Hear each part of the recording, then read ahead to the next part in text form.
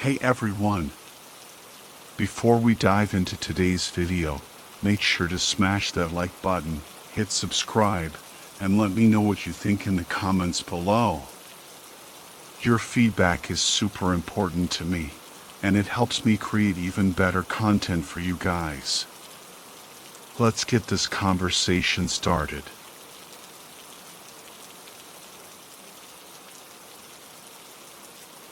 The digital clock on my nightstand glared 3:14 a.m. back at me.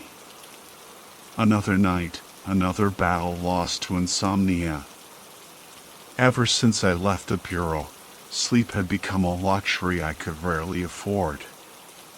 The nightmares, the flashbacks, they always seemed to find me in the quiet hours. My therapist called it PTSD. I called it the price of seeing too much. Tonight, the memories were particularly vivid.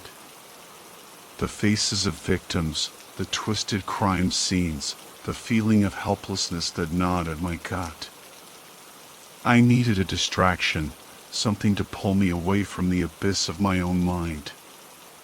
So, I did what I always did. I fired up my laptop and descended into the rabbit hole of the dark web.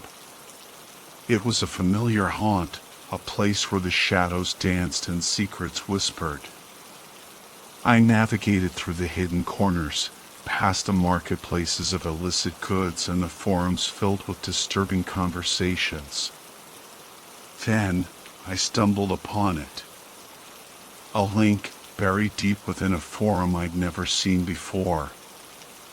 It was simply titled "The Game Begins." Curiosity, or maybe a morbid fascination, compelled me to click. The video loaded slowly, the pixelated image flickering to life. At first, it seemed like a typical snuff film, the kind that circulated in these dark corners of the internet. A lone figure, bound and gagged, sat in a dimly lit room. But something about it felt different, more real. As I watched, a figure emerged from the shadows. He wore a mask, a grotesque parody of a human face, and his voice was distorted, a chilling rasp that sent shivers down my spine. He spoke directly to the camera, his words laced with a sadistic glee. "Welcome, viewers," he hissed.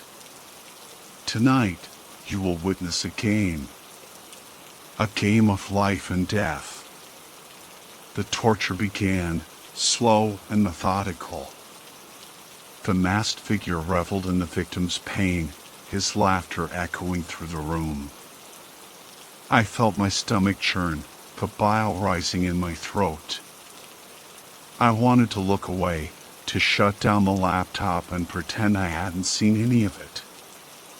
But I couldn't. Something held me captive, a morbid curiosity that wouldn't let go. Then, the killer did something unexpected. He leaned closer to the camera, his masked face filling the screen. "And for you, my dear agent," he whispered, his voice somehow cutting through the distortion, "the game has just begun." My blood ran cold. He knew me. But how? I'd never seen this man before, never encountered him in any of my cases. Yet, he spoke my name as if we were old acquaintances. The video ended abruptly, leaving me in stunned silence. The clock on my nightstand now blinked 4:02 a.m. The nightmares were gone, replaced by a chilling dread that settled deep within my bones. The game, whatever it was, had indeed begun. Dawn painted the sky a sickly shade of gray, but the darkness lingered in my apartment. I hadn't slept a wink. The killer's words, "The game has just begun," echoed in my mind like a haunting refrain. Who was this guy? And how the hell did he know me? I couldn't shake off the feeling that I was being watched, that every flicker of movement in the shadows was him, taunting me. My apartment, once a sanctuary, now felt like a cage. I needed answers, and I needed them fast. Coffee became my fuel, the bitter taste a poor substitute for sleep.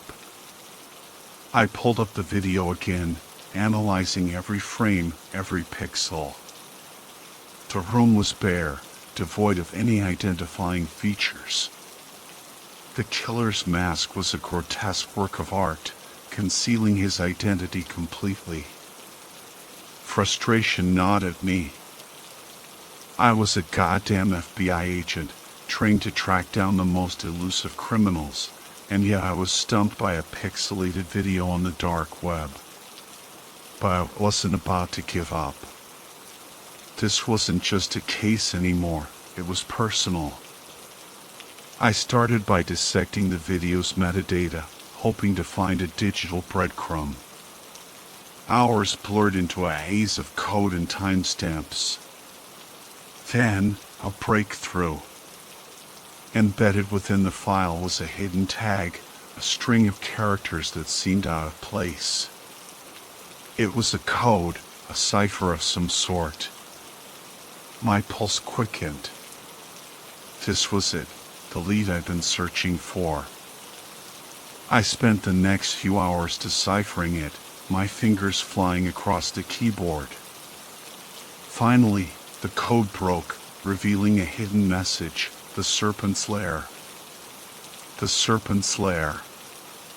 It sounded like something out of a bad spy novel.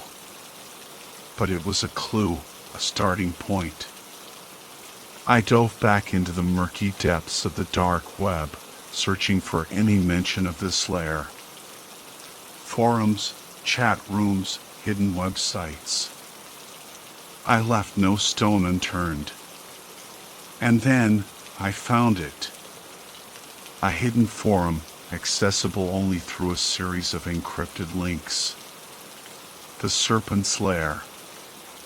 It was a haven for the darkest corners of the internet, a place where anonymity reigned supreme and the most depraved desires found an audience. As I navigated through the forum, a sense of dread washed over me. This was it. This was where I would find him. The killer. The one who knew my name. The one who had started this deadly game. The Serpent's Lair was a digital cesspool. Every click felt like wading through layers of grime and depravity. The forum was a chaotic mix of cryptic messages, disturbing images, and coded conversations. It was like trying to decipher a language spoken only in nightmares.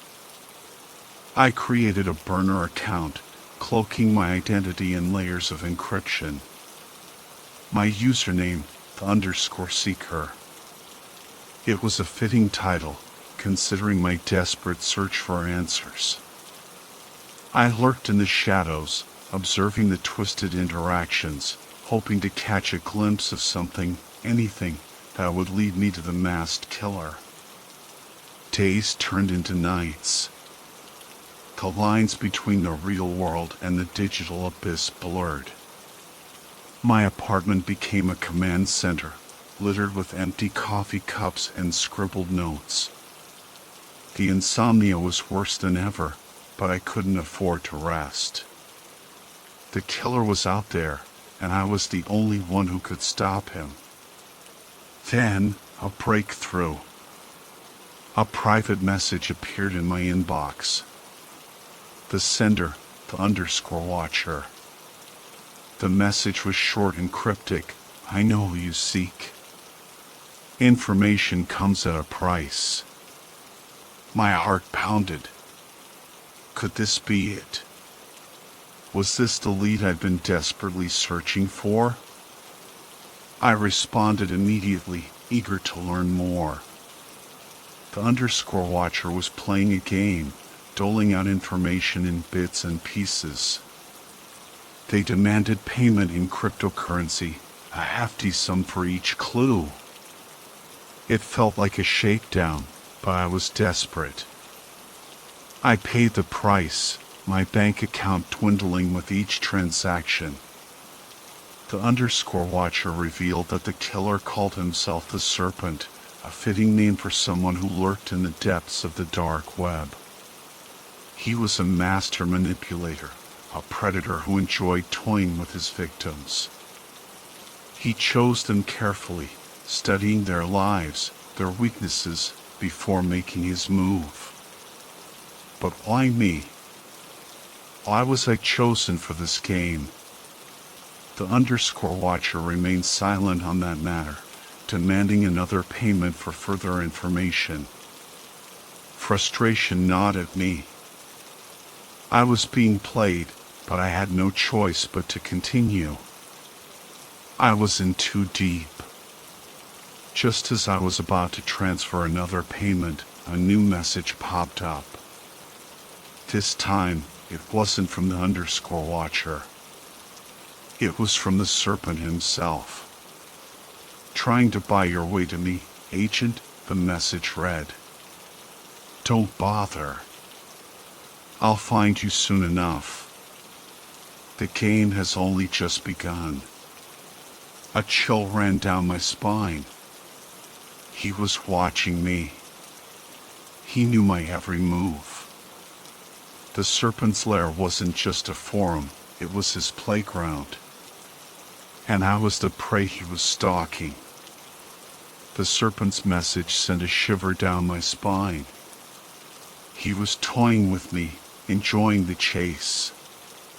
But his confidence was also his weakness. He wanted me to find him. He wanted to play his sick game. I decided to use that to my advantage. I wouldn't let fear paralyze me. I would hunt him down, expose him to the world, and make him pay for his crimes. The underscore watcher, despite their cryptic nature and hefty fees, had provided some valuable information. The Serpent had a pattern.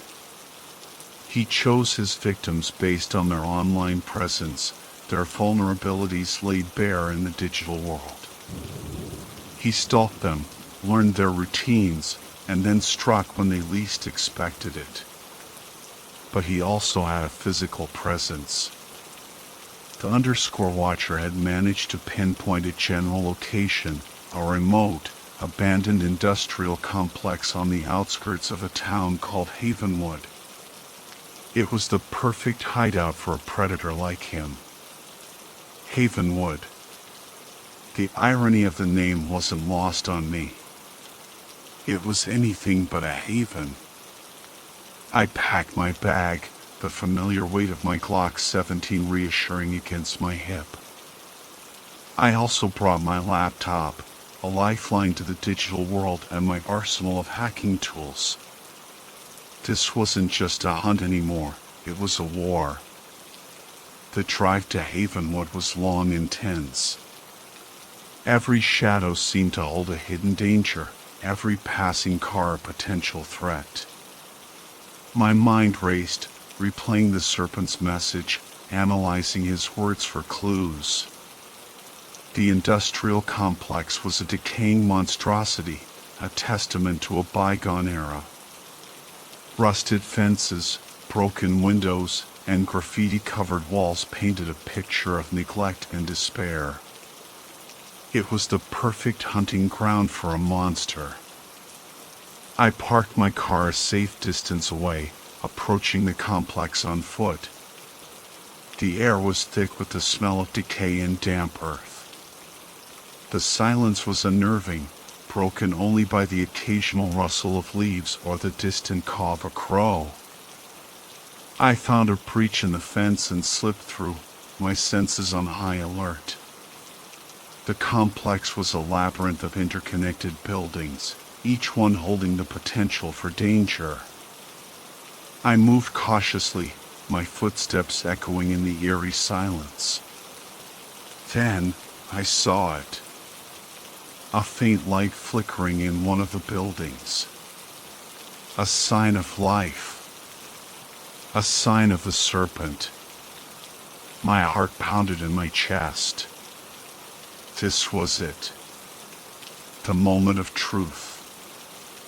I gripped my gun tighter, my finger hovering over the trigger. I was walking into the lion's den. But this time, the lion was going to be the prey. The flickering light led me deeper into the building.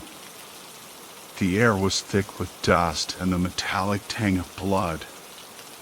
My every sense was on high alert, my hand instinctively reaching for the Glock at my hip. The light led me to a large, cavernous room. In the center, a single bare bulb illuminated a scene that made my stomach churn. Surgical instruments were scattered across a table, stained with what I could only assume was blood. A gurney stood nearby, its restraints still bearing the imprint of a recent victim. And then I saw him. The serpent. He was standing in the shadows, his masked face barely visible in the dim light. He was taller than I expected, his frame lean and wiry. He held a scalpel in his hand, the blade glinting ominously.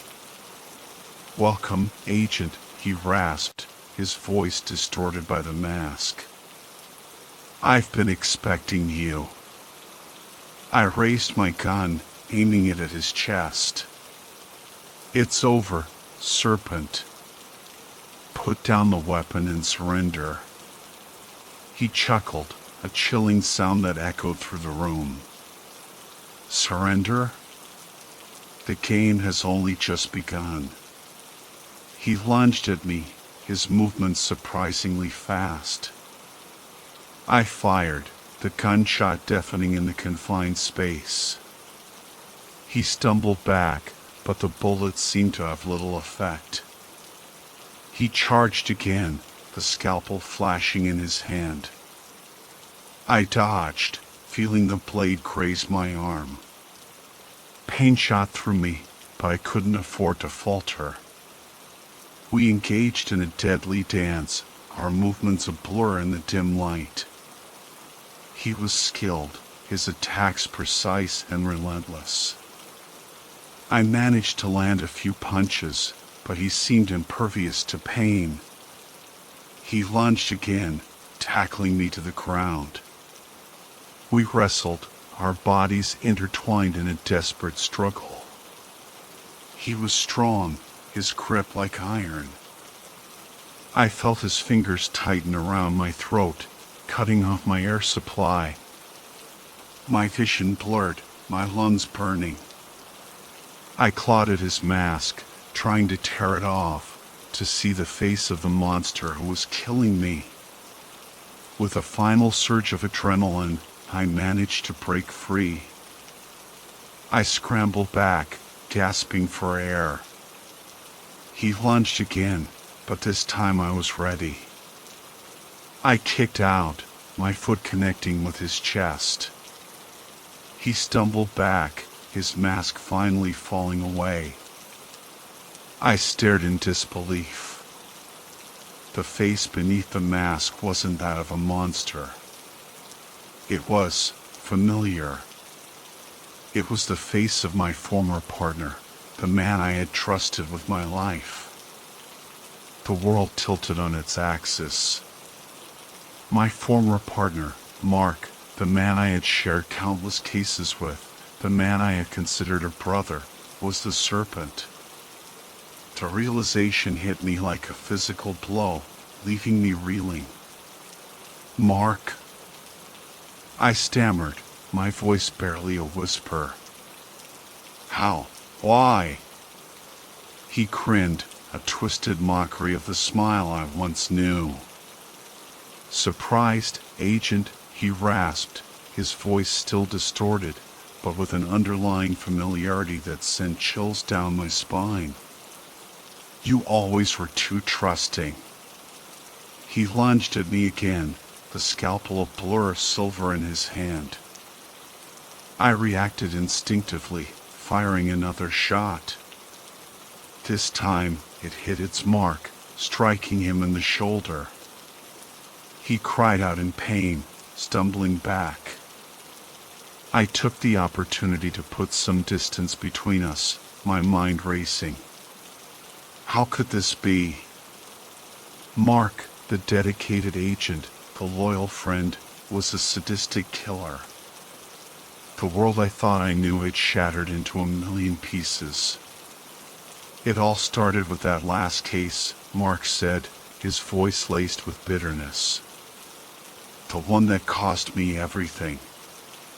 He was referring to a particularly gruesome case we had worked on together, a serial killer who targeted young women. We had caught the killer, but not before he had claimed several victims. The case had taken a toll on both of us, but I hadn't realized the extent of Mark's trauma.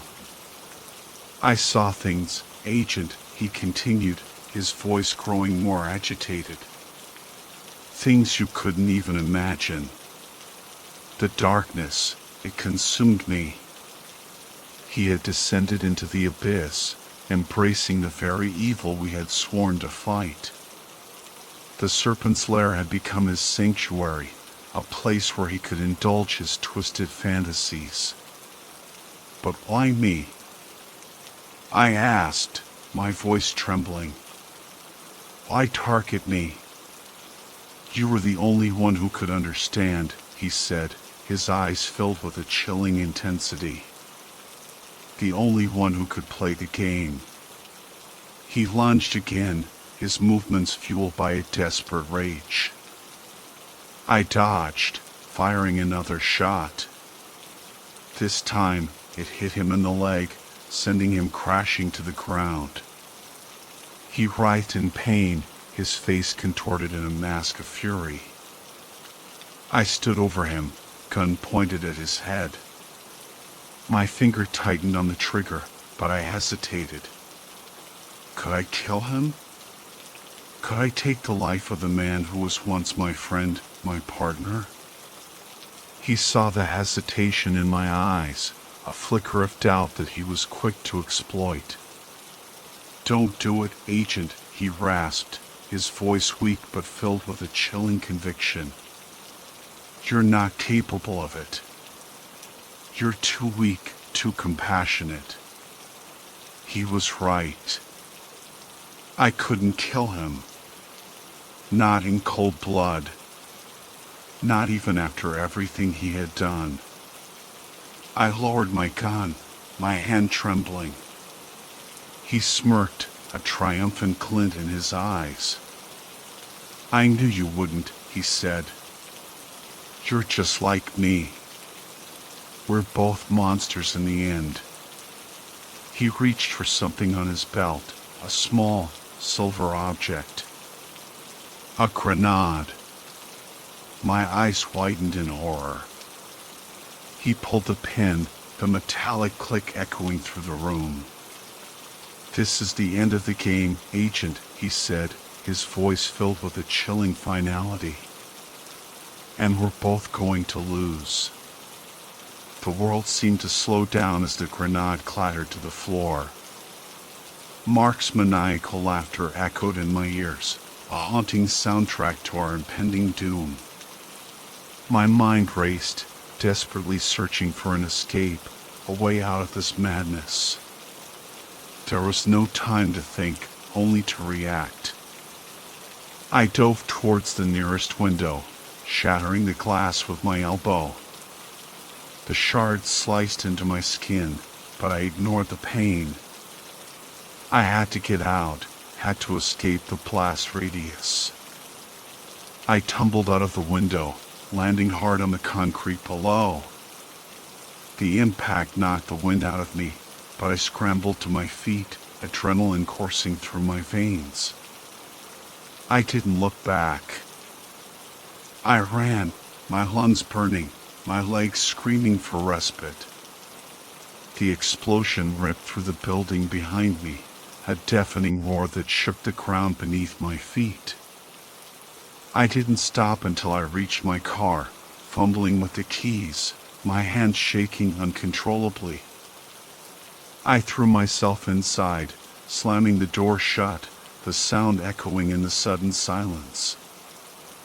I leaned back against the seat, gasping for air, my body trembling. I had escaped, but at what cost? Mark was dead, a victim of his own twisted game. And I was left to pick up the pieces, to deal with the fallout of his madness. But as the shock wore off, a chilling realization dawned on me. Mark's words echoed in my mind, "You're just like me. We're both monsters in the end." Was he right? Had I become the very thing I had sworn to fight? The line between good and evil had blurred, and I was no longer sure which side I stood on. I needed answers, needed to understand what had driven Mark to such extremes. I needed to find out if there were others like him, lurking in the shadows of the dark web. I pulled on my laptop, the screen flickering to life. The serpent's lair was still there, a digital graveyard of twisted desires and dark secrets. I logged in, my fingers trembling as I typed in my username, the _seeker. I was going back into the lion's den. But this time, I wasn't just hunting a monster. I was hunting for myself. The serpent's lair was a ghost town. The usual flurry of cryptic messages and disturbing images had been replaced by an eerie silence. It was as if the forum itself was mourning the loss of its master. Or perhaps they were just afraid. Afraid of what might come next. I navigated through the deserted forums, my every sense on high alert. I felt like an intruder, a trespasser in a forbidden land. But I couldn't turn back. I needed answers, and this was the only place I could find them. I started by searching for any mention of Mark, any clue that might explain his descent into darkness. But his online presence had been meticulously erased, as if he had never existed. Then, I stumbled upon a hidden forum, one that I hadn't seen before. It was encrypted, password protected, accessible only to a select few. Curiosity piqued, I used my hacking skills to bypass the security measures. The forum was a treasure trove of information, a dark underbelly of the serpent's lair. It was here that the true believers gathered, the ones who worshipped the serpent, who saw him as a savior, a liberator. I read through their messages, my stomach churning. They spoke of a coming revolution, a cleansing of the world, a purging of the weak and the innocent. They saw the serpent as their leader, the one who would guide them to a new world order. And then, I saw it. A message that made my blood run cold. It was a prophecy, a prediction of the serpent's return. It spoke of a chosen one, a successor who would carry on his work, who would unleash chaos and destruction upon the world. And the chosen one, according to the prophecy, was me. The prophecy hung over me like a dark cloud. Was I destined to become the next serpent? To continue the reign of terror that Mark had started? The thought sent a shiver down my spine, a chilling premonition of a future I didn't want. But deep down, a part of me couldn't deny the pull, the seductive whisper of the serpent's legacy. I had seen the darkness, had felt its power coursing through my veins. And I couldn't escape the feeling that I was somehow connected to it, bound to it by fate. I spent the next few days in a haze, torn between my desire to resist and the growing sense of inevitability. I tried to distract myself, to focus on anything but the prophecy, but it was always there, lurking in the back of my mind, Then, one night, I had a dream. I was standing in the serpent's lair, surrounded by the masked figures of his followers. They chanted my name, their voices a hypnotic chorus that filled my ears. And then, I saw him. Mark. He stood before me, his masked face a grotesque parody of his former self. He held out his hand, the scalpel glinting in the dim light. "Embrace your destiny," he whispered, his voice a chilling echo in the darkness. "Become the serpent." I woke with a start, my heart pounding in my chest. The dream felt real, too real. It was a warning, a premonition of what was to come. I knew what I had to do. I returned to the serpent's lair, this time with a purpose. I logged in, my username, _seeker, now a symbol of my acceptance, my surrender to the darkness. I posted a message, a declaration of my intent. I announced myself as the serpent's successor, the heir to his twisted legacy. The response was immediate. The forum erupted in a frenzy of excitement, their messages filled with praise and anticipation. They saw me as their savior, the one who would lead them to a new era of darkness. I had embraced the serpent. And now, there was no turning back. The ritual was set for midnight. The serpent's fawn gathered in a secluded clearing deep within the woods, their faces masked, their bodies cloaked in shadows. They chanted in unison, their voices a hypnotic drone that echoed through the trees. I stood among them, my own face hidden behind a mask, my heart pounding in my chest. I had played their game, had fed their twisted fantasies, but now it was time to end it. The victim, a young woman bound and gagged, lay trembling on an altar of stone. The serpent's fawn circled her, their eyes gleaming with a fanatic fervor. The leader, a tall, imposing figure known only as the _harbinger, raised his hand, a ceremonial dagger glinting in the moonlight. "Tonight, we summon the serpent's spirit," he proclaimed, his voice amplified by a hidden microphone. "Tonight, we usher in a new era of darkness." The fawn roared their approval, their voices a cacophony of madness. I stepped forward, my voice cutting through the chaos. "Stop!" I commanded, my voice amplified by my own hidden device.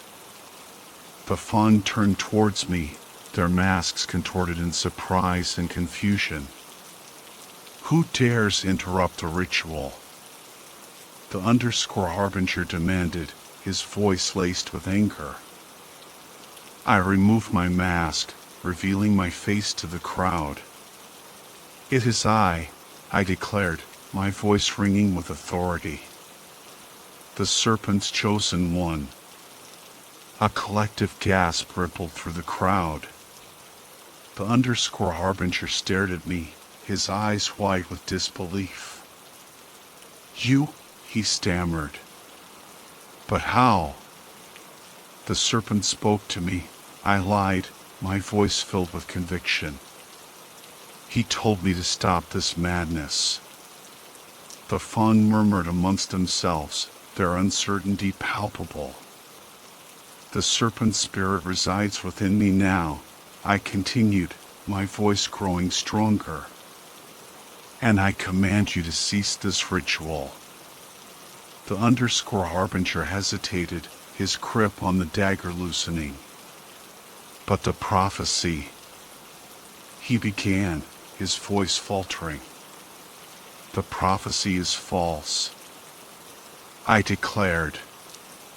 "The serpent does not desire sacrifices. He desires peace." The fawn was silent, their eyes darting between me and the underscore harbinger. I pressed my advantage. The serpent has shown me the truth, I said, my voice filled with passion. He has shown me the error of your ways. We are not bringers of chaos. We are guardians of humanity. The underscore harbinger's face contorted in a mask of rage. You lie, he screamed. You are not the serpent's chosen one. You are an impostor. He lunged at me, the dagger raised high. I dodged, drawing my own weapon. The gunshot echoed through the clearing, silencing the crowd. The underscore harbinger stumbled back, clutching his chest. He stared at me, his eyes filled with disbelief and betrayal. You shot me. He gasped, his voice barely a whisper. I had to, I said, my voice filled with regret. You were leading them down a path of destruction. The underscore harbinger collapsed to the ground, his body twitching. The fawn watched in stunned silence as their leader breathed his last. I turned to face them, my voice ringing with authority. The serpent is dead, I declared. And his reign of terror is over. It is time for us to choose a new path, a path of peace and redemption. The fawn stood silent for a moment, their masks hiding their expressions. Then, one by one, they began to remove their masks, revealing their faces to the world. They were not monsters. They were lost souls, searching for meaning in a world that had abandoned them. I offered them a hand, a chance to start anew. And they took it. The serpent's fawn was no more. But from its ashes, a new community emerged, a community dedicated to healing and hope. And I, the former FBI agent, the reluctant hero, the serpent's shadow, finally found my own redemption.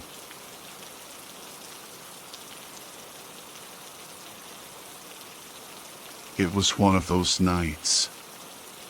You know, the kind where the rain is hammering against your window like an angry mob, and the wind is howling like a banshee. I was drowning in a sea of student debt.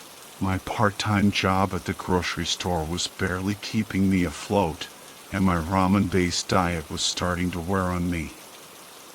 I was desperate. Scrolling through the depths of the internet, I stumbled upon a link to the dark web. Curiosity got the better of me, and I clicked it. It was like stepping into a different world, a world full of things that would make your skin crawl. I was both terrified and fascinated.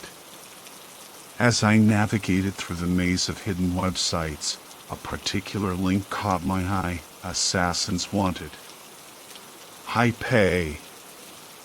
Bitcoin only.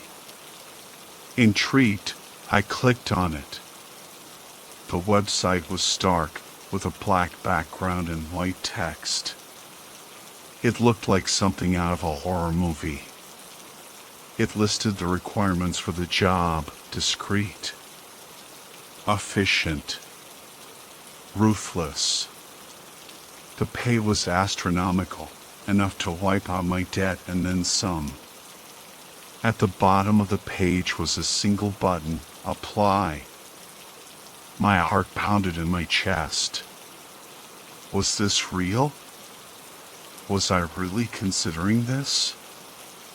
I mean, I wasn't exactly a saint, but I'd never even hurt a fly. But the money was tempting. With trembling fingers, I clicked the apply button. The apply button led me to a page with a form unlike any I'd ever seen. It wasn't your usual name and address deal. This one asked for things that made my stomach churn. First, There was a section demanding detailed descriptions of my physical attributes, down to the size of my hands and the color of my eyes. Then came the unsettling part, a series of questions that seemed designed to probe the darkest corners of my mind. Describe a time you felt intense anger. What is your opinion on the death penalty? Have you ever harmed a living creature? I hesitated, my fingers hovering over the keyboard. Was this some kind of sick joke? A way for some creep to gather information on vulnerable people?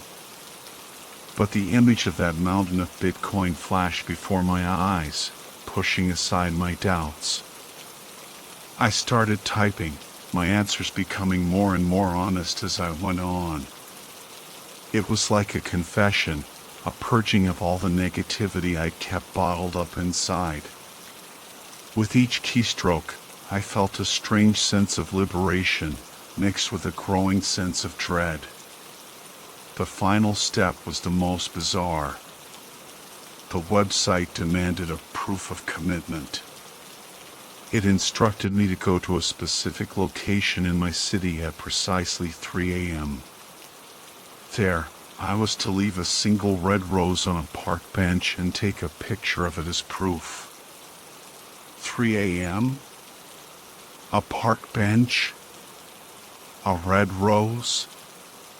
It sounded like something out of a bad horror movie. But by this point, I was in too deep.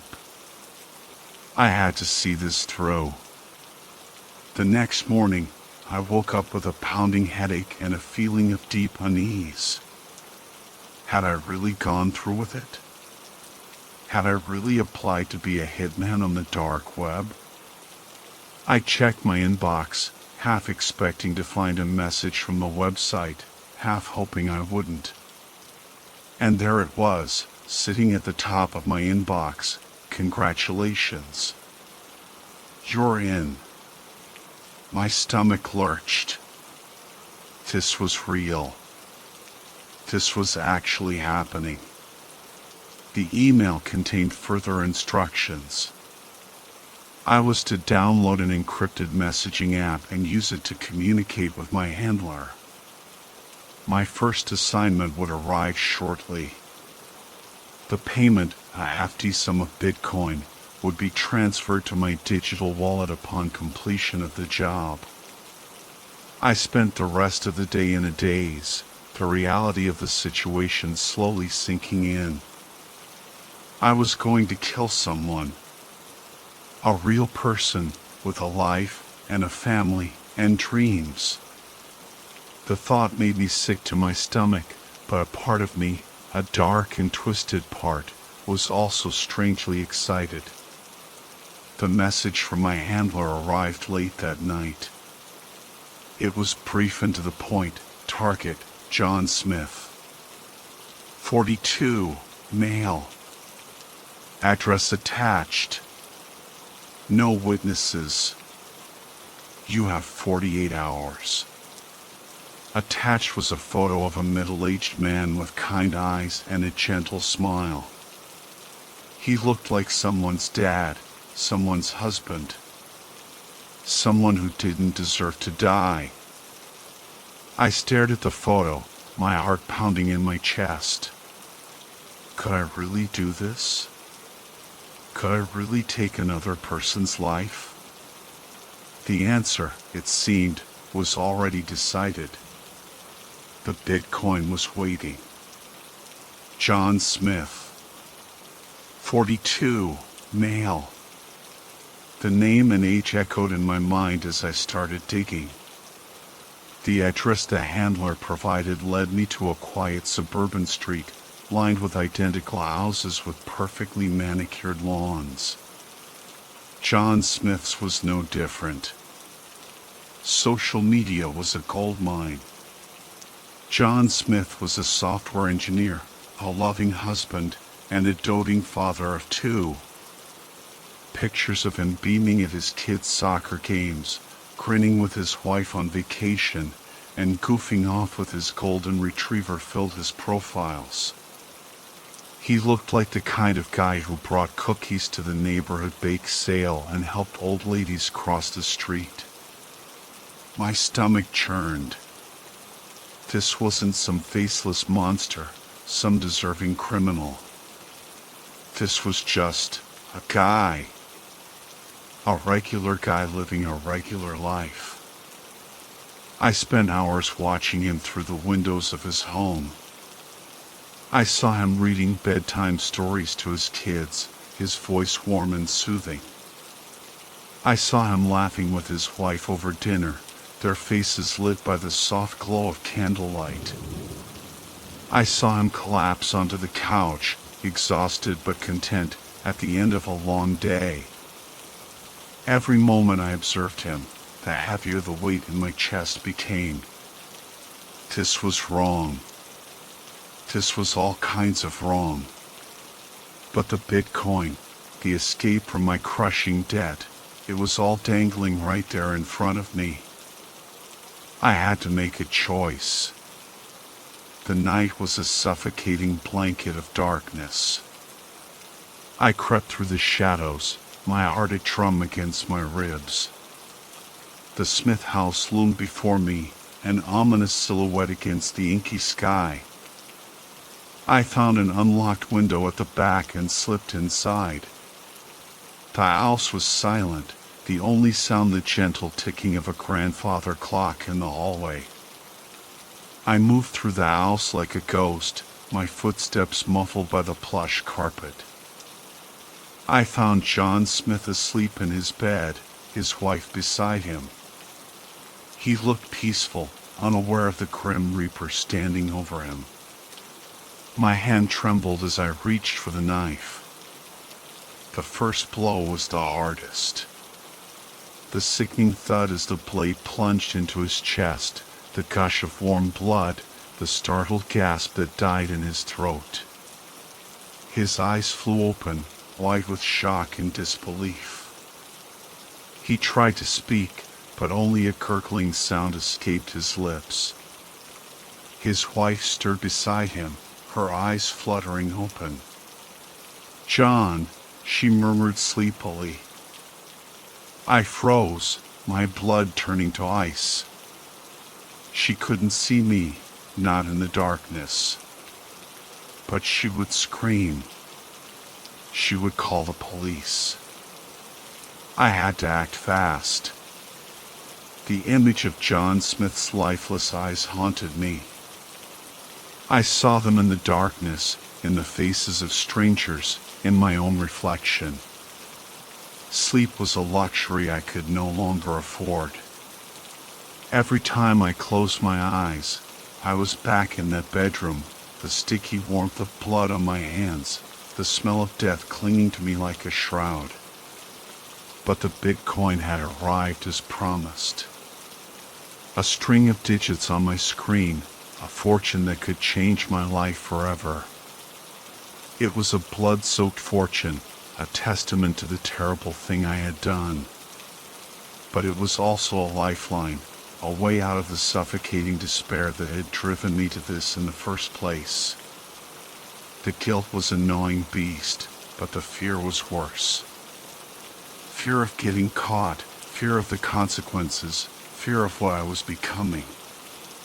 But fear, I was learning, was a powerful motivator. It kept me sharp, it kept me focused, it kept me alive. The second message from my handler arrived a week later. Another name, another address, another life to extinguish. This time, it was a woman.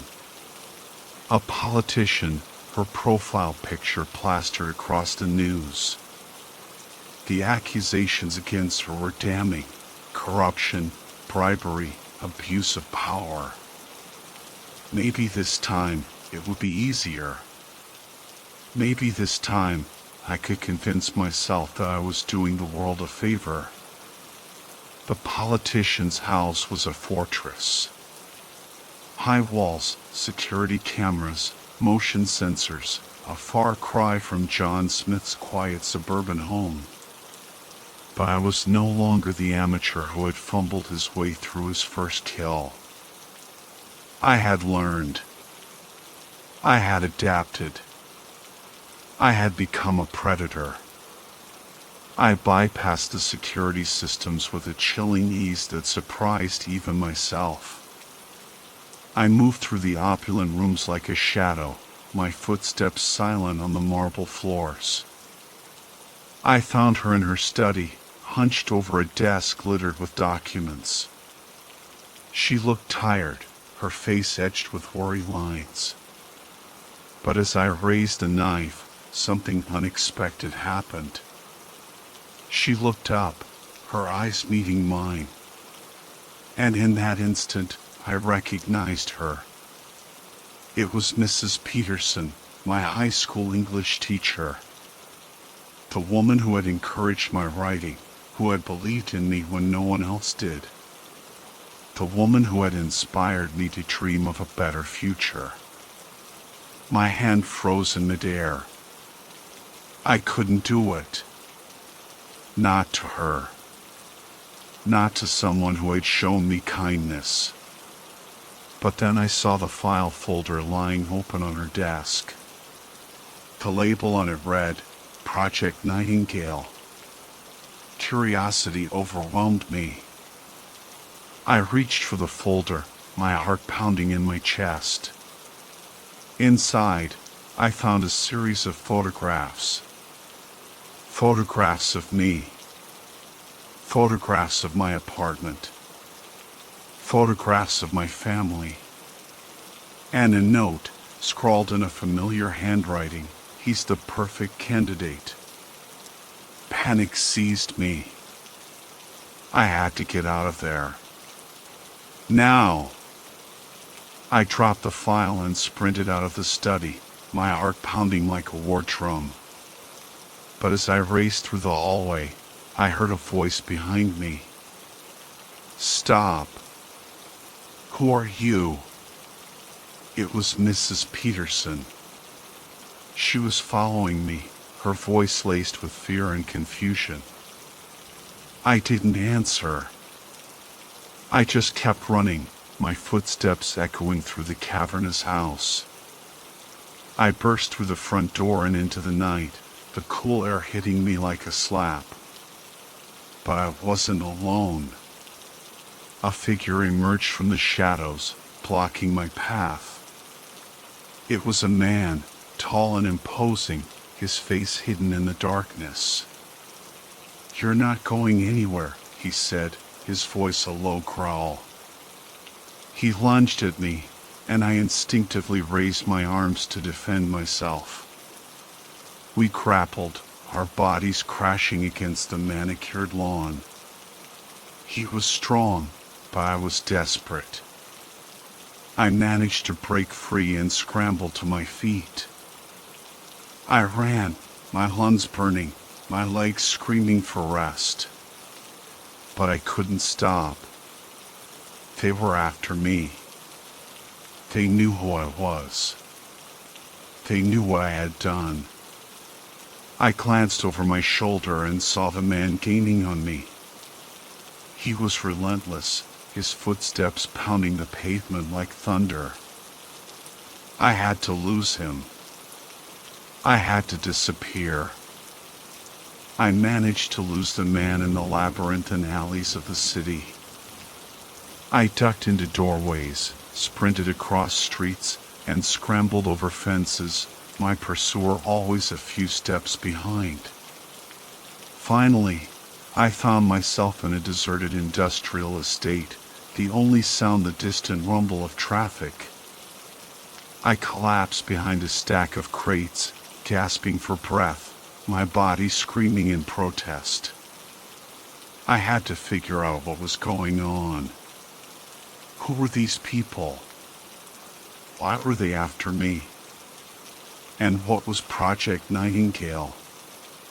The questions swirled in my mind, a chaotic storm of fear and confusion. Then, a memory surfaced. A conversation I had overheard in a coffee shop a few weeks earlier. Two men, their voices hushed, their faces grim. They had mentioned Project Nightingale. They had mentioned eliminating a threat. They had mentioned me. The pieces clicked into place. I wasn't just a random recruit. I had been chosen, targeted, groomed. They had been watching me, studying me, manipulating me all along. But why? Another memory flashed through my mind. A news report I had seen months ago. A story about a group of hackers who had infiltrated a government database. They had stolen sensitive information that could expose corruption at the highest levels. The hackers had called themselves the Nightingales. And then it hit me. Project Nightingale wasn't about eliminating a threat. It was about creating one. They had turned me into an assassin, a weapon to be wielded against their enemies. And Mrs. Peterson, my former teacher, was one of them. But why? Why would she do this to me? I didn't go to the police. Who would believe me? A nobody assassin claiming a conspiracy involving a respected teacher and a shadowy organization? They'd lock me up and throw away the key. Instead, I went to ground. I ditched my phone, wiped my online presence, and disappeared into the city's underbelly. I lived in cheap motels and abandoned buildings, always looking over my shoulder, always waiting for the next attack. But they never came. Days turned into weeks, weeks into months. The silence was deafening. Were they playing a game with me? Waiting for me to let my guard down? Or had they decided I was no longer a threat? Then, one rainy night, I received a message. Not on my phone, not online, but a handwritten note slipped under the door of my dingy motel room. It was from Mrs. Peterson. I need to see you, it read. Meet me at the old lighthouse tomorrow at dawn. Come alone. The old lighthouse. A desolate place on the edge of the city, a place of shadows and whispers. Why there? What did she want? I knew it was a trap, but I also knew I had to go. I had to get answers. I had to face my past. The next morning, I stood at the base of the lighthouse, the wind whipping my hair, the rain stinging my face. The door creaked open, and Mrs. Peterson stepped out. She looked older, her face etched with worry lines, but her eyes still held the same kindness that had drawn me to her all those years ago. "I'm so sorry," she said, her voice barely a whisper. "I never wanted this for you." Before I could respond, a figure emerged from the shadows behind her. The man from the chase, his face still hidden in the darkness. He raised a gun, aiming it at me. "Goodbye," Mrs. Peterson said, her voice filled with regret.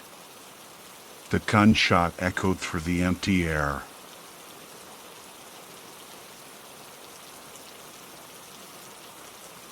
So, my roommate Mark has been acting super weird lately. Like, way weirder than usual. He's always been kind of a loner, spending most of his time in his room, but now it's like he's glued to his computer. Seriously, the dude's practically nocturnal. He's up all night, every night, and the glow from his screen is the only light I see in the apartment after dark. And whenever I walk past his room, He jumps like I've caught him with his hand in the cookie jar.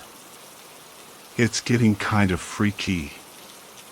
The other day, I was grabbing my keys from the hook by the door, and I accidentally knocked his bag off the shelf. It fell open, and a bunch of stuff spilled out. You know, the usual: wallet, phone, a couple of crumpled receipts, and this weird lottery ticket. I picked it up, thinking maybe we could scratch it off together for a laugh, but this thing looked nothing like the usual kind. It was all black and gold, with some weird symbol on it that looked like a bunch of squiggly lines. I'd never seen anything like it. Naturally, I asked Mark about it.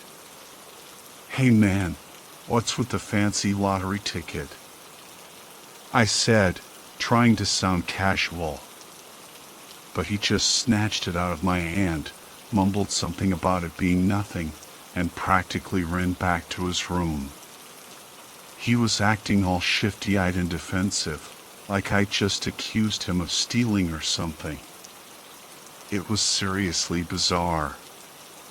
Now, I'm not usually one to pry into other people's business, but this whole thing was just too strange. I mean, what kind of lottery ticket looks like that? So, later that night, when Mark was holed up in his room, I decided to do a little digging. I typed the symbol from the ticket into Google, and guess what popped up? A bunch of links to articles and forums about the dark web. Yeah, that dark web.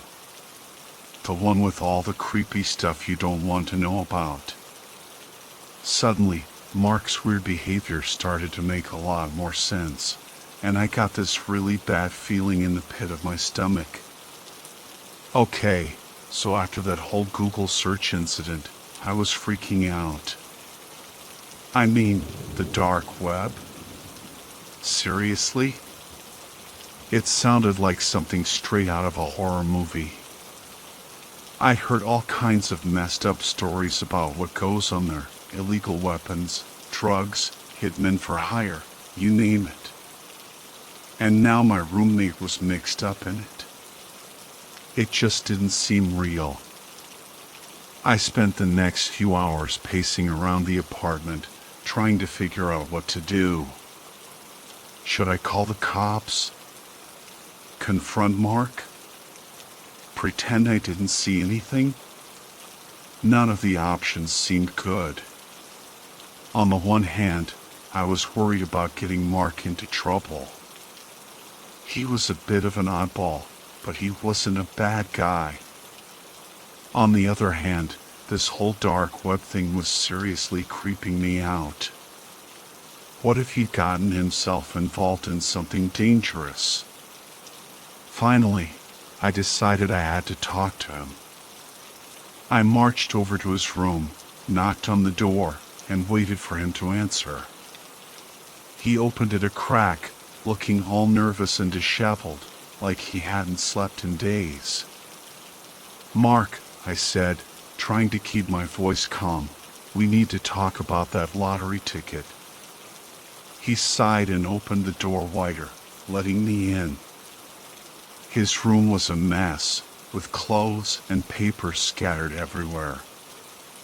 He sat down on his bed, and I took the chair at his desk. "Look," I said, "I know you got that ticket from the dark web. I saw the symbol, and I Googled it." He looked down at his hands, avoiding my gaze. "Yeah, okay, you're right," he mumbled. "Mark, what were you thinking?" I asked, trying to keep the frustration out of my voice. That's not exactly a safe place to be messing around.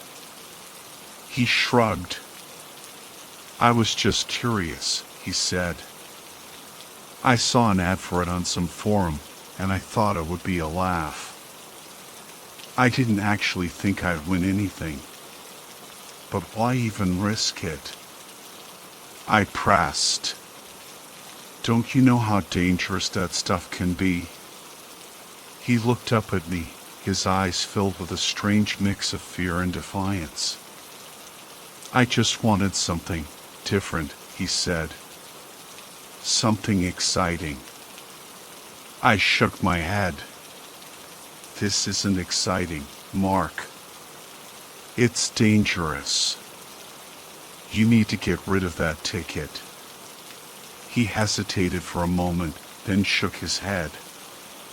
No, he said. I'm going to keep it. I want to see what happens. The next few days were tense. Really tense. Mark was like a ghost, flitting around the apartment, barely speaking, and always with this haunted look in his eyes. He was constantly checking his phone, jumping at the slightest sound, and just generally acting like he was expecting something bad to happen. It was starting to get to me, too. I found myself checking the locks on the doors and windows, even though I knew there was no reason to. The whole atmosphere in the apartment was thick with this weird, unsettling energy. One night, I woke up to a strange scratching sound coming from Mark's room. It was like someone was dragging their fingernails across the wall. I lay there in the dark, listening, my heart pounding in my chest. The scratching stopped, then started again, even louder this time. I couldn't take it anymore. I got out of bed and crept towards Mark's room. I put my ear to the door and listened. The scratching had stopped, but I could hear Mark whispering to himself. I couldn't make out what he was saying, but it sounded urgent, almost panicked. I slowly turned the doorknob and pushed the door open. Mark was sitting on his bed, his back to me. He was hunched over, staring at something in his hands. I took a step closer and saw that he was holding the lottery ticket. The black and gold design seemed to shimmer in the dim light, and the strange symbol seemed to pulse with an eerie glow. Mark, I whispered. He jumped, spinning around to face me. His eyes were wide with fear, and his face was pale and sweaty. Dude, you scared the crap out of me, he hissed. What are you doing? I heard a noise, I said, my voice trembling slightly. What's going on? He looked down at the ticket in his hands, then back up at me. I think something's happening, he said, his voice barely above a whisper. What do you mean? I asked, taking another step closer. He swallowed hard, his eyes darting around the room. I've been seeing things, he said. Shadows moving in the corners of my eyes. And hearing voices. I felt a chill run down my spine. Voices?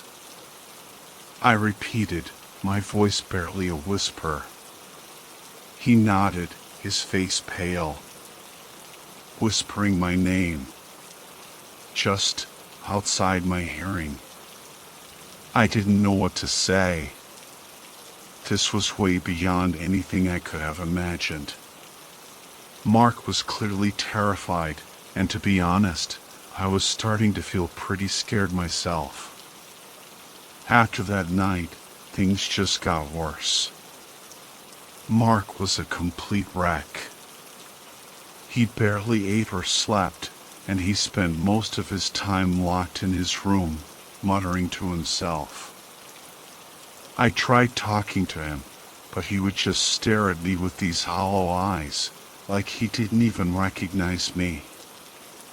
It was like he was slipping away, and I didn't know how to pull him back. I was seriously worried about him. I mean, the guy was clearly losing it. I thought about calling his parents, but I wasn't sure how they would react. They lived a few states away, and they hadn't seen Mark in years. Plus, how do you even explain something like this? Hey, Mr. and Mrs. Smith, your son bought a cursed lottery ticket on the dark web and now he's seeing shadows and hearing voices. Yeah, that would go over well. I tried to convince him to see a doctor, but he just laughed this hollow, chilling laugh that sent shivers down my spine.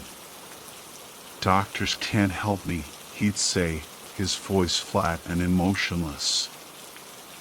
This is different. Then, one day, he just disappeared.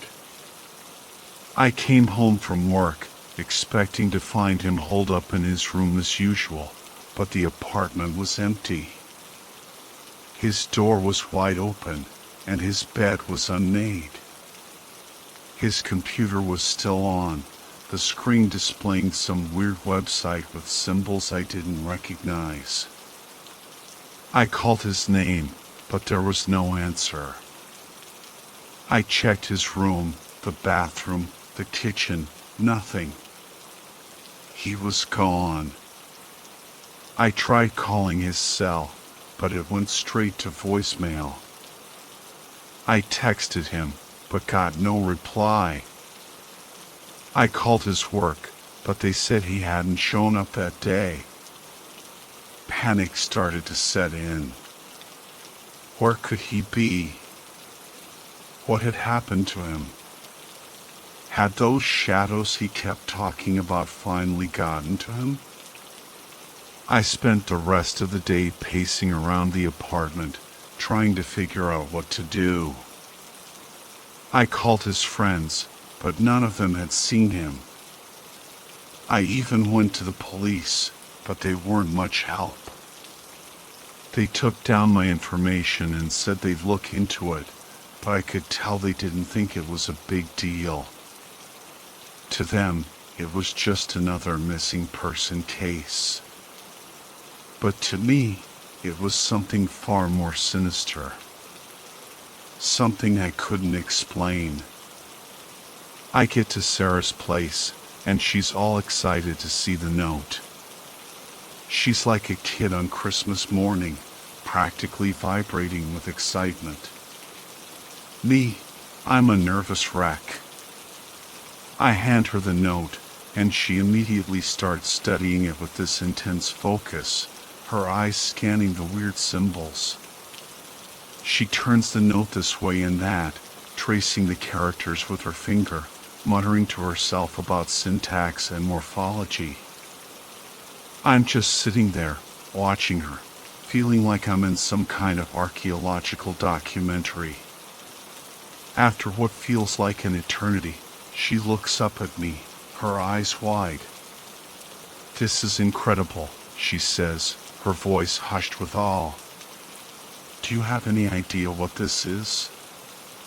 "No clue," I say, my voice barely a whisper.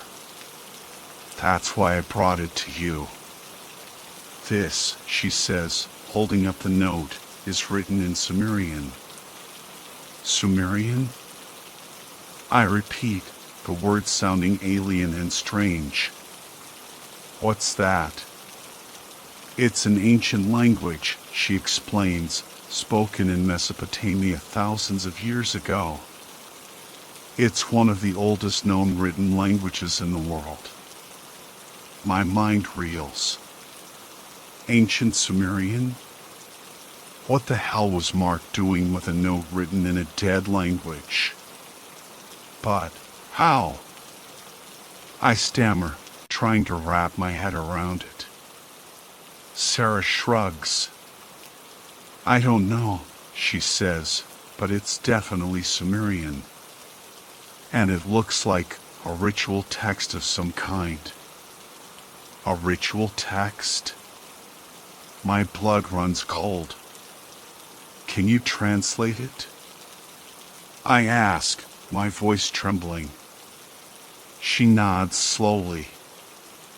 I can try, she says, her brow furrowed in concentration. It'll take some time, though. The script is quite archaic. I sit there, watching her as she pores over the note, her lips moving silently as she deciphers the ancient words. The minutes tick by, each one feeling like an hour. Finally, she looks up, her face pale. I think I've got it, she says, her voice barely above a whisper. It's a summoning. A sacrifice. My heart pounds in my chest. A sacrifice? I repeat, the word catching in my throat. She nods, her eyes filled with a mixture of fascination and fear. It says that Mark has been chosen. That he is to be offered. Offered? Offered to what? The shadows? The voices? Whatever was behind the cursed lottery ticket. I feel a wave of nausea wash over me. I need to get out of there. I need to get away from that note, from that apartment, from everything connected to Mark and his dark web lottery ticket.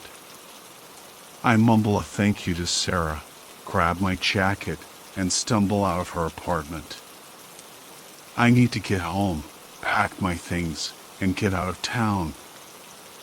I practically flew back to the apartment. My mind was racing, trying to process everything Sarah had told me. A summoning. A sacrifice. It sounded like something out of a horror movie, but deep down, I knew it was real. Something truly evil had latched onto Mark through that lottery ticket, and now he was gone. Offered up to whatever dark forces lurked beneath the surface of the internet. I burst through the door of the apartment, the familiar space now feeling alien and threatening. I grabbed my suitcase from the closet and started throwing clothes into it. Jeans, shirts, underwear. I didn't care what I packed, as long as I could get out of there. Fast. As I was frantically stuffing things into my bag, I heard a knock at the door. My heart leaped into my throat. Who could that be? The police? No, they wouldn't knock. They'd just barge in. A wave of fear washed over me. Was it them? The ones who took Mark? The ones who wanted to sacrifice him? I froze, my hand hovering over the suitcase. The knock came again, louder this time. I crept towards the door, my heart pounding in my chest. I peered through the peephole, but I couldn't see anyone. The knocking continued, insistent, demanding. I took a deep breath and slowly opened the door. Two men stood in the hallway. They were tall and imposing, dressed in dark suits and sunglasses, even though it was already getting dark outside. They looked like government agents, or maybe something else. Something far more sinister. Can I help you? I asked, my voice trembling. One of the men stepped forward. We're here for Mark, he said, his voice deep and emotionless. I felt a chill run down my spine. He's not here, I stammered. The man raised an eyebrow. We know he's here, he said. We can sense him. I tried to slam the door, but the man was too quick. He pushed his way in, followed by his companion. I stumbled back, fear gripping my throat. We're not going to hurt you, the man said, his voice still flat and emotionless. We just need to take Mark. He's not here. I cried, my voice cracking. I don't know where he is. The men exchanged a look. Then, one of them reached into his jacket and pulled out a small, black device. He held it up, and it began to emit a high-pitched whine. "This will help us find him," he said. The device started to beep, the sound getting louder as it pointed towards Mark's room. The men followed the sound, their faces grim. I stood there, frozen in terror, as they disappeared into Mark's room. I bolted. I didn't think, I just reacted. I sprinted down the hallway, adrenaline coursing through my veins. I could hear the men behind me, their footsteps heavy and determined. I fumbled with the lock on my bedroom door, my hand shaking so badly I could barely turn the key. Finally, I managed to get it locked, just as the men reached the door.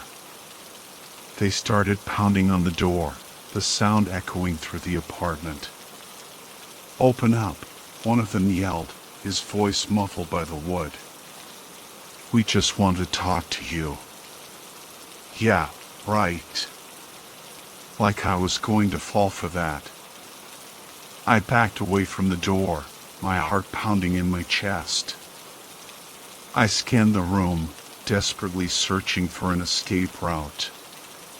The window. Maybe I could climb out the window. I rushed over to the window and fumbled with the latch. It was stuck. I pulled at it, but it wouldn't budge. Damn it. I could hear the men on the other side of the door, trying to force it open. I was trapped. Suddenly, I heard a voice in my head. It was a low, whispering voice, and it seemed to be coming from inside my own skull. "Open the door," it said. "Let them in." I froze. What the hell was that? Was I going crazy?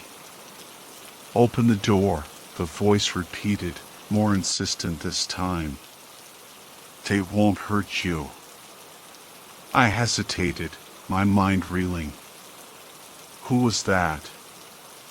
Was it them? The ones who took Mark? Were they trying to trick me?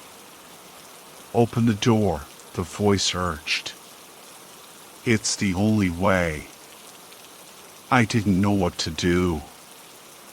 I was terrified, but there was something about that voice, something compelling.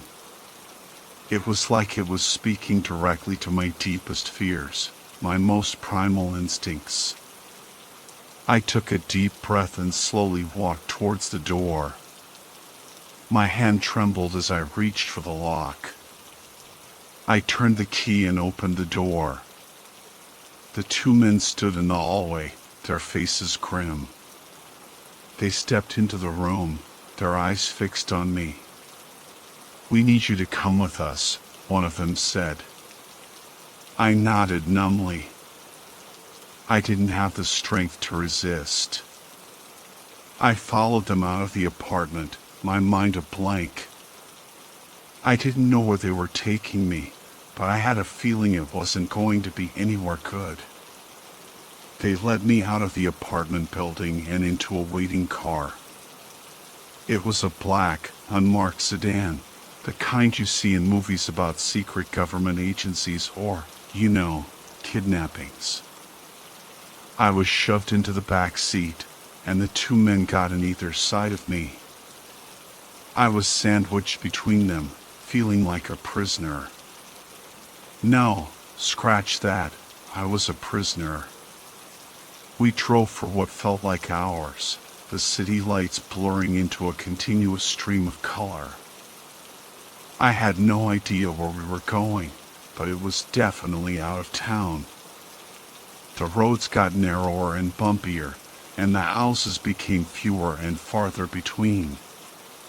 Eventually, we turned off onto a dirt road, and the car bumped and jostled its way through a dense forest.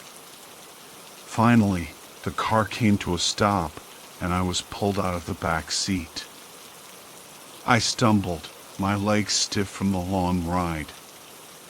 The men led me through the trees, the darkness pressing in on all sides. I could hear the sound of crickets chirping and owls hooting, the sounds amplified in the stillness of the night. We emerged into a clearing, and I gasped. In the center of the clearing was a stone altar, its surface stained with what looked like dried blood. Torches flickered around the perimeter, casting an eerie glow on the surrounding trees. And there, tied to a stake in front of the altar, was Mark. He looked terrible. His clothes were torn and dirty, his face was bruised and bloody, and his eyes were wide with terror. He looked like he hadn't slept in days. "Mark!" I cried out, struggling against the men who held me. He looked up, his eyes widening in recognition. "John," he croaked, his voice hoarse. "Run!" But it was too late. The men dragged me towards the altar, and I knew what was going to happen. They were going to sacrifice me, just like they had sacrificed Mark. A figure emerged from the shadows.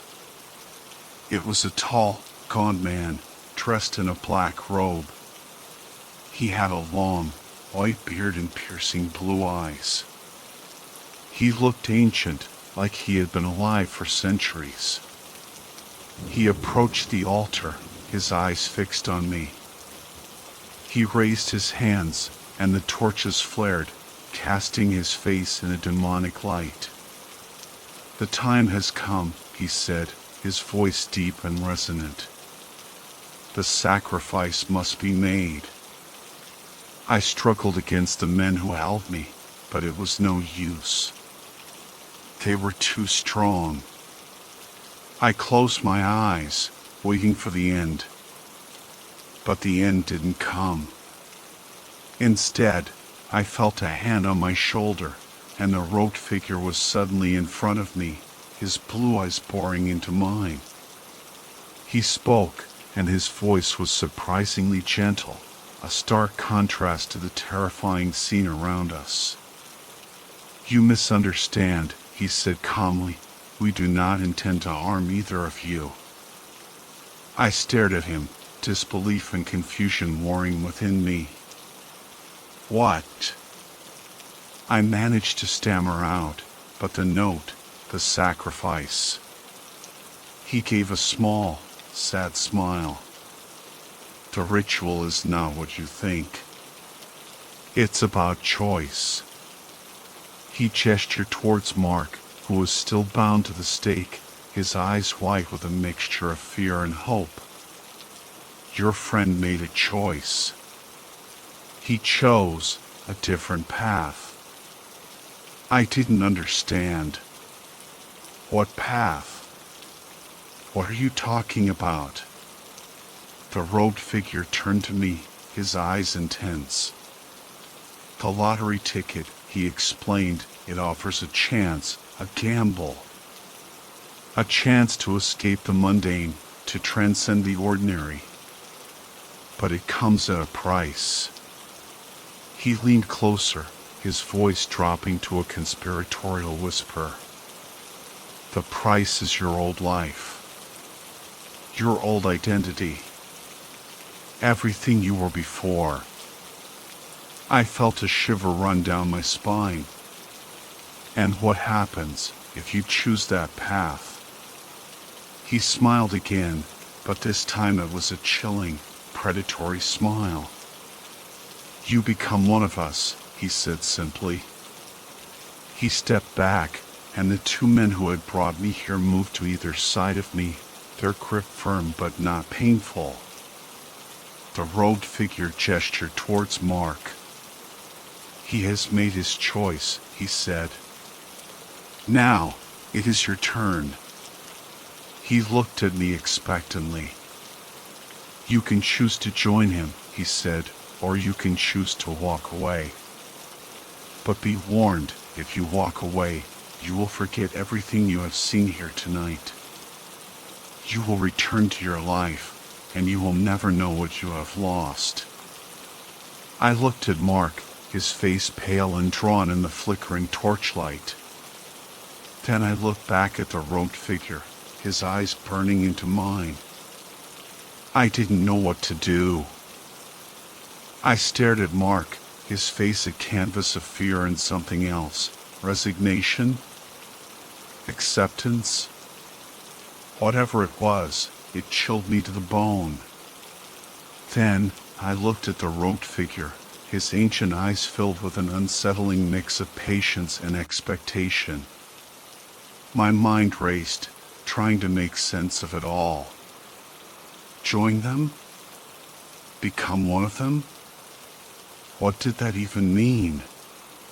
And what would happen to me if I walked away? Would I really forget everything?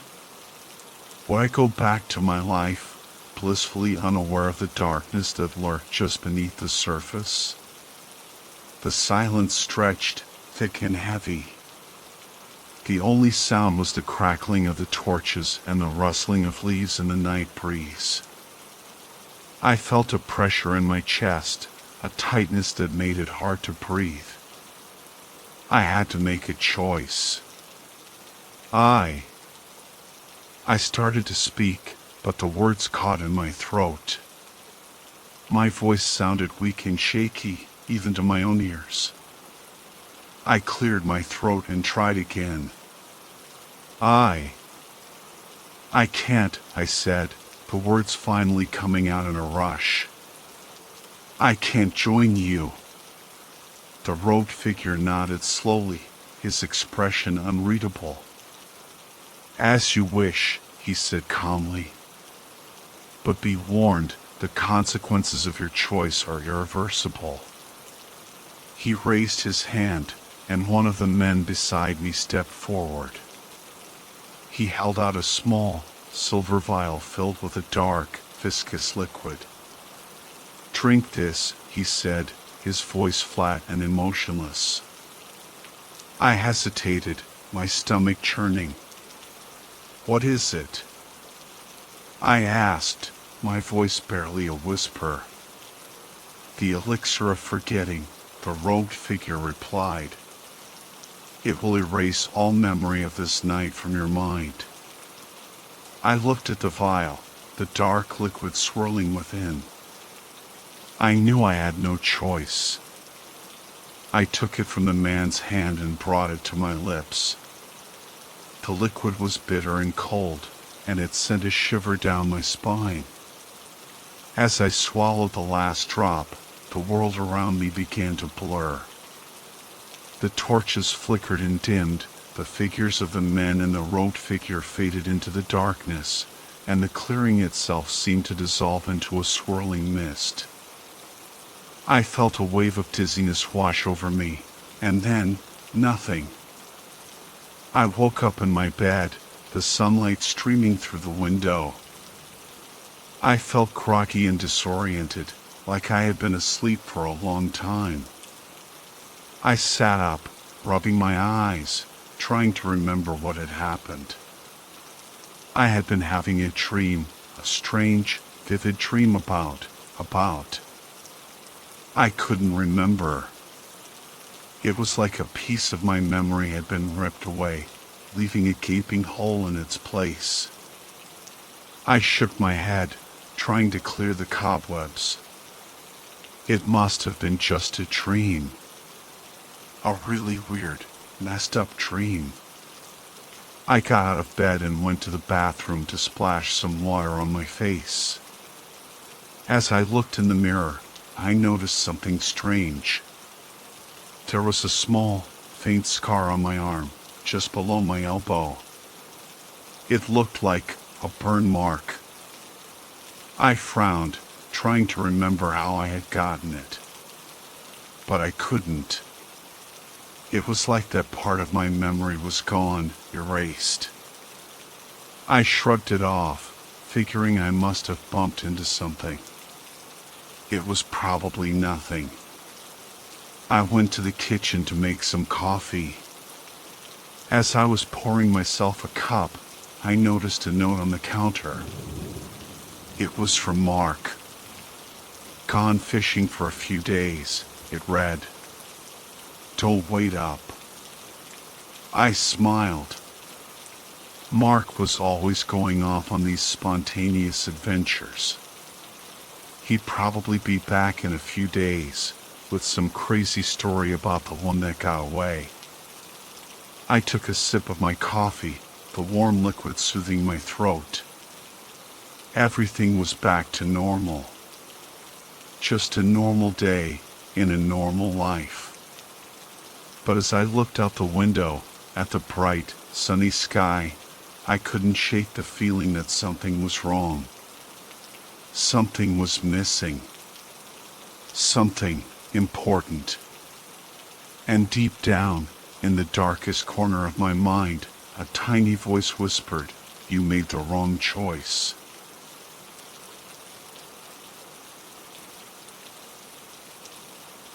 It started, as most things do these days, with boredom.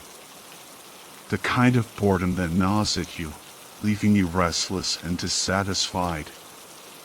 Work was a dead end, my social life was practically non-existent, and the highlight of my day was deciding between microwavable ramen or instant noodles for dinner. Thrilling, I know. So, I turned to the internet. Not the surface web, mind you, with its cat videos and endless memes. No, I was talking about the deep, dark underbelly, the kind of place you only whisper about, where anonymity reigns supreme and the lines of morality blurred. The dark web.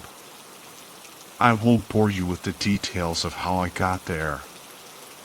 Let's just say it involved Tor, a few questionable downloads, and a healthy dose of paranoia. But once I was in, it was like stepping into another world. A world where everything was for sale, no matter how illegal or disturbing. Drugs, weapons, stolen data, you name it, they had it. At first, I was just a curious observer, a tourist in this digital underworld. But like any tourist, I soon grew bolder, venturing further into the unknown. That's when I stumbled upon it, a site simply titled The Collector's Market. The name alone sent shivers down my spine. I clicked on the link, half expecting to be greeted by a gruesome image or a flashing warning from the FBI. But instead, I found a surprisingly well-organized website, with categories neatly arranged like an online store. Antiques, artifacts, rare specimens, each tab was more unsettling than the last. My heart pounded in my chest as I clicked on specimens. The page loaded slowly, each second agonizing anticipation. And then it appeared. Rows upon rows of images, each one more disturbing than the last. Human teeth, preserved in jars. Locks of hair, carefully labeled. And then, something that made my stomach churn, a severed hand, pale and lifeless, with a price tag in Bitcoin neatly displayed beneath it. I should have closed the browser, shut down my computer, and never looked back. But something held me there, a morbid fascination I couldn't shake off. My finger hovered over the add to cart button, a voice in my head screaming at me to stop. But the boredom, the dissatisfaction, the yearning for something more, it all overwhelmed me. I clicked the button. The next few hours were a blur of anxiety and feverish research. I had to figure out how to acquire Bitcoin and fast. The collector's market didn't exactly accept Visa or MasterCard. It was like navigating a whole new financial system, one where anonymity was the currency and every transaction felt like a shady back alley deal. Thankfully, the dark web was full of helpful, or at least seemingly helpful, guides. I found a forum dedicated to cryptocurrency, with threads discussing everything from mining to trading. It was overwhelming, but I managed to piece together enough information to set up a digital wallet and purchase a decent chunk of Bitcoin. The whole process felt surreal, like I was playing a character in a cyberpunk movie. With the Bitcoin secured, I returned to the collector's market. The severed hand was still in my cart, a grim reminder of my impulsive decision. I hesitated, my finger hovering over the checkout button. Was I really going to do this? As if sensing my hesitation, a chat window popped up on the screen. A message appeared in stark white text. Need help with your purchase? My heart skipped a beat. I hadn't noticed a chat feature before. Who was this person? Were they an administrator of the site? Or something more sinister?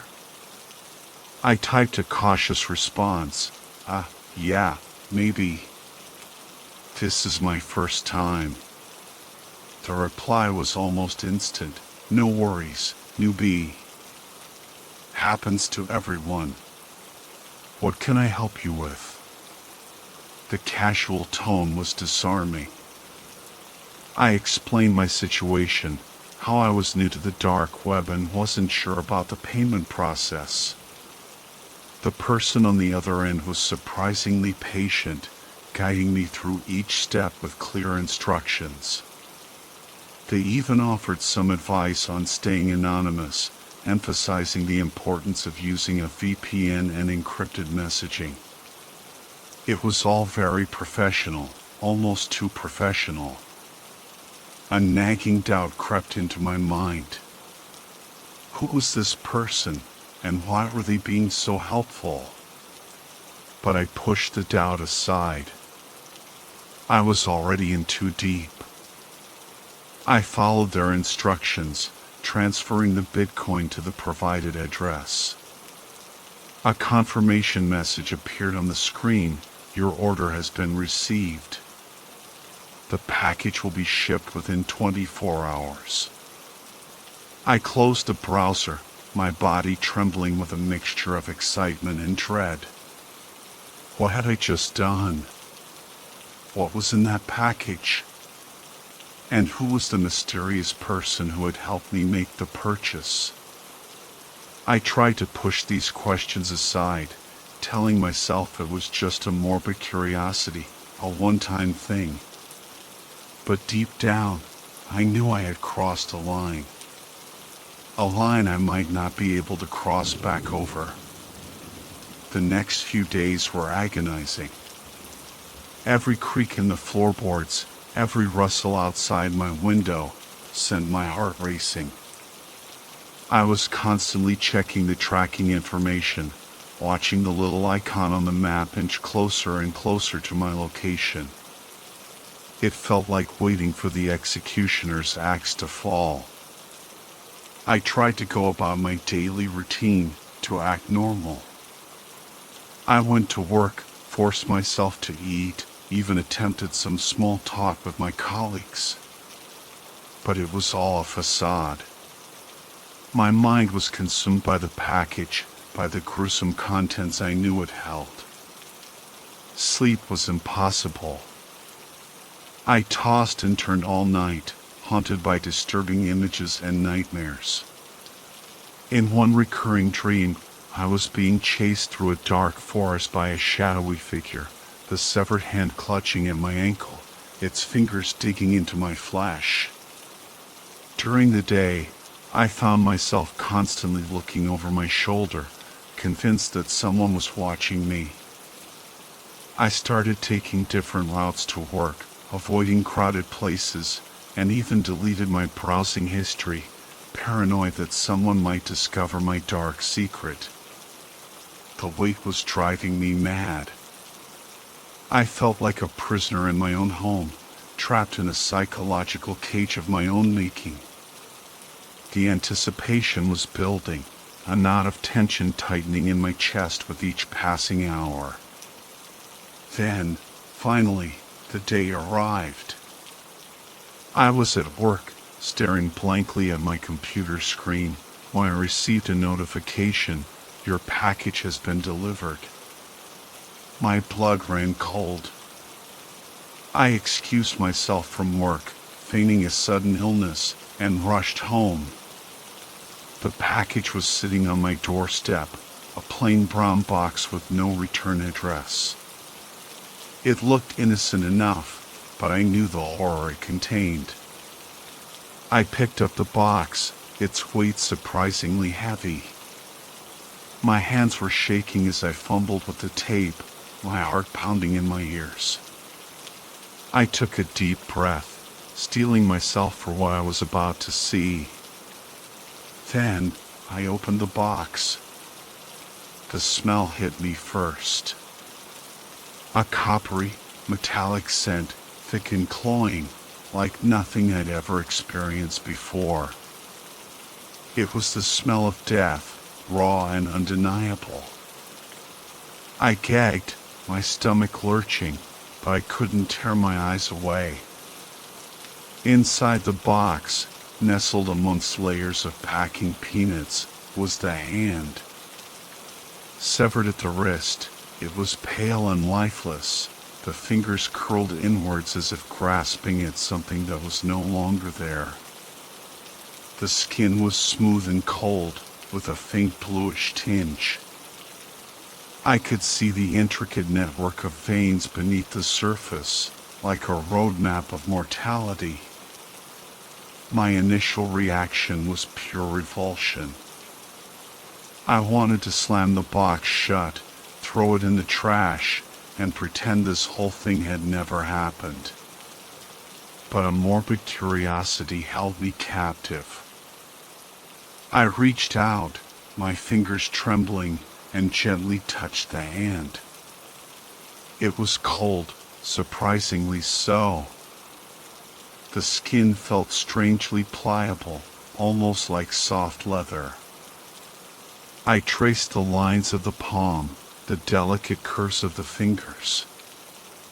There was a strange intimacy to the act, a connection to something that was once alive, once part of a human being.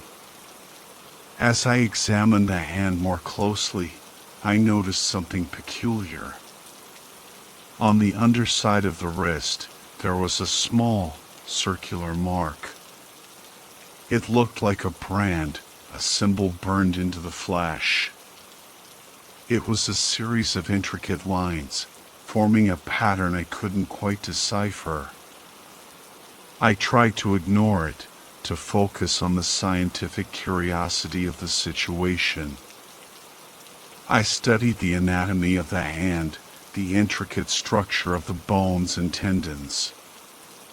But the mark kept drawing my attention, a nagging mystery I couldn't shake off. What was it? Some kind of identification? A symbol of a secret society? Or something more sinister? I felt a shiver run down my spine. This was more than just a morbid curiosity now. This was a puzzle, a dark and disturbing puzzle, and I was determined to solve it. The nightmares started that very night. Vivid, grotesque dreams that left me drenched in sweat and gasping for air. I'd see the hand, reaching out from the darkness, its fingers elongated and skeletal, trying to grasp me. I'd see faces, contorted in agony, their eyes pleading for help. And always, there was that mark, the symbol burned into the flesh, growing larger, more menacing, until it consumed my entire vision.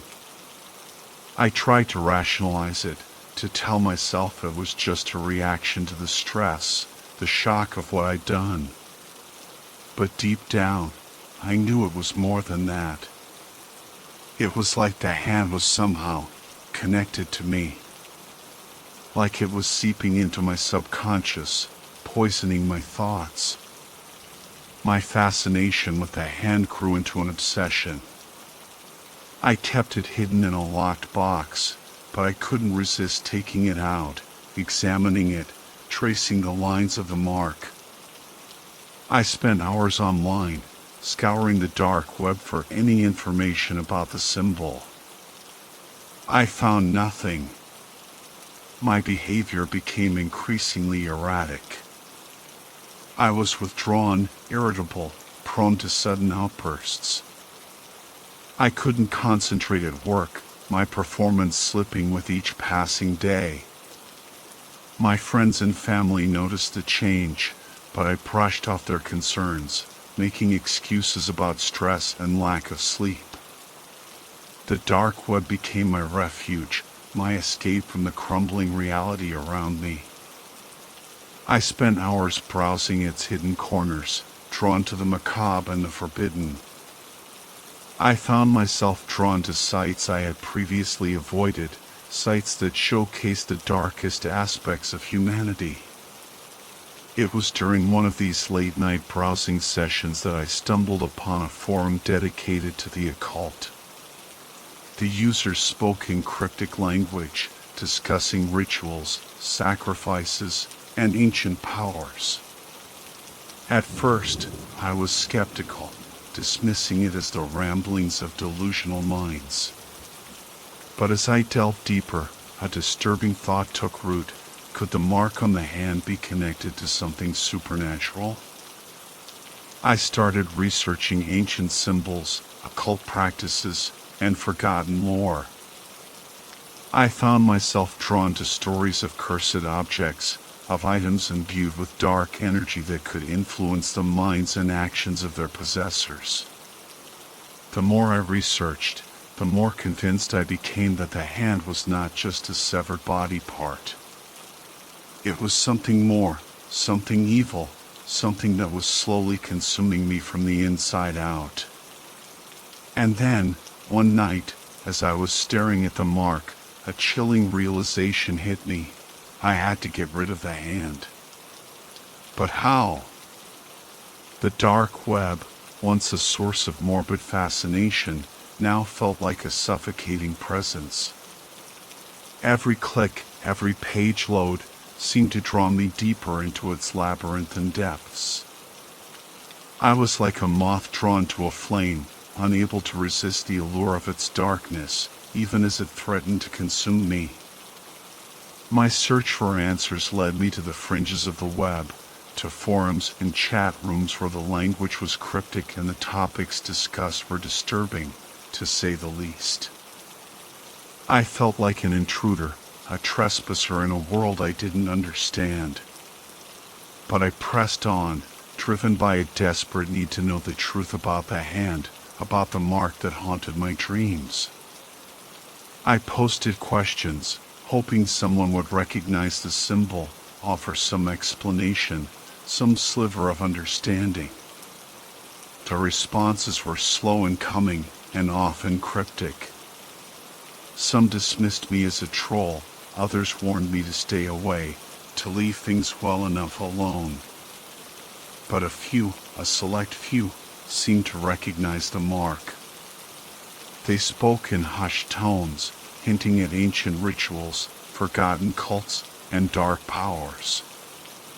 They mentioned a group known only as the Collectors, who sought out objects of power, artifacts imbued with dark energy. They claimed the hand was one such object, a vessel for something ancient and malevolent. I was skeptical, of course. But the more I read, the more the pieces seemed to fit. The nightmares, the obsession, the growing sense of dread, it all pointed to something more than just a morbid curiosity. Then, One night, I received a private message. It was from a user I didn't recognize, their name a jumble of random characters. The message was short, chillingly so. Stop asking questions. They are watching. They will find you. I stared at the message, my heart pounding in my chest. Who were they? The collectors? Or something else, something even more sinister? Fear gripped me, a cold, paralyzing fear. I wanted to delete the message, to pretend I had never seen it. But I couldn't. The words burned into my mind, a warning I couldn't ignore. I was in over my head. I had stumbled into something dark and dangerous, something I didn't understand. And now, it seemed, they were coming for me. The warning message sent me spiraling. The fear was a constant companion now, a knot in my stomach that wouldn't unravel. I became hypervigilant, scrutinizing every face in the crowd, every car that passed by my house. My once mundane life was now a minefield of paranoia. Sleep became a luxury I could barely afford. When I did manage to drift off, the nightmares were more vivid, more terrifying than before. The hand was always there, reaching, grasping, its touch icy and corrupting. I'd wake up with a gasp, my heart pounding, the sheets twisted around me like a shroud. My work suffered. I couldn't focus, couldn't think straight. Simple tasks became monumental challenges. My boss noticed, of course. The concerned looks, the subtle questions about my well-being, they only fueled my anxiety. My relationships deteriorated. I pushed away my friends, my family, anyone who tried to get close. I couldn't risk them getting caught in the crossfire, whatever that might be. Loneliness became a suffocating blanket, isolating me further. One evening, while aimlessly channel surfing, a news report caught my attention. A missing person case. A young woman vanished without a trace. They showed a picture of her, smiling, vibrant, and then I saw it. On her wrist, a small, circular mark. The same mark that was etched into the hand. My blood ran cold. The pieces clicked into place, forming a horrifying picture. The collectors, the dark web, the hand, it wasn't just about morbid curiosity anymore. It was about something far more sinister, something that involved real people, real victims. I had to do something. I had to tell someone, to go to the police. But who would believe me? I had no proof, no evidence, just a severed hand and a growing sense of dread. And then there was the warning. They are watching. They will find you. Was it just a bluff, an attempt to scare me into silence? Or was there something more to it? I was trapped, caught in a web of my own making. The fear was crippling, but so was the guilt. I had to make a choice, and soon. But what choice was there? The knock came late one night, a sharp, insistent rapping that echoed through the silence of my empty apartment. I froze, my heart leaping into my throat. The blood drained from my face, leaving me lightheaded and nauseous. Who could it be at this hour? My friends knew better than to visit unannounced, and I hadn't spoken to my family in weeks. The police? No, They wouldn't knock like that. The knocking came again, more urgent this time. I crept towards the door, every nerve ending on high alert. I peered through the peephole, my breath catching in my throat. A man stood in the dimly lit hallway. Tall and imposing, he wore a dark suit that seemed to absorb the shadows. His face was obscured by a wide-brimmed hat, but I could see a glint of something cold and sharp in his hand. A knife? Panic seized me. I stumbled back from the door, my mind racing. Was this it? Had they come for me? The collectors, the mysterious figures from the dark web, were they here to silence me? The knocking continued, relentless and demanding. I had to do something, but what? Call the police. But what would I tell them? That I had bought a severed hand on the dark web and now someone was trying to kill me? They'd think I was crazy. I considered escaping through the fire escape, but the man was blocking the only exit. I was trapped. Then, a voice cut through the panic. A deep, gravelly voice that sent shivers down my spine. Open the door, the man said, his voice muffled by the thick wood. I know you're in there. I hesitated, my mind a whirlwind of fear and indecision. But I knew I couldn't hide forever. Sooner or later, he would break in. With trembling hands, I reached for the doorknob. The door creaked open, revealing the man in the hallway. He pushed past me, entering the apartment without invitation. I closed the door quickly, my heart pounding like a drum. He took off his hat, revealing a face etched with harsh lines and shadowed eyes. He looked like he hadn't slept in days, his gaze intense and unsettling. He held a small, leather-bound notebook in his hand. You've been asking questions, he said, his voice low and menacing. Questions you shouldn't be asking. I stammered, trying to deny it, but the words caught in my throat. He knew. Somehow, he knew about my inquiries, about my connection to the hand. I know about the hand, he continued, his eyes boring into mine. I know about the mark. He opened the notebook, revealing page after page filled with strange symbols and diagrams. I recognized some of them from my own research, symbols associated with ancient rituals and forbidden knowledge. You're involved in something dangerous, he said, his voice taking on an almost pleading tone. Something you don't understand. He stepped closer, his presence filling the small apartment. I could smell stale cigarettes and something else, something acrid and metallic, like the scent that had emanated from the box. They're not what you think they are, he whispered, his eyes filled with a strange mix of fear and desperation. The collectors, they're playing with fire. And they're going to get us all burned. He reached out, his hand hovering over mine.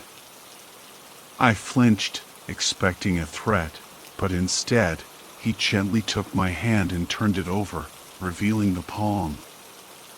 You have to get rid of it, he said, his voice urgent. Destroy it. Before it's too late. He let go of my hand and stepped back, his gaze fixed on mine. They'll be coming for you, he said. They'll be coming for the hand. You have to be ready. Before I could ask him anything more, he turned and walked out of the apartment, disappearing into the shadows of the hallway.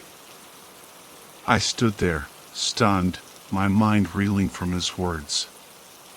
He knew about the hand. He knew about the collectors. And he had warned me to destroy it. But how? And why?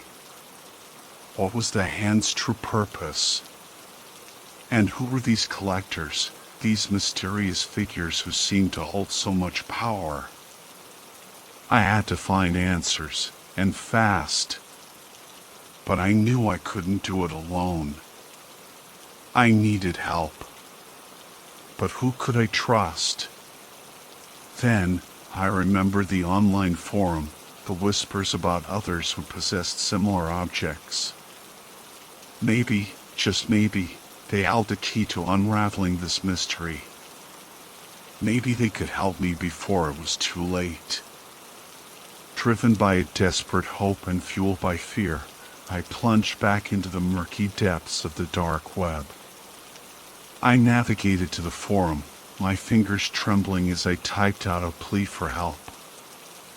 I described the hand, the mark, the mysterious visitor, and the growing sense of dread that consumed me. The response was swift and overwhelming. It turned out I wasn't alone. Others had received similar packages, each containing a different body part, each marked with the same symbol. Some had experienced nightmares, others had been visited by the same menacing man. We were all connected, bound by this macabre mystery. Together, we pieced together the fragments of information, sharing our experiences and theories. We learned that the collectors were a shadowy organization that had been operating for centuries, collecting objects imbued with dark energy. Their motives remained unclear, but their methods were undeniably sinister. One user, who claimed to have infiltrated the collector's inner circle, revealed a chilling truth. The body parts were not merely trophies, but components of a larger ritual. The collectors were attempting to summon an ancient entity, a being of immense power and unimaginable evil. The realization sent a wave of terror through the group. We had stumbled upon something far more sinister than we could have ever imagined. We were pawns in a dangerous game, caught in a web of ancient rituals and dark magic. Desperate, we sought a way to stop the collectors, to prevent the summoning. The solution, we discovered, lay in the marks. The symbols weren't just identifiers, but a form of binding magic. If we could destroy the marks, we could break the connection between the body parts and the collectors, disrupting their ritual. The instructions were cryptic, passed down through generations of occultists who had battled the collectors in the past. We were to gather the marked body parts, arrange them in a specific pattern, and perform a ritual of our own, a counterspell to sever the collector's hold.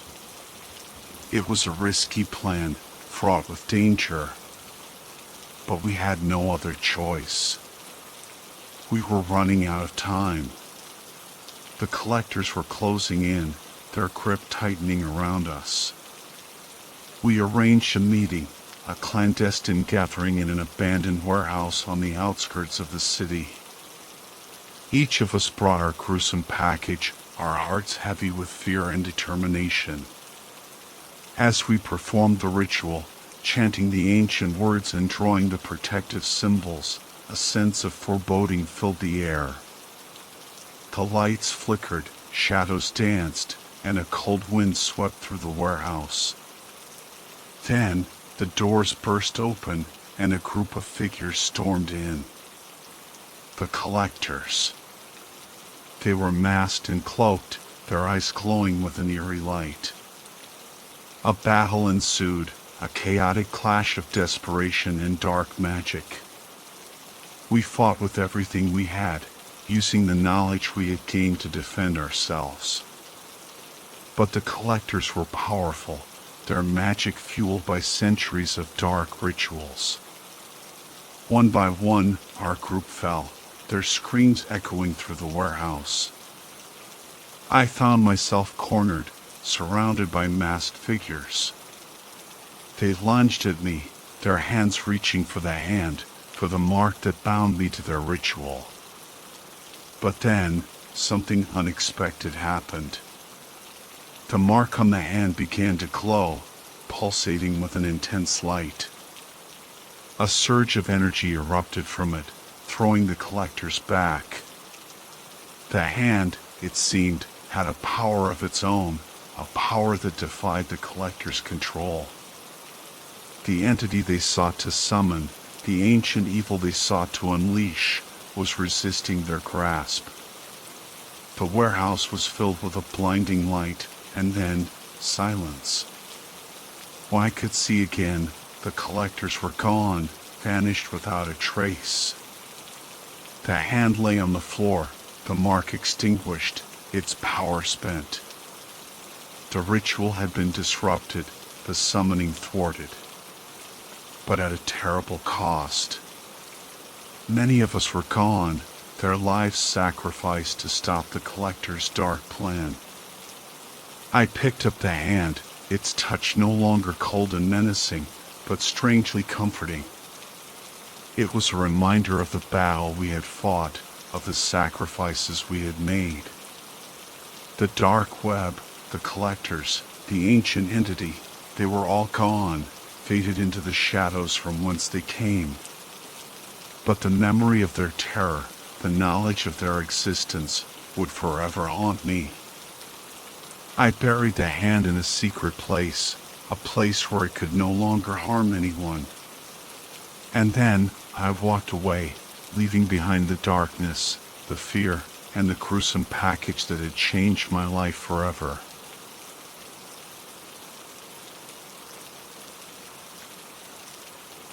It's been exactly 1 week since Sarah disappeared. 1 week since I last saw her smile, heard her laugh, felt the warmth of her hug. 7 days that have felt like an eternity, each one a slow, agonizing crawl towards, well, I don't even know what. Hope? Despair? Insanity? Sarah was more than just my sister. She was my best friend, my confidant, the one person in the world who truly understood me. We were inseparable growing up, sharing secrets, dreams, and even that embarrassing moment when we both tried to sneak out of the house wearing the same outfit for the same party. Yeah, we had a twin telepathy thing going on, except when it came to fashion choices, apparently. The day she vanished started like any other. We had breakfast together, pancakes. Her favorite argued about whose turn it was to walk the dog. It was hers, by the way, and then she headed out to meet some friends. She said she'd be back by dinner, but dinner came and went, and there was no Sarah. No texts, no calls, nothing. Just an empty chair at the table and a growing sense of dread in my gut. By the time midnight rolled around, I was frantic. Mom and Dad were trying to stay calm, saying she probably just lost track of time, but I knew something was wrong. Sarah was never one to just disappear. She was always responsible, always in touch. This wasn't like her. Driven by a desperate need to do something, anything, I went into her room. Her laptop was open on her desk, the screen displaying some weird website with a bunch of gibberish and what looked like a dark, creepy forest. I'd never seen her on this site before. It looked shady, like something out of a horror movie. Underneath the image, there was a line of text, "The rabbit hole goes deep. Are you ready to follow?" My blood ran cold. What the hell was this?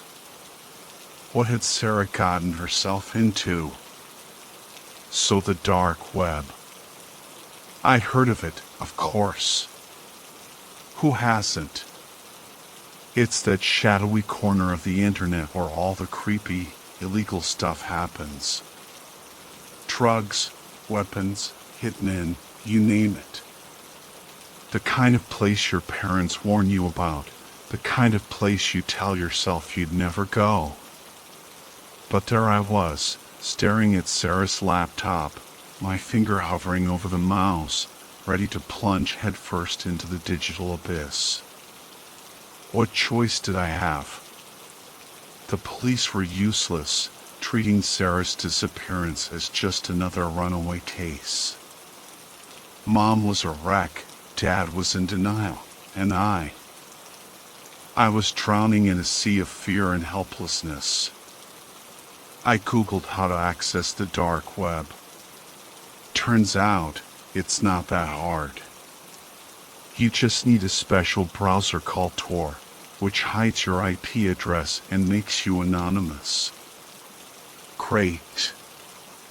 Anonymity was the last thing I needed right now. I needed answers, not to become another faceless ghost in the machine. Downloading Tor felt like opening a Pandora's box. With each click, I could feel the walls of my reality crumbling, replaced by a sense of unease and foreboding. The websites looked different. No flashy graphics, no catchy slogans, just plain text on black backgrounds, cryptic URLs with strings of random letters and numbers. It was like stepping into a digital ghost town. I started clicking on links, my heart pounding in my chest.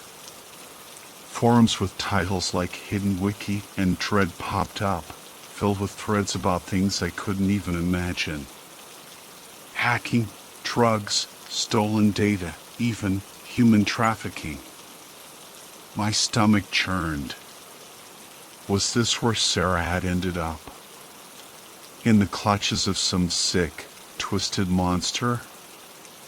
I stumbled upon a forum dedicated to missing persons. Scrolling through the posts, I saw pictures of faces, young and old, all with the same desperate plea for information. And then, I saw it. A thread titled Missing Girl Sarah Miller. My breath hitched. It was her. Someone had posted her picture, along with a brief description and the date she went missing. There were a few replies, but they were all in some kind of code I couldn't understand. I tried to create an account to post a reply, but the registration process was convoluted and required an invitation code. Frustrated, I typed a message in the guest box, begging for any information about Sarah. A few minutes later, a reply appeared. It was short and chilling. Curiosity killed the cat. Stop digging. Curiosity killed the cat. What the hell was that supposed to mean? Was it some kind of sick joke? Or a warning? My mind raced, trying to decipher the cryptic message. Was this person involved in Sarah's disappearance? Did they know where she was? I typed another message, my fingers trembling with a mix of anger and fear. I don't care about cats. Tell me about Sarah. Where is she? I waited, staring at the screen, my heart pounding like a drum. The seconds ticked by, each one an eternity. Finally, a new reply appeared. You're playing a dangerous game, kid. Some things are better left buried. For your own sake, walk away. Walk away? Was this person serious? My sister was missing, possibly in danger, and they were telling me to walk away. Rage surged through me. I slammed my fist on the desk, making the laptop jump. I'm not walking away. Not until I find Sarah. If you know something, tell me. Now. Silence. Minutes passed, but there was no response. Had they left? Were they ignoring me? I felt a wave of despair wash over me. Was this it? A dead end? Just as I was about to give up, another message popped up. This time, it was different. No cryptic warnings, no threats. Just a single line of text. Check your email. My heart leaped with a flicker of hope. Could this be it? A lead? I quickly minimized the Tor browser and opened my email.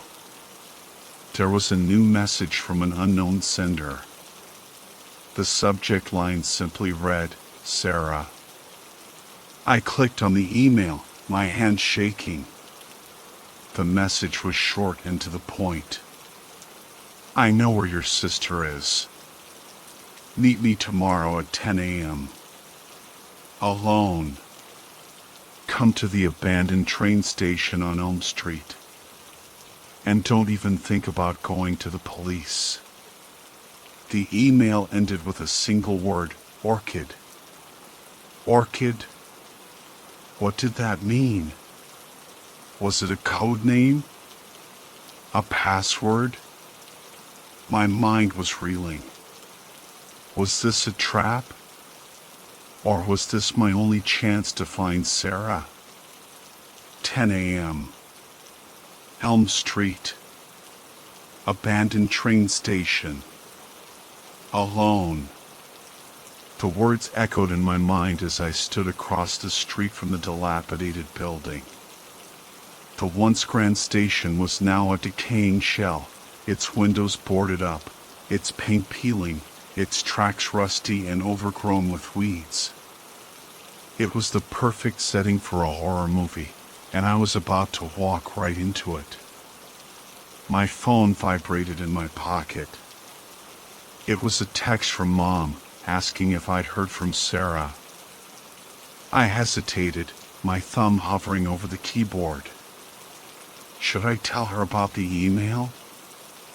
About the meeting? No, I couldn't risk it. The email had been clear. Don't even think about going to the police. I typed a quick reply, assuring her that I was still looking and that I hadn't given up hope. Then, I took a deep breath and crossed the street. The inside of the station was even worse than the outside. The air was thick with dust and the smell of mildew. Broken glass crunched under my feet, and the only sound was the distant cawing of crows. I felt a shiver run down my spine. This place was creepy as hell. I walked through the main hall, my eyes scanning the shadows. There was no sign of anyone. Had I been fooled? Was this some elaborate prank? Or worse, a trap? Just as I was about to turn back, I heard a noise. A soft, scraping sound, like something being dragged across the floor. I froze, my heart pounding in my chest. The sound came again, closer this time.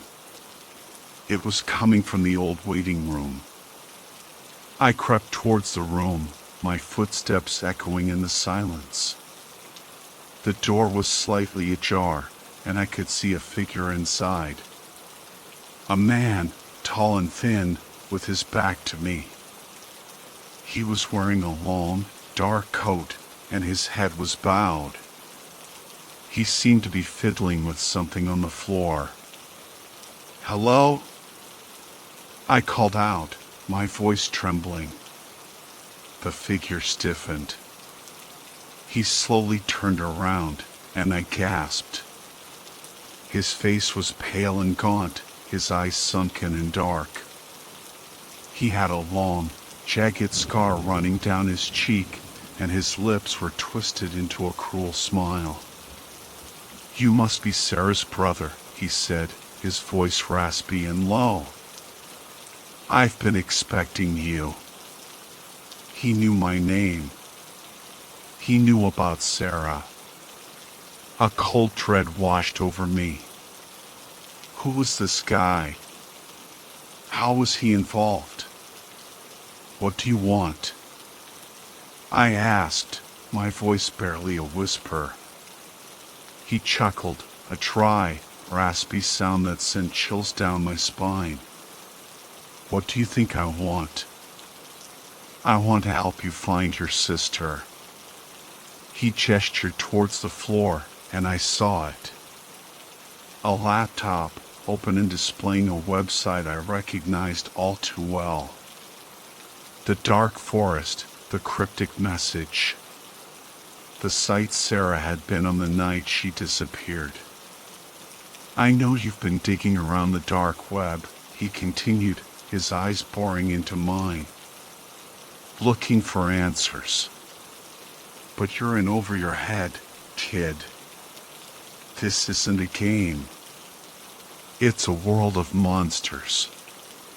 He leaned closer, his breath hot on my face. "But I can help you navigate it. I can lead you to Sarah." He paused, letting his words sink in. Then, he reached into his coat and pulled out a small, rectangular device. It looked like a USB drive, but it was black and sleek, with a strange symbol etched on its surface. "This is the key," he said, holding it up. "It will unlock the secrets you seek. But be warned, once you go down this path, there's no turning back." He handed me the device. I stared at it, my mind reeling. Was this a trick? A trap? Or was this my only chance to find Sarah? "What do I do with it?" I asked, my voice trembling. "Plug it into your laptop," he said. "It will lead you to a place called the Red Room. That's where you'll find the answers you're looking for." The Red Room. The name sent a shiver down my spine.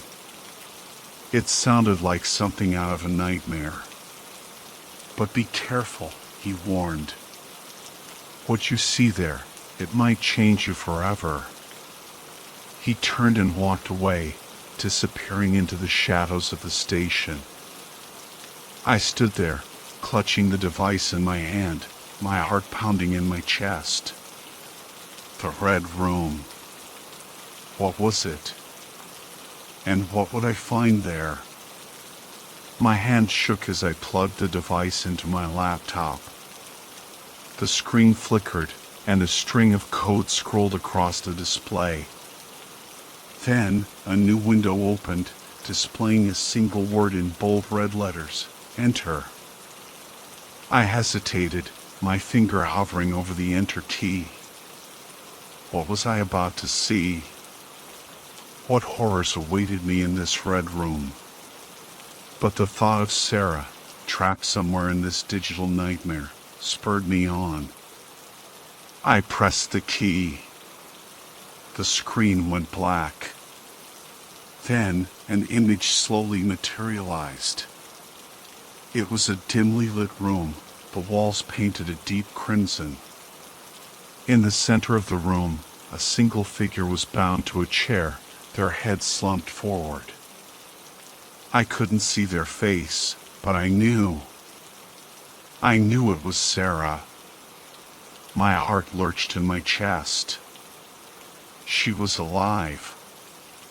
But she looked broken, defeated. The camera panned around the room, revealing more details.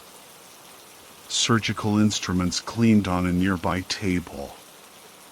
A bucket filled with what looked like blood sat in the corner. And on the wall, a single word was scrawled in blood-red paint, orchid. The same word from the email. What did it mean? Was it the name of this place? The name of the people who had taken Sarah? Suddenly, the figure in the chair stirred. They lifted their head, and I saw her face. Sarah. Her eyes were wide with fear, her lips trembling. She looked directly at the camera, at me. "Help me," she whispered, her voice hoarse and weak. Then, a figure stepped into view. A man, tall and masked, wearing a blood-soaked apron. He held a scalpel in his hand, and his eyes gleamed with a sadistic light. He leaned down and whispered something in Sarah's ear. I couldn't hear what he said, but I saw the terror in her eyes. She started to scream, but the sound was muffled by a gag in her mouth. The masked man raised the scalpel. I wanted to scream, to reach through the screen and stop him, but I was frozen in place, paralyzed by horror. The screen went black. I stared at the blank monitor, my mind reeling. What had I just witnessed? Was Sarah dead? No, I couldn't believe it.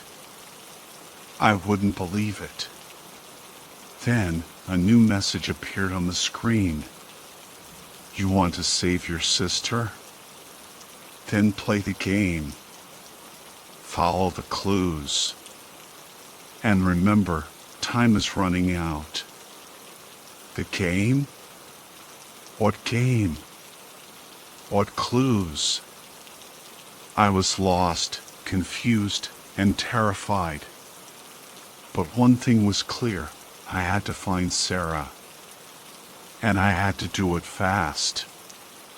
The game. What the hell kind of game were they playing? Was this some sick form of entertainment for these twisted people? I felt a surge of anger, a burning desire for revenge. But first, I had to find Sarah. I looked back at the screen. The message was gone, replaced by a single image, a map. It was a map of the city, with a red dot marking a location in the industrial district. Below the map, a new message appeared. Your sister is here. Come alone. And don't be late. The industrial district. That was miles away. How was I supposed to get there? And what was waiting for me? Another red room? More masked figures. I glanced at the clock. It was already past midnight. I had to move. I grabbed my jacket and keys and rushed out of the apartment. The streets were deserted, the only sound the occasional rumble of a passing car. I hailed a cab, giving the driver the address from the map. The ride seemed to take forever. My mind raced, replaying the events of the past few hours. The cryptic messages, the abandoned train station, the red room, the masked man. It felt like a bad dream, a descent into madness. Finally, the cab pulled up to a dark, deserted warehouse. The building was massive, its windows boarded up, its walls covered in graffiti. It looked like the perfect place for a horror movie to unfold. I paid the driver and stepped out of the cab. The air was cold and damp, and the only sound was the distant howling of dogs. I felt a shiver run down my spine. This place was even creepier than the train station. I walked towards the warehouse, my heart pounding in my chest. The door was slightly ajar, and I could hear muffled sounds coming from inside. Voices, footsteps, something being dragged across the floor. I took a deep breath and pushed the door open. The warehouse was dimly lit, the only light coming from a few bare bulbs hanging from the ceiling. The air was thick with the smell of dust and decay. And in the center of the room, a group of figures stood around a table, their faces obscured by masks. They were playing cards. I stared at them, my mind reeling. What was going on? Was this some kind of sick joke? Then, one of the figures looked up. He pointed at me, and a distorted voice echoed through the warehouse. "You're late." Late. I stammered, my voice echoing in the cavernous warehouse. Late for what? The figure who had spoken gestured towards the table. "The game, of course," he said, his voice distorted by the mask. "Didn't you get the invitation?" Invitation? What invitation? I was about to ask, but then I noticed something on the table. A deck of cards. But these weren't ordinary playing cards. Each card had a picture on it. A picture of a person. I stepped closer, my heart pounding in my chest. And then I saw it. A card with Sarah's picture on it. She looked terrified, her eyes white with fear. "What is this?"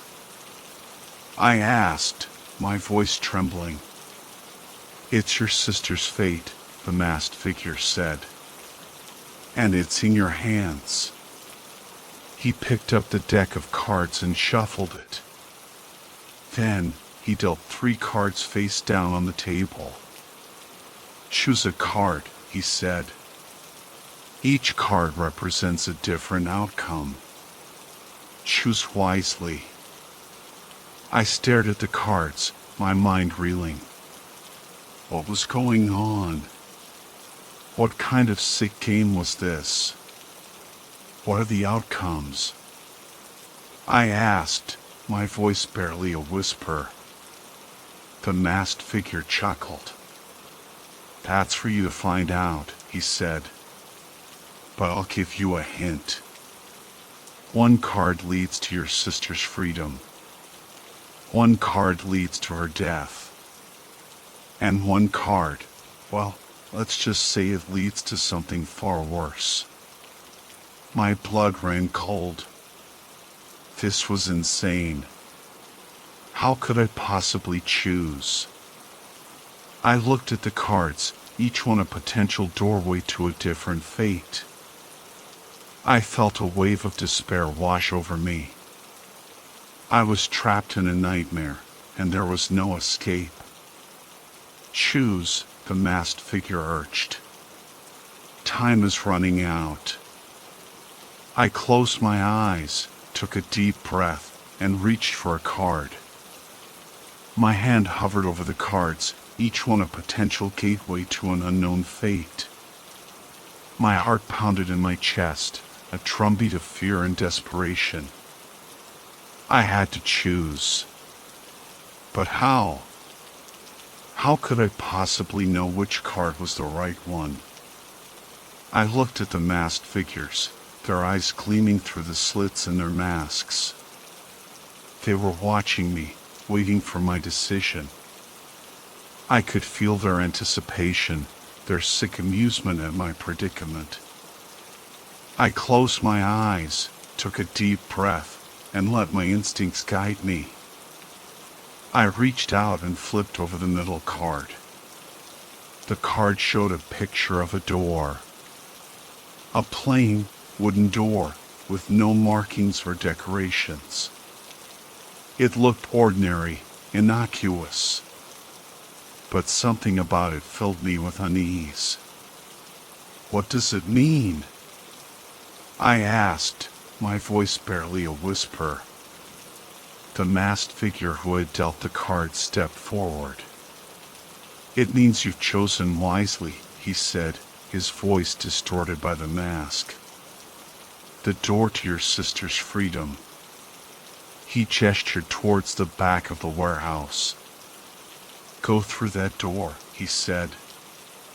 You'll find your sister there. I hesitated, my mind filled with doubt. Could I trust them? Was this another trick? But I had no other choice. I had to try. I walked towards the back of the warehouse, my footsteps echoing in the silence. The door loomed before me, its dark but seeming to absorb the dim light. I reached for the handle, my hand trembling. I took a deep breath and pushed the door open. The room beyond was small and bare, with a single chair in the center. And there she was. Sarah. She was tied to the chair, her head slumped forward, her hair covering her face. Sarah. I cried out, rushing towards her. I knelt beside her, gently lifting her head. Her eyes were closed, her face pale and drawn. I checked her pulse. It was weak, but she was alive. Sarah, wake up, I pleaded, shaking her gently. Her eyes fluttered open. She looked at me, her gaze unfocused. Then, recognition dawned on her face. Ethan, she whispered, her voice hoarse. It's me, I said, tears welling up in my eyes. I'm here. You're safe now. I quickly untied her, helping her to her feet. She was weak and unsteady, but she was alive. We had to get out of there. I led her towards the door, but as I reached for the handle, I heard a voice behind me. Leaving so soon? I turned around. The masked figures were standing in the doorway, blocking our exit. They had removed their masks, and I gasped. They were all Sarah. My mind reeled. They were all Sarah. Every single one of them. But how? How was this possible? Was I hallucinating? Had I gone insane? What's going on? I stammered, my voice trembling. One of the Sarahs stepped forward. Don't you recognize us, Ethan? She said, her voice chillingly familiar. We're your sisters. Sisters? I echoed, my confusion growing. But how? Another Sarah spoke up. We're clones, she said. Created from Sarah's DNA. Clones? This was insane. It was like something out of a science fiction movie. But why? I asked, my voice barely a whisper. Because we're the future, one of the Sarahs said. We're the next step in human evolution. Another Sarah stepped forward. We're going to change the world, she said. And you're going to help us. I stared at them, my mind reeling. This was too much. I couldn't process it. I just wanted to get out of there, to escape this nightmare. I grabbed Sarah's hand and pulled her towards the door. Come on, I said. We have to get out of here. We ran through the warehouse, the Sarahs chasing after us. They were fast, their movements eerily synchronized. We reached the main door and burst out into the night. We ran down the street, our footsteps echoing in the silence. The Sarahs were still following us, their voices echoing behind us. "You can't escape us," one of them called out. "We're everywhere." We reached the main road and flagged down a passing car. The driver, a middle-aged man with a kind face, stopped and let us in. "Get us out of here," I pleaded. "Please." The driver nodded and sped away, leaving the Sarahs behind. We slumped back in our seats, our chests heaving. We were safe. For now. But as we drove away, I looked back at the warehouse, its dark silhouette looming against the night sky. And I knew that this was just the beginning. The Sarahs were out there.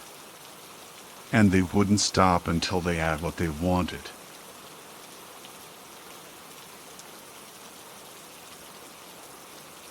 The package arrived on a Tuesday, a day like any other. I was just getting home from work, exhausted and looking forward to a quiet evening.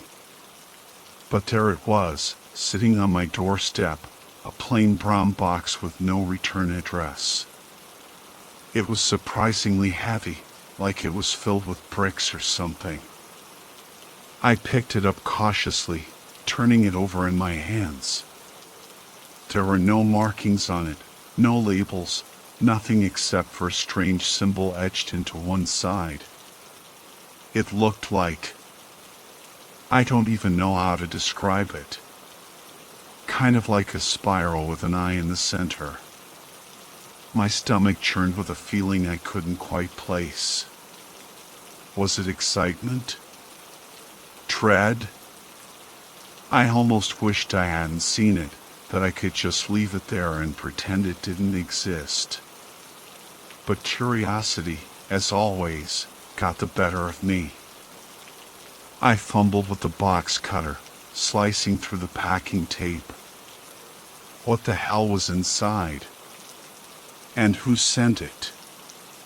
Heart pounding, I carried the box inside and set it on the kitchen table. I took a deep breath, trying to calm my nerves. With shaky hands, I finally opened the box.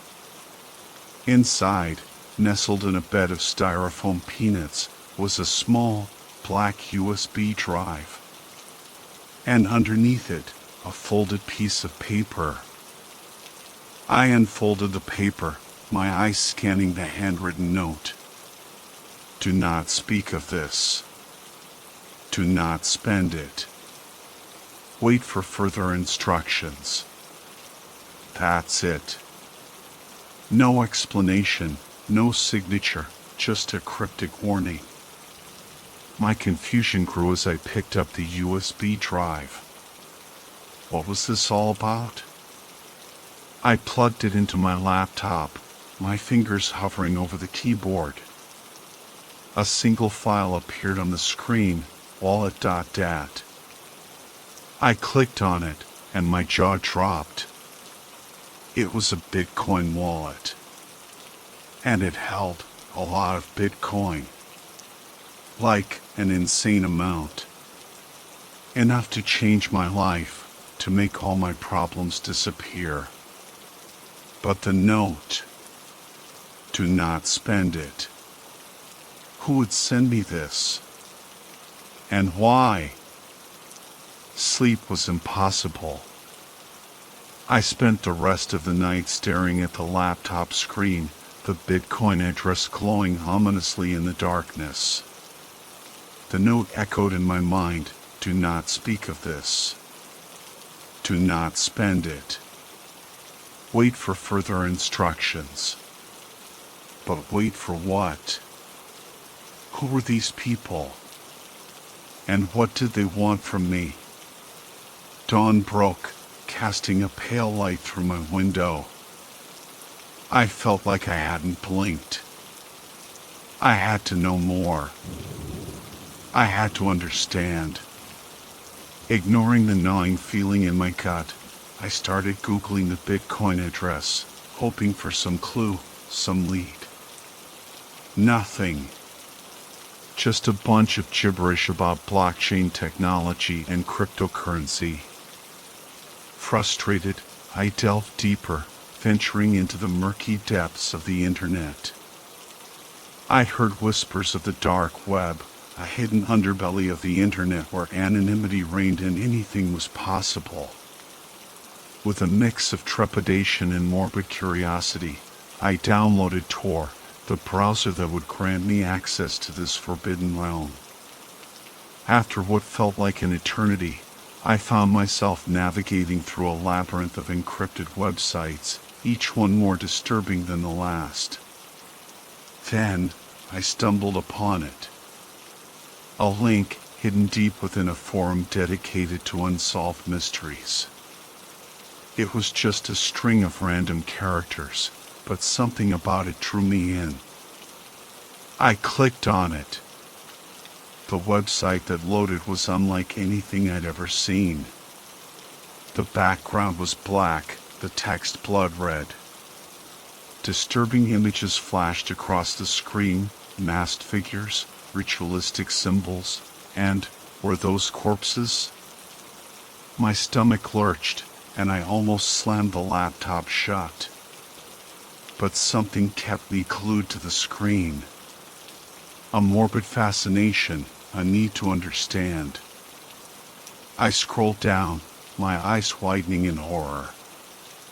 There were videos, too. Short, grainy clips of people being tortured, their screams echoing through my headphones.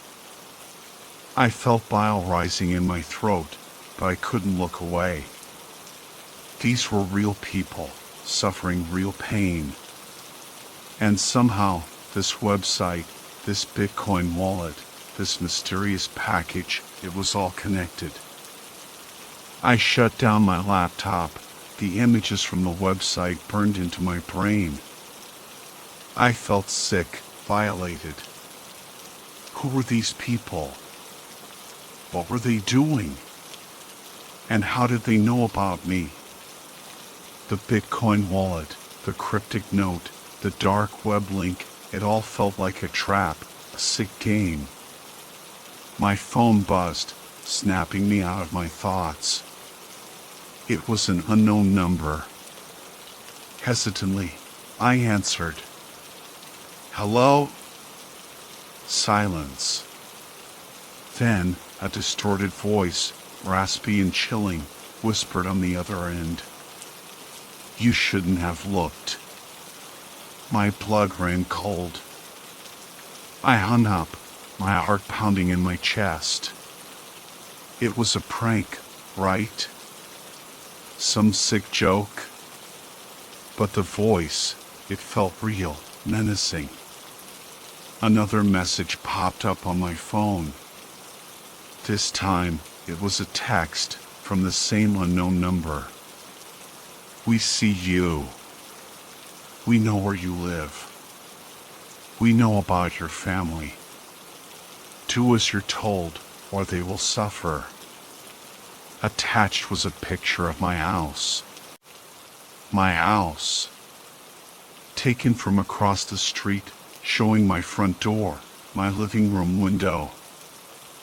I felt a wave of nausea wash over me.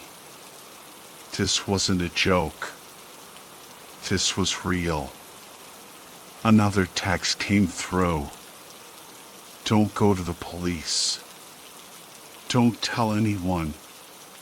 Just wait for further instructions. And remember, we're always watching. I stared at the phone, my mind reeling. Who were these people? What did they want? And how could I protect my family? I felt trapped, helpless, like a fly caught in a spider web. My head spun. I couldn't think straight. Don't go to the police, the message had said. But what choice did I have? These people were clearly dangerous. They were watching me. They knew about my family. I had to do something. With trembling hands, I grabbed my car keys and rushed out of the house. I drove to the nearest police station, my mind racing with worst-case scenarios. What if they were already at my house? What if they were hurting my family right now? I burst into the station, breathless and panicked. I told the officer at the desk everything: the package, the Bitcoin, the dark web link, the threats, the picture of my house. He listened patiently, his expression neutral. When I finished, he sighed and leaned back in his chair. "Look," he said, "I understand you're scared. But without any concrete evidence, there's not much we can do. It sounds like someone's playing a prank on you. Just ignore them, and they'll probably get bored and move on. But they have a picture of my house. They know where I live." I pleaded. He shrugged. "People can find that information online. It doesn't necessarily mean they're a threat." I left the police station feeling defeated and more terrified than ever. The officer's words echoed in my mind: just ignore them. But how could I ignore them when they were clearly watching my every move? I drove home, my heart pounding in my chest. As I pulled into the driveway, I noticed something strange. The front door was slightly ajar. I froze, my blood turning to ice. Had they already been here? I crept towards the door, my hand hovering over the doorknob. I pushed it open slowly, my eyes scanning the living room. Everything seemed normal. But then I heard it. A faint whimpering coming from upstairs. I raced up the stairs, my heart in my throat. The whimpering was coming from my little sister's room. I threw open the door, and my stomach lurched. Her bed was empty. The window was wide open, the curtains billowing in the breeze. And on the floor, a single white rose lay wilting, a silent and terrifying message from the people who were watching me. The white rose. It was a calling card, a sick and twisted symbol of their presence in my home. They had been here, in my sister's room, and they had taken her. The thought made me want to vomit. I searched the room frantically, desperately looking for any clue, any sign of a struggle. But there was nothing. Just the empty bed, the open window, and that damn rose. I sank to my knees, tears streaming down my face. Where was she? What were they doing to her? Then, I noticed something. A tiny, blinking light in the corner of the ceiling. I stood up, my heart pounding. It was a camera. A small, hidden camera, disguised as a smoke detector. They had been watching us. All this time, they had been watching us.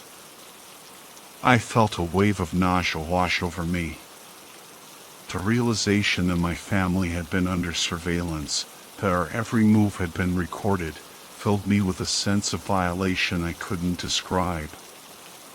I ripped the camera out of the ceiling, smashing it on the floor. Then, I ran through the house, checking every room, every corner.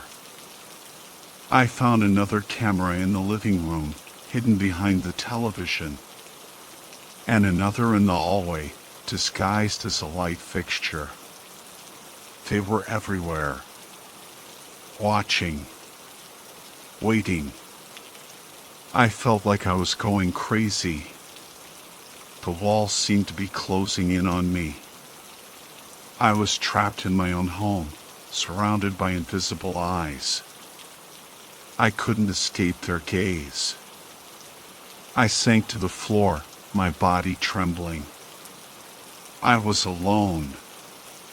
My family was gone.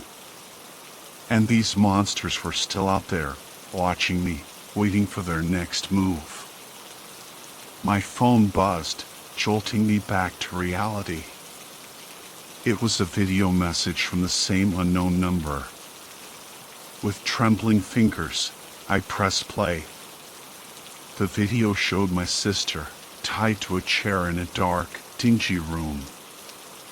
Her eyes were white with fear, her face streaked with tears. My heart clenched in my chest. A distorted voice, the same one from the phone call, echoed through the speakers. "We have her," the voice said. "And unless you do exactly as we say, she won't be coming back." The video cut to a shot of a hand holding a knife. The blade glinted menacingly in the dim light. "We want the Bitcoin," the voice continued. "Transfer the entire amount to the following address." A Bitcoin address appeared on the screen. "You have 1 hour. If we don't receive the funds, you'll get another video. But it won't be one you want to see." The video ended. I stared at the phone, my mind reeling. They had my sister. They were going to hurt her. I had to do something. But what? I thought about going to the police again, but I knew it was pointless. They wouldn't be able to help in time. And if I disobeyed the kidnappers, they might hurt my sister. I had no choice. I had to transfer the Bitcoin. With trembling hands, I opened my laptop and logged into the Bitcoin wallet. I copied the address from the video and pasted it into the transfer field. My finger hovered over the send button. Was I doing the right thing? Would transferring the Bitcoin save my sister?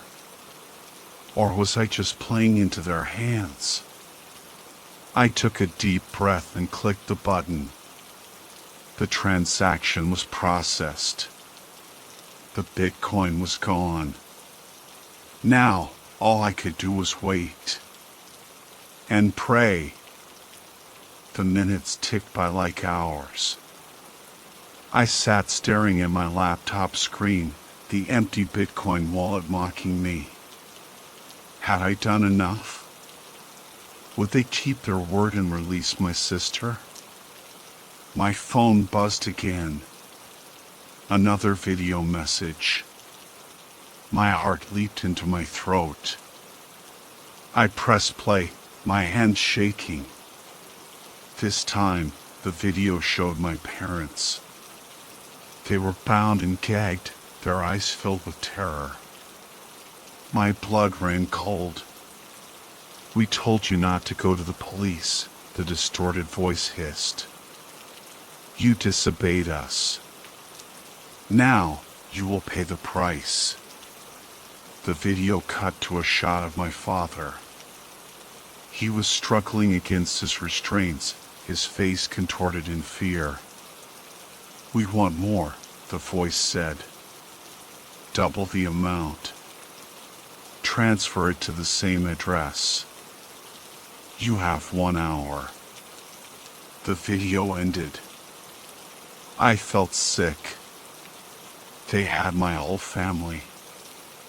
They were going to kill them. And it was all my fault. I had a choice to make. I could defy them, refuse to pay. But that would mean certain death for my family. Or I could give them what they wanted, hoping that they would keep their word and release everyone. But how could I trust them? They were monsters. They had already taken so much from me. I paced the room, my mind racing. I had to think clearly. What was the best course of action? Then, I remembered the dark web link. The website with the disturbing images and videos. Maybe there was something there, a clue, a way to identify these people. I opened my laptop and navigated back to the website. I scrolled through the pages, my eyes scanning the text and images. And then I saw it. A symbol. The same symbol that was etched on the package. It was a logo, a mark of some kind. I searched the internet for the symbol, and finally, I found a match. It was the logo of a notorious group of hackers, known for their ruthless tactics and their involvement in the dark web. These were the people who had taken my family. And they were not going to stop until they had everything. I doubled the amount, my hand shaking as I hit send. The screen refreshed, confirming the transaction. The hackers had what they wanted. Now, it was their turn to uphold their end of the bargain. But deep down, I knew it was a futile hope. These people were ruthless, merciless. They wouldn't hesitate to kill, even after getting what they wanted. Minutes turned into an eternity. My phone remained silent. No messages, no videos, no sign of life from my family. Then, a notification popped up. A new email from an unknown sender. The subject line simply read, "Watch." My heart pounded in my chest. I clicked on the email. It contained a link to a live stream. I clicked on the link, and the screen flickered to life. It showed the inside of my house. The living room. My parents were tied to chairs, their faces pale and drawn. My sister was nowhere to be seen. Two masked figures entered the frame. They were dressed in black, their faces obscured by ski masks. One of them held a gun. I watched in horror as they approached my parents. My mother was sobbing uncontrollably. My father's eyes were filled with a mixture of fear and defiance. The figure with the gun raised it, aiming it at my father's head. I screamed, my voice echoing through the empty house. But it was too late. The gun fired. My father's body slumped in the chair, blood splattering the wall behind him. My mother's screams intensified. The second figure approached her, a knife glinting in his hand. I couldn't watch anymore. I slammed my laptop shut, tears streaming down my face. My family was gone, murdered in cold blood, and I had been forced to watch it all. The killers had taken everything from me. My family, my home, my sense of security. They had left me with nothing but pain, guilt, and an all-consuming rage. I vowed to find them. I would hunt them down, one by one, and I would make them pay for what they had done. The sirens wailed in the distance, a chilling echo of my own screams. The flashing blue and red lights painted the windows in a macabre dance of death. The police finally arrived, their faces grim as they surveyed the scene. Too late. Always too late. They took my statement, their voices a blur, their questions echoing hollowly in the silence of the house. I recounted the events, numbly, detached, the horror a distant nightmare. But the emptiness in my eyes, the tremor in my voice, spoke volumes. They offered condolences, empty platitudes that did nothing to soothe the gaping wound in my soul. They promised justice, but their words rang hollow. What justice could there be for the lives brutally stolen, for the innocent shattered? I was a ghost in my own home, a shell of the person I once was. The laughter, the love, the life that once filled these walls were gone, replaced by an eerie silence that screamed louder than any siren. The investigation began, a futile attempt to piece together the fragments of a shattered life. They found the cameras, the hidden eyes that had witnessed the unspeakable. They traced the Bitcoin transactions, following the digital trail of blood money. But the killers were ghosts themselves, fading into the anonymity of the dark web. Days turned into weeks, weeks into months. The investigation stalled, the trail went cold. The killers remained elusive, their faces hidden, their motives shrouded in mystery. But I knew they were out there, lurking in the shadows, watching, waiting. Their presence haunted my dreams, their laughter echoed in the silence. They had taken everything from me, but they hadn't broken me. They had ignited a fire within me, a burning desire for vengeance that consumed my every thought. I would find them. I would make them pay. This was not the end. It was just the beginning. Okay, so, picture this. I'm 22, stuck in college, and feeling totally lost. Like, I tried, I really did, but classes just weren't doing it for me. My real passion? Gaming. Seriously, I could spend hours glued to my computer, lost in those digital worlds. Lately, I'd been thinking, why not just drop out and become a full-time gamer and streamer? I mean, I'd seen other people make it big, so why not me? One night, after a seriously brutal day of classes, I couldn't sleep. My mind was racing, thoughts about my future, my parents pressuring me to figure things out, and this dream of just playing games for a living. I needed a distraction, something to take my mind off everything. That's when I remembered this conversation I had with a friend about the dark web. He'd mentioned how you could find all sorts of interesting stuff there, nothing illegal, just different. I'd always been curious, but I never actually checked it out. But that night, I was like, screw it, why not? I was bored and needed something to do. So, I downloaded Tor and a VPN. It was way easier than I thought, and boom, suddenly I was on the dark web.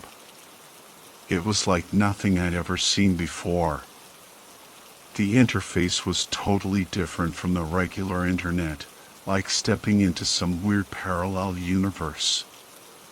It was fascinating and kinda creepy at the same time. I spent the next few hours just clicking around, checking out links that promised all sorts of bizarre and mysterious stuff.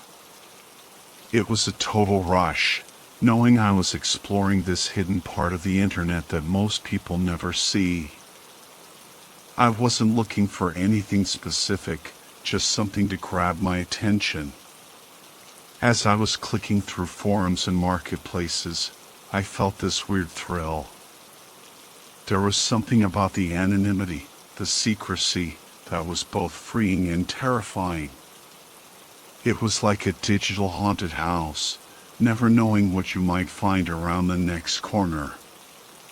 And that's when I found it, this site that looked like a dark web version of Amazon.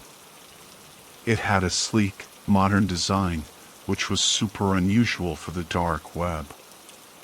Most sites were clunky and outdated, but this one was different. It was almost inviting, with a user-friendly interface and tons of gadgets and tech items. I couldn't believe my luck. Here was something that combined my love for tech with the thrill of the dark web. I spent the next hour browsing, fascinated by the crazy stuff they had. There were things I'd never even seen before, gadgets that looked like they were straight out of a sci-fi movie. And the best part? They were all available for purchase with Bitcoin. Totally anonymous. As I kept exploring, I felt this excitement building inside me.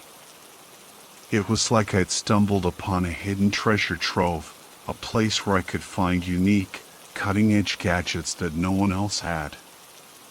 And as a tech enthusiast, that was incredibly appealing. Little did I know, this innocent curiosity was about to lead me down a path I could never have imagined, a path that would change my life in ways I still can't fully understand. But at that moment, all I could think about was how cool it would be to own one of those gadgets. And that's where my story really begins. After that first night on the dark web, I couldn't stop thinking about that site. It was like this tech paradise hidden in the depths of the internet. I tried to focus on my classes, but my mind kept wandering back to those incredible gadgets. One night, curiosity got the best of me again. I fired up Tor in my VPN, and there I was, back on the dark web marketplace.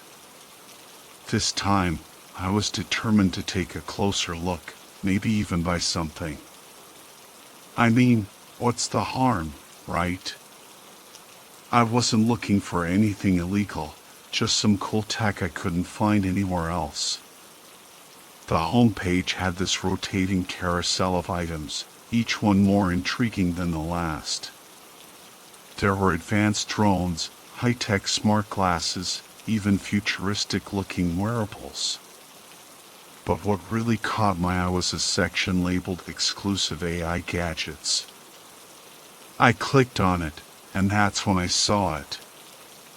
This little AI robot. The description was insane, talking about all its advanced features and modern design. It was called Neo, and it looked like a sleeker, more sophisticated version of those vector robots you see on Amazon. Neo had this minimalist design, smooth matte black finish, and an LED display that made it look super futuristic. According to the description, it was equipped with state-of-the-art AI, capable of learning from its environment and interacting with users in a way that was almost lifelike. I was hooked. I'd always been a gadget guy, especially ones that pushed the boundaries of technology, and Neo seemed to be exactly that. I scrolled through the listing, reading reviews from other buyers. They were all super positive, talking about how impressive and responsive the robot was. Some people even said Neo was like a little companion, learning their routines and preferences. I was sold. I had to have it. The price was a bit steep, $500 in Bitcoin, but I figured it was an investment. As a tech-savvy Twitch streamer, having something as cool as Neo could help attract viewers, right? So, I took the plunge. I transferred some funds to Bitcoin and bought it.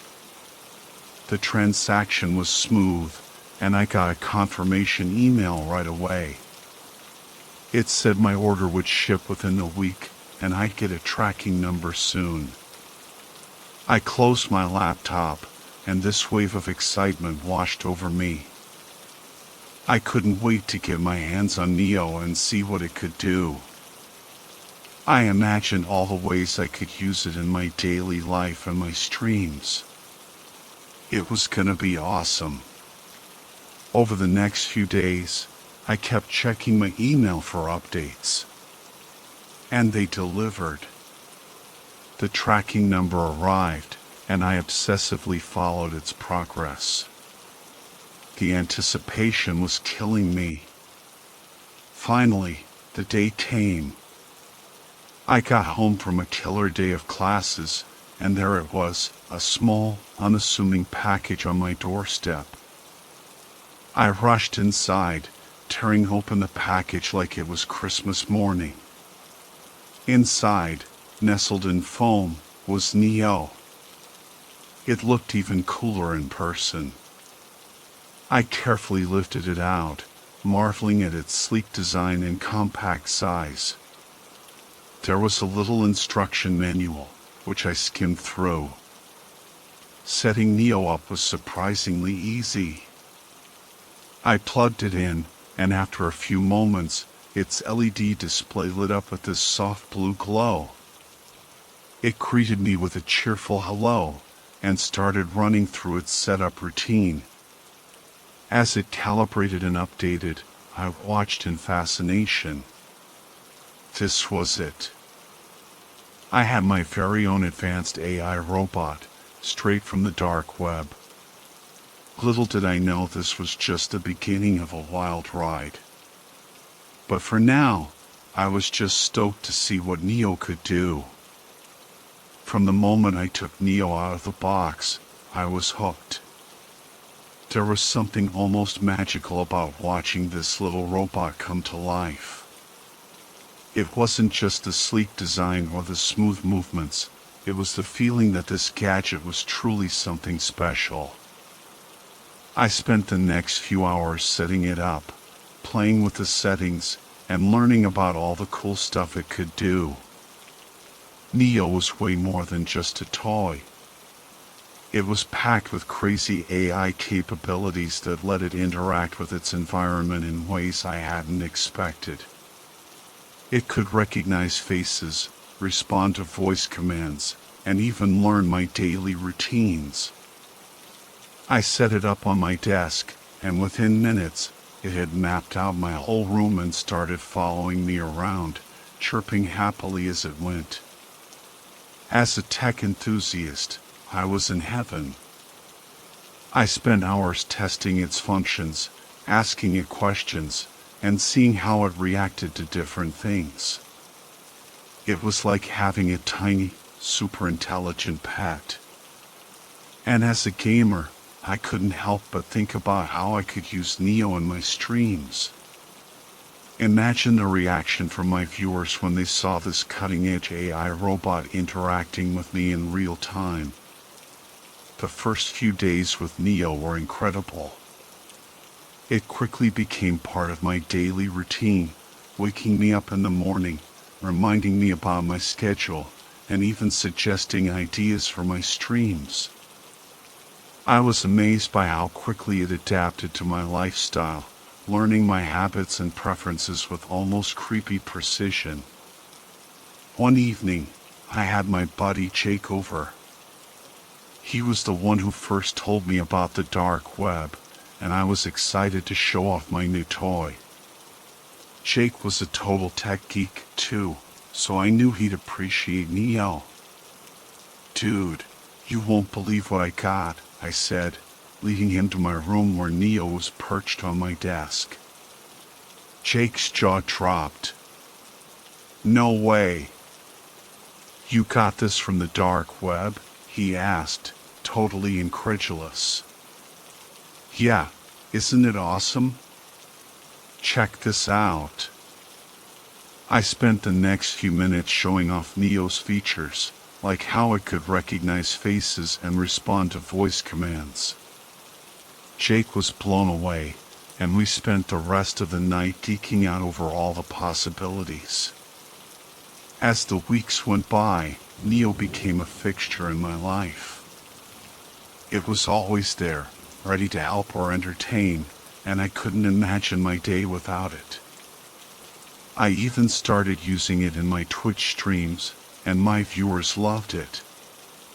People were fascinated by the little robot, and I started gaining more followers, all eager to see what Neo would do next.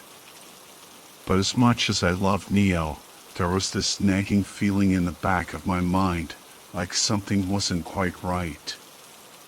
It was hard to put my finger on it.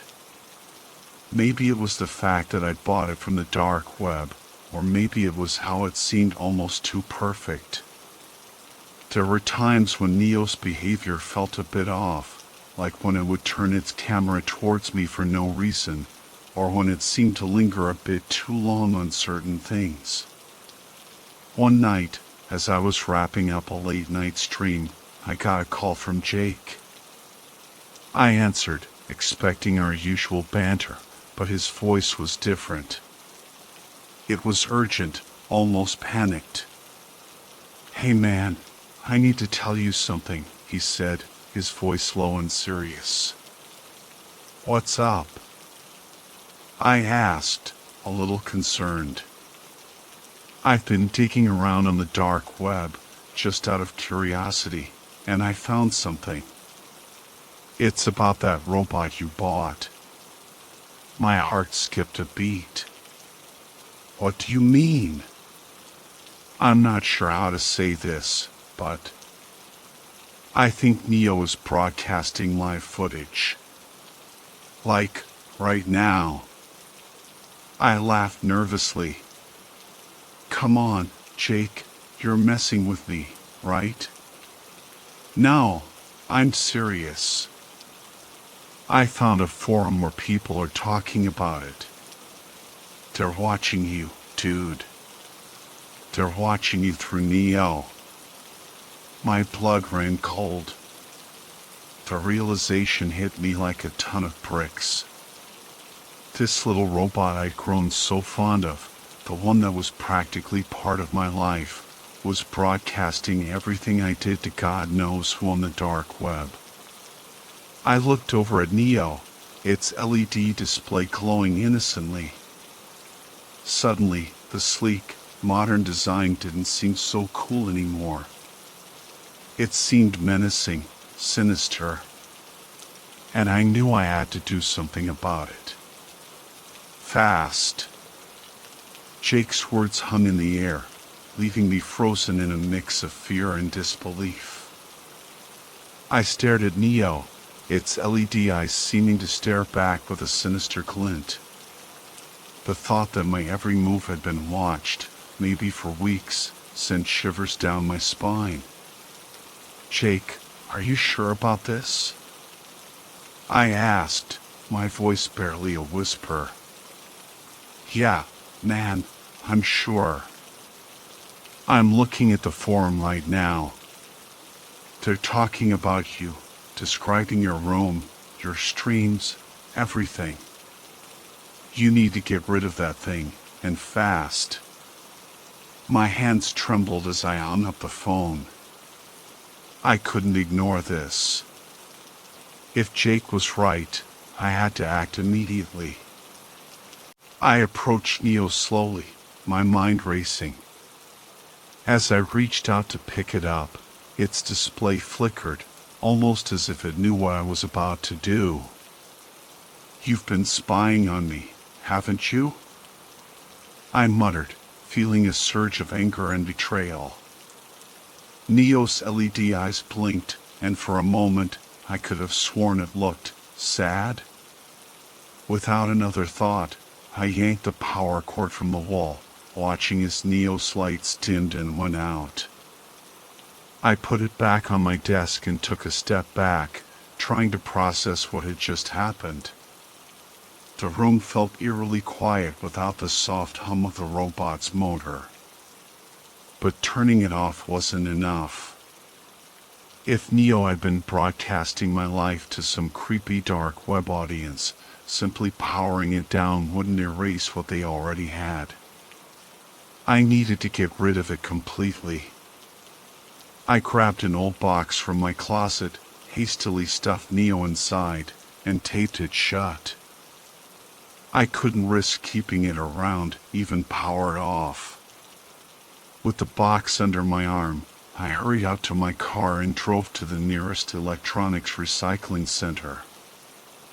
I handed over the box, feeling a strange mix of relief and sadness as I watched it disappear. I had grown attached to Neo, despite everything, but I couldn't let that put my privacy at risk.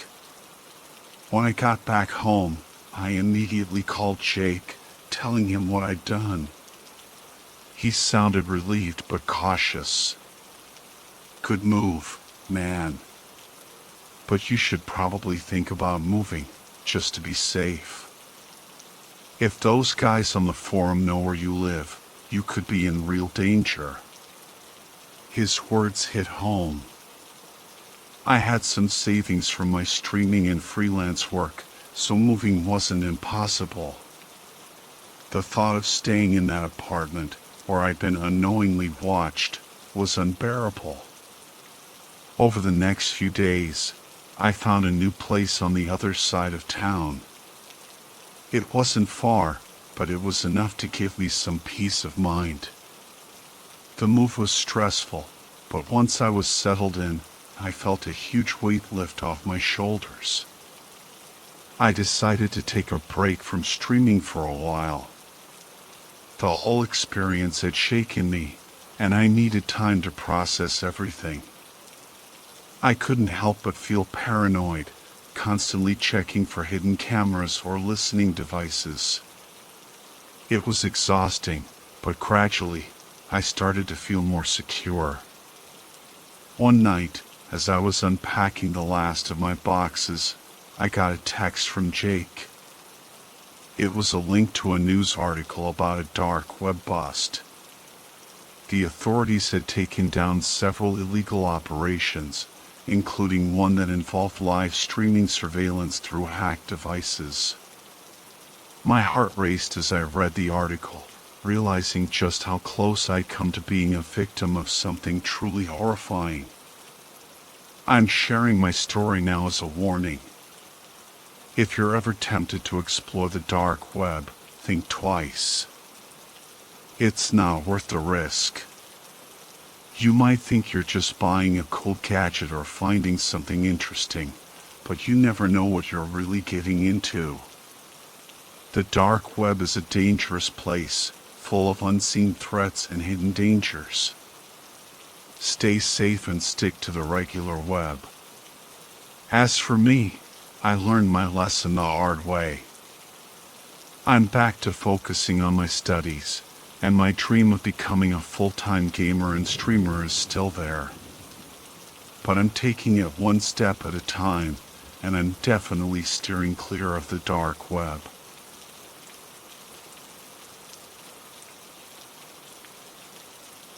It was one of those nights.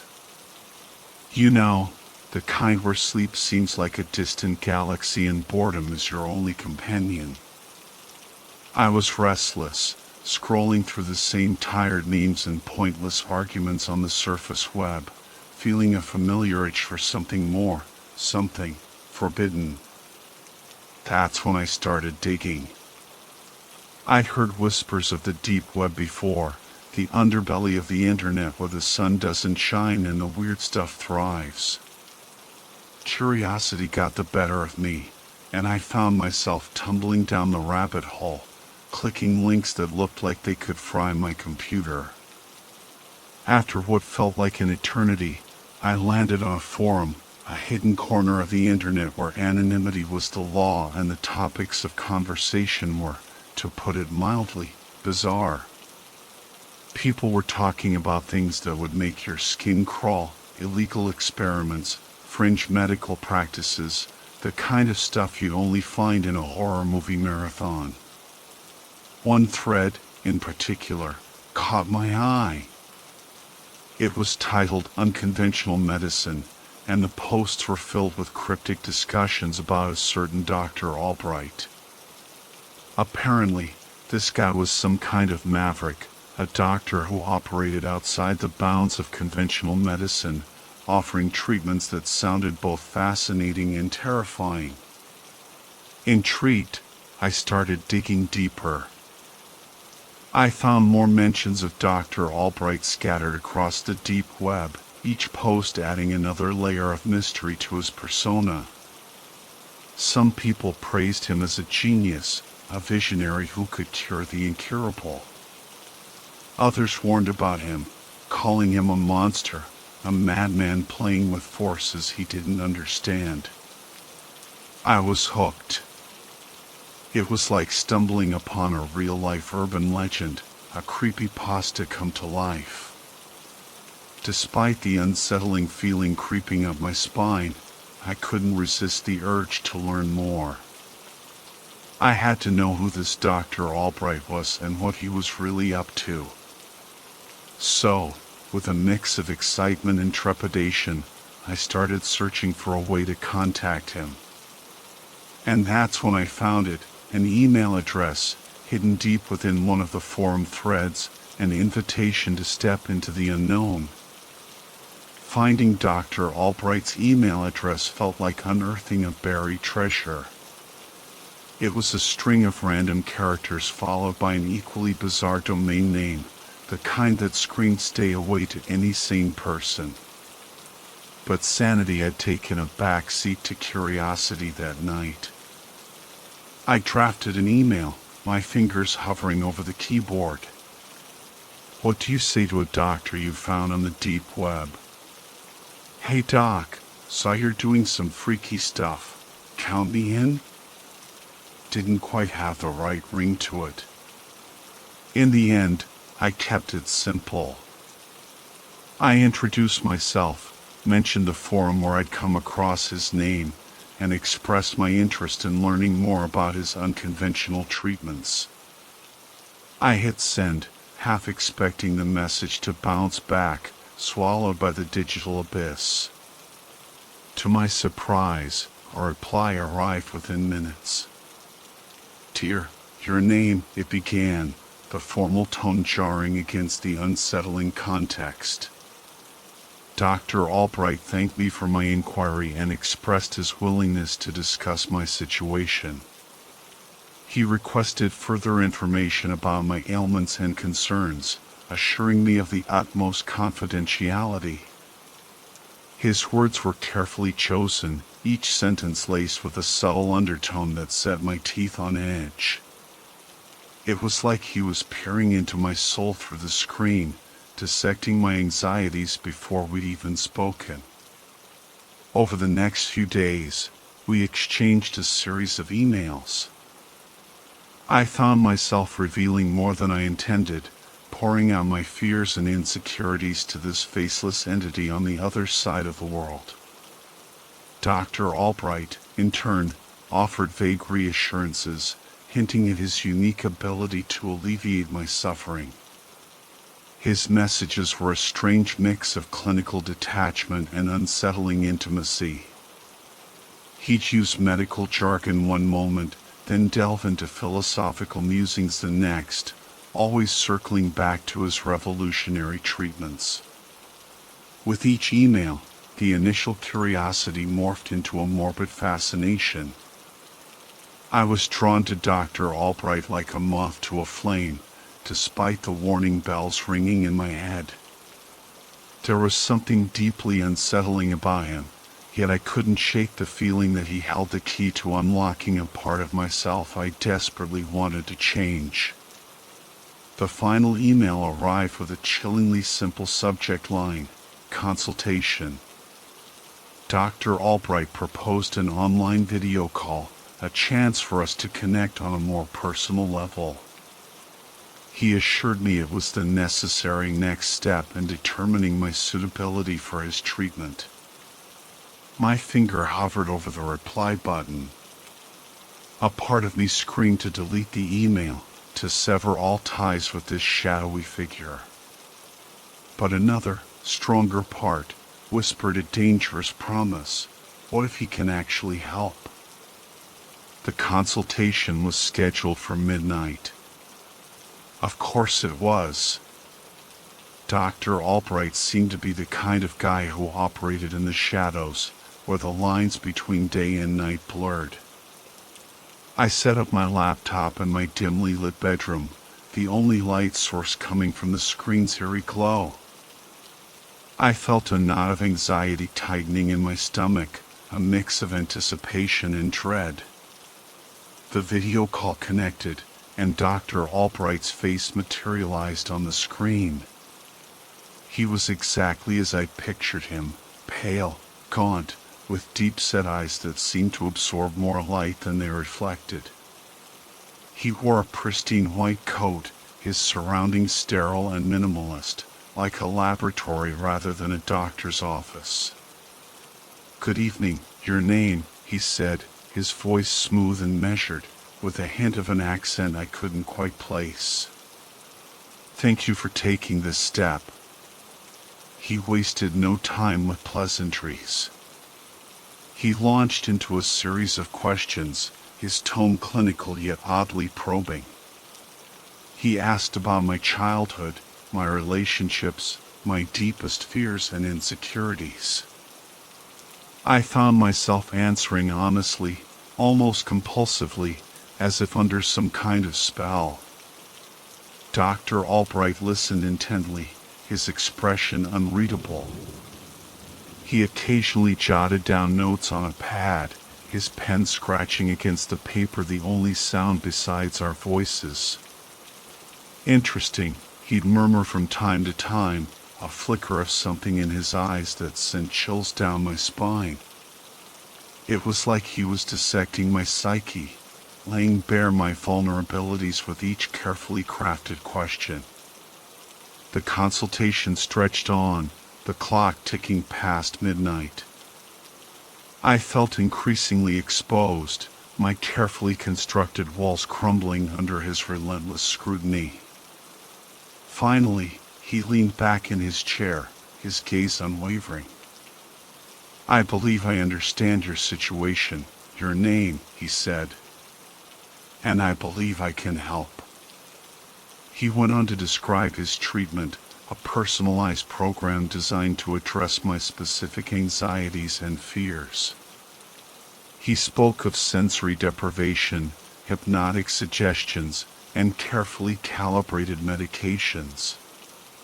He painted a picture of a future free from worry, a life of tranquility and inner peace. His words were seductive, weaving a tapestry of hope that resonated with my deepest desires. But beneath the surface, a prickle of unease persisted.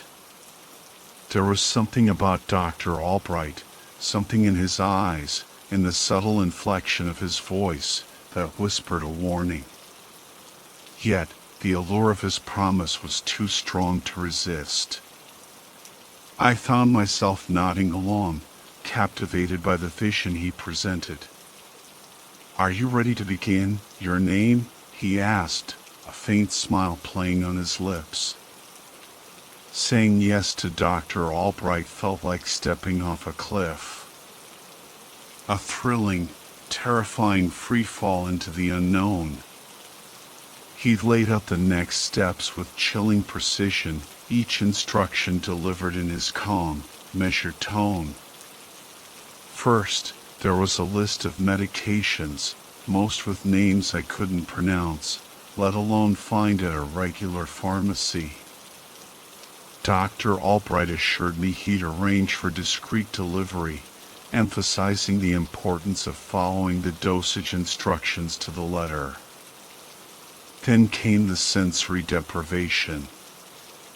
He'd sent detailed instructions for constructing a makeshift isolation chamber in my own home.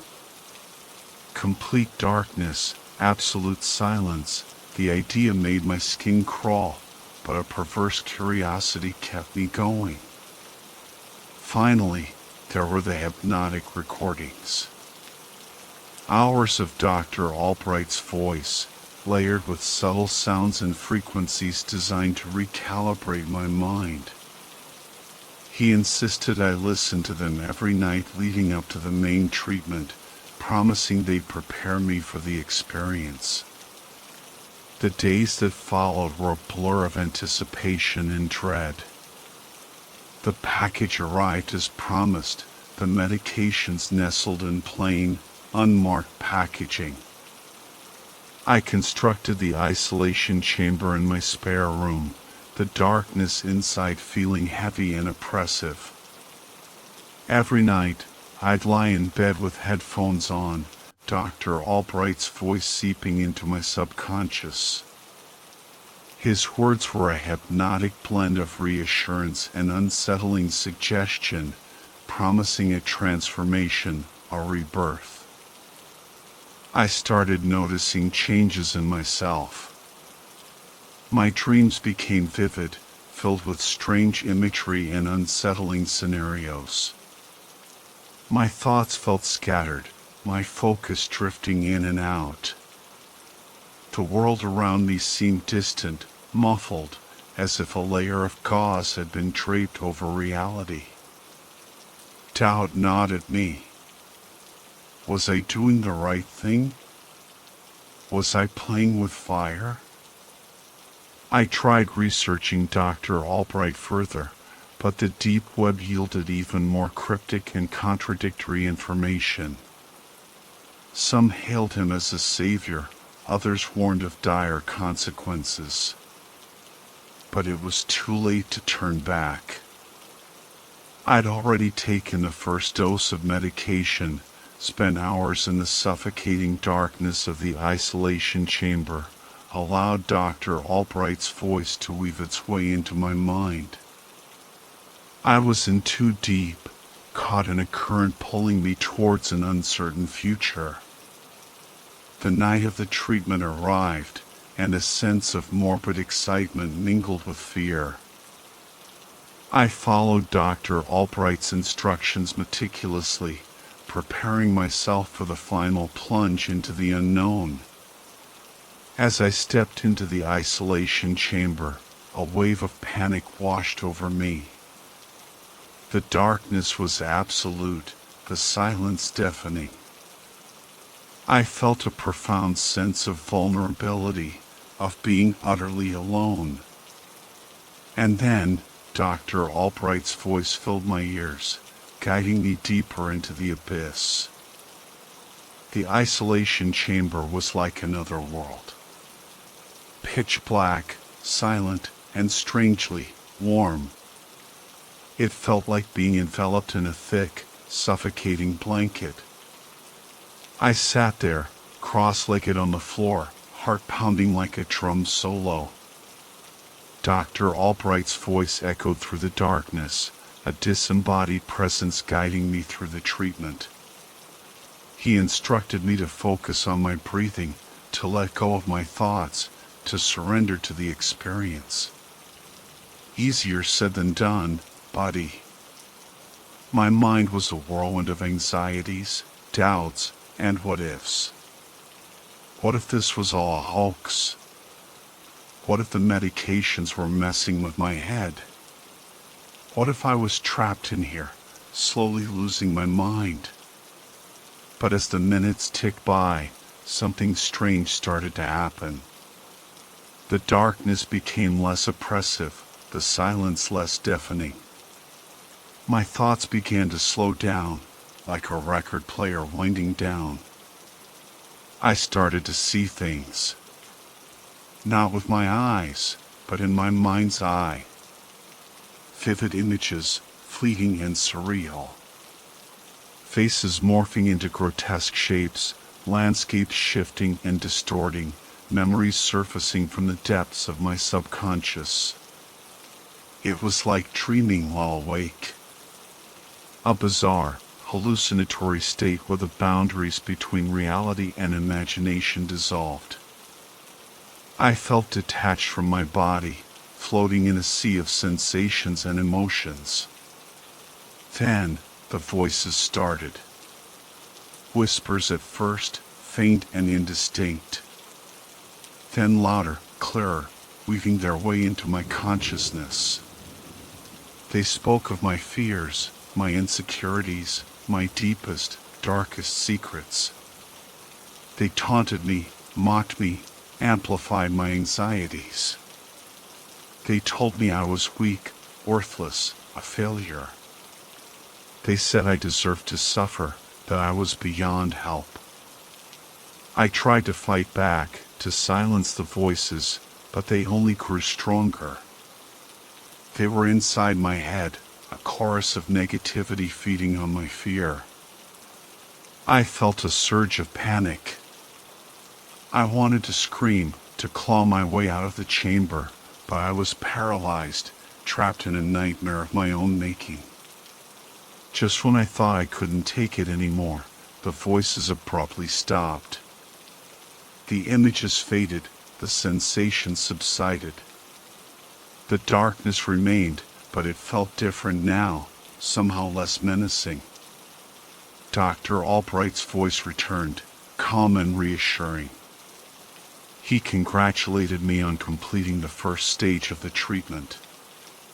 He said I had faced my demons, confronted my deepest fears. He told me I was ready for the next stage, a stage that would bring me closer to the transformation he had promised. But as I sat there in the darkness, a chilling realization dawned on me. I wasn't being healed, I was being broken down. Dr. Albright wasn't a savior, he was a manipulator, preying on my vulnerabilities. And I had willingly walked into his trap. Emerging from the isolation chamber was like being reborn. The world seemed brighter, sharper, the sounds amplified. I stumbled out, blinking against the sudden light, my body feeling heavy and foreign. Dr. Albright's voice greeted me through the laptop speakers, congratulating me on completing the first stage. He sounded pleased, almost jovial, a stark contrast to the sterile, clinical tone he'd maintained before. You have faced your fears, he said, his voice resonating with an odd warmth. You have confronted the darkness within. Now, it is time to embrace the light. He instructed me to return to the video call, assuring me that the next stage would be less intense. I hesitated, a knot of apprehension tightening in my stomach. But curiosity, and perhaps a twisted sense of obligation, propelled me towards the laptop. The screen flickered to life, revealing Dr. Albright's face. But something had changed. He was no longer confined to his sterile white office. Instead, he appeared to be in a dimly lit room, the walls adorned with strange symbols and diagrams. He noticed my gaze and chuckled. Intrigued by my surroundings, he asked, a glint in his eye. This is where the real magic happens. He gestured towards the symbols on the walls, explaining that they represented ancient knowledge, hidden truths about the human psyche. He spoke of unlocking hidden potential, of transcending the limitations of the ordinary mind. His words were laced with a hypnotic cadence, weaving a tapestry of mysticism and pseudoscience. I found myself drawn in, despite the alarm bells ringing in my head. Dr. Albright then unveiled the next stage of the treatment. It involved a series of exercises, rituals he called them, designed to reprogram my subconscious. He instructed me to perform these rituals daily, promising that they would lead to a profound transformation. The rituals were bizarre, unsettling. They involved chanting strange phrases, visualizing disturbing imagery, and engaging in repetitive physical movements. I felt ridiculous performing them, yet a sense of morbid fascination kept me going. Days turned into weeks, and the rituals became an ingrained part of my routine.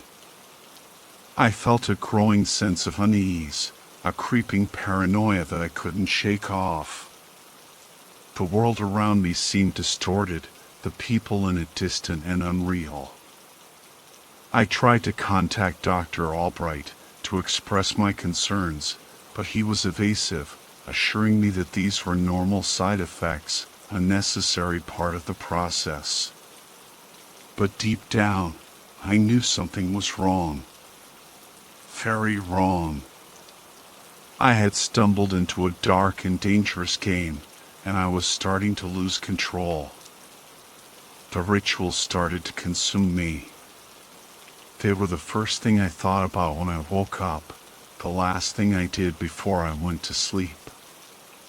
My life revolved around those bizarre exercises, my apartment a makeshift altar to Dr. Albright's twisted ideology. The changes in me were becoming more pronounced. My sleep was erratic, plagued by nightmares that bled into my waking hours. My appetite vanished, replaced by a constant gnawing anxiety. I barely recognized myself in the mirror anymore, gaunt, hollow-eyed, a stranger staring back at me. The world around me felt increasingly surreal. Colors seemed more vibrant, sounds more jarring. Faces in the crowd appeared grotesque, distorted, their expressions mocking and sinister. I started to withdraw from friends and family, isolating myself in my apartment, my only companion the ever-present laptop and Dr. Albright's hypnotic voice. One evening, as I performed the rituals, a wave of dizziness washed over me. The room spun, the symbols on the wall blurring into a kaleidoscope of colors. I collapsed onto the floor, my body trembling uncontrollably. When I came to, I was lying in my bed, the laptop open on the nightstand. Dr. Albright's face stared back at me, his expression a mixture of concern and satisfaction. "You pushed yourself too hard," he said, his voice gentle yet laced with an undercurrent of authority. "But it's a necessary part of the process. You are shedding your old self, embracing the new." He instructed me to take a break from the rituals, to rest and recuperate. But his words offered little comfort. I felt a growing sense of dread, a certainty that I was losing my grip on reality. The following days were a blur of paranoia and confusion. I saw shadows lurking in the corners of my vision, heard whispers following me down the street. My reflection in the mirror seemed to have a life of its own, its eyes filled with a malevolent intelligence. I started to question everything. Was I truly awake, or trapped in some elaborate hallucination? Was Dr. Albright a real person, or a figment of my fractured mind? The line between reality and delusion became increasingly blurred. I felt like a puppet, my thoughts and actions controlled by an unseen force.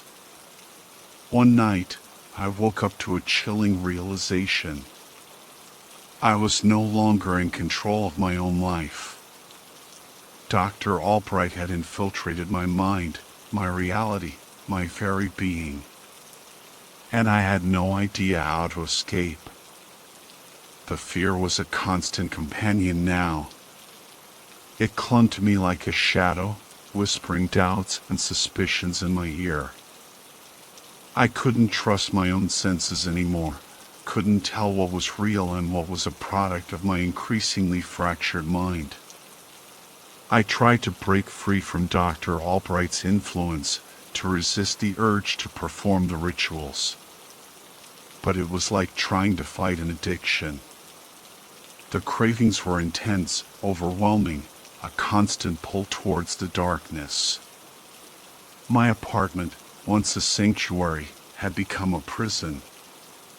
I barricaded the windows, convinced that unseen eyes were watching me. I slept with the lights on, terrified of the shadows that danced in the corners of my room. The internet, once my escape, now felt like a trap.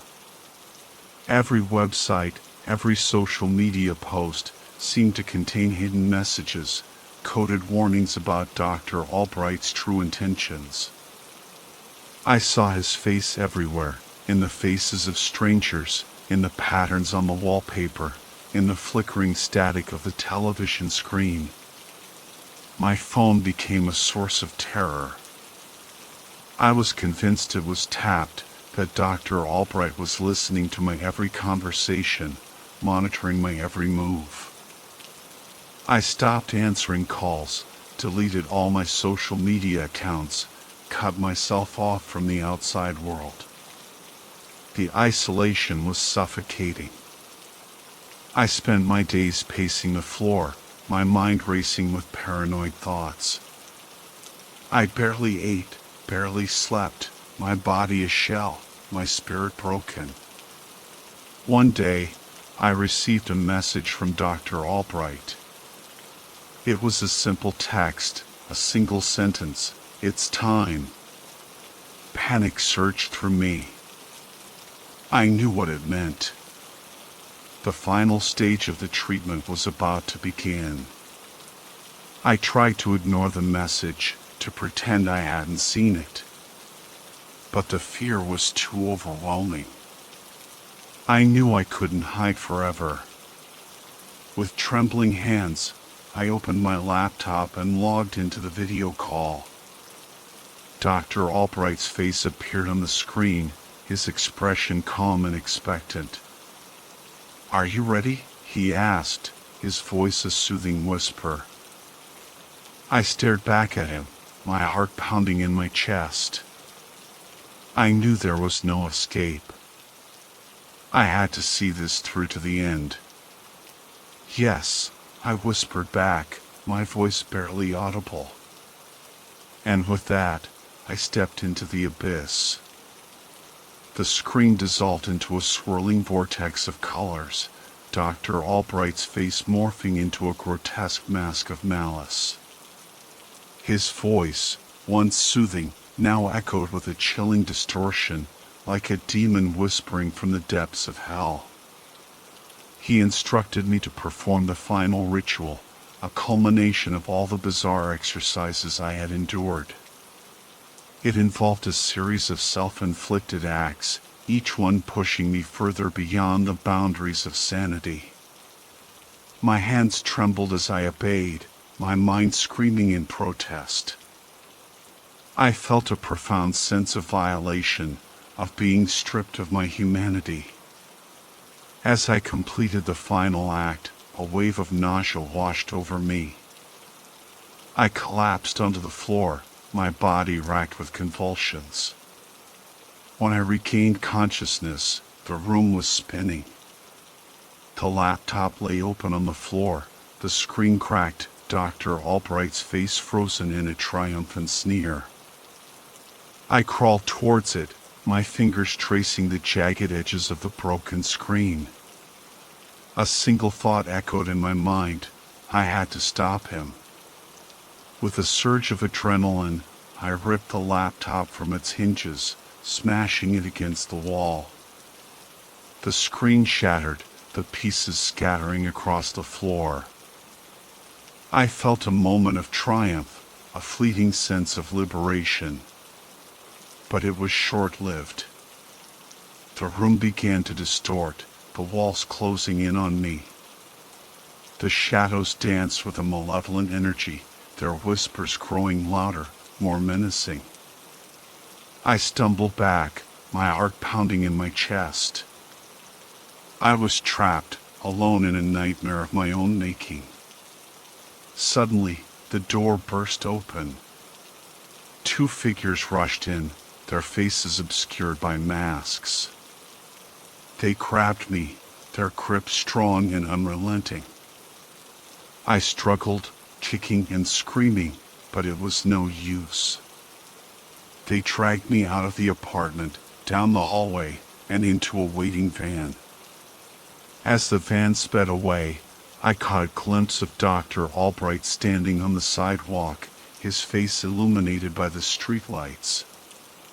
He smiled, a chilling, predatory smile that sent shivers down my spine. I realized then that I had been wrong. This wasn't the end. It was just the beginning. The van rattled down a dark highway, the scenery a blur of trees and telephone poles. I was bound and gagged, my body aching, my mind reeling. The two masked figures sat across from me, their silence more menacing than any words. Where were they taking me? What were they going to do to me? Was this the end? The van eventually pulled into a secluded driveway, the headlights illuminating a large, imposing building. It looked like an abandoned hospital, its windows dark and lifeless. I was dragged inside, down a long, sterile corridor. The air was thick with the smell of disinfectant and decay. We reached a room at the end of the hall. The door swung open, revealing a brightly lit operating room. A figure stood in the center, his back to me. "Ah, you've arrived," Dr. Albright said, turning to face me. He was no longer wearing his white coat. Instead, he was dressed in surgical scrubs, a scalpel glinting in his hand. "Welcome to my sanctuary," he said, his voice a chilling whisper. "Here, we will complete your transformation." He gestured towards the operating table. I was strapped down, my heart pounding in my chest. Dr. Albright leaned over me, his eyes gleaming with a manic intensity. "Don't worry," he said, his voice a soothing purr. "This won't hurt a bit." He raised the scalpel, the blade catching the light. I squeezed my eyes shut, bracing for the inevitable. But the pain never came. Instead, I heard a scream. A blood-curdling scream that echoed through the room. I opened my eyes to see one of the masked figures lying on the floor, blood gushing from his chest. The other figure stood over him, a knife protruding from his back. Dr. Albright stared in disbelief, his face contorted with rage. "What have you done?" he shrieked. The remaining figure turned to face me, slowly removing his mask. It was my brother. "It's over, Albright," he said, his voice trembling with anger. "You're not going to hurt anyone else." He lunged at Dr. Albright, tackling him to the ground. A struggle ensued, the two figures rolling across the floor. I watched in horror, my body frozen, my mind unable to comprehend what was happening. Suddenly, there was a gunshot. Dr. Albright's body went limp, his eyes staring blankly at the ceiling. My brother stood over him, a gun in his hand. He looked at me, his eyes filled with a mixture of relief and sadness. "It's okay," he said, his voice cracking. "You're safe now." He cut me free from the table, his hands shaking. I collapsed into his arms, sobbing uncontrollably. We stumbled out of the operating room, leaving Dr. Albright's body behind. As we made our way through the deserted hospital, I couldn't shake the feeling that this wasn't truly over. Dr. Albright might be dead, but his influence, his twisted ideology, still lingered. The internet was a vast and dangerous place, and there were others like him out there, preying on the vulnerable, manipulating the weak. I had escaped, but the scars remained. The fear, the paranoia, the constant sense of unease. I knew I would never be the same again.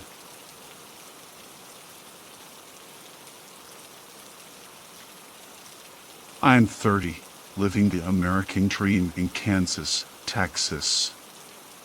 Solid job, decent house, good friends. But there's a monotony to it all, A lack of excitement that sends me down a rabbit hole one boring evening. The dark web. Stories of hitmen, black markets, and illegal activities. It all sounded like a movie. But curiosity got the better of me. I downloaded Tor, the browser that unlocks this hidden world, and started exploring. The sites were bare bones, but the content was chilling.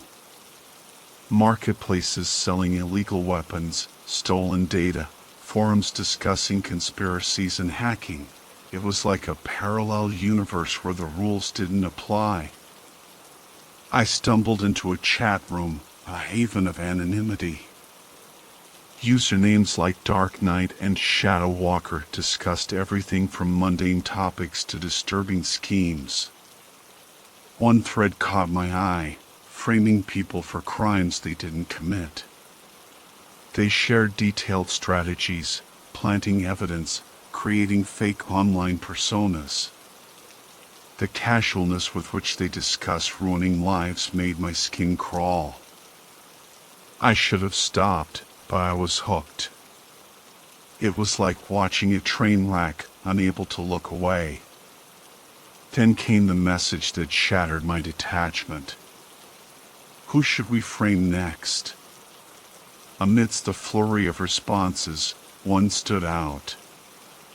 Let's frame Scott Marshall from Kansas, Texas. My blood ran cold. My name. My city. Panic set in. I shut down my computer, my heart pounding. Was it a coincidence? Or were they watching me?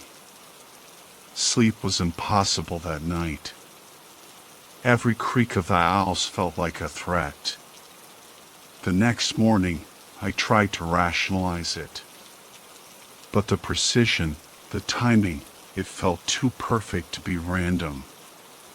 Paranoia consumed me. Every stranger felt like a threat.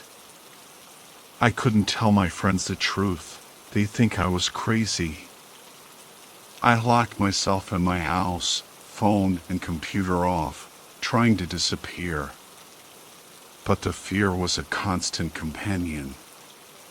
The dark web had a way of finding you, no matter how far you ran. Weeks passed, the initial panic fading into a dull anxiety. I tried to return to my routine, but the sense of dread lingered. Then, one Wednesday evening, my phone buzzed. An unknown number. Scott Marshall, the voice said, calm and chilling. We've been watching you. It's time we had a talk. The call ended. I was drenched in a cold sweat. They knew who I was. They were watching. Sleep evaded me again. Every sound was a potential threat. The next morning, I made a desperate decision. I went back to the dark web. I needed answers. I needed to understand. I navigated back to the chat room, cautiously, using every anonymity tool I could find. But Silent Justice, the ringleader, was gone. Just as I was about to give up, a new message appeared. Looking for Silent Justice? Meet me at the usual place. Midnight. A chill ran down my spine. Did they know I was there? Against my better judgment, I typed, "Who's this?" The reply was immediate. Meet me at the usual place. Midnight. At midnight, a new link appeared. A private chat room. Watcher, who are you? Me, just someone who knows the truth. Watcher, you shouldn't have come back, Scott. You're in deeper than you realize. Me, what do you want from me? Watcher, it's not about what we want. It's about what you need to know. You've been targeted because you stumbled onto something you shouldn't have. But it's not too late. Leave now, and maybe they'll forget about you. Me, who are they? Watcher, you're part of the game now, Scott. Run if you want, but you'll never truly escape. The chat went silent. I was alone, more lost than ever. What game? Who were these people? I shut down my computer, the weight of the situation crushing me. The dark web had drawn me in and now held me captive. The following days were a blur of fear and paranoia. I stopped going to work, afraid to leave my house. And then it happened. Walking home from the grocery store, I noticed a black van. My heart skipped a beat. As I got closer, the van's doors flew open, and two men jumped out. They were coming for me. I ran. Adrenaline surged through me as I sprinted towards my car, the men's footsteps pounding behind me. I fumbled with my keys, got the door open, and dove inside. The chase was on. I drove like a madman, the van's headlights glaring in my rearview mirror. Sharp turns, red lights. I pushed my car to its limits, the fear fueling me. Somehow, I lost them. I parked in a dark alley, my body trembling. I couldn't go home. They knew where I lived. I needed to disappear. I checked into a cheap motel, paid in cash, and logged back into Tor. I found a forum dedicated to vanishing, filled with advice on erasing digital footprints and faking deaths. I posted a message, a desperate plea for help. A user named Ghost responded, claiming to be an expert in disappearances. The price was steep, but I was desperate. Ghost outlined a plan, new identities, forged documents, relocation. I was to transfer the payment in Bitcoin and await further instructions. The next few days were a whirlwind. I sold my car, packed a bag, withdrew my savings. The package arrived, new IDs, passports, bank cards, a plane ticket. I followed Ghost's instructions, changing my appearance and leaving my old life behind. At the airport, I moved through security with my new passport, my heart pounding. But nothing happened. I boarded the plane, relief washing over me. Scott Marshall from Kansas, Texas, was dead. In his place was a new person, a ghost created by necessity. The flight was long, my mind filled with uncertainty. But as the plane landed, a strange sense of freedom mingled with the fear. I had escaped. For now. I became Michael, living a quiet life in a foreign city. I worked a mundane job, kept to myself, and tried to blend in. But the fear never fully subsided. Every black van, every unfamiliar face sent my heart racing. One night, I found a letter under my door. We haven't forgotten you. You can't hide forever. They had found me. Panic surged through me. I contacted Ghost, who offered a final solution, faking my own death. It was a risky plan, involving a staged accident and a body double.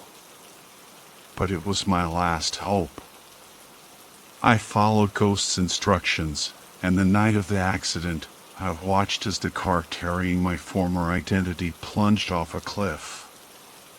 Scott Marshall, then Michael, was now dead. I went into hiding, waiting for the news reports, the investigation, the confirmation of my demise. Ghost provided me with a new identity, Daniel. I moved again, further away, burying my past deeper. Years passed. I built a new life, made new friends, found a semblance of peace. But the shadows lingered. One evening, walking home from work, I felt a familiar chill. A black van parked down the street. The engine started, the headlights flicked on. They had found me again. I didn't run this time. I simply turned and walked away, disappearing into the night. I had become a ghost, a phantom forever on the run, forever looking over my shoulder. The dark web had claimed me, not with violence or death, but with a lifetime of fear and uncertainty. I was a man without a past, without a true identity, living in the spaces between shadows. And that was the price I paid for my curiosity, for daring to peek behind the curtain and glimpse the darkness that lay beyond.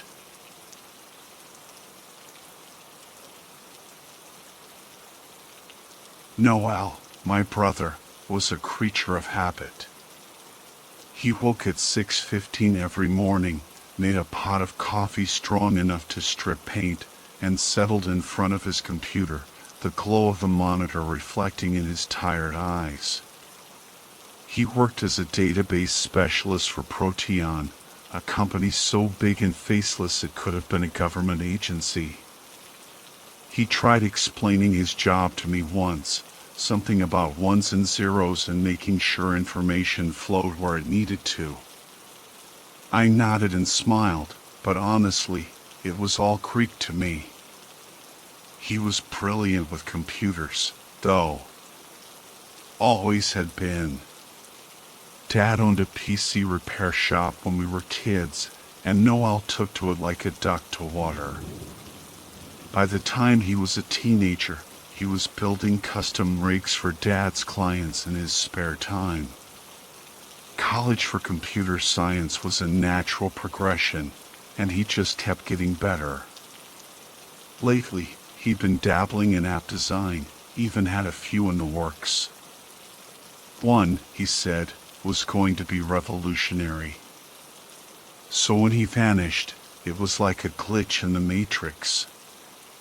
One minute he was there, the next he was gone. No note, no goodbye, just an empty apartment and a cold cup of coffee on the counter. The police were less than helpful.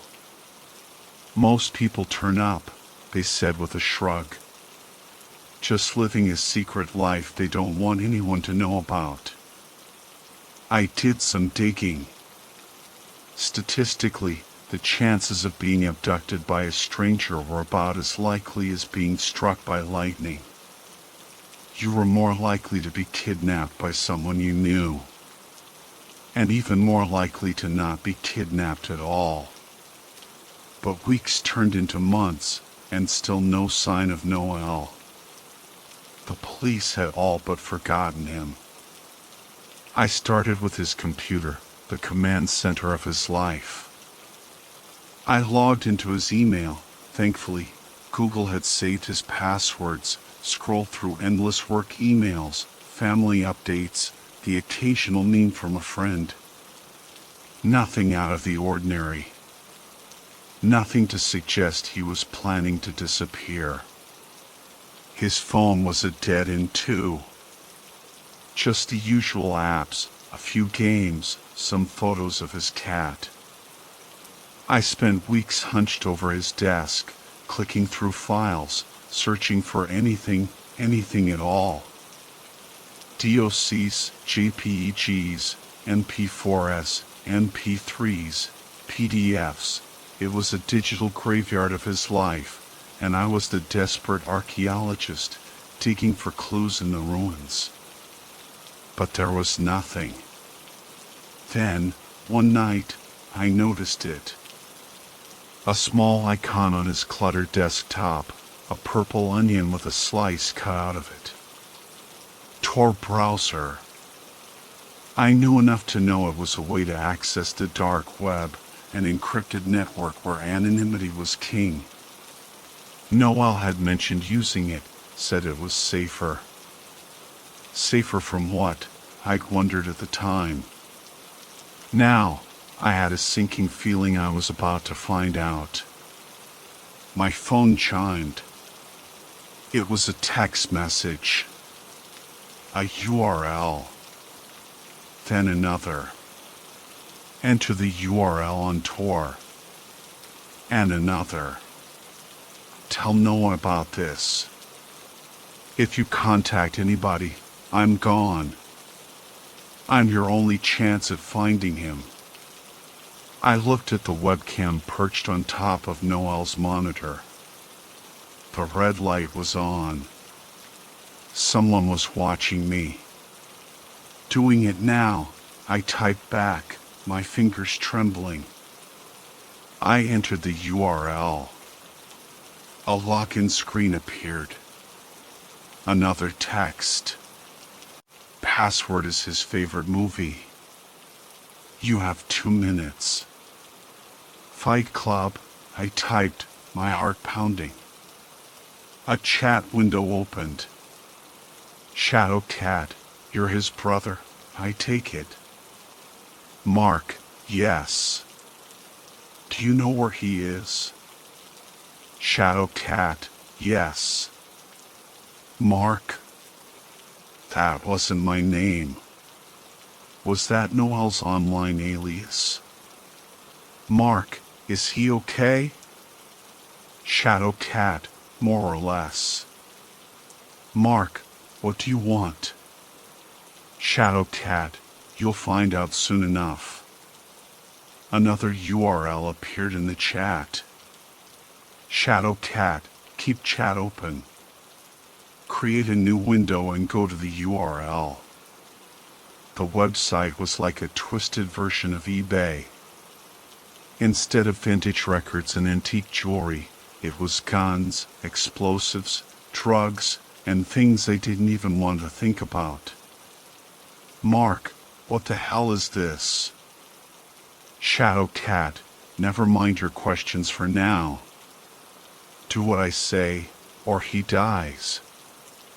The chat window was replaced by an image. Noel, chained to a wall, blindfolded and gagged. I could hear his muffled screams. Mark, how do I know you'll give him back? Shadow Cat, trust me or don't. The choice is yours. If you refuse, he dies. If you do what I say, I will give him back to you unarmed. Shadow Cat, you have 10 seconds to decide. A countdown began. Shadow Cat, 10. Shadow Cat, 9. Shadow Cat, 8. Mark, okay. Shadow Cat, good. Here is your shopping list. Get everything on it. The list was long, and my blood ran cold as I read through it. Mark, what the hell is all this for? What are you planning to do? The chat window closed. I was alone, my heart pounding in my chest. I stared at the list. Call the police. They'd probably arrest me. But if I did nothing... I filled the online shopping cart, cringing as I entered my credit card information. The package arrived with terrifying speed. Another text. Another chat. A physical address. An abandoned warehouse in the industrial district. Tell no one where you are going. The warehouse loomed against the night sky, a decaying giant with broken windows like vacant eyes. The parking lot was a sea of cracked asphalt, swallowed by shadows. I gripped the steering wheel, my knuckles white. In the trunk, a duffel bag held the kind of cargo that could land me in prison for life. My phone chimed. Come inside through the east door. Taking a deep breath, I stepped out of the car. The gravel crunched under my feet, each step echoing in the silence.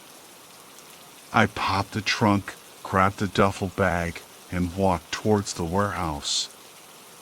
The door creaked open, revealing an abyss of darkness.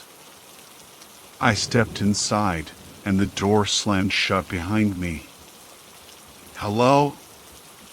My voice echoed in the vast emptiness. Did you bring everything? A voice rasped. It was high-pitched, grating, like nails on a chalkboard. Why, yes, I stammered. Good. Bring it this way. I stumbled forward, my hands outstretched, the duffel bag heavy in my grip. He's got it for us. He has it all. Yes. There was more than one voice now, whispering, slithering around me in the darkness. I felt a cold draft, like something moving through the air. Poisons. Acids. Knives. Explosives, boomed a voice from the shadows. Guns and bullets and snake venom. They were closing in, their voices a chorus of whispers in my ear. Where is my brother? I yelled, my voice cracking. Show him to me or you get nothing. Or maybe we'll keep you as well, little brother, a voice chuckled. Maybe someone will want you back badly enough to bring us more offerings. More dark treasures. I could feel their presence now, close, too close. Panic clawed at my throat. Think, Mark, think. My hand fumbled in my pocket, grasping my phone. The flashlight. Maybe. I flicked it on. The white beam cut through the darkness like a sword.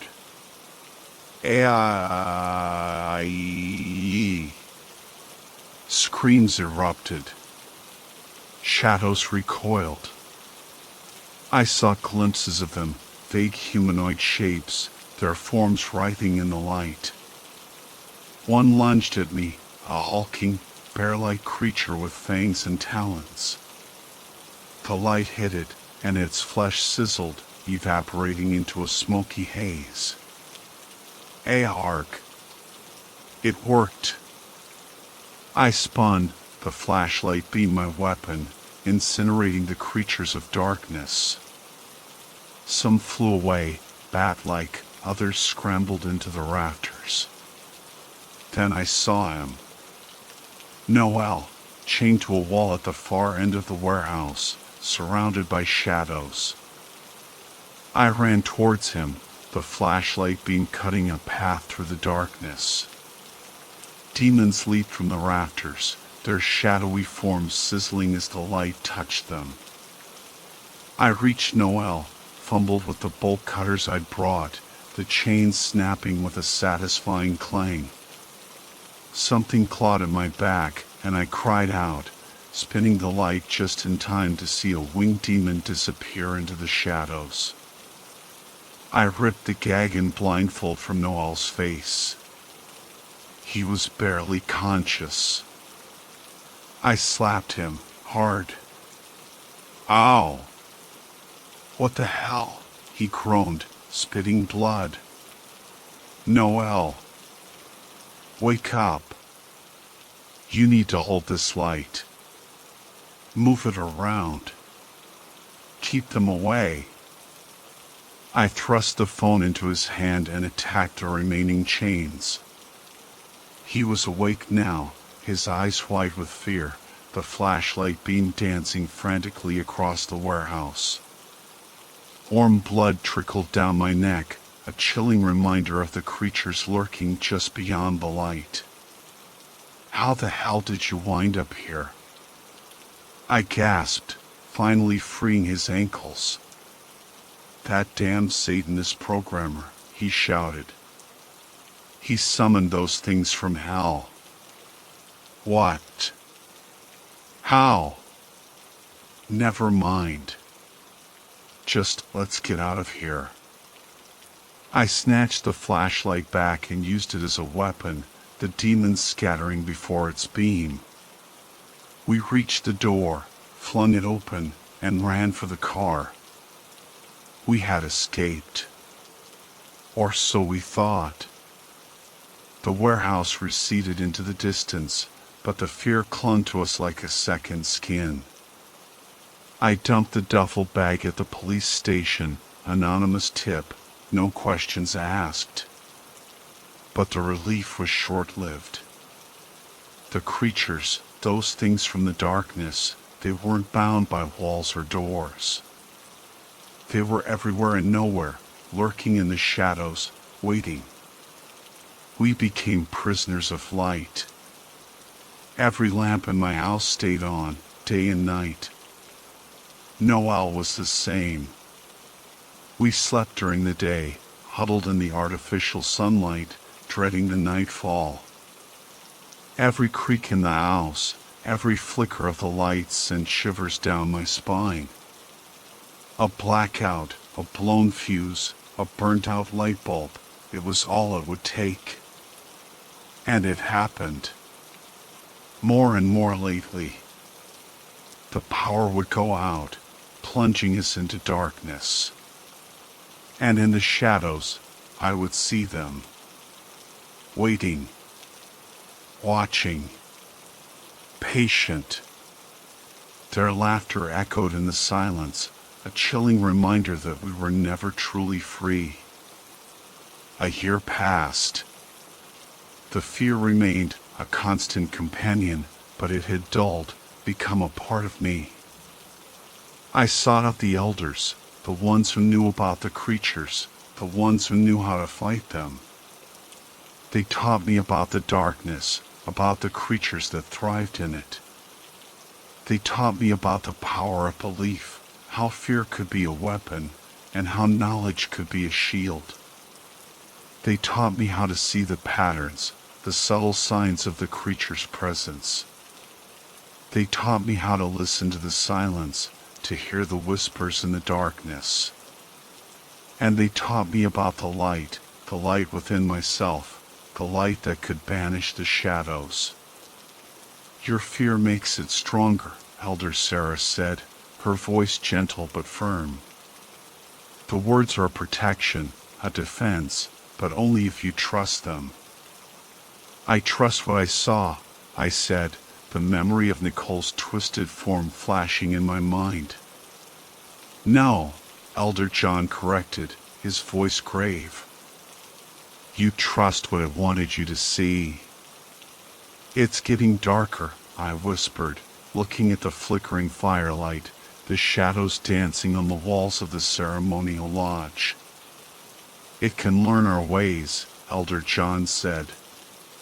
It can learn our words, our shapes. But it can't learn this. Because it's by itself, I said. Exactly, Elder Sarah said. It can be many things, but it has to be alone. That's the deal. That's the trade-off. Thunder boomed, and I felt the warmth of the protection charm around my neck. Tell us again, Elder Sarah said, adding herbs to the fire. About the tracks. I told the story, again and again, each time remembering more. They changed while we were watching, I said. First, they looked like boot prints, but then... Not the ending, Elder John interrupted. The beginning. When you first realized something was off. The first time I met Ed, I said, the memory vivid. He told me about the tracks, how they changed as he tracked them. They were wolf prints at first, but with each step, they grew longer, wider. And how did you feel? Elder Sarah asked, her dark eyes gleaming in the firelight. Confused. I didn't believe it. I kept comparing them to each other. Elder John mused. The scientist. The pattern-seeking brain. The protection charm grew warmer. Your greatest asset, Elder Sarah said, is your greatest liability. The creature you hunted thrives on comprehension. Every pattern you see is another entrance. So how do we stop it? I asked, the question burning in my mind. We don't, Elder John replied, a hint of a smile in his voice. We live with it. Like the wind lives with the trees, pushing but never toppling. Lightning flashed in the distance, and the totem poles outside seemed to twitch. The words, Elder Sarah said. The words to bind it. I chanted, the ancient words flowing from my lips, Elder John joining in, then Elder Sarah, then the others. Can you sense it? Elder Sarah asked when we were finished. The connection? I nodded. I was beginning to understand. You can't do this alone, Elder John said, gesturing to the fire. It can learn our ways, I said. It can learn our words, our shapes. But it can't learn this. Because it's by itself. Exactly, Elder Sarah said. It can be many things, but it has to be alone. Thunder boomed, and the heat of my charm intensified. That'll be all for tonight, Elder John said. The storm will teach us more. Elder Sarah stopped me as I was about to leave. Remember what I said about Nicole? You carry her with you. I hear her sometimes, I said. In my dreams. She's trying to say something to me, I think. Don't think with your mind, she said, handing me a small leather pouch. Think with your heart. To help with the dreams? I asked. She nodded. The storm broke as we headed back to the lodge, but I lingered at the doorstep, watching the lightning. In the brief illumination, I saw footprints appear in the mud. Normal footprints, but they faced the wrong way. I blinked, and they were gone. Elder John waited for me. Some lessons can only be learned in the dark, he said. He went inside, but I hesitated. I had a feeling something else was out there, learning its own lessons. I put the new charm in my pocket and followed him inside. The rain poured down, but it didn't help me sleep. I lay awake, staring at the ceiling, the leather pouch clutched in my hand. When I finally drifted off, I was squeezing it so hard my palm hurt. When I woke up, it was morning. I decided to go to work early. It was another ordinary day at the Fish and Game office. I was reviewing some paperwork when Ed walked in. Early, he said, taking the chair opposite mine. Yeah, can't sleep. The nightmares. The elder's charm didn't work. I took out the pouch and showed him the contents. It does. Just not enough. The phone rang in the other room, and I could hear someone pouring a cup of coffee. So you're choosing this, Ed said. It wasn't a question. How the hell could you go back after what we saw? He looked at me, his eyes filled with concern. I can't, I said. But you can move on. The door opened, and Nicole's replacement walked in. I didn't know her name, but I could see that she was young and happy, and that her boots left regular tracks behind her. Morning, Ed, Matt, she said.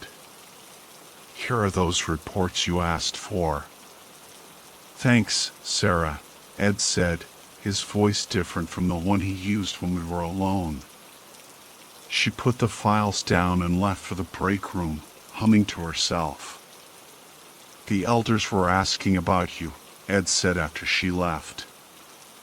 They seem to think you're ready. Ready for what? To learn the older ways. The deeper knowledge. I felt the protection charm growing warm, as if it wanted to let me in.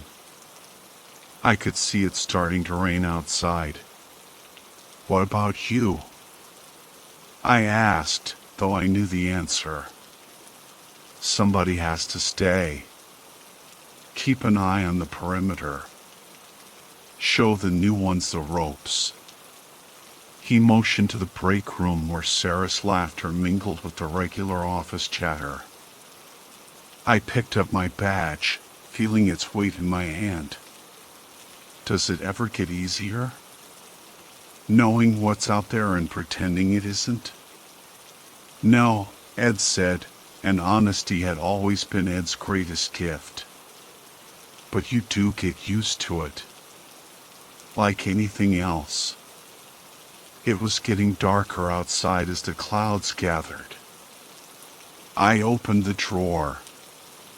The reports, I said, motioning to the stack of files. What are they going to say? What they always do. Animal attack. Natural causes. People need something to believe in. I put my badge in the drawer and shut it. It'll be back, I said, thinking about the footprints that changed every time we took a step. It's learning. I know, Ed said, getting up. So are we. Lightning flashed in the distance as I gathered my belongings. I felt the warmth of the protection charm in my pocket and noticed movement outside the window, in the forest. Probably just a swaying tree branch. The elders will meet at sunset, Ed said. I'll let them know you're coming. Sarah came back from the break room, humming to herself. Thanks, Ed, I said, for the message. And more. He nodded. Be careful, Matt. Some roads only lead one way. I walked out of the office that used to be my link to the normal world. I could feel the wind in my hair and hear a sound that reminded me of footsteps coming from some nearby trees. Eyes watching me, waiting for me to come back. The office was filled with the sound of phones ringing, a coffee machine brewing, and Sarah humming to herself. But I could still hear the music from the forest. It sounded like shadows and strange tracks and something that would make sense of everything if I just let it in. The thunder was back, like the sound of my protection charm, only slower. I walked towards it. The elders were waiting for me. And in the forest, something was waiting for me too. It knew what I wanted. I had to find it. And I hoped you understood.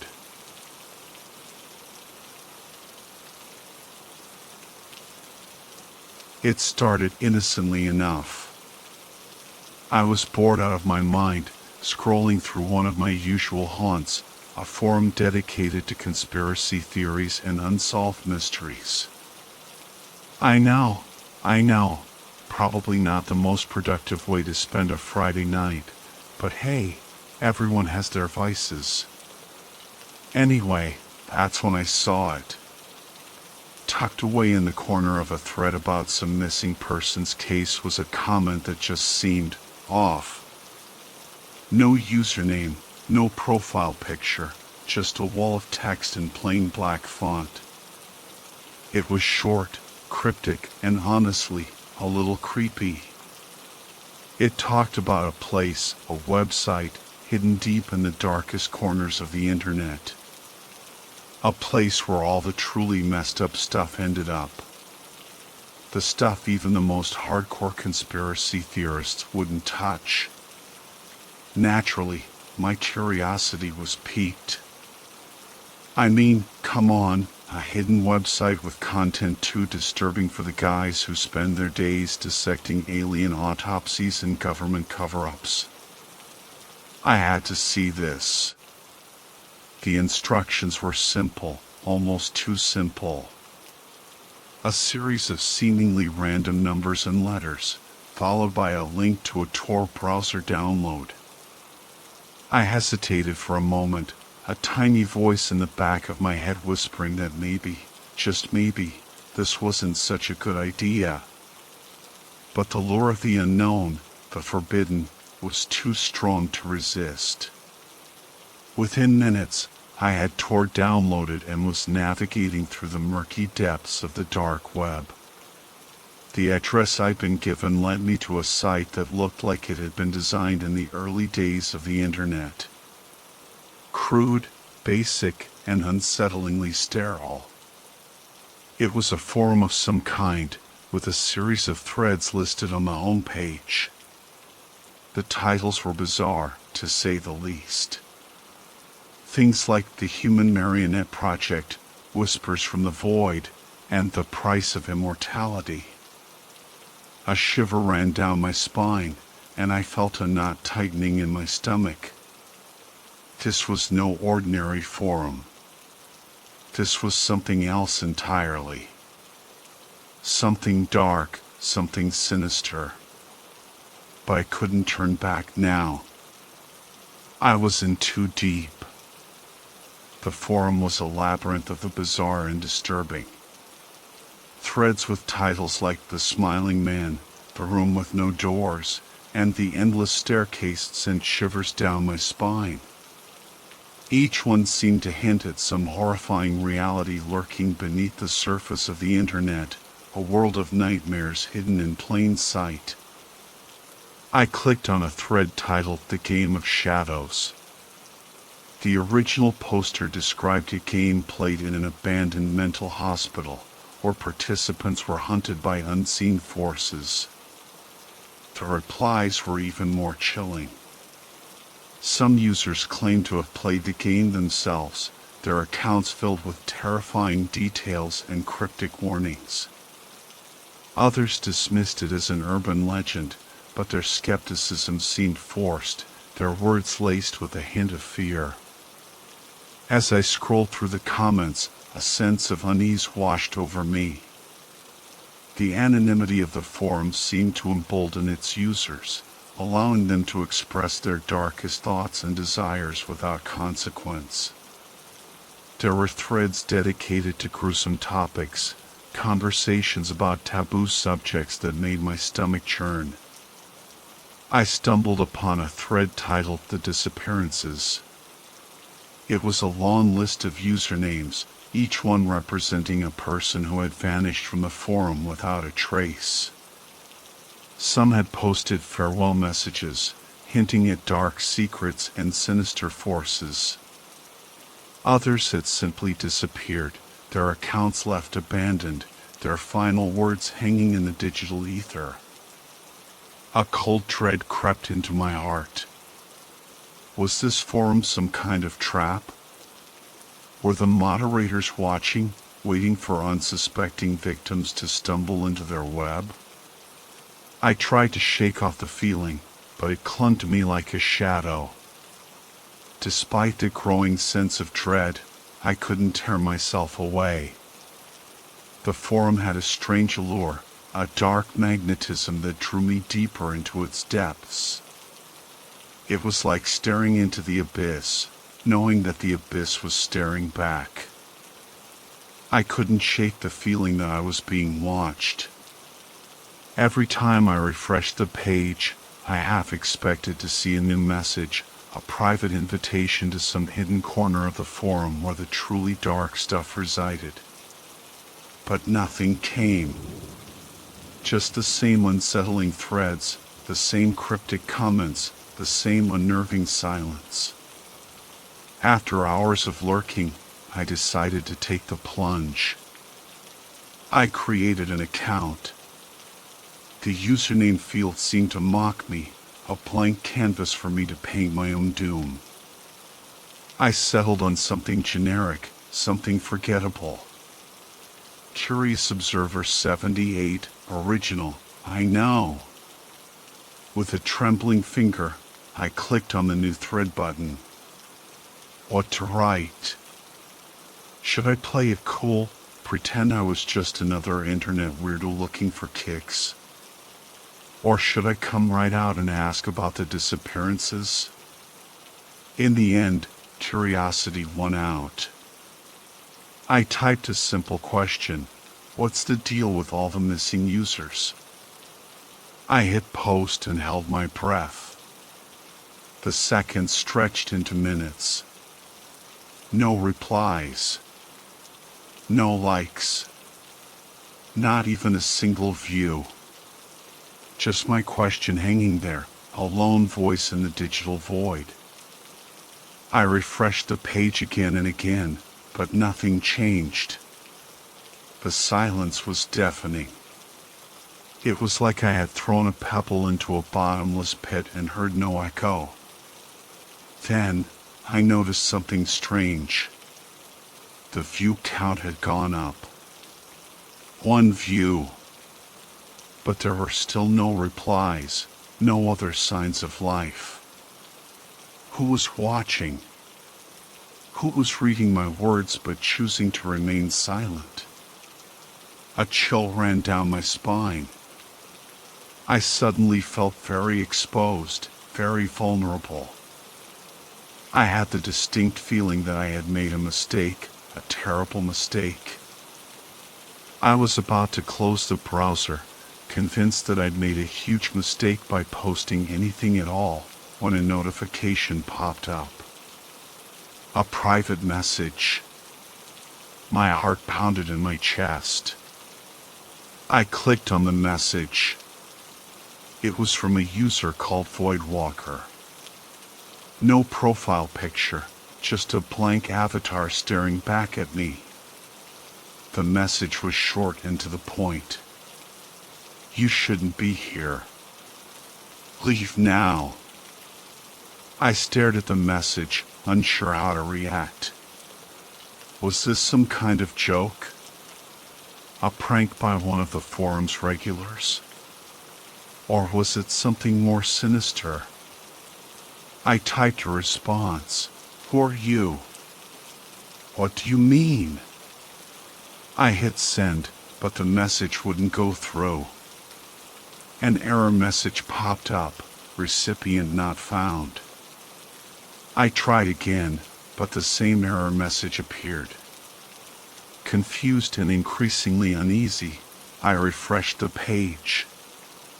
The message from Voidwalker was gone. Vanished without a trace. I tried to find the user's profile, but it was like they had never existed. No posts, no comments, no trace of their presence on the forum. A wave of fear washed over me. Was this some kind of warning? Was I in danger? I had stumbled into something I didn't understand, something dark and dangerous.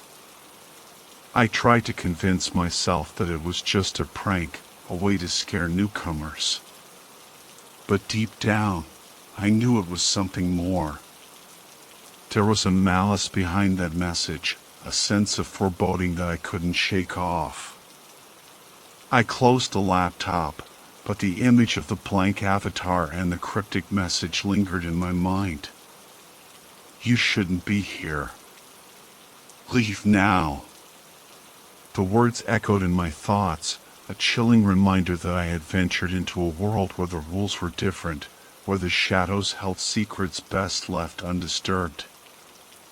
I tried to put the message and the disappearing user out of my mind, but the unease lingered. Every time I glanced at my laptop, I imagined that blank avatar staring back at me, those chilling words echoing in my head. Against my better judgment, I found myself drawn back to the forum. I had to know more. Who was Void Walker? What did they know? And why had they warned me? As I navigated back to the site, I noticed something strange. The usually stark, minimalist design was off. The text was slightly distorted, the lines blurring and wavering as if the website itself was melting. I blinked, thinking my eyes were playing tricks on me, but the distortion remained. I clicked on one of the threads, and the page loaded slowly, the images flickering and glitching. Faces in the photos seemed to stretch and contort, their expressions morphing into grotesque parodies of human emotion. A wave of dizziness washed over me, and I felt a cold sweat break out on my forehead. My laptop's fan whirred louder, the machine groaning as if struggling to process the distorted data. Then, the screen went black. For a moment, there was nothing but silence and darkness. Then, a single word appeared in the center of the screen, glowing in eerie white against the black background. Leave. I jumped back from the screen, my heart pounding in my chest. Was this some kind of sick joke? A virus? Or was it something more intentional? I tried to shut down the laptop, but the screen remained frozen, the word leaf pulsating like a malevolent heartbeat.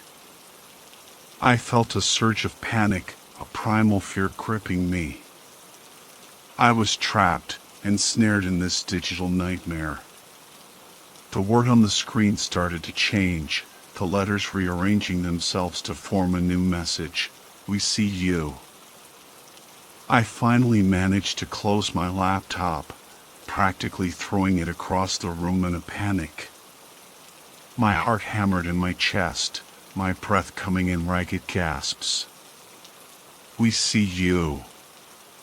The words burned into my brain, a chilling reminder that I wasn't alone. I tried to rationalize what had happened. Maybe it was a hacker, some internet troll messing with my head. But the glitches, the distorted images, the ominous messages, it felt like something more, something sinister. My phone rang, shattering the silence. I jumped, nearly dropping the device. The caller ID displayed an unknown number. Hesitantly, I answered. Hello? A distorted voice, like a recording played backwards, whispered on the other end. I couldn't make out any words, just a garbled, unsettling sound that sent shivers down my spine. Then, the voice spoke, clear as day, but with a chillingly robotic tone. We know who you are. We know where you live. I froze, my blood turning to ice. This wasn't a prank. This was real. Who is this? I stammered, my voice trembling.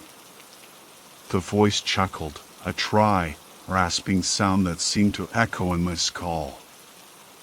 You've seen too much. You know too much. And now you have to pay the price. Pay the price? For what? For venturing where you don't belong. For prying into secrets that were never meant to be seen. The voice lowered to a menacing whisper.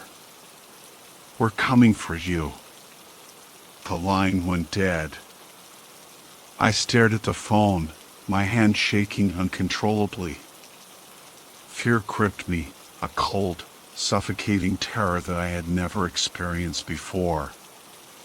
They knew who I was. They knew where I lived. They were coming for me. I had to get out of there. Now! Adrenaline surged through my veins. I grabbed my essentials, wallet, phone, keys, and sprinted out of my apartment, barely remembering to lock the door behind me. My mind raced, trying to figure out what to do, where to go. Who were these people? How did they find me?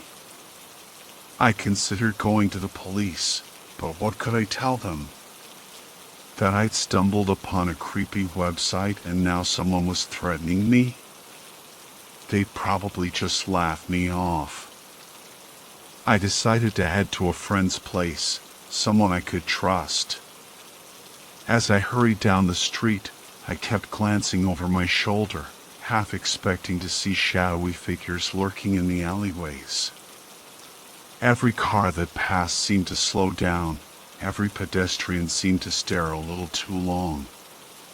Paranoia gnawed at me. Was I being followed? Were they already watching me? I reached a busy intersection and paused, trying to catch my breath. That's when I saw them. Two figures, dressed in dark hoodies, standing across the street. They weren't looking directly at me, but I could feel their eyes on me, cold and predatory. The light changed, and I hurried across the street, trying to blend in with the crowd. But I could sense them following me, keeping pace with me, their presence a suffocating weight on my shoulders. I ducked into a crowded coffee shop, hoping to lose them. I found a table in the back, my hand shaking as I tried to order a drink. I kept glancing at the door, expecting to see those hooded figures walk in at any moment. But they didn't. Maybe I'd lost them.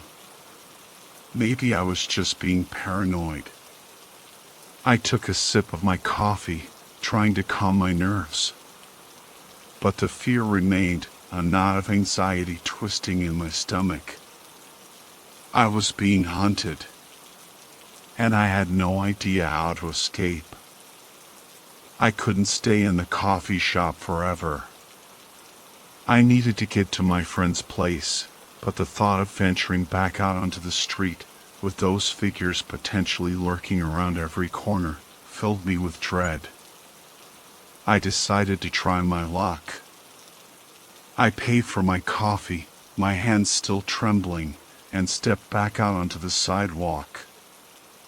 I scanned the street, but there was no sign of the hooded figures. Maybe I'd lost them after all.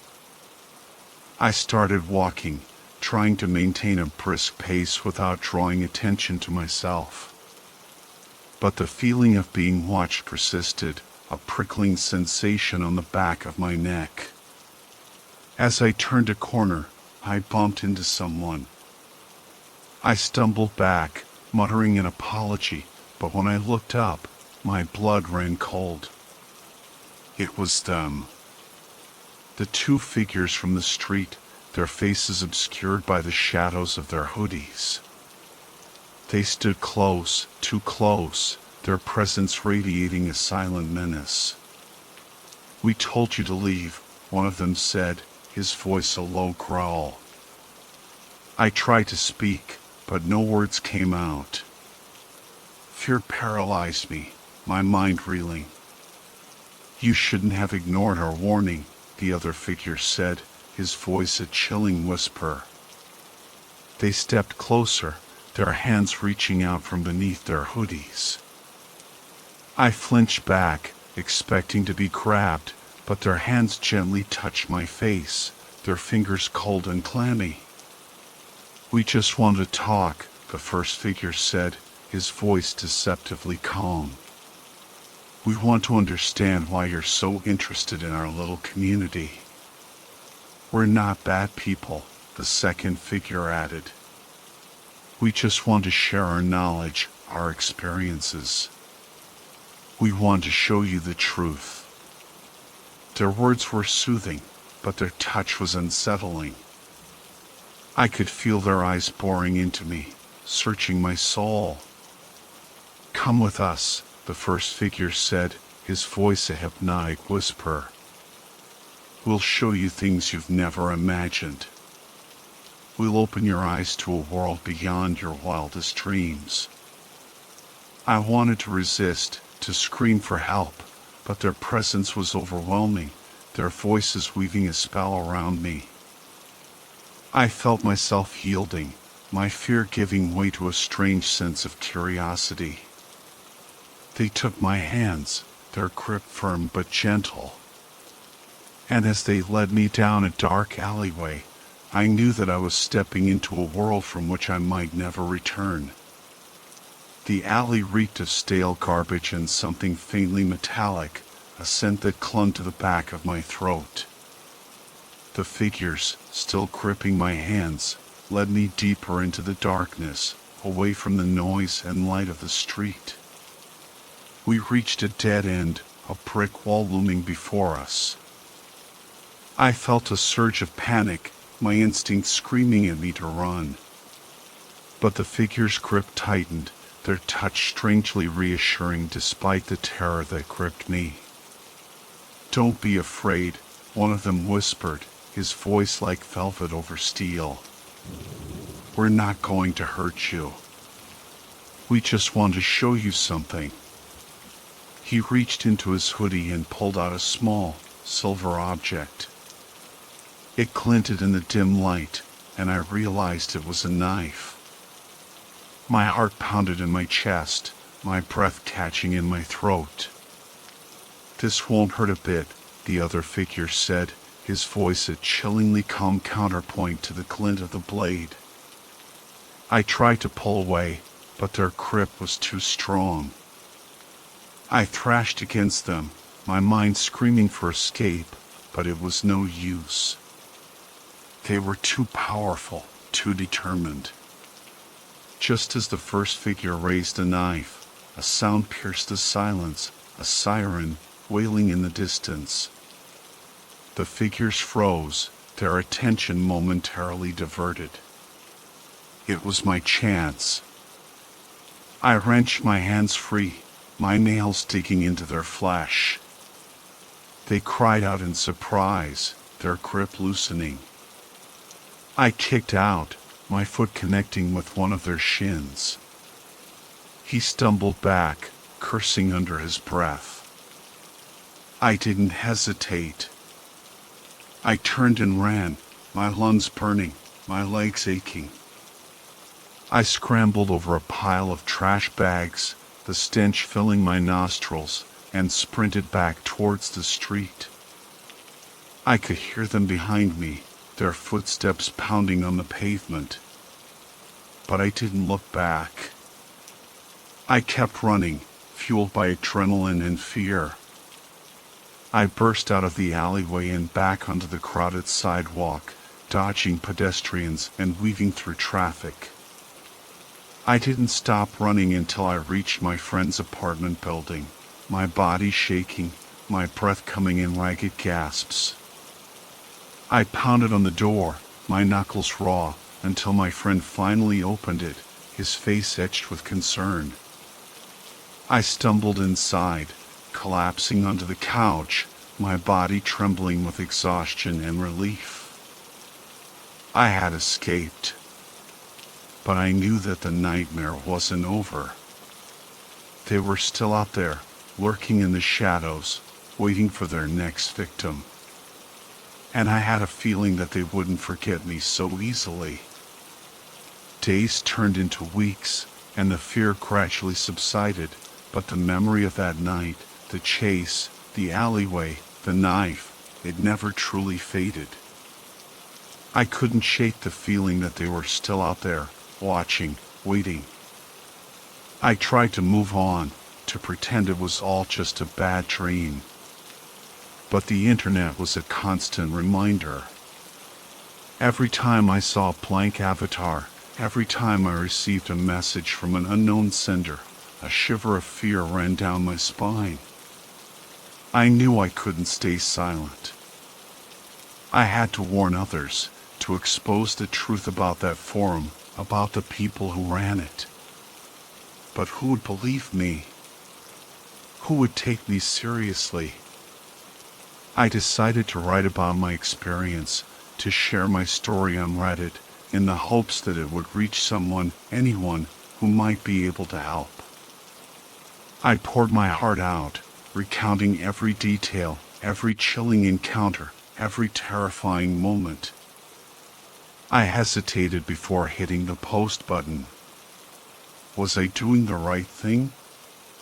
Or was I just putting myself in more danger?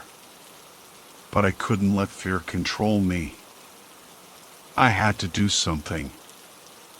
I clicked the button, and my story was out there for the world to see.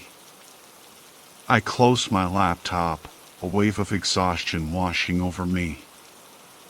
I had done all I could. Now, it was up to others to decide whether to believe me or not. As I lay in bed, trying to fall asleep, I heard a sound. A soft knock on the door. My heart pounded in my chest. Who could that be at this hour? I got up, my hand trembling as I reached for the doorknob. I took a deep breath and opened the door. Standing in the hallway was a figure, his face obscured by the shadows of a hoodie. He smiled, a slow, chilling smile that sent a wave of terror through me. "We've been expecting you," he said, his voice a familiar whisper.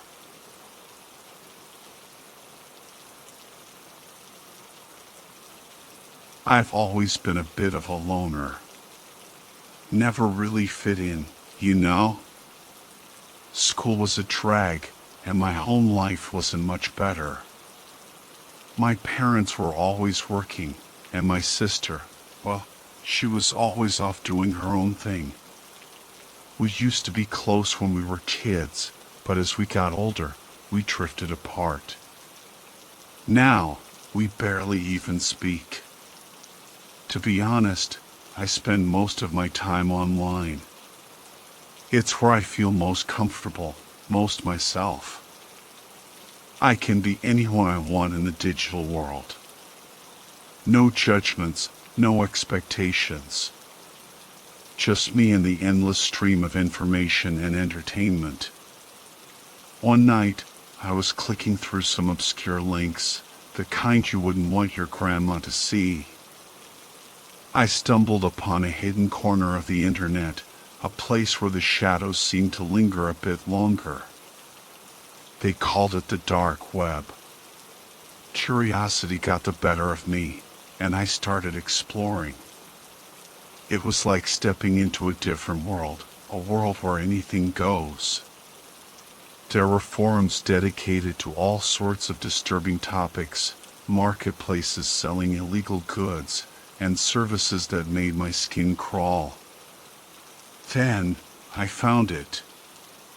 A website that offered companionship services. But something about it felt off.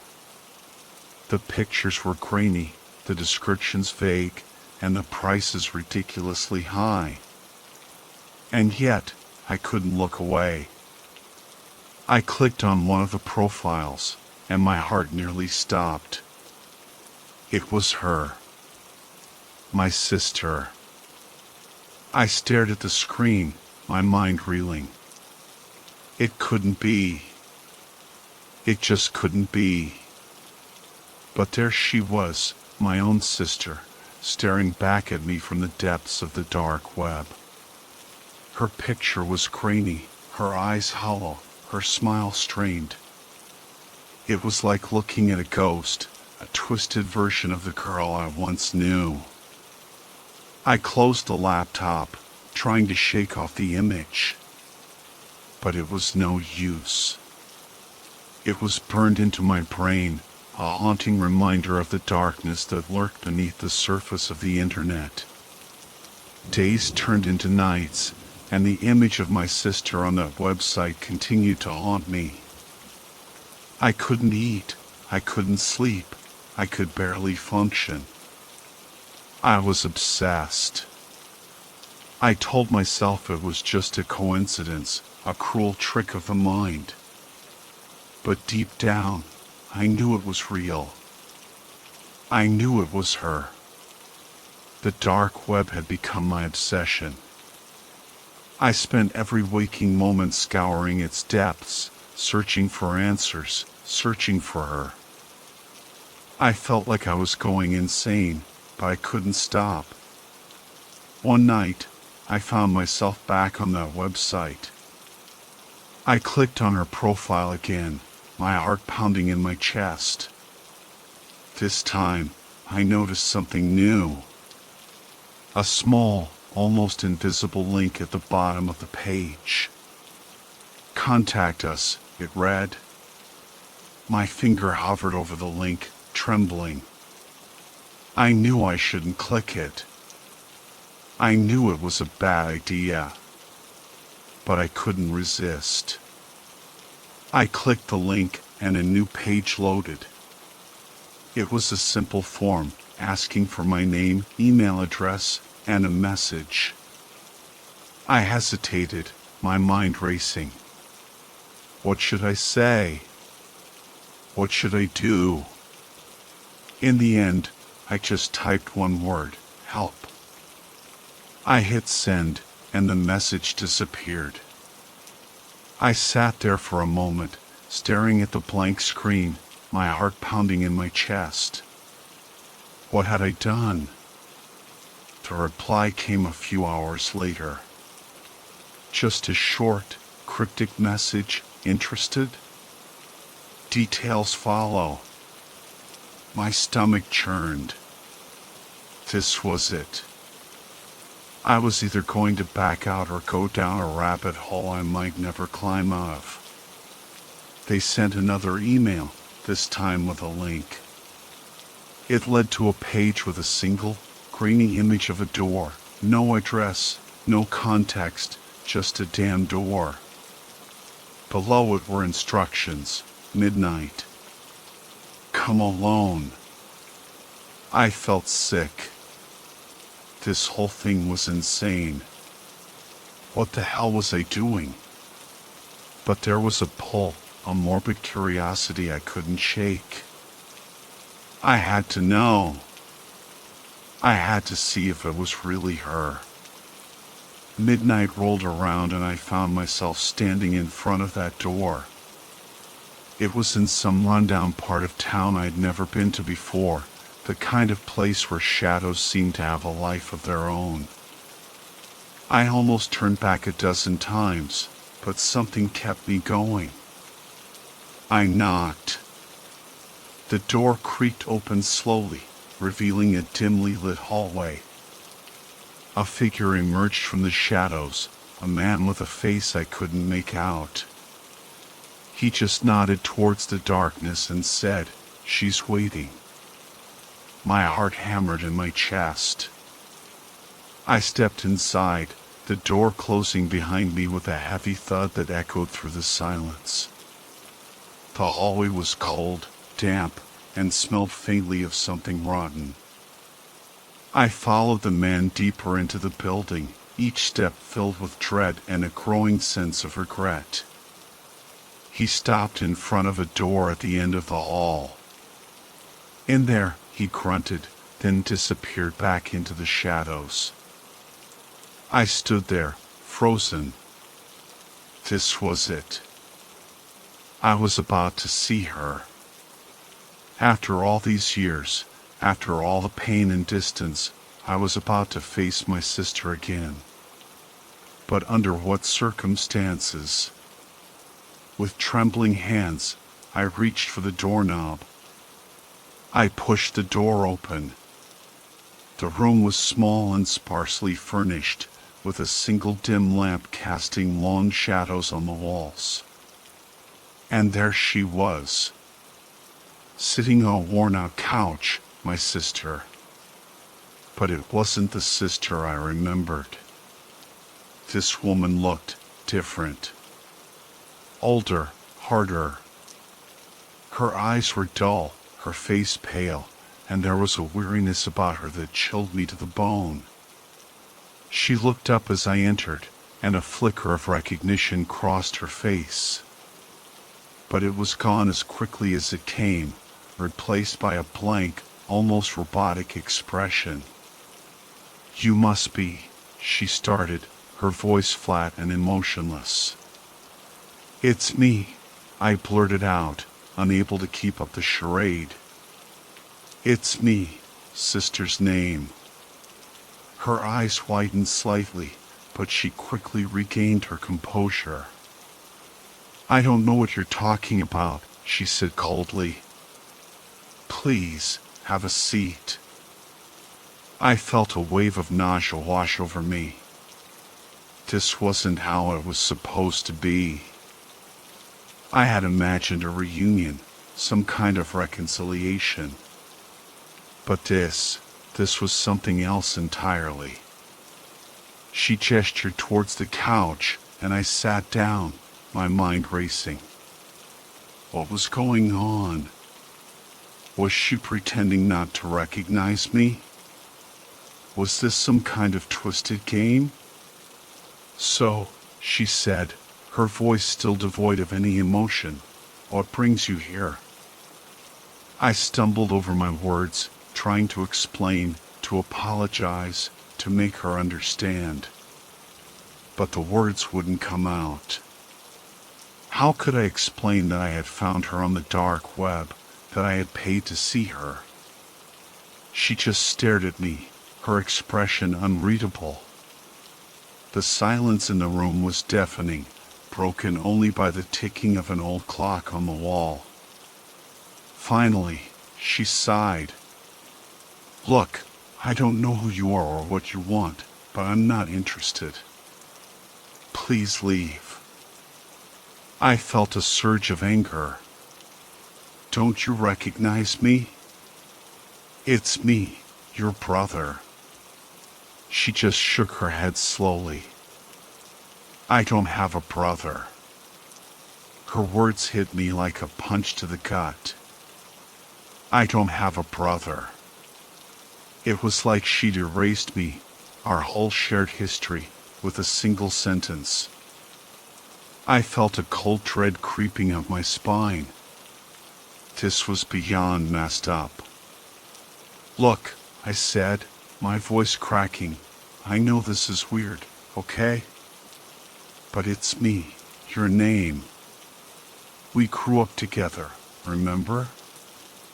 Mom, Dad, that stupid dog we had that used to eat the furniture." She just stared at me blankly. "I think you've got the wrong person," she said, her voice monotone. "Please leave before I call security." "Security? What security?" This was some dingy room in a rundown building. The whole situation felt surreal, like a nightmare I couldn't wake up from. But I couldn't leave. Not like this. I had to get through to her, to make her remember. "Don't you remember anything?" I pleaded, desperation creeping into my voice. Our childhood, our fights, the time we snuck out to that concert and got grounded for a month. A flicker of something crossed her face, a hint of confusion, maybe even fear. But it vanished quickly, replaced by that same empty expression. "I don't know what you're talking about," she said, her voice flat. Please, just go. I felt a surge of anger, of frustration. Was she really that brainwashed? Or was this some kind of act? Fine, I said, my voice shaking. But before I go, there's something you need to see. I pulled out my phone and scrolled through my pictures until I found one of us as kids, grinning at the camera with gap-toothed smiles. I shoved the phone in her face. Look, I shouted. Does this mean nothing to you?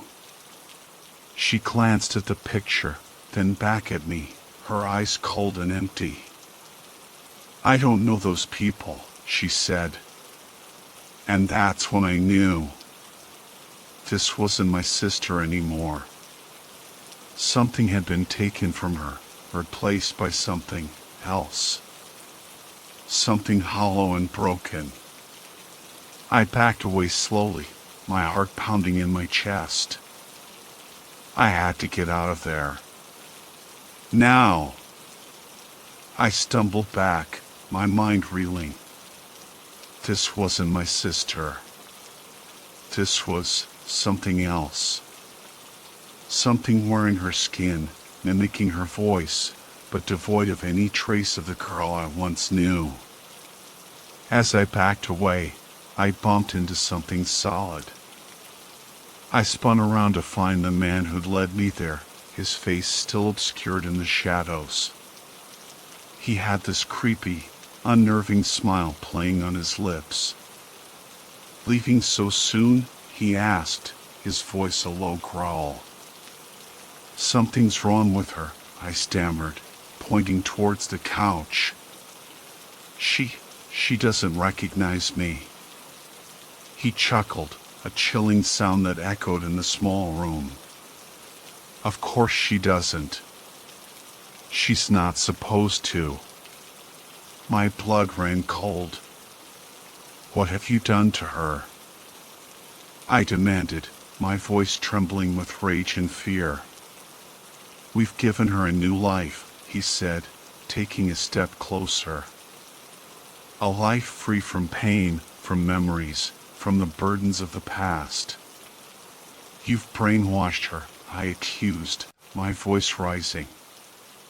You've taken away her identity. He shrugged. Think of it as a fresh start. A clean slate. I felt a surge of panic. I had to get out of there, had to get help. But the man was blocking the door, his smile widening. Where do you think you're going? He asked, his voice menacing. Let me out. I shouted, my voice echoing in the confined space. He laughed, a cruel, mocking sound. Oh, I don't think so. You've seen too much. He lunged at me, and I instinctively raised my arms to defend myself. But he was too strong. He grabbed me by the throat, his grip tightening like a vice. I struggled to breathe, my vision blurring. I was trapped, caught in a nightmare I couldn't escape. And then, a voice cut through the chaos. Leave him alone. It was my sister. But her voice was different now, stronger, filled with a chilling authority. The man froze, his grip loosening slightly. He turned to look at her, his eyes wide with surprise. What did you say? He asked, his voice barely a whisper. She stood up, her eyes fixed on him, a cold, calculating glint in their depths. I said, let him go. The man stumbled back, his eyes wide with shock. He looked from me to my sister, his face a mask of confusion and fear. He clearly wasn't expecting her to intervene. But you're supposed to. he stammered, his voice trailing off. I know what I'm supposed to do, she said, her voice cold and sharp. And right now, I'm telling you to let him go. He hesitated, his grip on my throat loosening. I gasped for air, my lungs burning. Don't, he warned, his voice barely a whisper. You don't know what you're doing. Fail. I don't care about them, she interrupted, her eyes blazing with defiance. I care about him. He looked at her for a long moment, his face contorted in a struggle between obedience and fear. Finally, with a grunt of frustration, he released me. I stumbled back, coughing and gasping for air. My sister stepped forward, her eyes fixed on the man. Get out, she said, her voice low and menacing. And don't come back. He hesitated for a moment, then turned and fled, disappearing into the shadows of the hallway. I looked at my sister, my mind reeling. What had just happened? How had she? Are you okay? She asked, her voice softer now, a hint of concern in her eyes. I nodded, still struggling to catch my breath. I think so. Come on, she said, taking my hand. We need to get out of here. She led me out of the room, down the hallway, and out into the cool night air. We didn't speak as we walked, but I could feel her hand trembling in mine.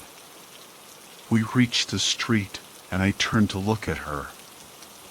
She looked different now, the blankness in her eyes replaced by a flicker of the sister I remembered. Thank you, I whispered, my voice choked with emotion. She gave me a small, sad smile. You're my brother, she said. I couldn't let them hurt you. But even as she said the words, I could see the fear in her eyes. She was still trapped, still under their control. And I knew that our ordeal was far from over. We walked in silence for a while, the only sound our footsteps echoing on the deserted street. My mind was a whirlwind of emotions, relief, confusion, fear. I had my sister back, but at what cost? Where are we going? I finally asked, breaking the silence. She looked at me, her eyes filled with a sadness that tore at my heart. I don't know, she admitted. I don't know where it's safe anymore. We ended up at a dingy motel on the outskirts of town. It was the kind of place you'd only stay in if you had something to hide, which, I guess, we did. We huddled in the cramped room, the flickering neon sign outside casting an eerie glow. My sister was withdrawn, lost in thought. I tried to talk to her, to piece together what had happened, but she was evasive, her answers vague and unsettling. They do things to you, she said, her voice barely a whisper. They erase your memories, implant new ones. They turn you into someone else. A shiver ran down my spine. Who are they? I asked, my voice trembling. She shook her head. I don't know. They're just voices. Faces in the shadows. They control everything. I felt a sense of helplessness wash over me. We were trapped in a web of deceit and manipulation, and I had no idea how to get us out. Later that night, as I lay awake listening to the rhythmic hum of the old refrigerator, I noticed my sister wasn't in bed. I got up and found her by the window, staring out at the darkness. What are you looking at? I asked, my voice barely above a whisper. She turned to me, her eyes wide with fear.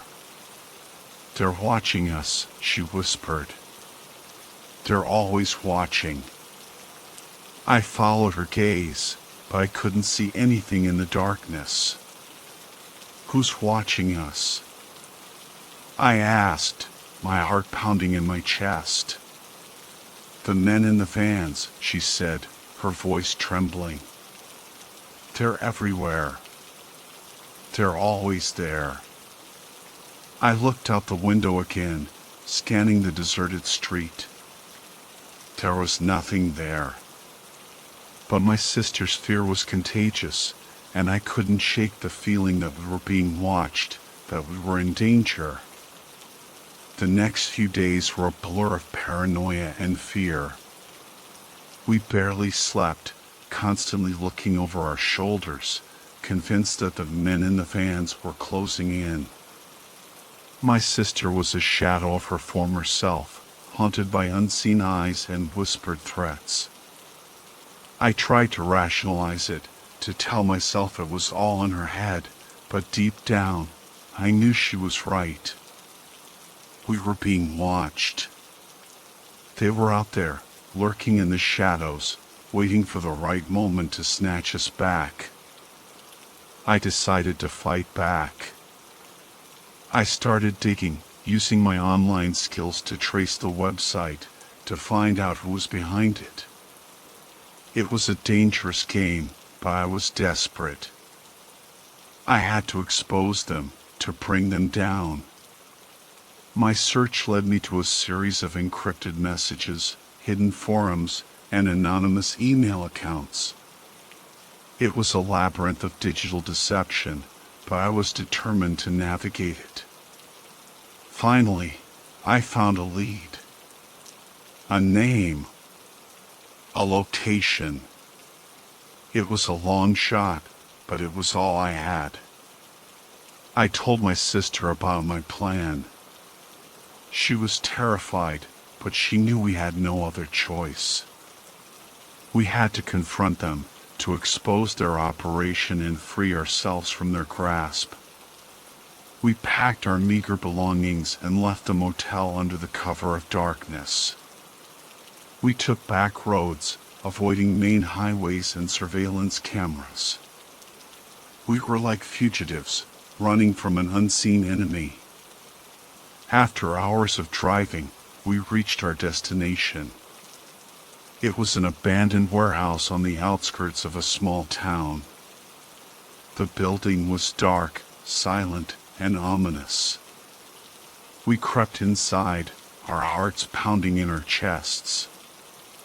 The air was thick with dust and the smell of decay. We could hear the scuttling of rats in the shadows. We followed a narrow corridor, the only sound our own breathing. The tension was almost unbearable. Finally, we reached a heavy metal door. I could hear voices on the other side. I took a deep breath and pushed the door open. The room was dimly lit, filled with computer screens and electronic equipment. And there they were. The men behind the website. They looked up as we entered, their faces a mixture of surprise and anger. "You shouldn't be here," one of them said, his voice cold and menacing. "We're shutting you down," I said, my voice shaking but firm. They laughed, a cruel, mocking sound. "You think you can stop us?" another man sneered. "You're just a couple of kids playing hero." "We're not kids," my sister said, her voice surprisingly strong. "And we're not playing." The men exchanged glances, their smiles fading. They knew we were serious. And then, all hell broke loose. The room erupted in chaos. The men lunged at us, their faces contorted with rage. I tackled one of them, sending us both crashing to the ground. My sister fought with a ferocity I'd never seen before, kicking and scratching like a wildcat. But they were too many, too strong. They overpowered us, pinning us to the ground. I struggled against their grip, but it was no use. "You're going to regret this," one of them snarled, his face inches from mine. I spat in his face. "You're the ones who are going to regret this," I growled. He raised his fist to strike me, but a sudden commotion stopped him. We all turned to see a figure standing in the doorway. It was the man from the room, the one who had led me to my sister. But he looked different now. His face was pale, his eyes wide with fear. "It's them," he stammered, pointing behind us. "They're here." A chill ran down my spine. "Who's here?" I asked, my voice barely a whisper. He didn't answer. He just stood there, trembling, his eyes fixed on something behind us. I turned slowly, my heart pounding in my chest. And then I saw them. The men in the vans. They were everywhere, filling the doorway, their faces obscured by shadows. They moved with a silent grace that was both terrifying and mesmerizing. The men holding us down released us, their fear palpable. They backed away, their eyes wide with terror. The men in the vans advanced, their movements deliberate, their purpose clear. They were here to take us back. I looked at my sister, her face pale with fear. We were trapped, cornered like rats. And then it happened. The lights went out. The room was plunged into darkness, the only sound the heavy breathing of the men around us. I could hear my sister's panicked breaths next to me. I reached out and grabbed her hand, squeezing it tightly. And then the screams began. They echoed through the darkness, filled with terror and pain. I could hear the sounds of struggle, of bodies hitting the floor. I held my breath, my heart pounding in my chest. I didn't know what was happening, but I knew it wasn't good. The screams continued for what felt like an eternity. And then, just as suddenly as they had started, they stopped. The silence that followed was deafening. I waited, my body trembling, my mind racing. What had happened? Who had survived? And then a voice cut through the darkness. "It's over." It was a woman's voice, cold and emotionless. "They're gone." I didn't know who she was or how she had gotten there. But I knew one thing. We were free.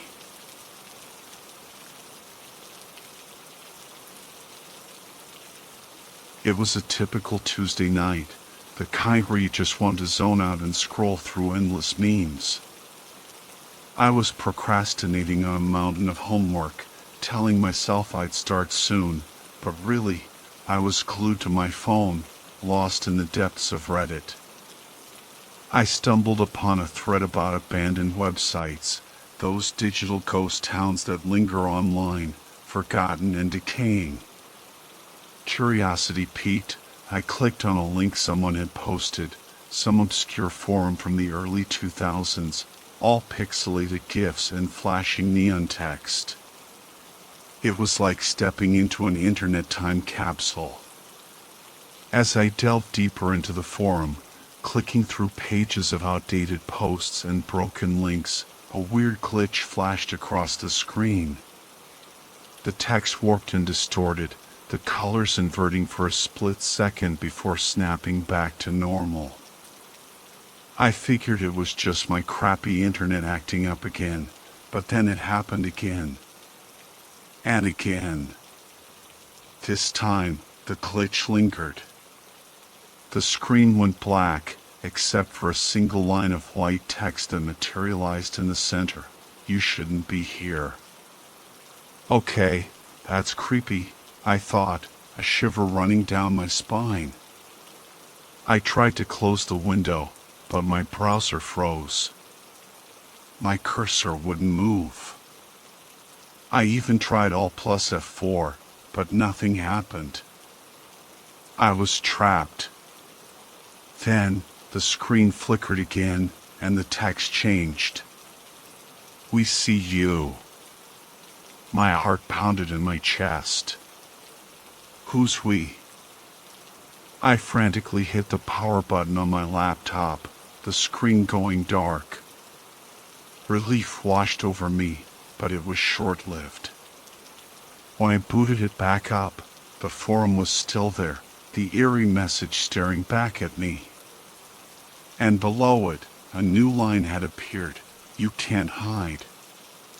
It was a typical Tuesday night, the kind where you just want to zone out and scroll through endless memes. I was procrastinating on a mountain of homework, telling myself I'd start soon, but really, I was glued to my phone, lost in the depths of Reddit. I stumbled upon a thread about abandoned websites, those digital ghost towns that linger online, forgotten and decaying. Curiosity piqued, I clicked on a link someone had posted, some obscure forum from the early 2000s, all pixelated GIFs and flashing neon text.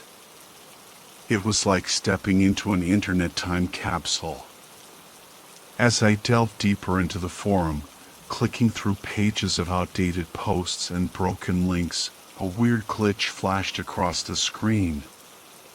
The text warped and distorted, the colors inverting for a split second before snapping back to normal. I figured it was just my crappy internet acting up again, but then it happened again. And again. This time, the glitch lingered. The screen went black, except for a single line of white text that materialized in the center. You shouldn't be here. Okay, that's creepy, I thought, a shiver running down my spine. I tried to close the window, but my browser froze. My cursor wouldn't move. I even tried Alt plus F4, but nothing happened. I was trapped. Then, the screen flickered again, and the text changed. We see you. My heart pounded in my chest. Who's we? I frantically hit the power button on my laptop, the screen going dark. Relief washed over me, but it was short-lived. When I booted it back up, the forum was still there, the eerie message staring back at me. And below it, a new line had appeared. You can't hide. You can't hide. Those words were burned into my brain. I stared at the screen, the cursor blinking like a mocking eye. Was this some elaborate prank? A virus? I mean, I heard of creepypastas and stuff, but this was next level. Against my better judgment, I clicked the link again. It led me deeper into the forum, past the pixelated GIFs and outdated posts, to a section I hadn't seen before. The background was black, the text a stark white, and the only image was a single, blood-red door. Knock knock, a message popped up. Goosebumps erupted across my arms. I didn't type anything, didn't even move. But then, another message appeared. Who's there? My fingers hovered over the keyboard. This was insane. I should just close the laptop, throw it in the trash, maybe even move to a remote island with no internet access. But some morbid curiosity, kept me glued to the screen. I typed, "Who's there?" The response was instant, "You." Another chill ran down my spine. I tried to back out, to close the window, but it was no use. I was trapped in this bizarre, text-based conversation with who? What? The questions continued, each one more unsettling than the last. They were personal, probing into my fears, my insecurities. It was like whoever was on the other side knew me, knew exactly what buttons to push. Then, a new link appeared. "See for yourself," the text read. I hesitated, my finger hovering over the mouse. This was a bad idea, a really bad idea. But the curiosity was overwhelming. I clicked. The link led to a hidden section of the forum, a place where the cheery facade of the early internet was stripped away. The posts were filled with disturbing images, cryptic messages, and whispered threats. I felt like I was staring into the abyss, and the abyss was staring back. And in the corner of the screen, a small, red dot blinked. It was a webcam icon, and it was active. Someone was watching. My stomach churned. The images on the hidden forum were disturbing, to say the least. It wasn't just the gore or violence, though there was plenty of that. It was the casualness of it all, the way people discussed these horrific acts like they were talking about the weather. I tried to back out, but the forum wouldn't let me. It was like a maze with invisible walls, every click leading me deeper into the darkness. Then, I saw it, a link in the corner of the screen, barely visible against the black background. It simply read, "Red Room." My curiosity, or maybe it was some self-destructive urge, got the better of me. I clicked. The new page loaded, and I was met with a wall of text, a chaotic chat room scrolling at an impossible speed. Names I didn't recognize flashed across the screen, spewing out cryptic messages, threats, and demands. It was like witnessing a digital riot. Then, a video window popped up in the center of the screen. My breath hitched. It was a live feed, grainy and low resolution, but unmistakably real. A figure, bound and gagged, struggled against their restraints. A wave of nausea washed over me. I wanted to look away, to close the laptop, to pretend I hadn't seen any of this. But I couldn't. It was like a car crash, horrific but impossible to ignore. The chat room exploded with messages, egging on whoever was behind the camera. I felt sick, helpless. Was this real? Was I witnessing a crime unfold in real time? Then, a new message popped up, this one directed at me. It was from a user called the Operator, and it simply read, "Enjoying the show?" My blood ran cold. They knew I was there. They were watching me watch. Enjoying the show? The message hung there, a digital sword dangling above my head. My gut screamed at me to close the laptop, to run and hide, but my fingers were frozen. I couldn't look away from the screen, from the grainy video of the struggling figure, from the chat room filled with gleeful sadists. Then, a new message from the Operator. "Don't be shy. We can see you're a curious one." I felt a surge of panic. They knew. They knew I was watching. But how? Did they have access to my webcam? Were they tracking my IP address? Before I could even process the thought, another message popped up. Let's play a game. My heart pounded in my chest. A game? What kind of game? The operator laid out the rules. It was a simple choice, a binary option, left or right.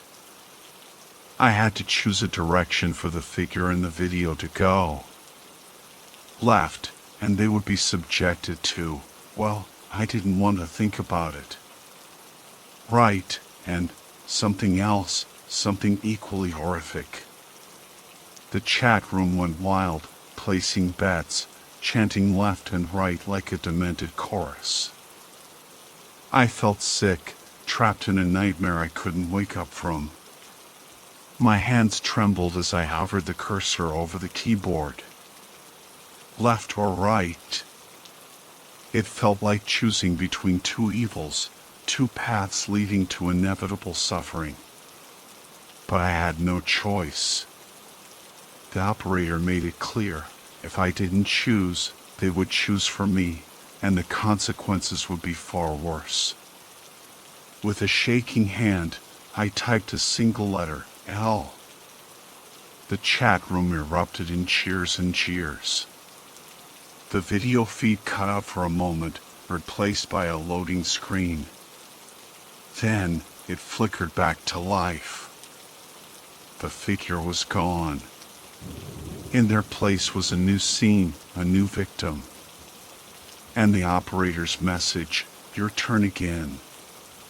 The game had begun. The game was relentless. Each time I chose, another victim appeared.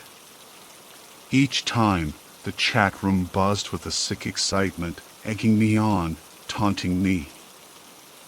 I felt like a puppet, forced to dance to their twisted tune. But something had shifted. The operator wasn't just giving me choices anymore. They were giving me clues, riddles, puzzles to solve.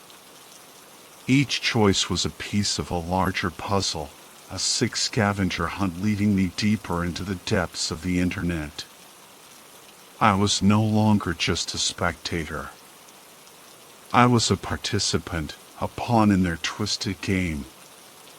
And the stakes were getting higher. The operator started dropping hints about my real life. My name, my address, my daily routine. It was like they were watching me, not just through the webcam, but through the very fabric of the internet. Fear gnawed at me. I tried to disconnect, to shut down the laptop, but every time I did, it would mysteriously turn back on, the game resuming where it left off. It was like it had a life of its own, a digital parasite feeding on my fear. I tried to fight back, to use my knowledge of the internet to track down the operator, to expose them. But they were always one step ahead, their digital footprints disappearing as quickly as they appeared. It was a cat and mouse game, and I was the mouse, trapped in a maze with no escape. The walls were closing in, and the hunter was getting closer. The line between the digital world and the real world blurred. The operator's presence wasn't confined to the screen anymore. It seeped into my everyday life, a constant shadow lurking in the periphery. It started with small things. A flickering light in my apartment. A missed call from an unknown number. A whisper of my name in a crowded street. I dismissed them as coincidences, as my paranoia getting the better of me. But the incidents grew more frequent, more unsettling. One evening, I found a note taped to my door. It was a simple message, written in a childish scrawl, "We're watching you." My blood ran cold. There was no mistaking it. The operator had crossed over. Fear became my constant companion.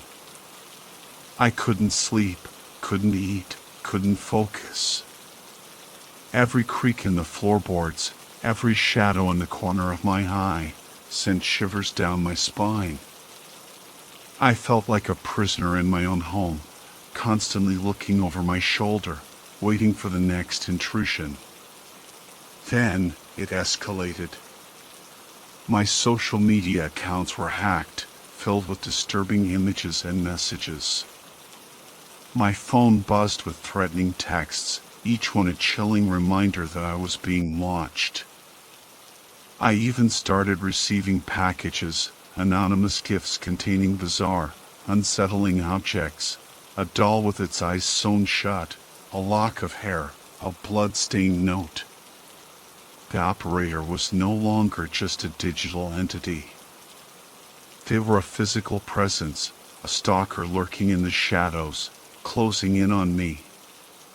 The game had become a real-life nightmare, and I was the prey. I was at my breaking point. The constant fear, the paranoia, the feeling of being hunted, it was all consuming. I couldn't take it anymore. I had to find a way to stop this, to end the game, to expose the operator. Desperate, I reached out to the only person I could think of, a hacker friend I knew from my online gaming days. He was a recluse, a digital ghost, but he was brilliant. If anyone could help me unravel this mess, it was him. After days of silence, he finally responded. He was intrigued, but cautious. He warned me about the dangers of digging too deep, of attracting unwanted attention. But he also agreed to help. Together, we delved into the depths of the internet, following the digital trail left by the operator. It was a labyrinth of hidden servers, encrypted messages, and false identities. But slowly, painstakingly, we started to piece together the truth. The operator wasn't a single person. It was a group, a collective of online predators who reveled in the suffering of others. They used the anonymity of the internet to prey on vulnerable individuals, manipulating them, tormenting them, driving them to the brink. Their motives were unclear. Some seemed driven by sadism, others by a twisted sense of power. But one thing was certain, they were dangerous, and they had to be stopped. My friend helped me devise a plan. We would use their own game against them, lure them into a trap, expose their identities to the world. It was a risky move, but it was our only chance. The plan was in motion. With my friend's help, I started feeding the operator false information, leading them on a digital wild goose chase. We created fake accounts, planted misleading clues, and set up a virtual trap, a honeypot designed to lure them in. It was a tense waiting game. Every notification, every message, sent my heart racing. Were they falling for it? Or were they onto us? Then it happened. The operator took the bait. They followed our trail, their digital fingerprints leading them straight to our trap. We watched as they accessed the honeypot, their every move recorded, their identities exposed. With the evidence in hand, we launched our counterattack. We released the information to the public, exposing the operator's network, their real names, their locations. The internet erupted in outrage, the collective fury of their victims and those who had witnessed their crimes. The operator's reign of terror was over. Their website vanished, their accounts deleted, their identities exposed to the world. They had become the haunted. I felt a wave of relief wash over me. The game was finally over. I had escaped. But the scars remained. The trauma, the paranoia, the fear, they were still there, lurking in the shadows of my mind. I had won the battle, but the war was far from over. The dust settled. The operator was gone, their network dismantled, their reign of terror brought to an end. But the world didn't magically return to normal. The internet, once a source of entertainment and connection, now felt like a minefield, every click a potential trigger. I tried to move on, to put the experience behind me. I deleted my social media accounts, changed my phone number, even moved to a new apartment. But the fear lingered, a constant hum of anxiety in the background of my life. Sleep became a luxury I could barely afford. Nightmares plagued me, replaying the horrors I had witnessed, the choices I had been forced to make. Every creak in the floorboards, every shadow in the corner of my eye, sent shivers down my spine. Therapy helped, to some extent. It gave me a space to process the trauma, to confront the fear. But the scars remained, invisible wounds that ached with every reminder of the game. The internet, once a refuge, now felt like a threat. I couldn't shake the feeling that I was being watched, that the operator, or someone like them, was still out there, lurking in the digital shadows. Even in the real world, I couldn't escape the paranoia. Crowded places made me anxious, faces in the crowd blurring into a sea of potential threats. Every interaction felt loaded, every conversation laced with suspicion. I had escaped the operator's game, but I was still trapped in its aftermath, a prisoner of my own fear. Life settled into a new kind of normal. I still got the occasional jolt of anxiety when a light flickered or my phone buzzed with an unknown number. But the nightmares were less frequent, the shadows less menacing. I was starting to heal, to reclaim my life. One evening, I was browsing Reddit, scrolling through my usual subreddits, cute animal pics, funny memes, the occasional news article. It was a comforting routine, a way to reconnect with the internet without dredging up the past. Then, I saw it. A post on the front page, a link to a forum thread. The title, "Anyone else remember this creepy old website?" My heart skipped a beat. The thumbnail image was unmistakable, the pixelated GIFs, the neon text, the blood-red door. It was the forum, the gateway to my nightmare. Curiosity battled with fear. Was it just a coincidence? A digital echo from the past?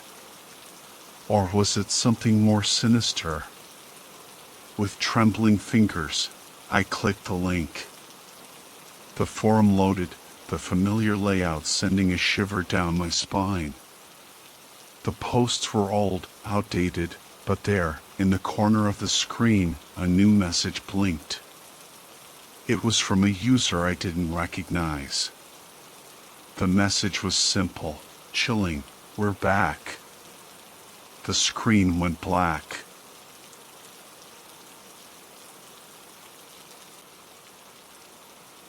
I'm not gonna lie, things were rough. Like, ramen for every meal rough. Rent was due yesterday, my phone was about to get cut off, and I was pretty sure my landlord was about to change the locks. I was desperate, like seriously scraping the bottom of the barrel desperate. I'd already sold everything of value I owned. My TV, my PlayStation, even my grandma's antique tea set. Sorry, Nana. So, there I was, scrolling through the depths of the internet at 3 a.m., convinced I was going to end up living in a cardboard box. That's when I stumbled across it, this forum, tucked away in the dark corners of the web. It wasn't exactly easy to find, but desperation makes you do weird things, you know? The site was unsettling, to say the least.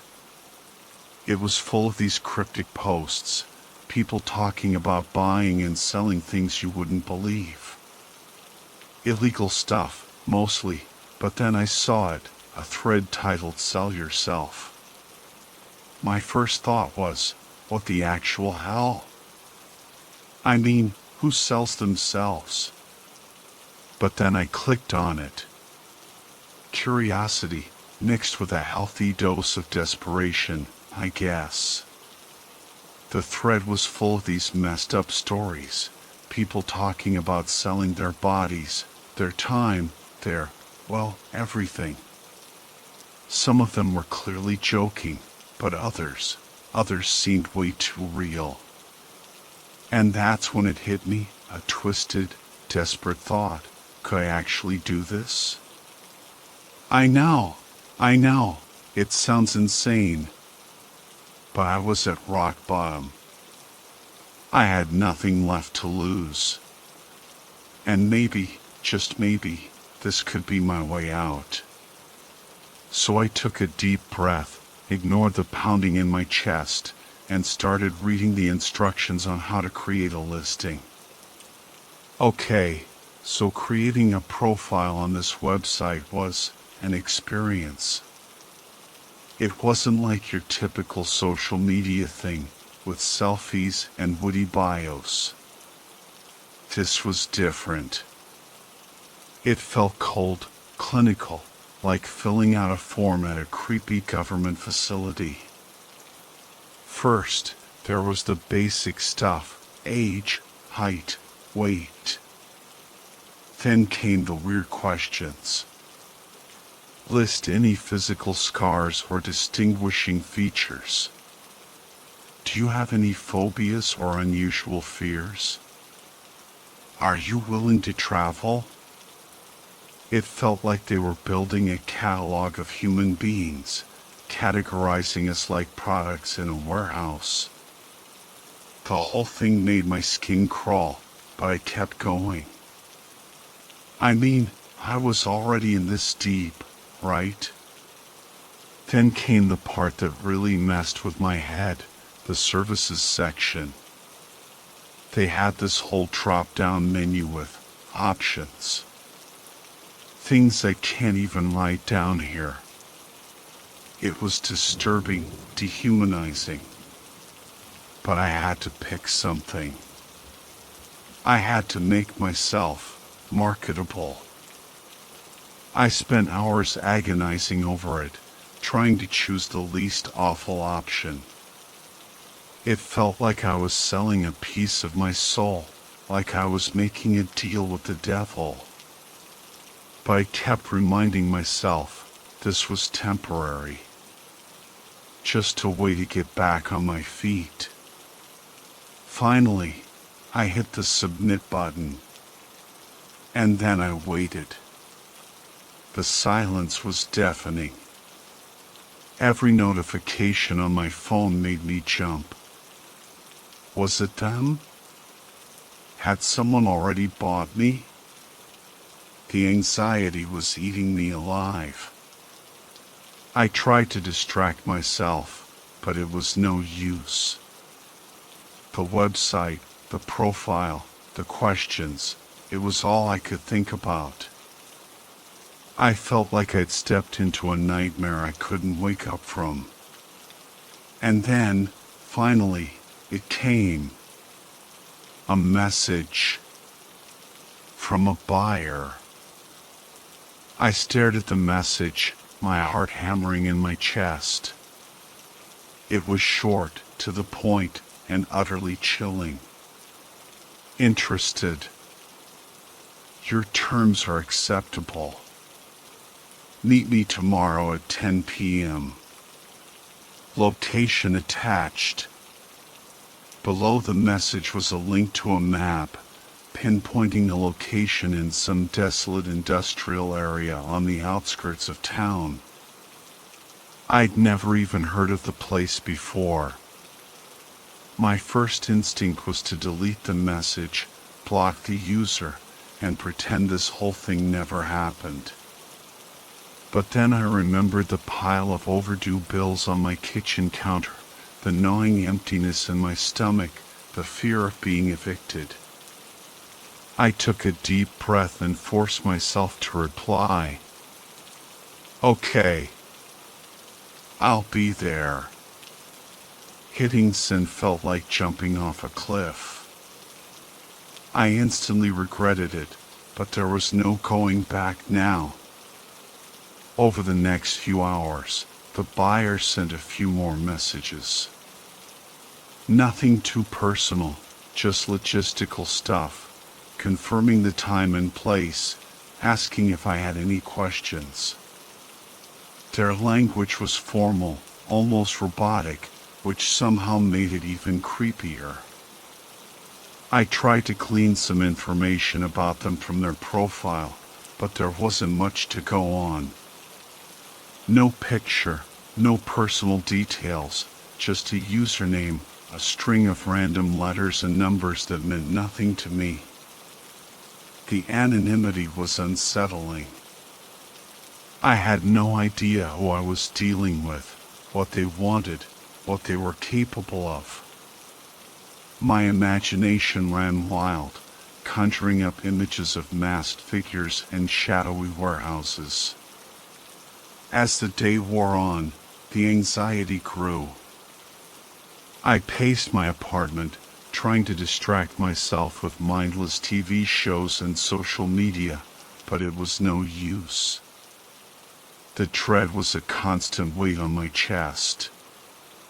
By the time evening rolled around, I was a nervous wreck. I felt like a lamb walking into a slaughterhouse. But I had made a deal, and I had to see it through. I owed that much to myself, to my desperation. So, with a knot in my stomach and a prayer on my lips, I started getting ready for the meeting. Okay, so the address the buyer sent me was, well, let's just say it wasn't exactly in the best part of town. Picture this, a crumbling warehouse district, all rusted fences and broken windows. The kind of place where you'd expect to find stray dogs and shady drug deals, not a business meeting. It was almost 10 p.m. when I got there. The street lights were flickering, casting long, creepy shadows. I parked my car a block away, just in case I needed to make a quick getaway. My hands were shaking so badly I could barely get the keys out of the ignition. I walked the rest of the way, my heart pounding in my ears. Every creak and groan from the old buildings made me jump. I kept checking over my shoulder, half expecting to see someone following me. The warehouse itself was even creepier up close. The windows were boarded up, and the paint was peeling off in huge chunks. There was a single steel door, with no markings or signs. It looked like the entrance to a horror movie.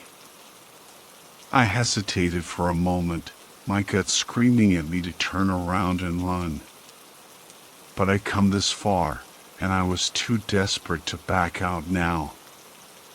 Besides, what was the worst that could happen? Taking a deep breath, I pushed open the door. It creaked ominously, echoing in the vast, empty space inside. The air was thick with the smell of dust and decay. It was pitch black, except for a single dim light bulb hanging from the ceiling at the far end of the warehouse. I took a tentative step inside, my eyes struggling to adjust to the darkness. And that's when I heard it, a voice, low and gravelly, coming from the shadows. "You must be the merchandise." The voice sent shivers down my spine. It was like sandpaper on rusty metal, rough and chilling. My eyes darted around, trying to find the source, but the darkness was too thick. "Hello?" I called out, my voice trembling.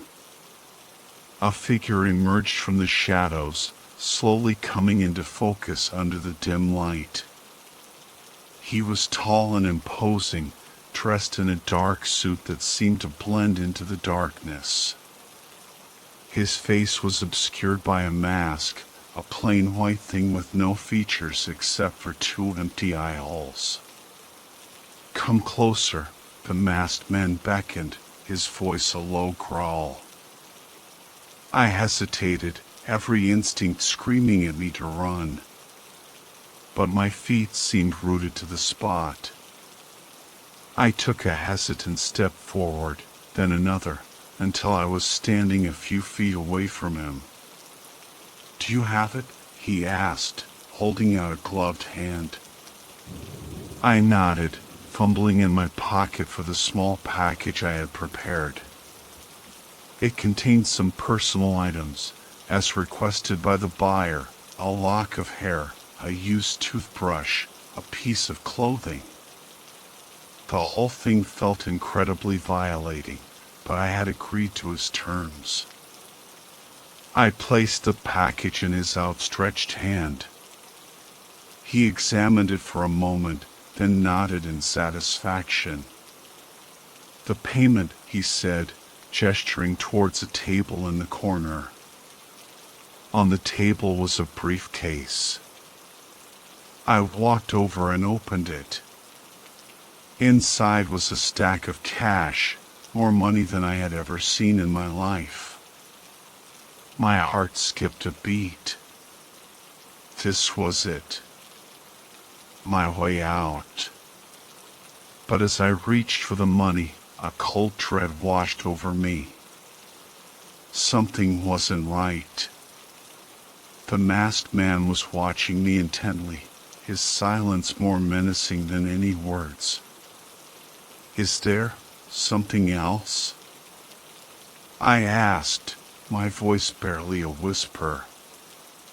He tilted his head, a slow, deliberate movement that sent chills down my spine. "There's always something else," he said, his voice a low, menacing growl. "But that's for me to know, and you to find out." And in that moment, I knew. I had made a terrible mistake. This wasn't just a business transaction. This was something far more sinister. Adrenaline surged through me, overriding the fear. I slammed the briefcase shut, the latches clicking like a gunshot in the echoing warehouse. The masked man lunged, but I was already moving. I dodged his grasp, my heart hammering in my chest. "Where do you think you're going?" he snarled, his voice distorted by the mask. I didn't answer. I just ran. I sprinted towards the warehouse door, my lungs burning, my feet pounding on the concrete floor. The masked man was close behind, his heavy footsteps echoing ominously. I fumbled with the door handle, my fingers slick with sweat. It wouldn't open. I rattled it frantically, panic rising in my throat. "No escape," the masked man chuckled, his voice closer now. I spun around, desperation giving me a burst of strength. I kicked out, catching him off guard. He stumbled back, cursing under his breath. I didn't hesitate. I grabbed a rusty pipe lying on the floor and swung it with all my might. It connected with his shoulder with a sickening thud. He cried out in pain, clutching his arm. I seized the opportunity. I threw my weight against the door, the rusty hinges groaning in protest. It burst open, and I stumbled out into the night. I didn't stop running. I sprinted down the deserted street, my lungs burning, my legs aching. I could hear the masked man behind me, his heavy footsteps getting closer. I glanced over my shoulder and saw him gaining on me. He was limping, but his determination was terrifying. I had to get away. Spotting an alleyway, I veered off the street, hoping to lose him in the maze of narrow passages. I scrambled over trash cans and ducked under fire escapes, my heart pounding like a drum. But the masked man was relentless. He followed me into the alley, his heavy breathing echoing off the brick walls. I could see him closing in, his masked face a terrifying sight in the dim light. Just as I thought he was about to catch me, I spotted a chain-link fence at the end of the alley. I scrambled towards it, my fingers desperately searching for a way to climb over. The masked man was almost upon me. I could feel his hot breath on my neck. But just as he reached out to grab me, I managed to pull myself over the fence, the rusty metal tearing at my clothes. I collapsed on the other side, gasping for breath. I looked back and saw the masked man standing at the fence, his masked face contorted in rage. He shook the fence, rattling the chain link, but he couldn't get over. I had escaped. For now. I didn't sleep that night. Every creak in my apartment, every rustle outside my window, sent my heart racing. I kept replaying the events of the night before, the masked man's voice echoing in my head. There's always something else. What did he mean? What was the something else? The encounter had shaken me to my core. I felt violated, exposed, like a part of me had been stolen. The money was still in the briefcase, untouched. I couldn't bring myself to look at it, let alone spend it. It felt tainted, dirty. I tried to go about my day, to pretend everything was normal, but it was impossible. The fear was a constant companion, a shadow lurking in the corners of my mind. I jumped at every unexpected noise, flinched at every stranger's glance. I kept expecting the masked man to show up at my door, to finish what he had started. I checked the locks a dozen times, peered out the windows, even considered buying a weapon.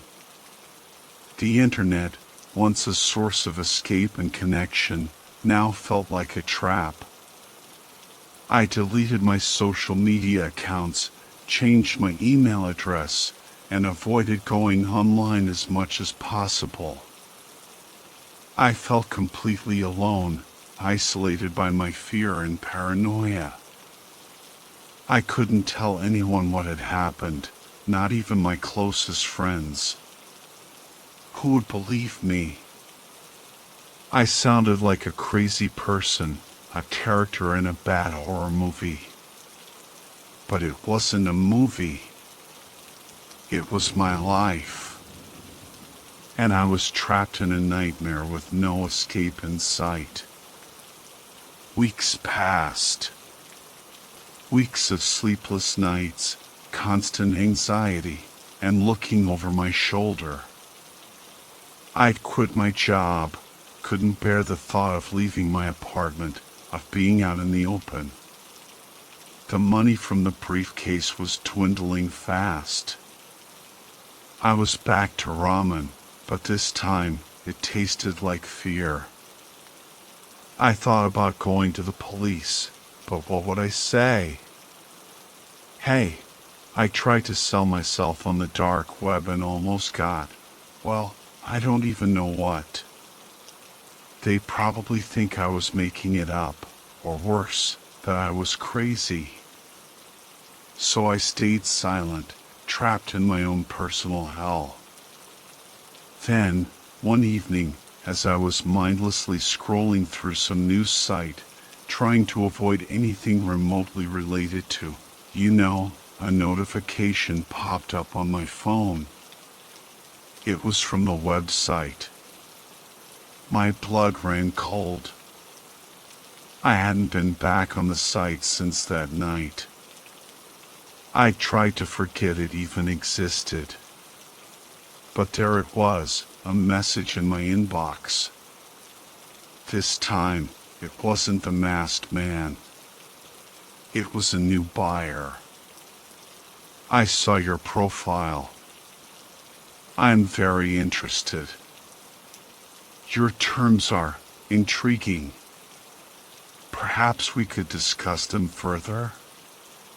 The message was polite, almost friendly. No demands, no cryptic threats. Just a simple inquiry. But it was enough to send a wave of terror through me. I almost threw my phone across the room. I didn't want anything to do with that website, with those people. But then, the rent was due again. And the fear of ending up on the streets was almost as strong as the fear of the masked man. I hesitated, my finger hovering over the delete button. But curiosity, and that damn desperation, got the better of me. I clicked on the buyer's profile. Unlike the masked man, this one had a picture. A normal-looking guy, maybe in his late 20s, with a friendly smile. His profile was surprisingly ordinary. He listed his hobbies, his favorite movies, even his pet cat's name. He seemed harmless. Maybe this was different. Maybe this was my chance to get some money without the other stuff. Maybe this was my way out. Or maybe, just maybe, I was walking straight back into the lion's den. Against my better judgment, I agreed to meet the new buyer. But this time, I set the terms. No creepy warehouses, no late-night rendezvous. We'd meet in broad daylight, in a public place. He suggested a coffee shop downtown, a place I knew well, always bustling with people. I arrived early, choosing a table near the window, where I could see everyone coming and going. I felt exposed, vulnerable, like a rabbit waiting for a hawk to swoop down. I kept checking my phone, wondering if he'd show, if he'd even look like his profile picture. Then, I saw him. He walked in, scanning the room with a hesitant smile. He looked exactly like his picture, ordinary, even a little nerdy, with those thick-rimmed glasses and that slightly awkward posture. He spotted me and walked over, his smile widening. "Hi," he said, his voice surprisingly gentle. "You must be..." He hesitated, probably trying to remember my username from the site. Just call me Sarah, I said, using a fake name. He nodded, pulling up a chair. It's nice to meet you, Sarah. I'm Mark. We made small talk, the usual coffee shop chatter, the weather, the long lines, the overpriced pastries. He seemed genuinely nice, even a little shy. He talked about his job, his cat, his love for old movies. Nothing about him screamed creepy dark web buyer. I started to relax, the tension in my shoulders easing. Maybe I had been wrong to judge him based on the website. Maybe this was just a normal meeting. He even seemed a little uncomfortable about the whole transaction thing. He kept apologizing, saying he knew it was an unusual request, but that he was willing to pay generously for my time. He assured me there was nothing weird about it. He just wanted someone to talk to, someone who would listen without judgment. I almost believed him. Almost. But there was still a nagging doubt in the back of my mind. Why me? Why this website? Why all the secrecy? As we were talking, I noticed a small, almost imperceptible twitch in his eye.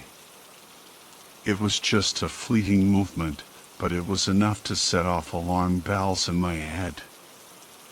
Something wasn't right. This wasn't a normal meeting. This was something else. The twitch in his eye. That's all it took to shatter the facade. The friendly smile, the casual conversation, the seemingly harmless demeanor, it all evaporated in an instant. I saw him for what he truly was, a predator hiding in plain sight. Mark, I said, my voice trembling, what do you really want? His smile faltered, the edges twisting into something cold and cruel. What makes you think I want anything other than what we discussed? The website, I said, my voice gaining strength. The masked man. The things he said. Mark's eyes widened in mock surprise. Oh, you met him? He can be a bit rough around the edges, but he means well. He threatened me, I said, my voice rising. He said there was something else. Mark leaned forward, his voice dropping to a conspiratorial whisper. And there is. But it's not what you think. He paused, savoring the moment, enjoying the fear in my eyes. Then he dropped a bombshell. You see, Sarah, he said, his voice dripping with malice, we're not just buying people. We're collecting them. My breath caught in my throat. Collecting? What do you mean? We're building a collection, he said, his smile widening into a grotesque grin. A collection of the most desperate, the most vulnerable, the most broken. He reached into his pocket and pulled out a small, intricately carved wooden box. He opened it, revealing a collection of trophies. A lock of hair, a fingernail, a tooth. My blood ran cold. Each one represents a purchase, he said, his voice filled with pride. A piece of someone who thought they could escape their fate.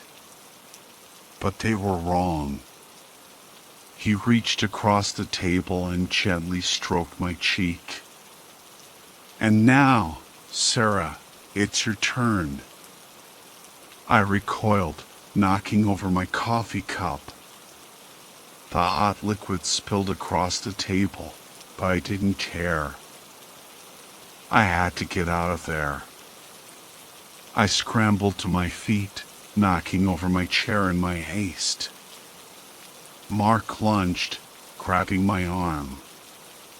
His grip was like iron. "Don't struggle, Sarah," he said, his voice a menacing growl. "It's futile." But I wouldn't give up. I kicked, scratched, bit, anything to break free. He tightened his grip, his fingers digging into my flesh. Suddenly, a commotion erupted at the front of the coffee shop. A group of people burst in, shouting and waving their arms. Mark hesitated, his attention momentarily diverted. I seized the opportunity. I wrenched my arm free and sprinted towards the door, the crowd parting before me like the Red Sea. I didn't look back. I ran until I couldn't run anymore, until my lungs burned and my legs ached. I collapsed on a park bench, gasping for breath, my heart pounding in my chest. I had escaped again. But this time, I knew it wasn't over. They were out there, watching, waiting. And they wouldn't stop until they had me in their collection.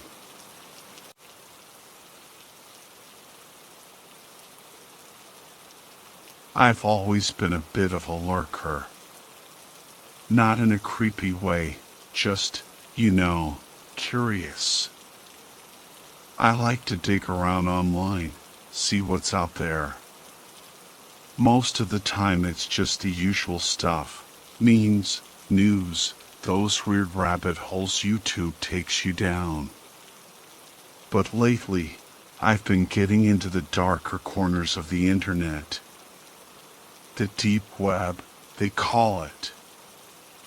I know, it's supposed to be all creepy and dangerous, but honestly, most of it's just boring. Forums full of tech guys talking in code, marketplaces selling weird junk. But then, last night, I stumbled onto something different. It was a message on one of those anonymous forums, buried deep in a thread about urban legends. It was short, just a few lines, but it was addressed to me. By name. "John," it said, "I know you're looking for something more. Something exciting. Come find it." And then there was a link. Now, I'm not an idiot. I know you're not supposed to click on random links on the deep web. It's like rule number 1. But there was something about this message. It was like it was written just for me. It knew my name, for crying out loud. And it was right. I was looking for something more. Life had been pretty dull lately. I stared at that link for a long time. My mouse hovered over it, the cursor blinking like a warning sign. My heart was pounding in my chest. It was just a link, just a bunch of pixels on a screen, but it felt like something more. It felt like an invitation. I almost closed the window, I really did. But then I thought, what's the worst that could happen? Famous last words, right? I clicked it. I know, stupid move. but curiosity got the better of me. It's like that feeling when you're a kid and you're told not to open a certain door, and that's the only door you want to open. The screen went black for a second, and I thought maybe that was it, a dead link. But then it loaded. This website, it was like nothing I'd ever seen before. The background was this swirling mass of dark reds and blacks, like dried blood. The text was all distorted, these weird fonts that were hard to read. And there were images scattered everywhere, flashing on and off. Disturbing images. Faces with no eyes, bodies twisted into unnatural shapes. I felt a shiver run down my spine. This was way beyond anything I'd expected. I mean, I knew the deep web was supposed to be messed up, but this was next level. It was like the website itself was designed to make you feel uneasy. I tried to click on something, anything, to figure out what this place was. But the links were all over the place, no real order to them. It was like a maze. Every time I clicked on something, it would just take me to another page that was even more messed up than the last. I was starting to freak out a little. I mean, what if this was some kind of virus? Or worse, what if someone was tracking me?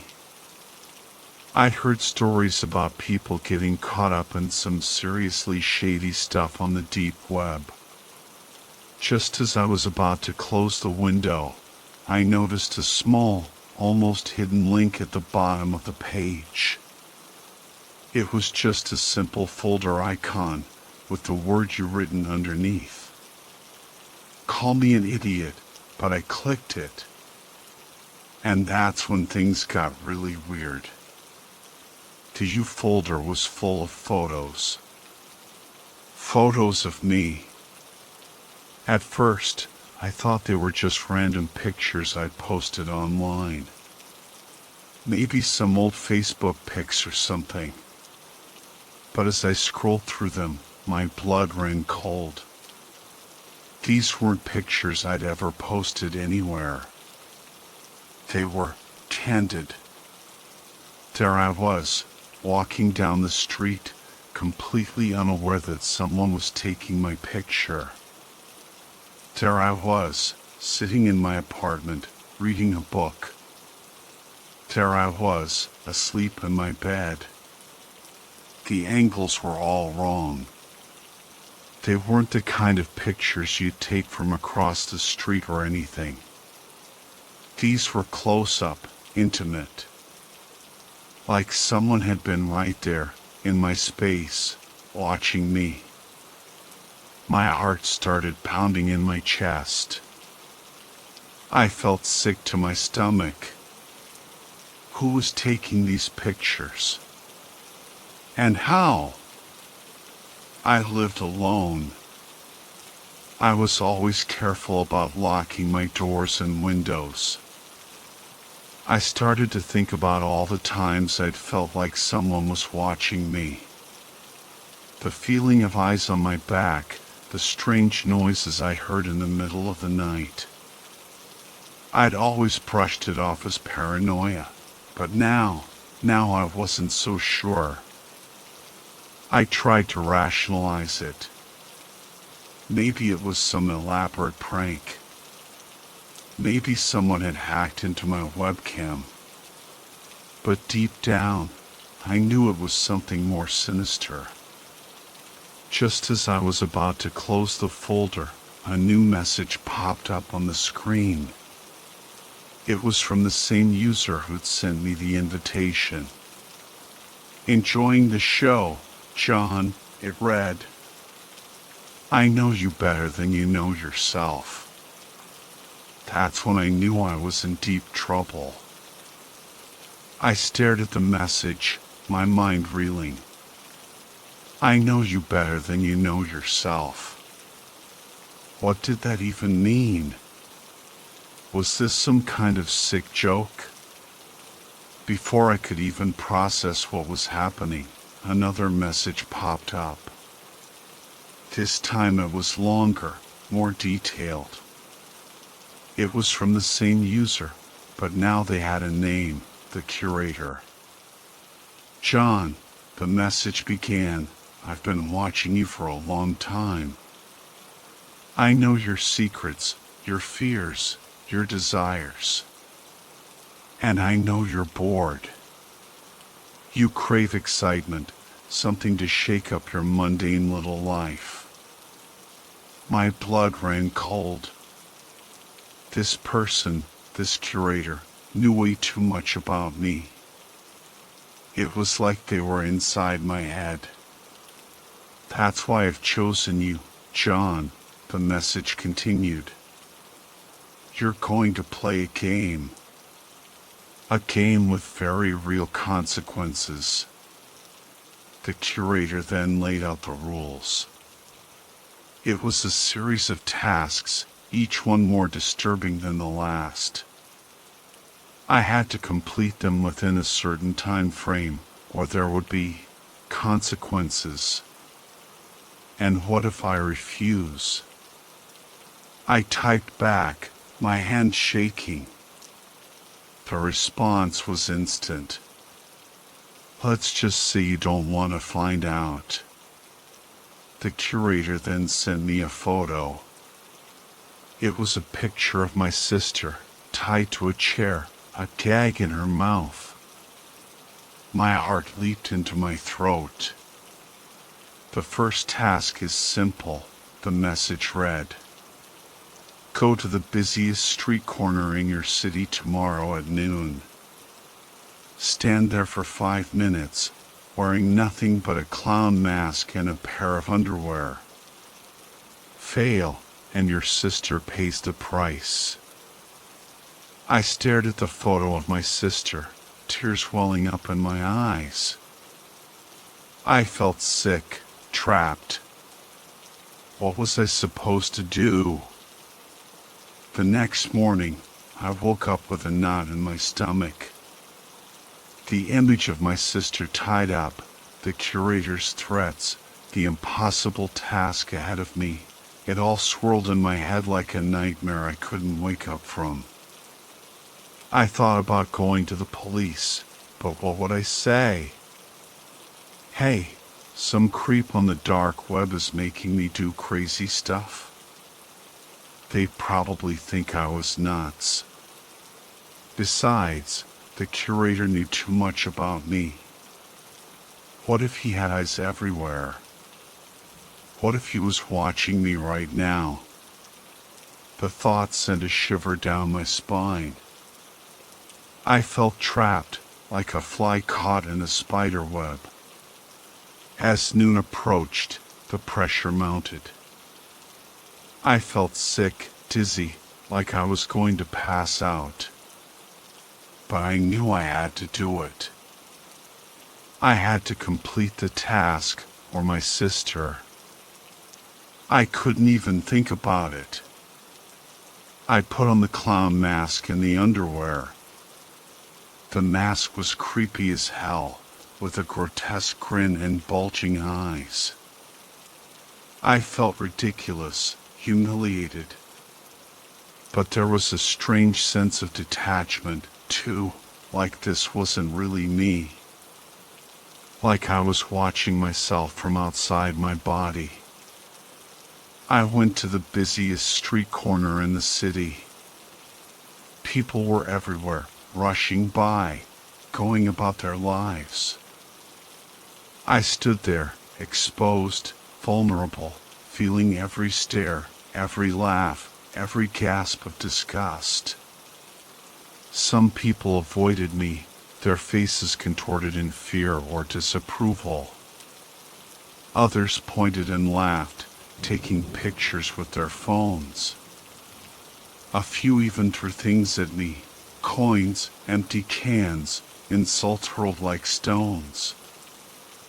I stood there for what felt like an eternity, the mask growing hot and suffocating on my face. Shame and fear washed over me in waves, but beneath it all, there was a strange sense of exhilaration. I was doing it. I was completing the task.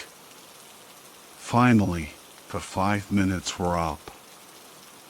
I stumbled away from the corner, my legs shaking, my heart pounding.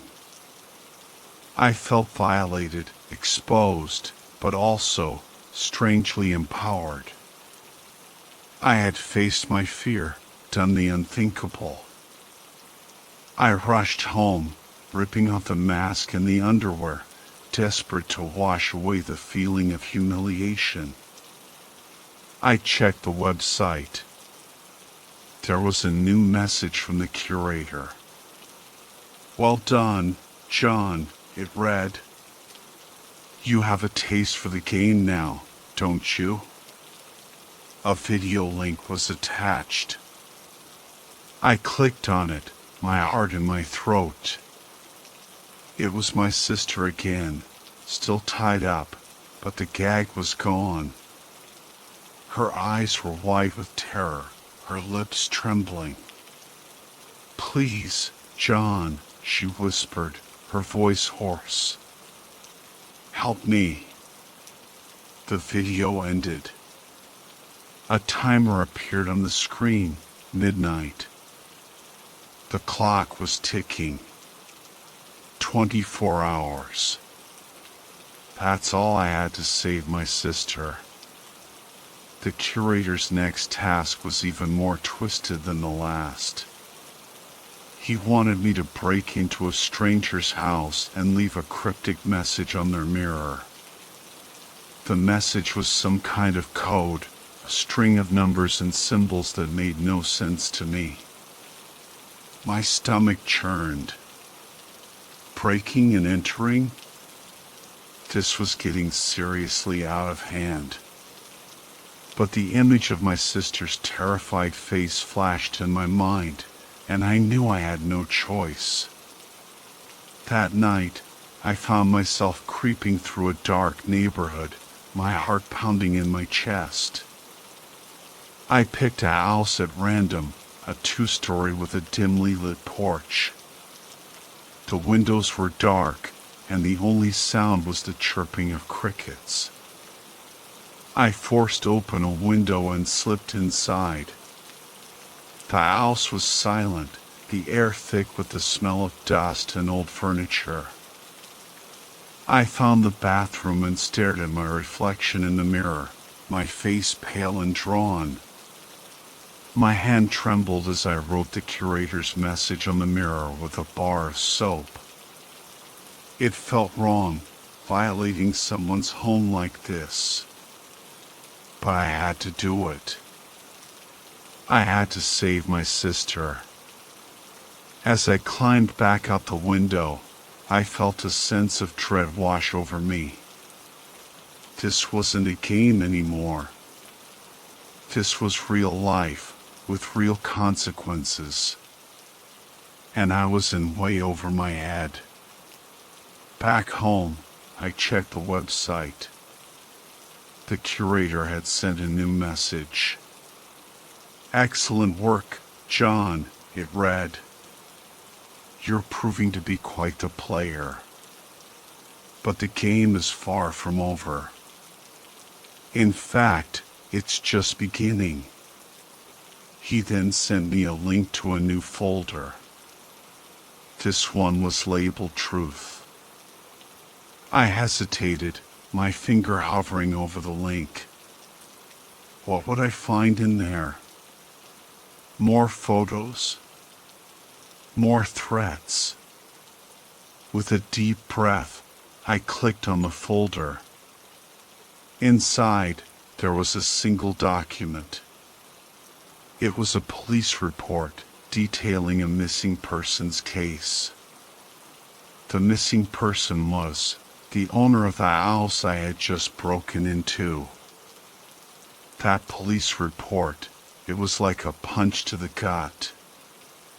The missing person was described as a middle-aged man, living alone, no family or close friends. He vanished without a trace a few weeks ago. The curator had sent me to that house. He'd made me a part of this, whatever this was. Was the man dead? Had the curator killed him? My head spun. I had to tell someone, go to the police, do something. But who would believe me? I had no proof, just a creepy website and a crazy story about a dark web game. I reread the curator's messages, looking for clues, anything that might reveal his identity. He seemed to know a lot about me, but he'd never revealed anything about himself. Then I noticed something. In one of the messages, he'd used a phrase, a very specific turn of phrase, that sounded familiar. It was something my old college roommate used to say all the time. My blood ran cold. Could it be him? Mark? We hadn't spoken in years, but I still had him on social media. I checked his profile. His recent posts were all cryptic, filled with dark imagery and philosophical ramblings. I scrolled through his photos. There was one that made my heart stop. It was a selfie of Mark, standing in front of a familiar-looking house. The house from the police report. It couldn't be a coincidence. Mark was the curator. But why? Why was he doing this to me? What had I ever done to him? I tried to call him, but his number was disconnected. I sent him a message, but he didn't respond. I felt a wave of panic wash over me. I had to do something, warn someone, before it was too late. But who could I trust? I couldn't just sit there and do nothing. I had to confront Mark, get some answers. So, I drove to his place, a rundown apartment building on the outskirts of town. My heart pounded as I knocked on his door. No answer. I knocked again, harder this time. Still nothing. I tried the doorknob, and to my surprise, it was unlocked. I stepped inside, the apartment dark and stuffy. It smelled like stale beer and cigarettes. There were empty pizza boxes scattered on the floor and clothes piled on the furniture. It looked like no one had been here in days. Mark? I called out, my voice echoing in the silence. No response. I walked through the apartment, a sense of unease creeping over me. There were strange drawings on the walls, disturbing images of twisted figures and cryptic symbols. It was like stepping into the mind of a madman. Then I saw it. On the coffee table, there was a laptop, the screen glowing with the familiar dark red and black swirls of the curator's website. The U folder was open, displaying a photo of me taken just moments ago, standing outside Mark's apartment building. He'd been watching me. He knew I was coming. Suddenly, I heard a noise behind me. I spun around, my heart in my throat. Mark was standing in the doorway, a sinister grin on his face. "Hello, John," he said, his voice chillingly calm. "Welcome to my world." I was speechless. It was really him. The curator. My old friend. Why, Mark? I finally managed to ask, my voice trembling. Why are you doing this? He laughed, a cold, hollow sound that sent shivers down my spine. Why? He repeated. Because it's fun, John. It's a game. And you're the player. He stepped closer, his eyes gleaming with a disturbing intensity. But the game is about to change, he said, his voice dropping to a whisper. It's time for you to learn the truth. He reached out and grabbed my arm, his grip like iron. The truth about your sister, he whispered, his breath hot on my ear. She's not real, John. She never was. Mark's words hit me like a ton of bricks. She's not real, John. She never was. My mind reeled. My sister, not real? But the photos, the videos, her voice, it all felt so real. You're lying, I stammered, my voice barely a whisper. Mark just smiled, that same chilling smile that made my blood run cold. Am I, John? He said, his voice dripping with mockery. Think about it. When was the last time you actually saw your sister in person?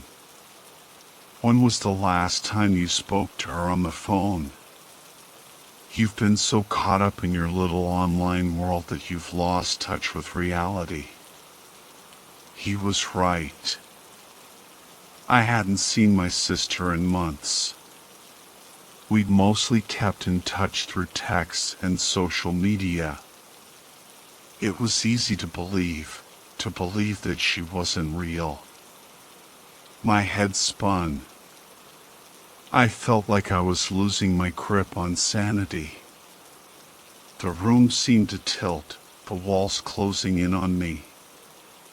Mark's voice continued, a relentless torrent of words designed to break me down. He told me that everything I thought I knew was a lie.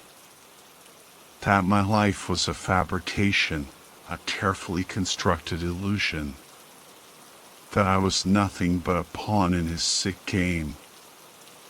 I sank to my knees, my mind a chaotic mess of doubt and fear. I couldn't tell what was real anymore. Was my sister real? Was Mark real? Was I real? Mark knelt down in front of me, his face inches from mine. His eyes were filled with a cold, calculating gleam. You're mine now, John, he whispered. You belong to me. He pulled out a knife, the blade glinting in the dim light. I flinched, but he just laughed. Don't worry, he said. I'm not going to kill you. Not yet. I have other plans for you. He stood up and walked away, leaving me crumpled on the floor, my mind shattered, my spirit broken. The laptop on the coffee table beeped. A new message from the curator. The game continues, John, it read. But the rules have changed. Now, you have to do everything I say. No questions asked.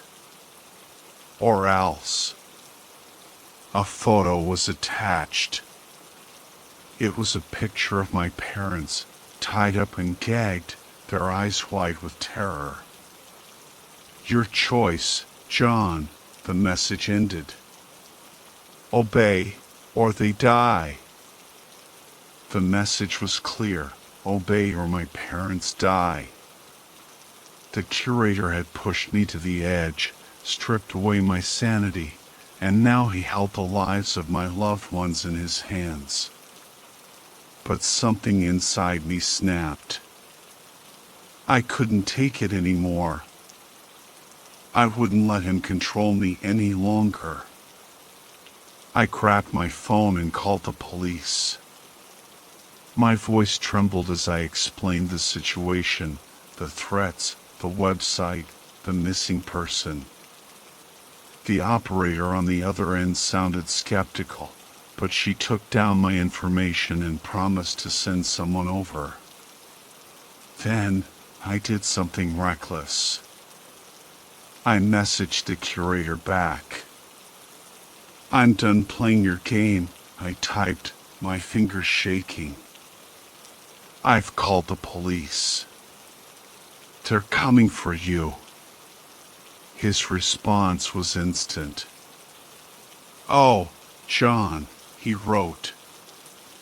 "You're so predictable. Did you really think I wouldn't anticipate this?" A new link appeared. It was a live feed of my parents, tied to chairs in a dark, dingy basement. Their faces were pale, their eyes filled with terror. "You have 1 hour," the message read. "Come to the address below. Alone. Or they die." The address was for an abandoned warehouse district on the outskirts of town. I hesitated. Was this a trap? Probably. But I couldn't just sit there and wait for the police. I had to do something. I grabbed my keys and rushed out the door, my heart pounding in my chest. The drive to the warehouse was a blur. My mind raced, trying to make sense of everything that had happened. Why was Mark doing this? What was his motive? As I pulled up to the warehouse, I saw him standing in the doorway, a shadowy figure in the dim light. He beckoned me inside. The warehouse was cold and damp, the air thick with the smell of dust and decay. Mark led me through a maze of corridors, his footsteps echoing in the silence. Finally, we reached a large, open space. In the center, there was a single chair, illuminated by a spotlight. "Sit down, John," Mark said, his voice echoing in the vast emptiness. I hesitated, but then I sat down. Mark stood in front of me, his face hidden in the shadows. "It's time for you to understand," he said, his voice low and menacing. "It's time for you to see the truth." He stepped into the light. His face was contorted in a grotesque mask, a horrifying caricature of a human face. "I am the curator," he said, his voice distorted by the mask. "And I am the internet." He raised his hand, and I saw that he was holding a knife. The blade glinted in the dim light. "And you, John," he said, his voice rising to a scream. "You are just another victim." He lunged at me, the knife raised high. I closed my eyes, waiting for the inevitable. But it never came. Instead, I heard a commotion behind me. I opened my eyes and saw police officers swarming the warehouse, their guns drawn. Mark was tackled to the ground, the knife clattering away. I was safe. My parents were safe. The nightmare was finally over. But as I watched Mark being led away in handcuffs, I couldn't shake the feeling that this was just the beginning. The internet was a vast and dangerous place, and there were others like Mark out there, lurking in the shadows, waiting for their next victim.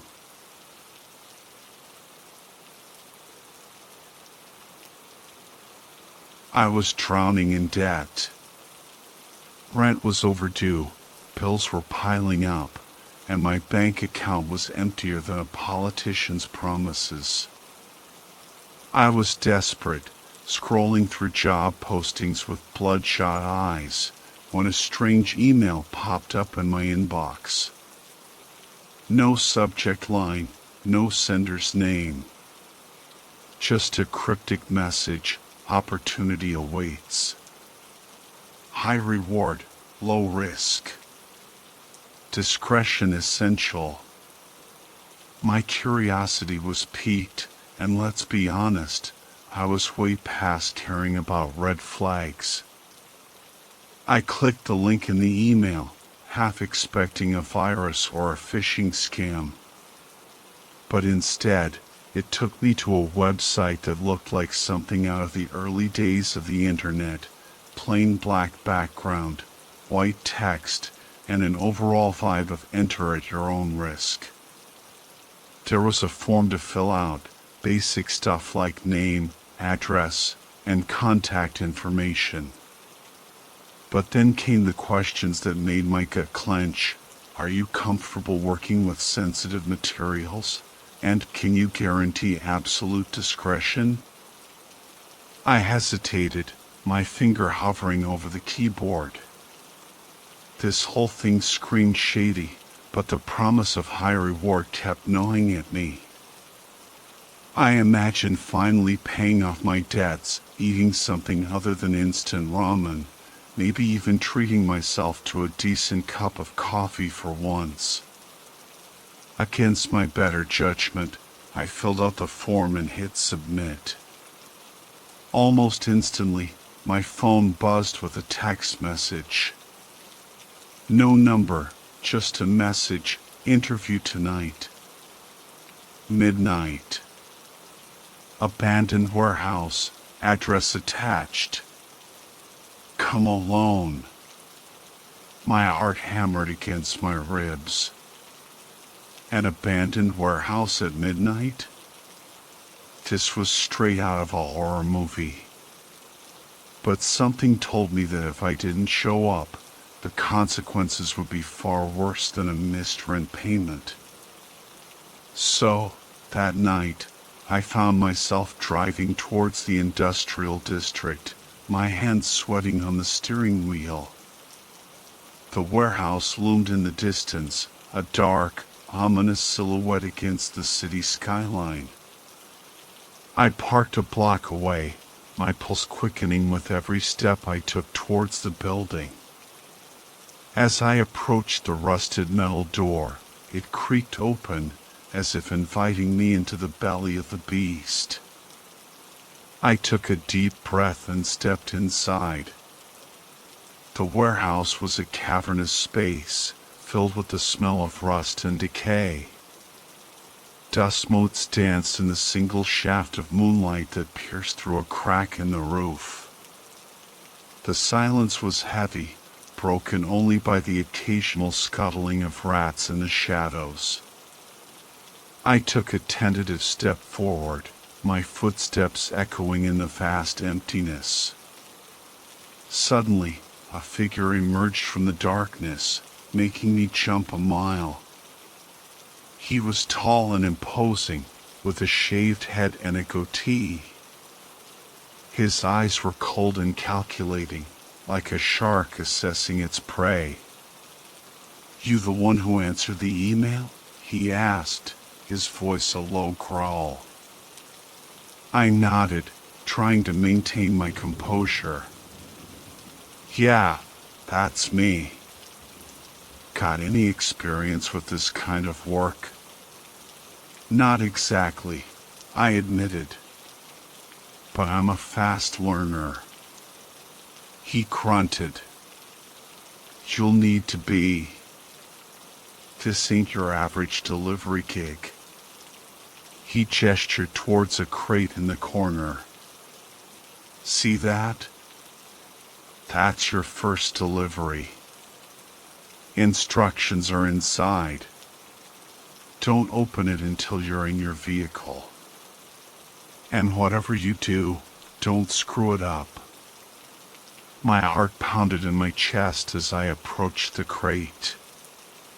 It was sealed with heavy-duty tape, and I could hear something shifting inside.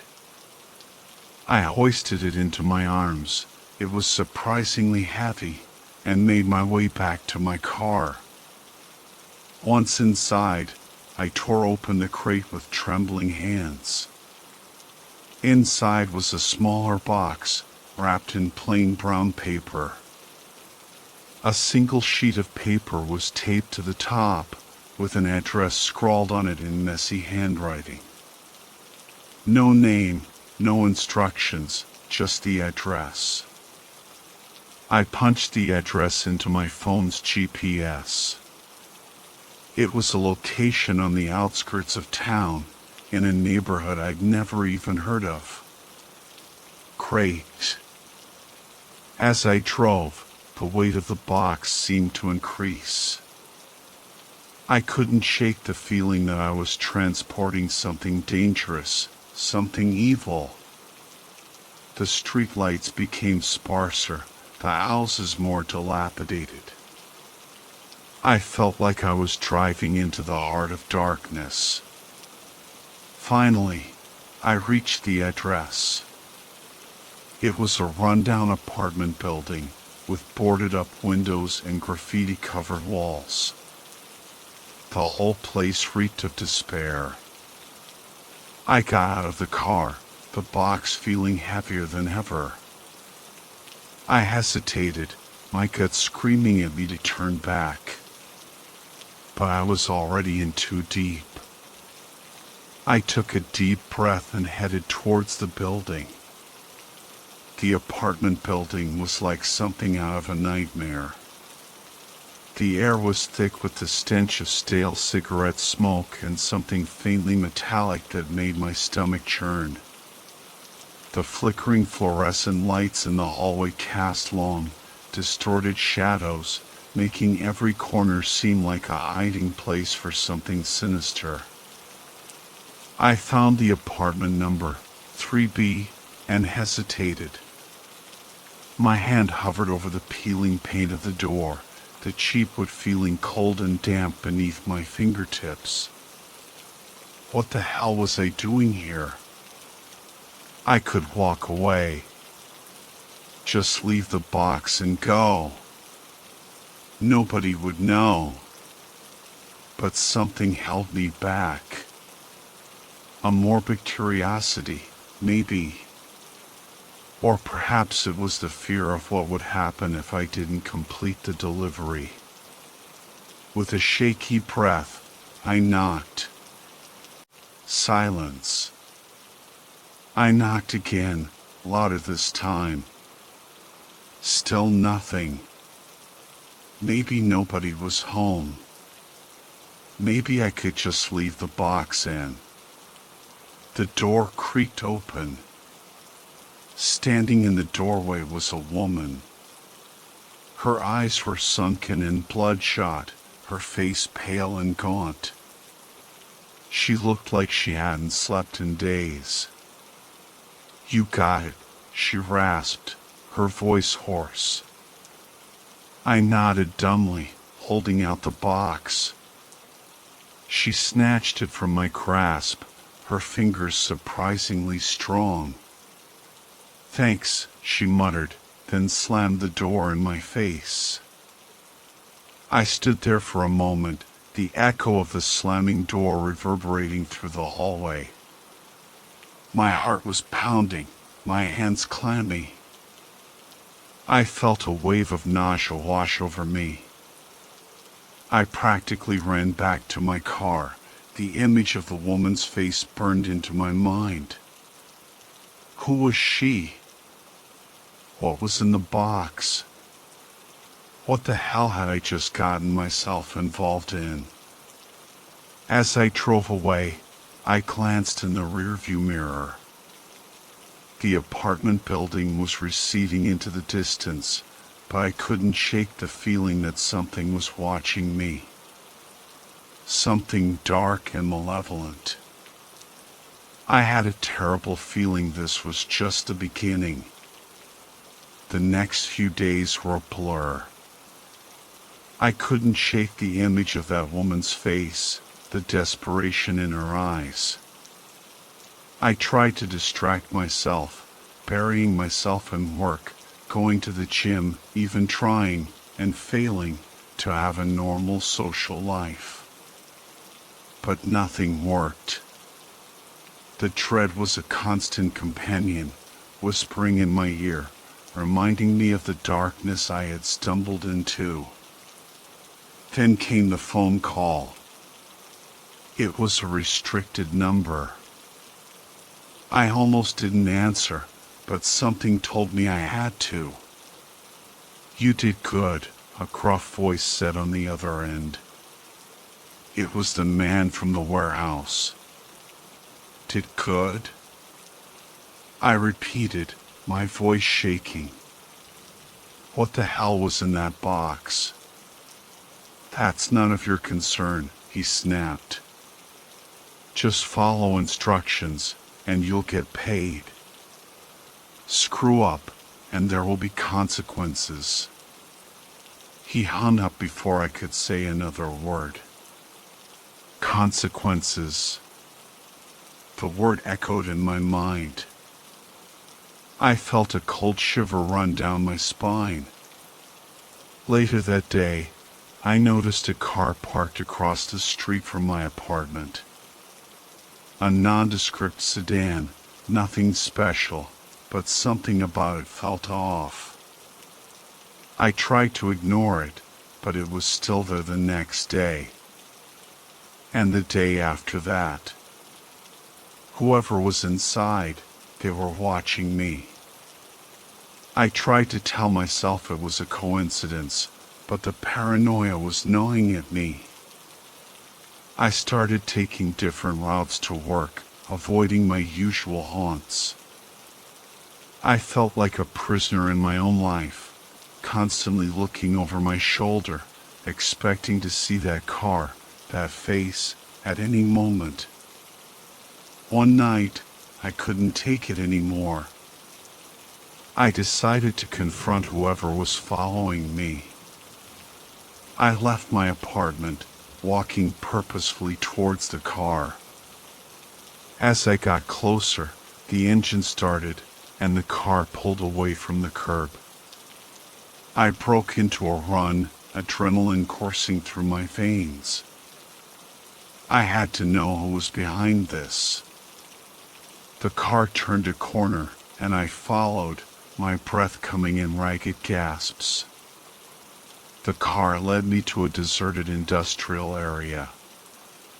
It stopped in front of a warehouse, a different one this time, smaller and more dilapidated than the first.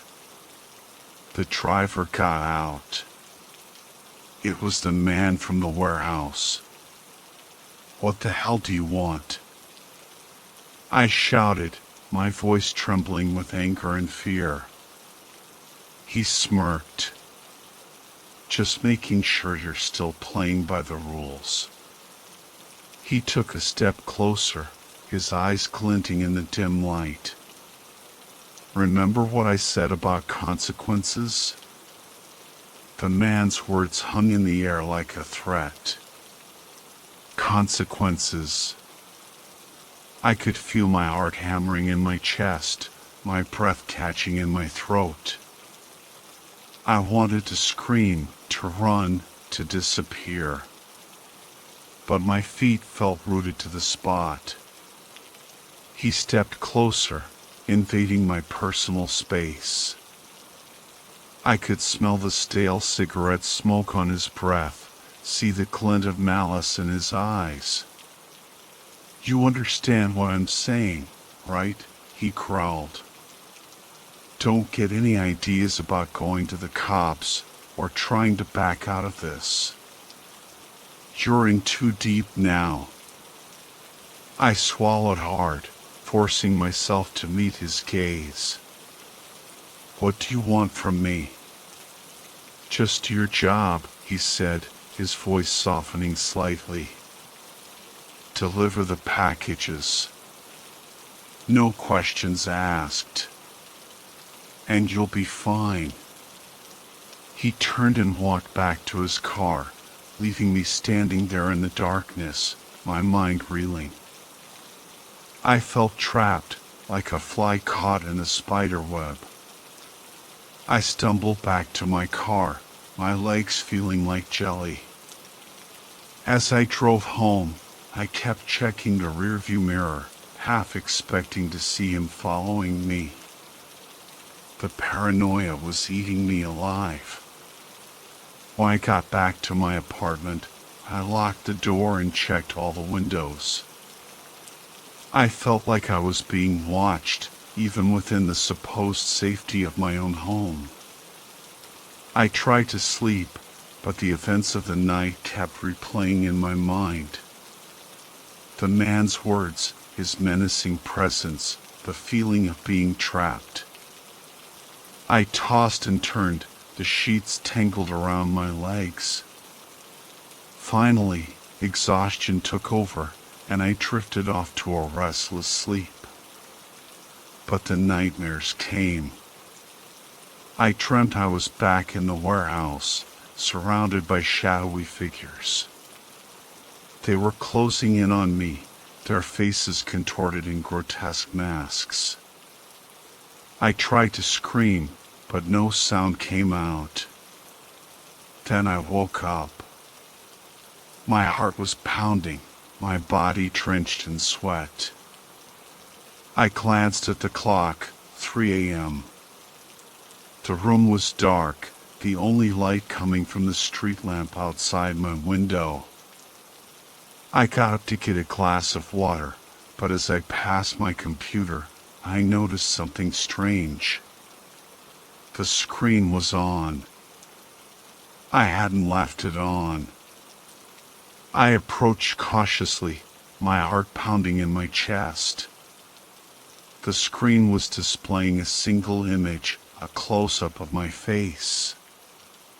But it wasn't a photo. It was a live feed. Someone was watching me through my webcam.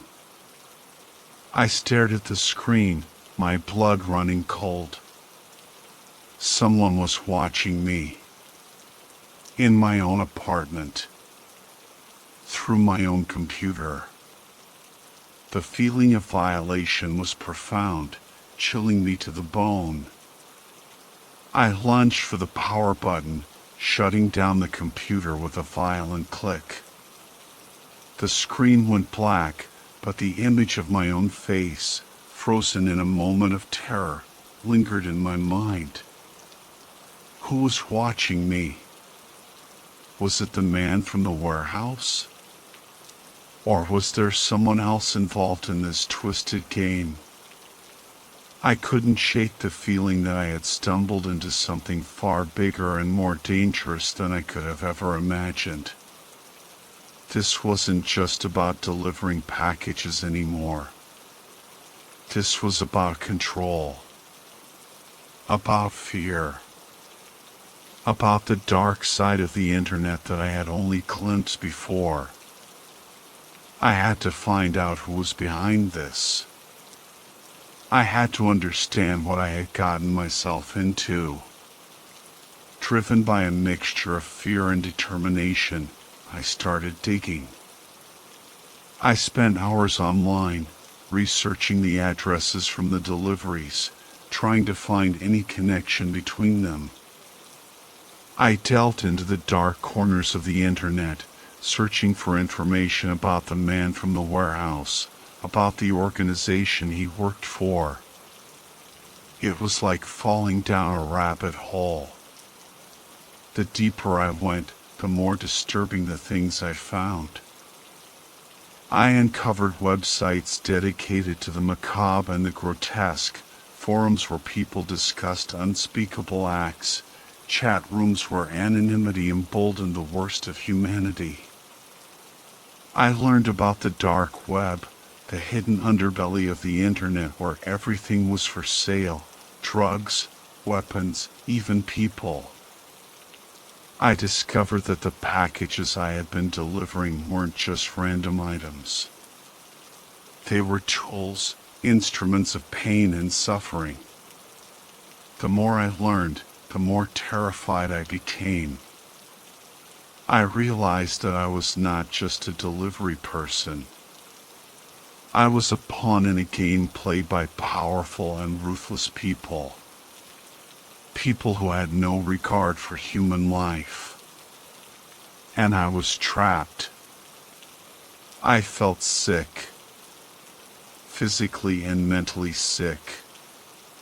The realization that I was being watched, that someone had access to my most private moments, sent a wave of nausea through me. I unplugged the webcam, smashed it with a hammer, and threw the pieces in the trash.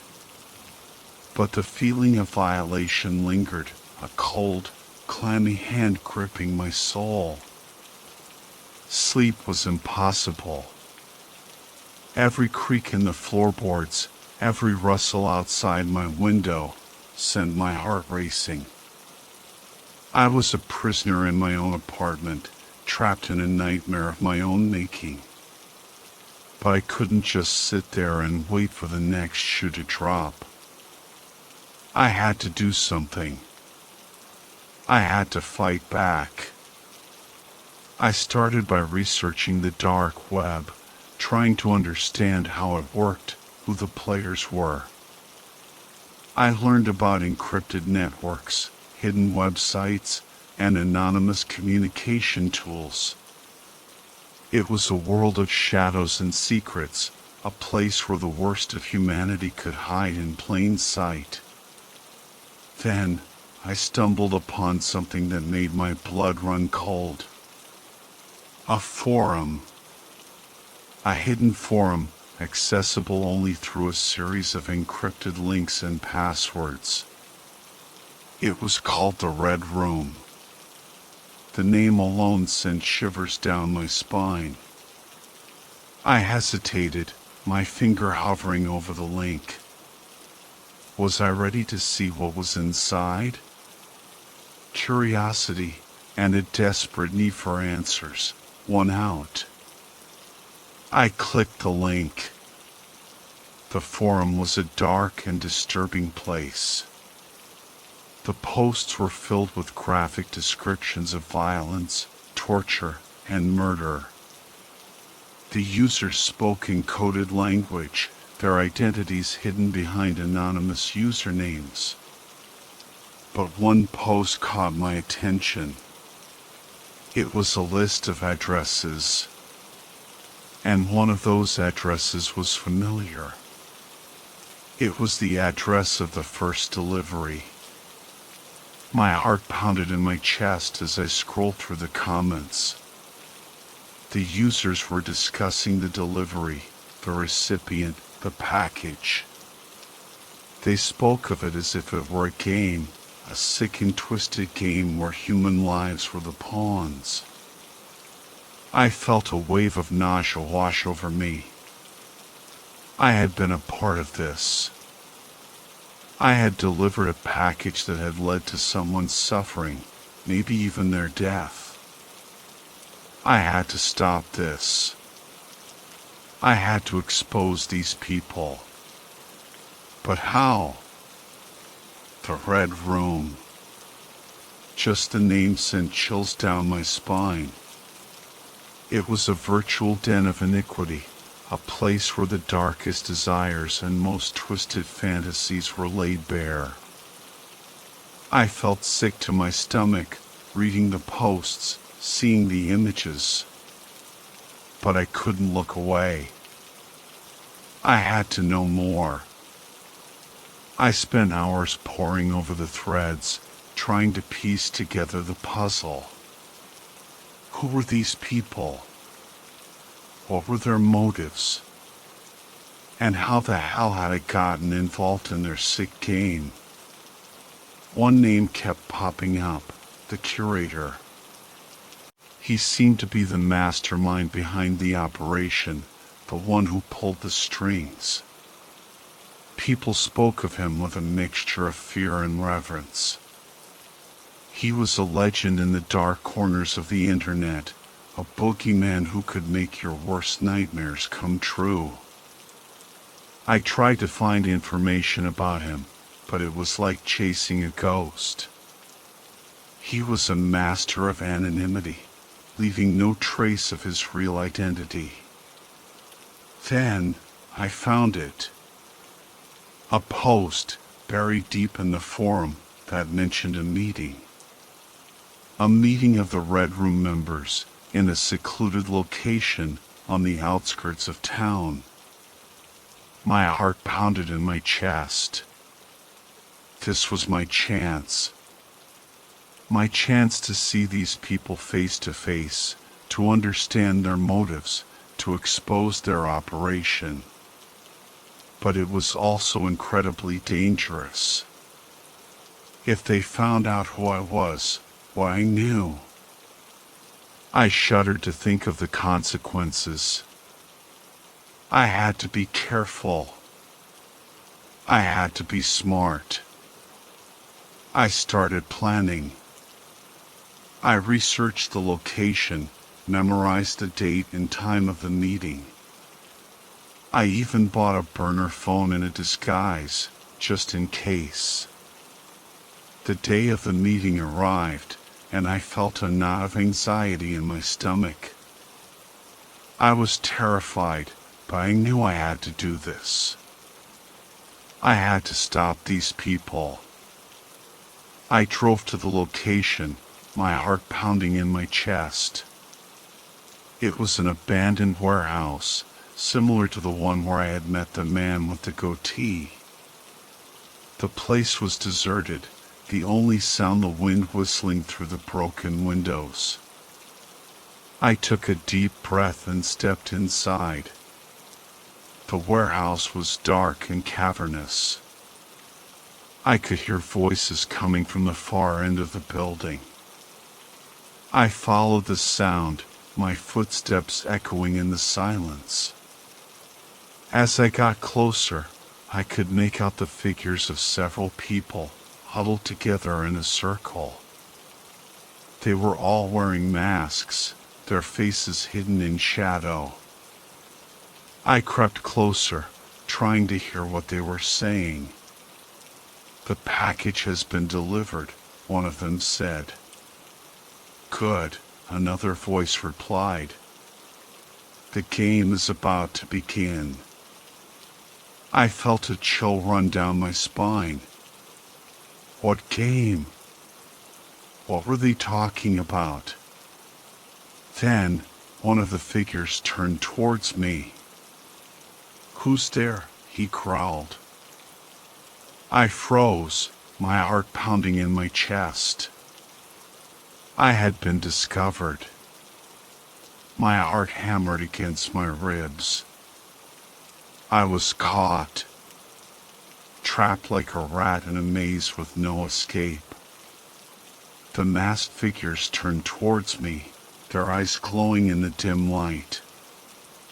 Well, a voice chuckled, sending shivers down my spine.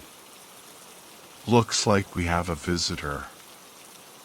I stumbled back, my foot catching on a loose piece of concrete. I fell, the air whooshing out of my lungs. Scrambling to my feet, I turned to run, but a hand clamped down on my shoulder, spinning me around.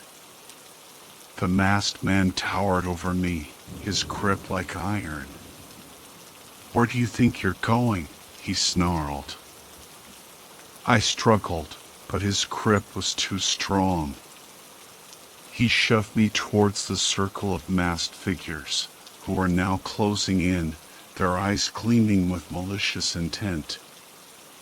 "Looks like our little delivery boy has been snooping around where he shouldn't," another voice said, smooth and chillingly calm. Curious little thing, aren't you? I felt a surge of panic. They knew. They knew I had been investigating them, that I had stumbled upon their secrets. We can't have loose ends, the calm voice continued. Can we? The masked figures moved closer, their hands reaching for me. I thrashed, kicking and screaming, but it was no use. They were too many, too strong. They dragged me to the center of the circle, their hands rough on my skin. I felt a sharp pain in my arm as something pricked me. A needle. The world started to spin. My vision blurred. I could hear their laughter, distorted and cruel, echoing in my ears. Welcome to the game, the calm voice whispered. You're going to be a very valuable player. Then, darkness.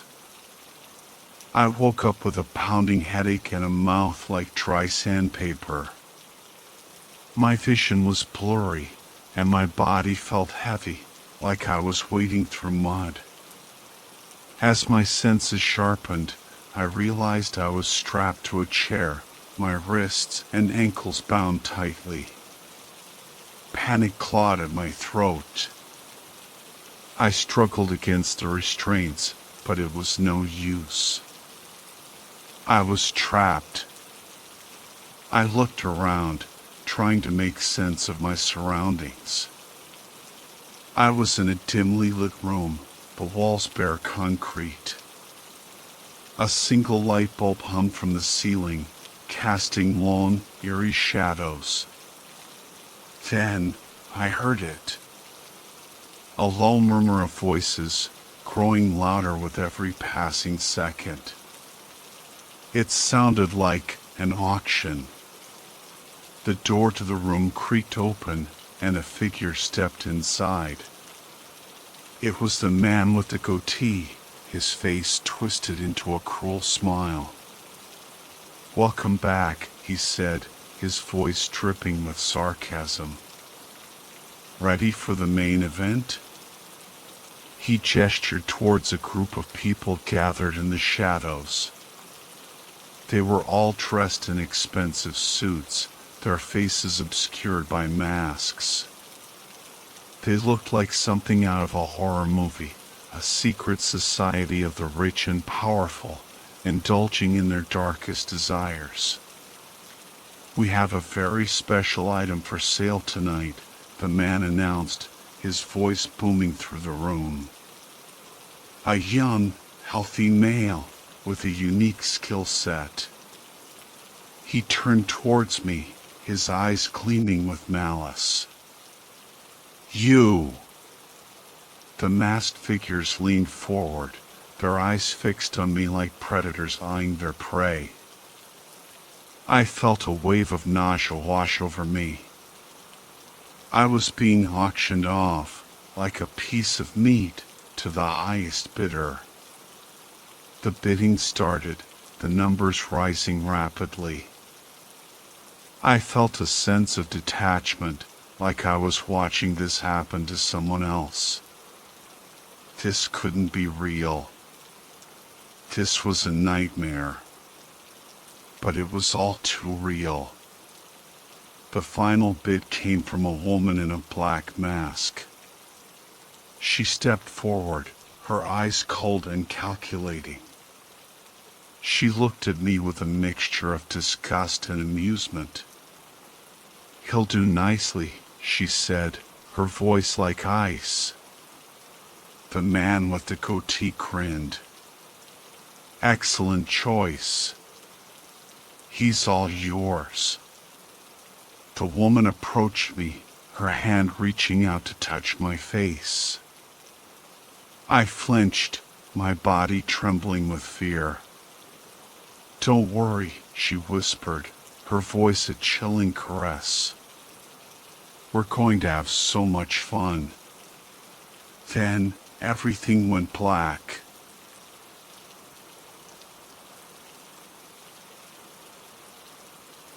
I've always been a glass half empty kind of guy. But lately, it feels like the glass has been shattered, the pieces scattered across the floor, and I'm left with nothing but the bitter taste of despair. Depression, they call it. Like a thick fog that's settled over my life, blurring the edges of everything, stealing the joy from even the simplest things. Therapy? Tried it. Medication? Been there, done that. Nothing seems to work. I'm stuck in this endless loop of negativity, a prisoner in my own mind.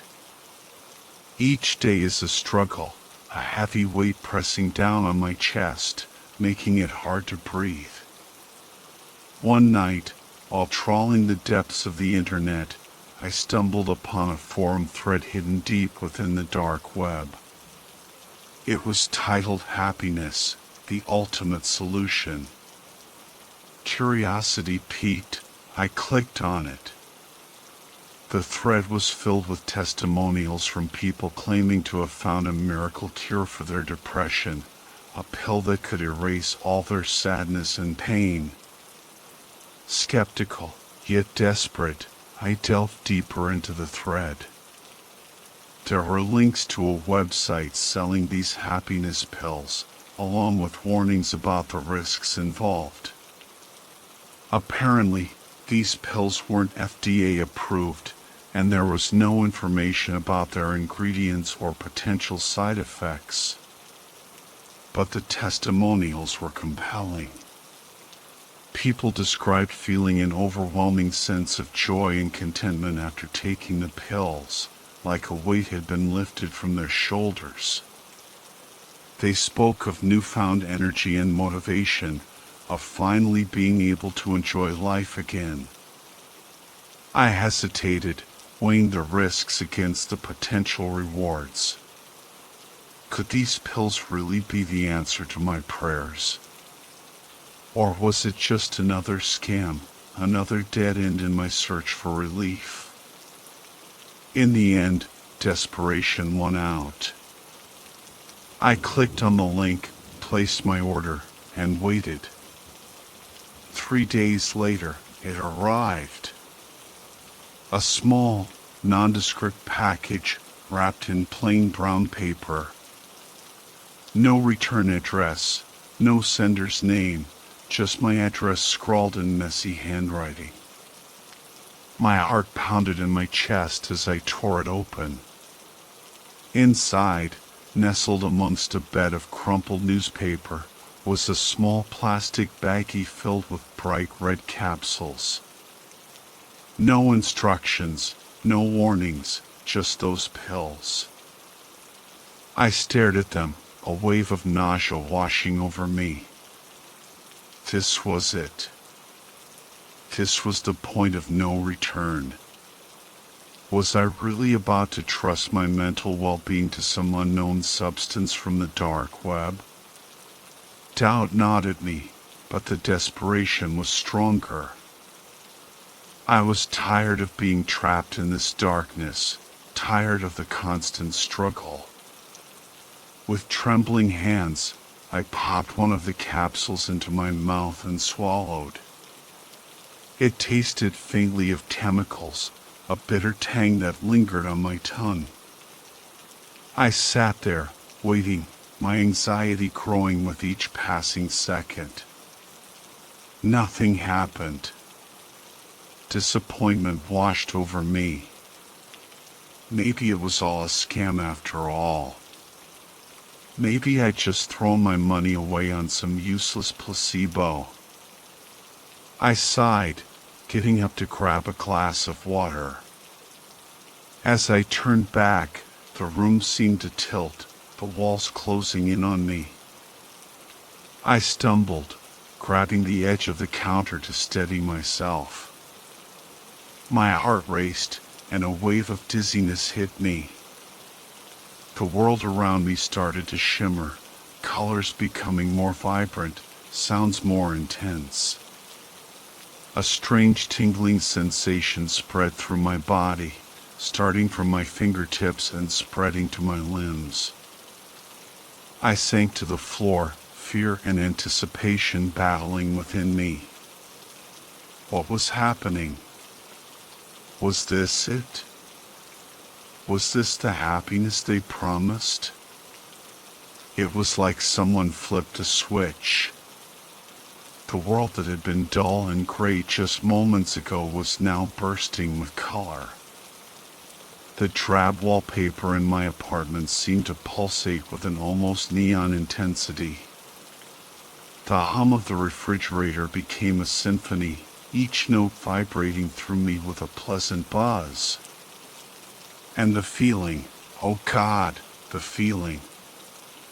It was like every happy memory I'd ever had, every moment of joy, was concentrated into a single, overwhelming sensation. Pure bliss. Unfiltered ecstasy. I laughed, a genuine laugh that bubbled up from deep inside me, a sound I hadn't heard from myself in years. I sprang to my feet, suddenly filled with an inexhaustible energy. I cranked up the music, dancing around my apartment like a madman. I even started cleaning, scrubbing away the grime that had accumulated during my depressive slump.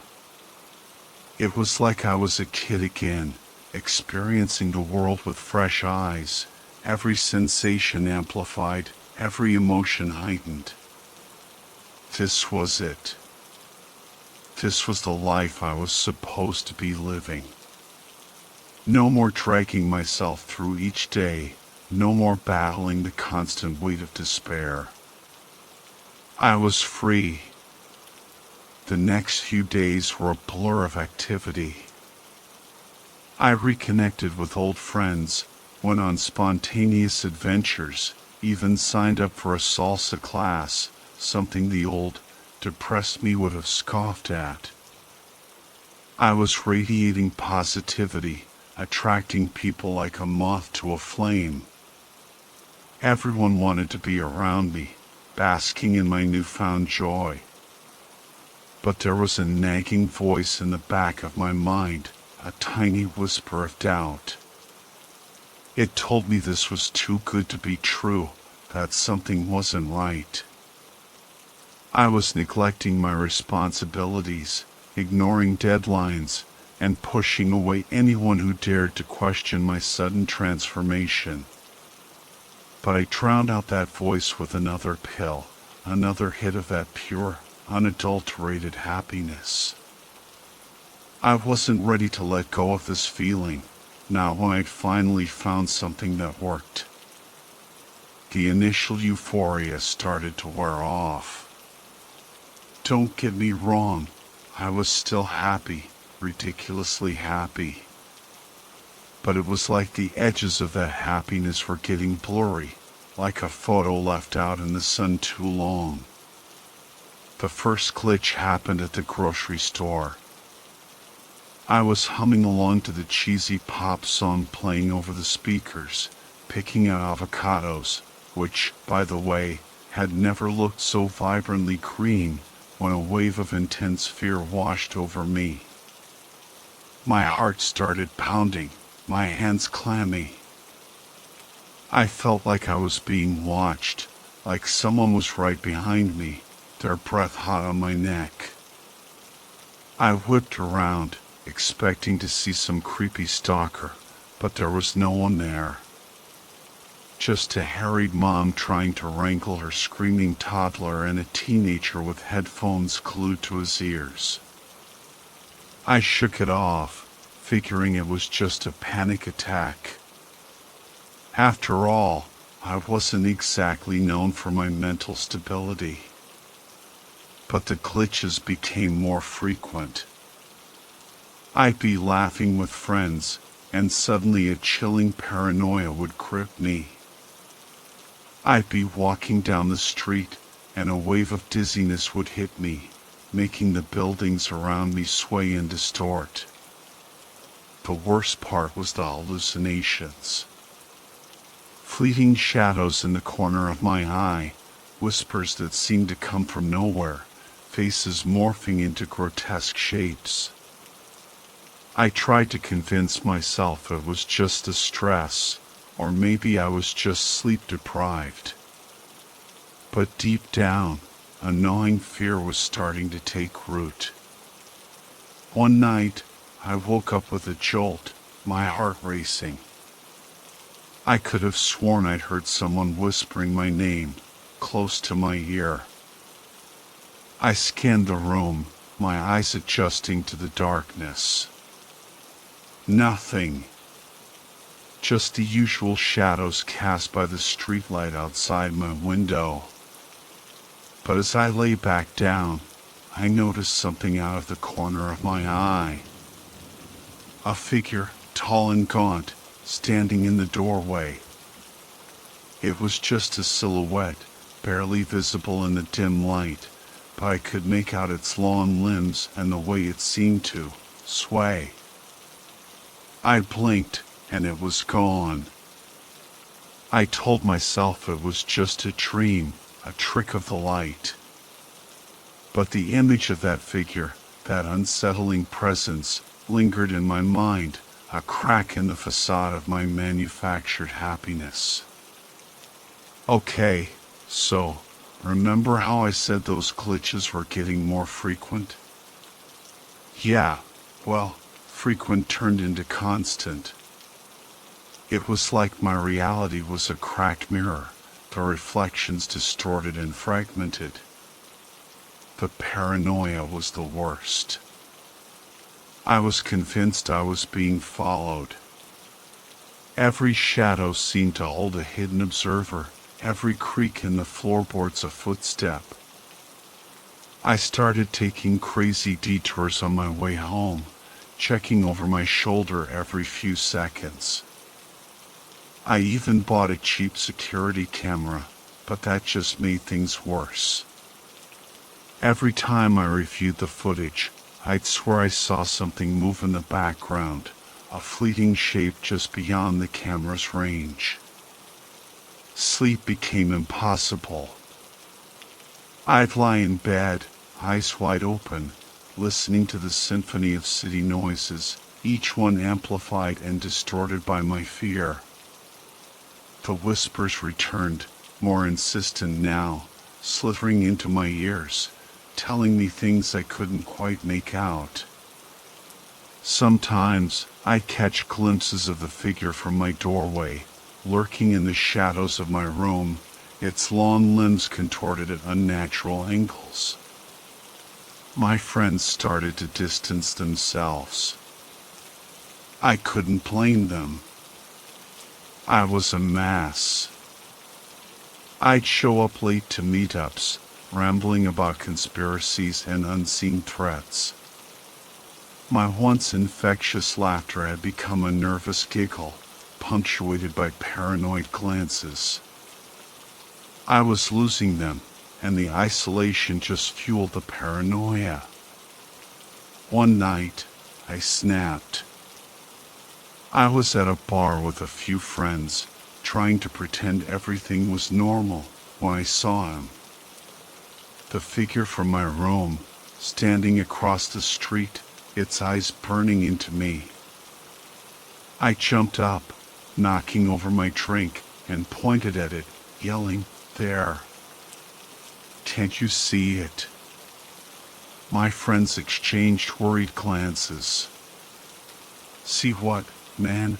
one of them asked, his voice strained. "The figure. The one watching me." I yelled, my voice cracking.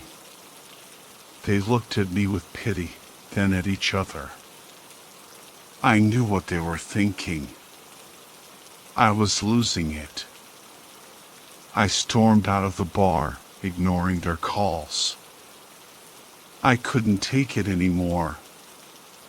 I needed answers. I needed to know what was happening to me. The pills. It had to be the pills. I stumbled back to my apartment, the city lights blurring into streaks of color. My head throbbed, and my hand shook so badly I could barely get the key in the lock. Inside, the darkness felt heavier than usual, suffocating. I needed answers. I needed to know what the hell was happening to me. The dark web forum. That's where it all started. Maybe someone there could explain. My laptop took an eternity to boot up. Each roar of the fan, each flicker of the screen, sent a jolt of anxiety through me. Finally, the familiar homepage loaded. I navigated back to the forum, my fingers fumbling over the keys. The thread was gone. Panic clawed at my throat. I frantically searched for the website where I'd bought the pills, but it was like it had vanished from the internet. Dead ends everywhere. Then, I remembered something. Someone had mentioned another forum, a more secretive one, where people discussed things they couldn't discuss openly. It took some digging, but I found it. The digital equivalent of a dingy back alley, filled with whispers and shadows. I typed happiness into the search bar. A single thread popped up. Beware the gift, it was titled. My blood ran cold. The thread was filled with stories, horrifying stories, of people who had taken the pills. They described the same euphoria, the same paranoia, the same terrifying hallucinations. Some spoke of losing their jobs, their families, their sanity. Others just disappeared. One post in particular caught my eye. It was from someone who claimed to have escaped the pill's grip. They described the withdrawal as hell on earth, but they also offered a chilling explanation for what was happening. According to this person, the pills weren't just messing with our brains, they were opening a doorway to something dark and hungry. Something that fed on our fear, our despair.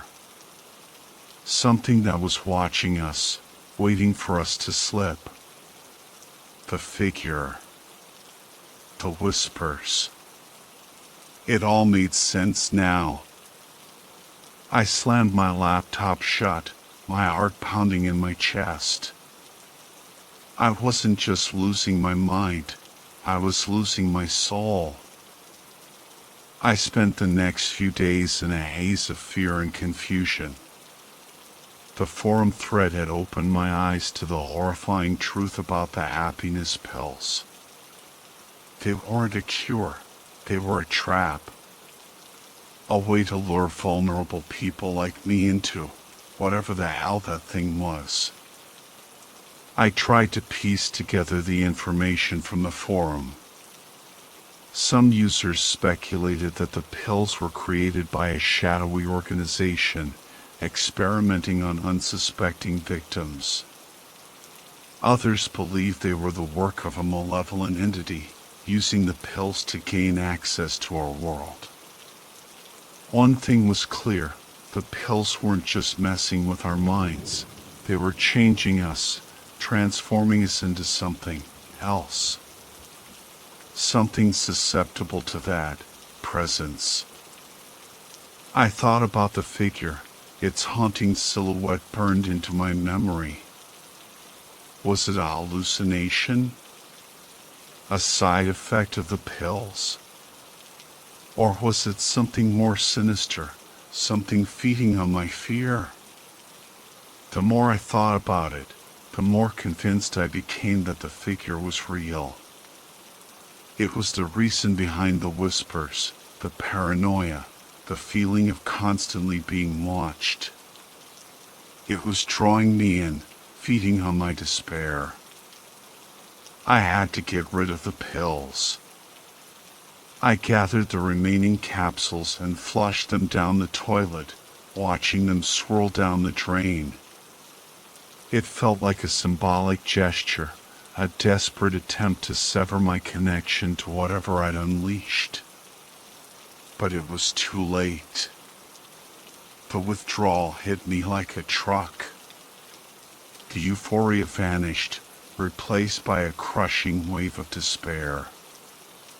My body ached, my head throbbed, and my stomach churned. I couldn't eat, couldn't sleep, couldn't think straight. And the hallucinations, they were worse than ever. The figure was everywhere, lurking in the shadows, its eyes burning into me. The whispers became screams, filling my ears with terrifying promises and threats. I was trapped, caught in a nightmare of my own making. Okay, so, flushing those pills? Worst decision ever. Imagine the worst flu you've ever had, multiply it by 10, then add a generous helping of terrifying hallucinations and soul-crushing despair. That's what withdrawal felt like. Every inch of my body screamed in agony. My muscles spasmed, my joints ached, and my skin felt like it was on fire. I couldn't keep any food down, but my stomach churned with a constant nausea that threatened to erupt at any moment. Sleep. Forget about it. I'd lie in bed, shivering with chills 1 minute, drenched in sweat the next. My mind wouldn't shut off, replaying every terrifying moment, every horrifying image in vivid detail. And the figure, it was relentless. It stalked me through the shadows of my apartment, its long limbs stretching and contorting, its eyes burning with a malevolent light. Sometimes it would whisper, its voice a guttural rasp that scraped against my sanity. Other times, it would just stand there, watching me, its presence a suffocating weight on my chest. I tried everything to escape the torment. Over-the-counter painkillers did nothing for the agonizing aches. Hot showers provided temporary relief from the chills, but the hallucinations followed me into the steamy bathroom. I even tried drinking myself into oblivion, but the alcohol only amplified the terror. Days blurred into nights, and nights into an eternity of suffering. I was a prisoner in my own body, trapped in a cycle of pain and fear. I'd curl up on the floor, sobbing uncontrollably, begging for it to stop. But it didn't stop. It just got worse. The hallucinations became more vivid, more terrifying.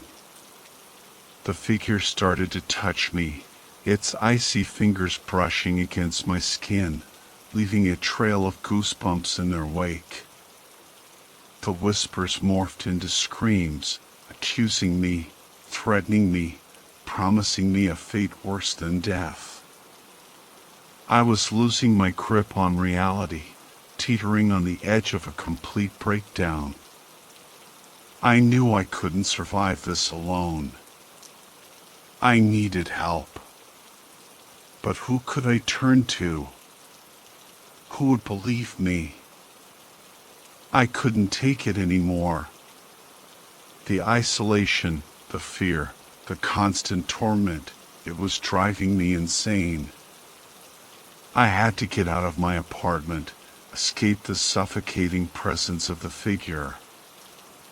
I grabbed my phone and keys, ignoring the tremors that racked my body. The hallway outside my apartment seemed to stretch endlessly, the flickering fluorescent lights casting eerie shadows. Every creak of the floorboards, every rustle in the ventilation shaft, sent my heart racing. I stumbled out onto the street, the cool night air hitting me like a slap. The city, usually a symphony of noise and light, felt alien and threatening. Faces in the crowd seemed to distort, their features twisting into grotesque masks. Shadows danced in the periphery of my vision, whispering my name. I walked aimlessly, my mind a whirlwind of paranoia and fear. Was I being followed? Were those whispers real, or just figments of my fractured psyche? I couldn't tell anymore. I ducked into a dingy bar, hoping the noise and the presence of other people would offer some comfort. But the relief was short-lived. The faces in the crowd seemed to morph into the figure, their eyes burning with the same malevolent intensity. The chatter of voices blended into a cacophony of whispers, all focused on me. I fled the bar, the paranoia intensifying. I felt like a rat in a maze, constantly watched, hunted. Every alleyway seemed to hold a hidden danger, every passing car a potential threat. I ended up in a park, collapsing on a bench, my body trembling with exhaustion and fear. The figure materialized in front of me, its form clearer than ever before. It was tall and skeletal, its skin stretched taut over its bones. Its eyes were hollow sockets, filled with a swirling darkness. "You can't escape," it rasped, its voice a chilling echo in my mind. "You belong to me now." I scrambled back, my voice caught in my throat. I had to get away, find somewhere safe. But where? Who could I trust? The figure lunged, its long fingers reaching for me. I screamed, a desperate cry for help that echoed through the empty park. I didn't know where I was running. My lungs burned, my legs ached, but I couldn't stop. The figure's chilling laughter echoed behind me, fueling my desperation. I burst through a set of double doors, finding myself in a dimly lit warehouse. The air was thick with dust and the scent of decay. Rows of crates and machinery cast long, menacing shadows in the weak light filtering through grimy windows. My heart pounded in my chest, each ragged breath echoing in the cavernous space. I could hear the figure closing in, its footsteps heavy and deliberate. I had to hide. I spotted a gap between two towering stacks of crates and squeezed through, my back pressed against the rough wood. The darkness swallowed me, offering a momentary respite from the relentless pursuit. But the respite was short-lived. A scratching sound, like claws on wood, sent shivers down my spine. The figure was circling me, its presence a suffocating weight in the confined space. I fumbled in my pockets, my fingers closing around a small pocket knife. It was a pathetic weapon against the creature that hunted me, but it was all I had. The crates rattled, and a long, skeletal hand reached through the gap, its fingers inches from my face. I lashed out with the knife, the blade sinking into the creature's flesh. A guttural scream echoed through the warehouse, followed by a heavy thud. Silence. I stayed huddled in the darkness, my body trembling, my breath coming in ragged gasps. Had I heard it? Killed it? Or was this just another trick, a way to lure me into a false sense of security? Then I heard it. A soft, wet sound, like something dragging across the floor. It was getting closer. I squeezed my eyes shut, my grip tightening on the knife. This was it. The end. A voice, raspy and chilling, whispered in my ear. You can't hide forever. A hand clamped down on my shoulder, its grip like iron. I opened my eyes to see the figure's face inches from mine, its eyes burning with a malevolent light. It's time to go home, it whispered, its breath hot on my cheek. Then everything went black.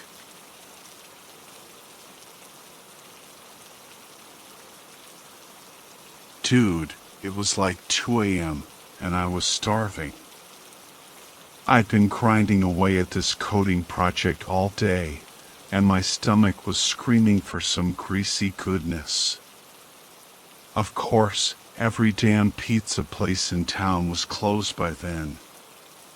Frustrated, I slammed my laptop shut, ready to just give up and choke down some stale crackers. But then, like an idiot, I remembered something I'd read on some obscure forum about Deepweb food delivery services. What the hell, I thought, might as well check it out. So, I fired up Tor, feeling that familiar mix of curiosity and dread as the browser loaded. I mean, everyone knows the deep web is basically a cesspool of illegal crap and creepy stuff you can't unsee. But hey, desperate times, desperate measures, right? After what felt like an eternity of clicking through shady links and dodging some seriously disturbing websites, seriously, don't ask, I finally found it. A site called Devil's Deliveries. The logo was this creepy-ass grinning demon holding a pizza cutter, and the whole site had this unsettling red and black color scheme. I should have backed out right then and there, but my hunger got the best of me.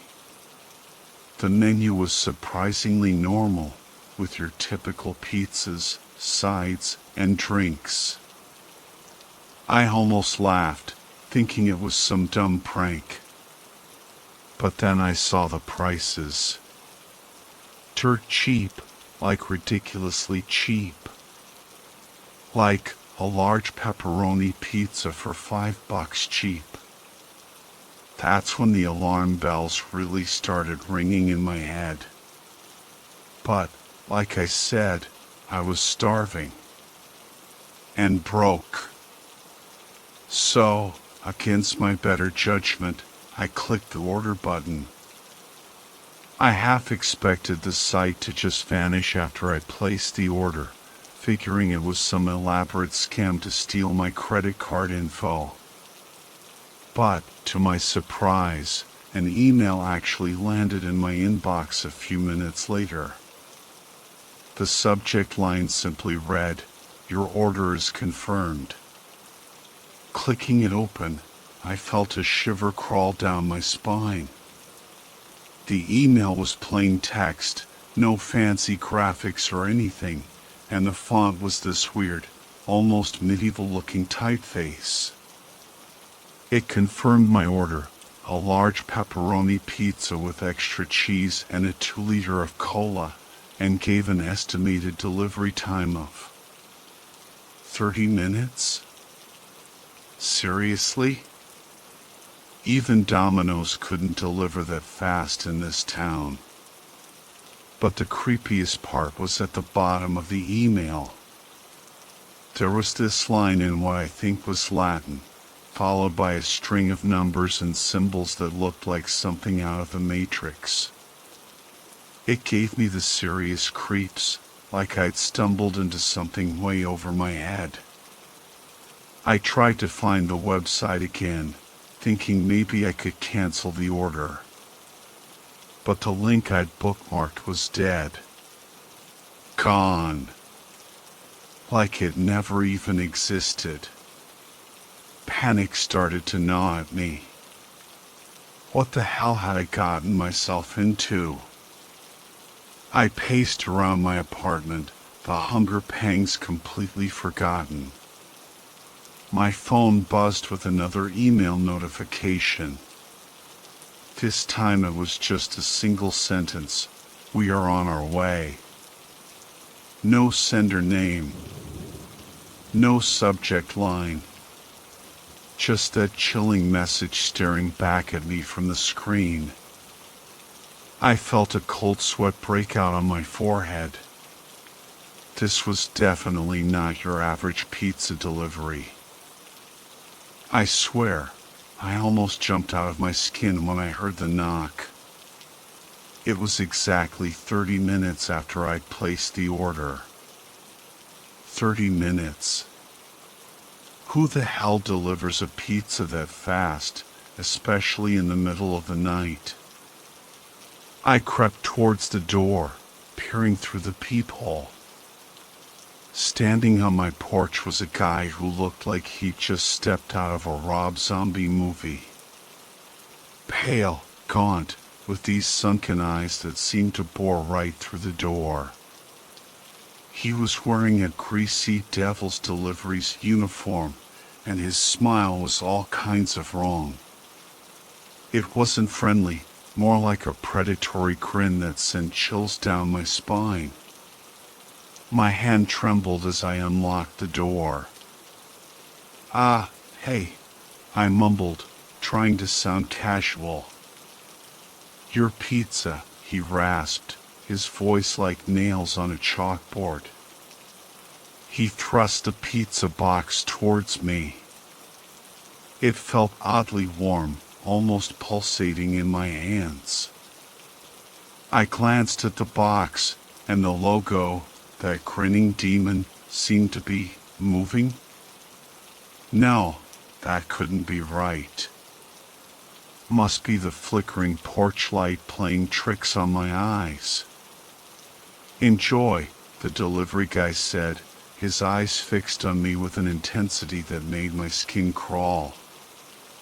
"And remember," he added, leaning in close, his breath hot and stale, "we know where you live." He winked, a slow, deliberate wink that sent a wave of nausea through me, and then turned and walked away. I slammed the door shut and leaned against it, my heart pounding in my chest. What the hell was that? Was that a threat? Was this some kind of sick joke? I stared at the pizza box, the warmth radiating from it feeling more and more sinister.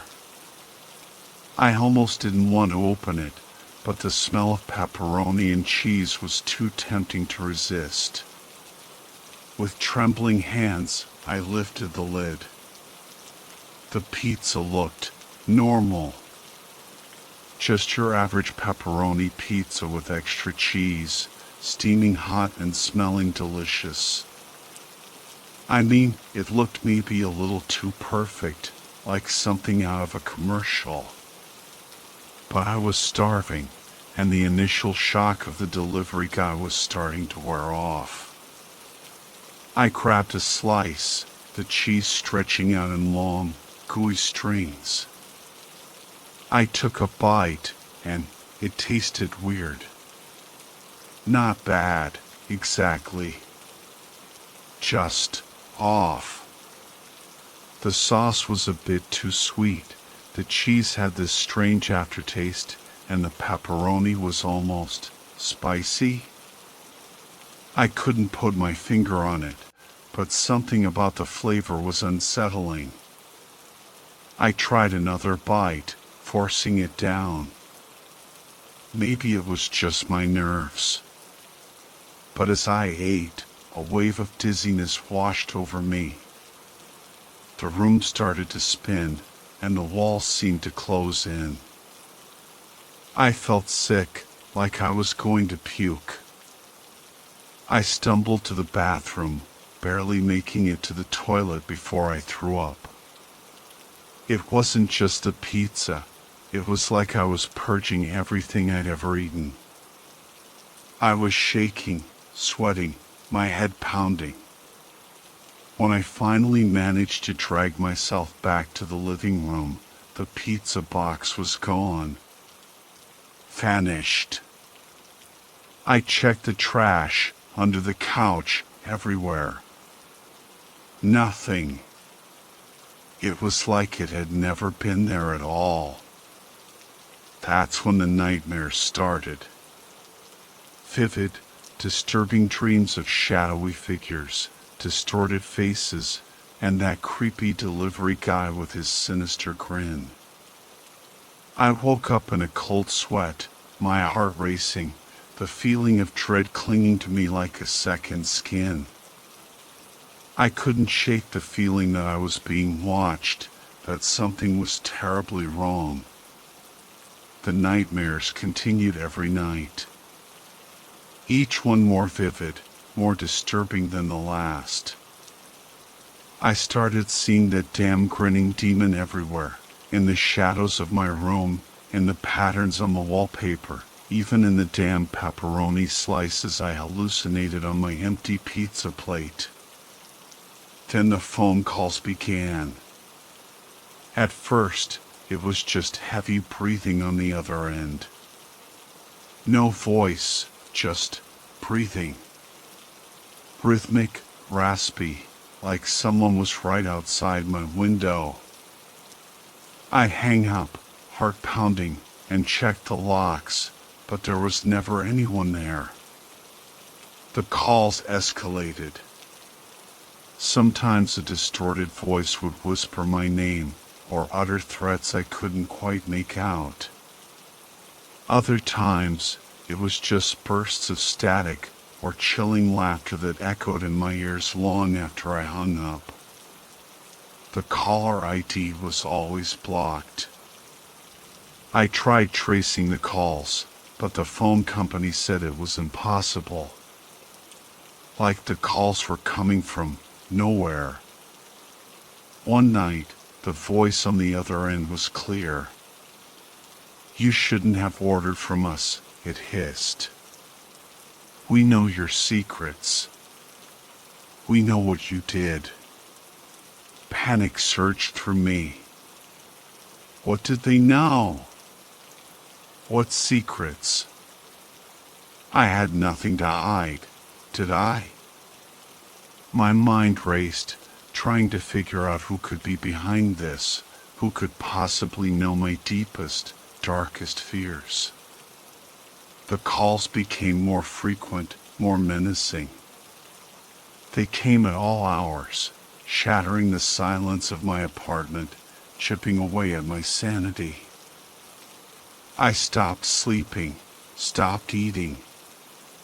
The world outside my window seemed distant, unreal. All I could focus on was the ringing phone, the chilling voice on the other end, the constant feeling of being watched, hunted.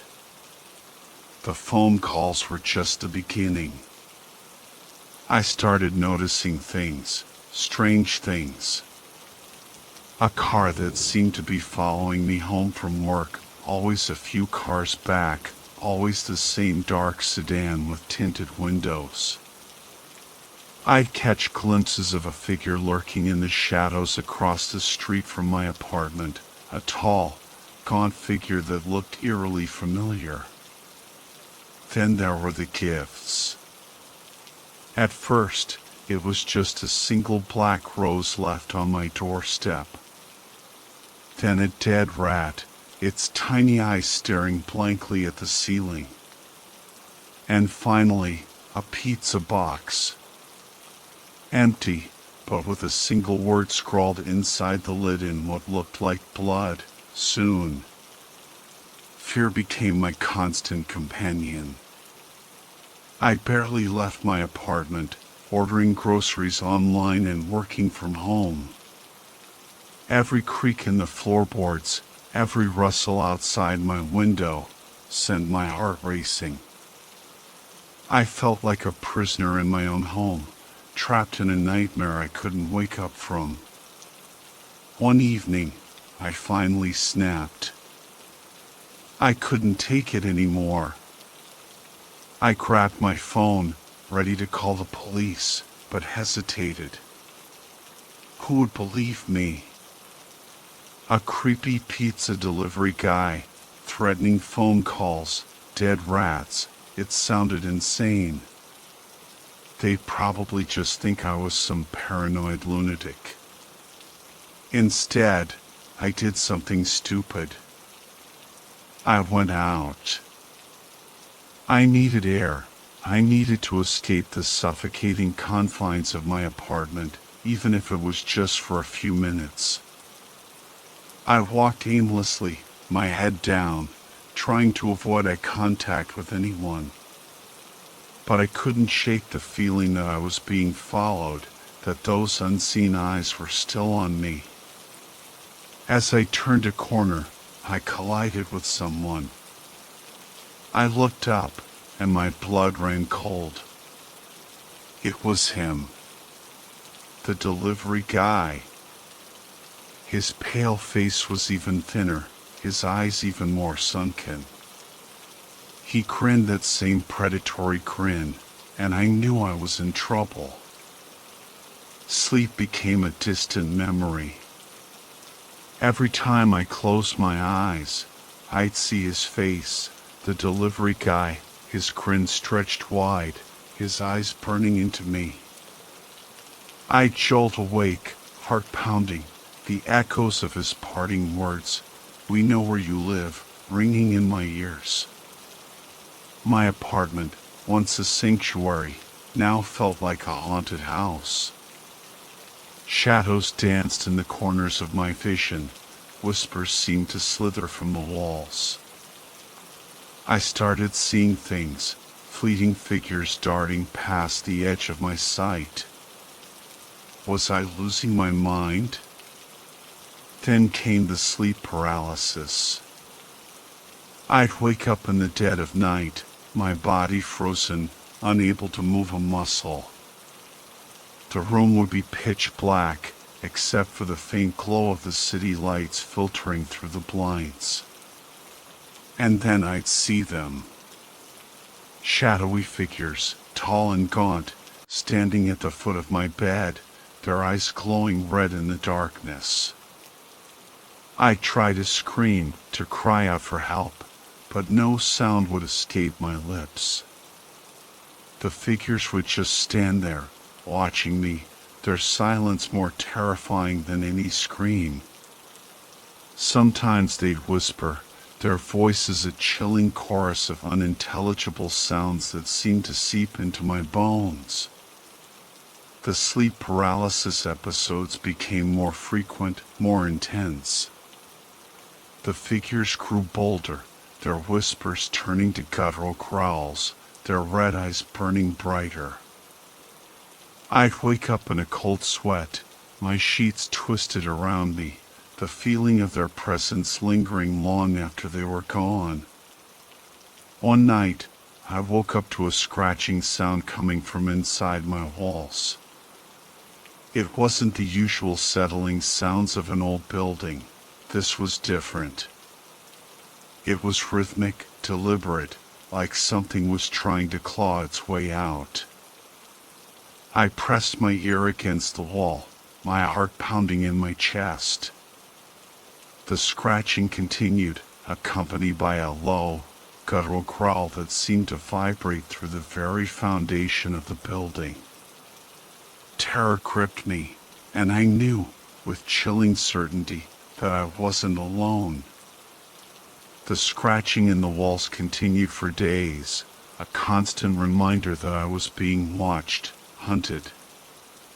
My apartment felt less like a home and more like a tomb, the air thick with dread and the stench of decay. I was a prisoner of my own fear, trapped in a waking nightmare. Then, one night, it happened. The doorbell rang. I froze, my blood turning to ice. Who would possibly be calling at this hour? The peephole showed nothing but darkness. I crept closer, my hand hovering over the chain lock. Who is it? I croaked, my voice barely a whisper. Silence. Then, a voice, raspy and chillingly familiar. Delivery for you. My blood ran cold. It was him. The delivery guy. I fumbled with the locks, my hand shaking so badly I could barely turn the key. As I opened the door a crack, the smell hit me, a putrid stench of rotting flesh and something metallic. I gagged, bile rising in my throat. He stood there, grinning, holding another pizza box. This one was different. It was damp, stained with something dark and viscous, and the logo, that grinning demon, seemed to pulsate with an eerie light. I brought you another treat, he rasped, thrusting the box towards me. I recoiled, my stomach churning. Get away from me. I screamed, slamming the door shut. The chain rattled as he pounded on the door. Take it. You know you want it, he snarled. I stumbled back, my eyes fixed on the door. The pounding continued, relentless, accompanied by his raspy voice, chanting, take it, take it, take it. Finally, the pounding stopped. Silence fell, heavy and suffocating. I crept back to the door, peering through the peephole. He was gone. But the pizza box remained, sitting on my doorstep like a macabre offering. I couldn't take it anymore. The constant fear, the paranoia, the feeling of being watched, it was driving me insane. I tried to tell people, to confide in friends, family, even the cops. But no one believed me. They just looked at me with pity, muttering about stress and sleep deprivation. You need to relax, they'd say. Take a vacation. Get some rest. Easy for them to say. They weren't the ones living in this nightmare. They weren't the ones haunted by the grinning demon, the chilling phone calls, the shadowy figures in the night. I tried to fight back. I threw the pizza box away, burned it, buried it, but it always came back. I changed my phone number, my email address, even my apartment, but they always found me. The nightmares intensified, blending with reality. I'd wake up screaming, unsure if the shadowy figures were real or just hallucinations. The scratching in the walls became a constant soundtrack to my life, a relentless reminder of my torment. My reflection in the mirror became a stranger. Sunken eyes stared back at me, haunted by fear and exhaustion.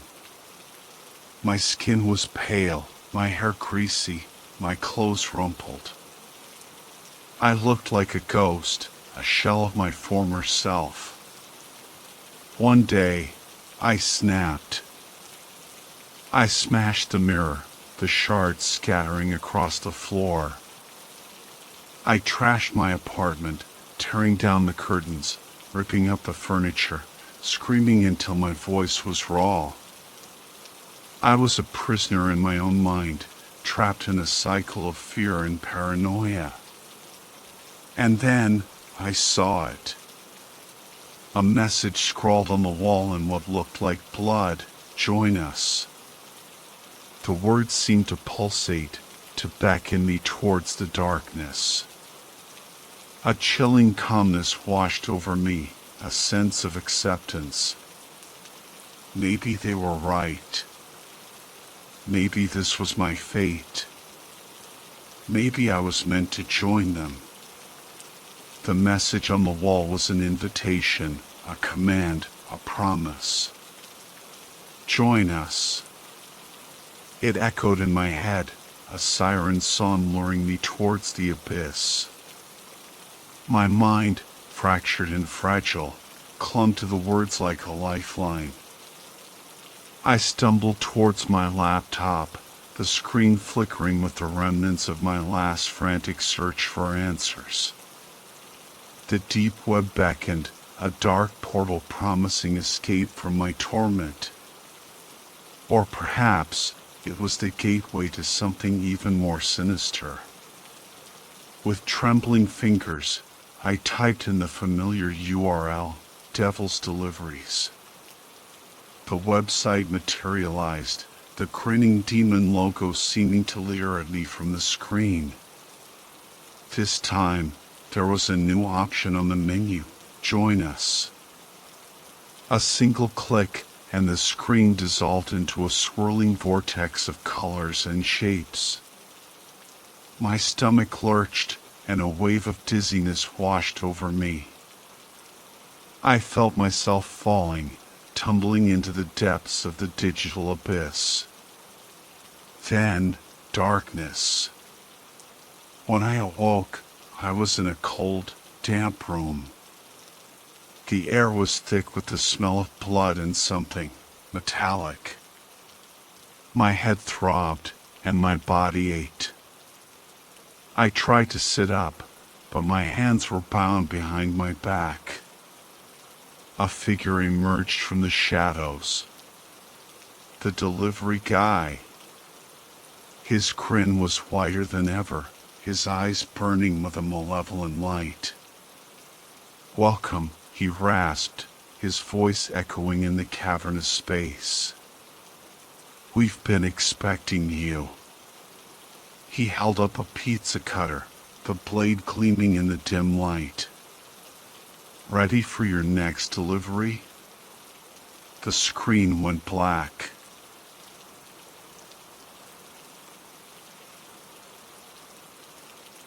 I know what you're thinking.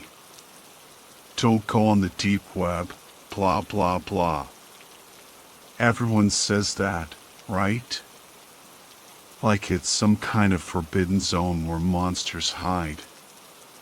But honestly, I was just curious. I mean, the regular internet is getting kinda boring, you know? Same old sites, same old cat videos. I wanted something different. It all started with a Reddit thread. Someone posted about this creepy website they found, buried deep down in the dark corners of the internet. They said it was full of weird stuff, things you wouldn't find anywhere else. Naturally, I had to check it out. Finding the site was like navigating a maze blindfolded. I had to download this special browser, Tor or something, and then follow a series of links that looked like gibberish. Honestly, I almost gave up a few times. But something kept pulling me back, this weird sense of anticipation, like I was about to uncover some big secret. And then, there it was. The website. It didn't have a name, just a symbol, a black spiral on a red background. It looked creepy as hell, but I clicked on it anyway. Stupid, I know.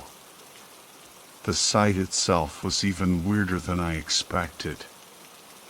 It was all text-based, no images or anything, and the font was this old-school cream like something out of a 90s hacker movie. There were links to all sorts of crazy stuff, forums, chat rooms, even marketplaces. I felt like I'd stumbled into some underground society. I started clicking around, just skimming through things at first. But then I found this forum called Whispers in the Dark. People were posting all kinds of messed up stuff, confessions, secrets, things they'd never tell anyone in real life. I'm talking really dark stuff, the kind of things that make your skin crawl. I spent hours reading those posts, completely engrossed. It was like a car crash, horrifying, but I couldn't look away. I knew I should have closed the browser, but I was hooked. I wanted to see more, to delve deeper into this twisted world. And that's when I made my first mistake. I created an account. Okay, so creating an account was probably mistake number 2. But come on, how else was I supposed to interact with this place? Lurking just wasn't cutting it anymore. I wanted to be part of the action, you know? Besides, I used a fake name and a throwaway email, so what's the worst that could happen? Famous last words, right? Anyway, once I was in, things got even weirder. The forum I was obsessed with, Whispers in the Dark, had a whole new section that was only visible to members. It was called The Abyss. Yeah, I know, super edgy. But the stuff in there, man, it was on a whole other level. People were posting about things that were seriously disturbing. I'm talking about detailed accounts of crimes, confessions of hidden desires, stories about things that made my stomach churn. It was like everyone was letting their inner demons out to play. There was this one guy, his username was The Watcher, who kept posting these cryptic messages. They were always short, just a few words, but they were seriously creepy. Things like, they're watching you, or you can't hide. I tried to ignore him, but his posts always seemed to be at the top of the forum, like they were following me. Then there were the images. Before, the site was all text, remember? But in the Abyss, people were sharing pictures. Not just any pictures, though. These were unsettling, to say the least. Distorted faces, strange symbols, things that I couldn't even describe. I tried not to look, but they were like magnets for my eyes. I'd catch myself staring at them, trying to make sense of it all, even though I knew I shouldn't. I started feeling really uneasy.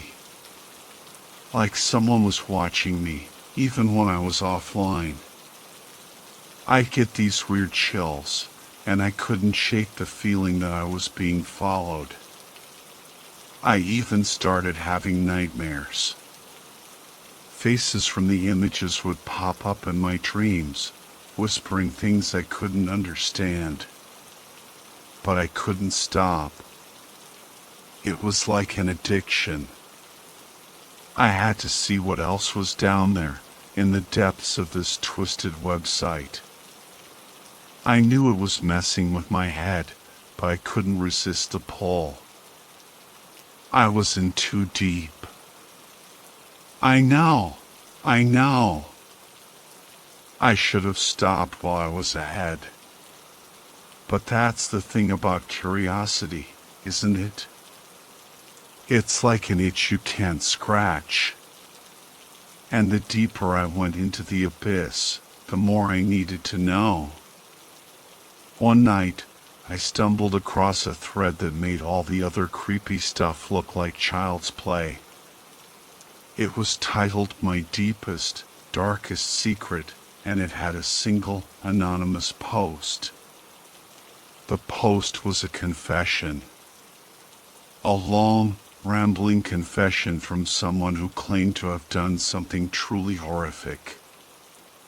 I don't want to go into details, it's too messed up, but let's just say it involved hurting someone. Badly. What really freaked me out wasn't just the confession itself, but the way it was written. It was so matter of fact. Like the person writing it didn't even feel any remorse. They described everything in vivid detail, almost like they were reliving it. And at the end of the post, there was a single line that sent chills down my spine. I know you're reading this. I know who you are. I froze. My heart started pounding in my chest. Who was this person? How could they know I was reading their confession? Was this some kind of sick joke? I tried to convince myself it was just a coincidence. Maybe they were just trying to scare people. But deep down, I couldn't shake the feeling that they were talking directly to me. I closed the laptop and tried to go to sleep, but I couldn't. I kept replaying the confession in my head, those cold, emotionless words echoing in my thoughts. I felt like someone was watching me, their eyes burning into me from the darkness. The next day, I tried to forget about it. I went to work, I hung out with friends, I tried to act normal. But the feeling of dread wouldn't go away. It was like a shadow hanging over me, a constant reminder of the darkness I had stumbled into. And that's when the strange things started happening. Okay, so remember how I said weird things started happening? Yeah, well, buckle up, because it's about to get real. First, it was the little things. Like, I'd be walking down the street, and I'd swear I saw someone following me. Just a glimpse out of the corner of my eye, you know? But every time I turned around, there was no one there. Then, it was the feeling of being watched. Like, constantly.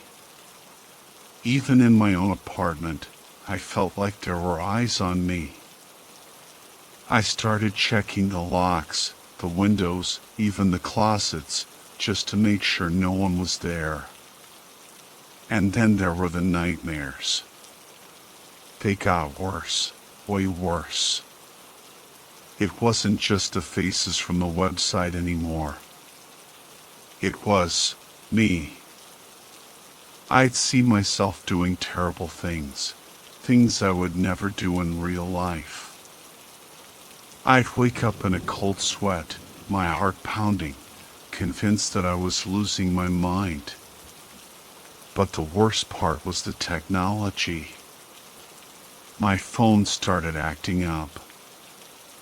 I'd get weird texts from unknown numbers, just gibberish, like code or something.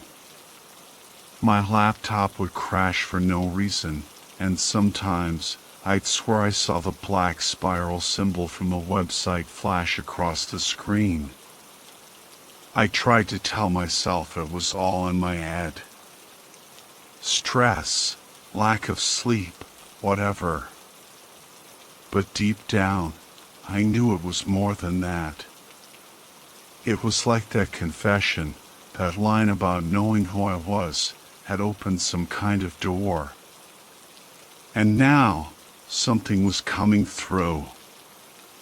One night, I was lying in bed, trying to sleep, when I heard a noise.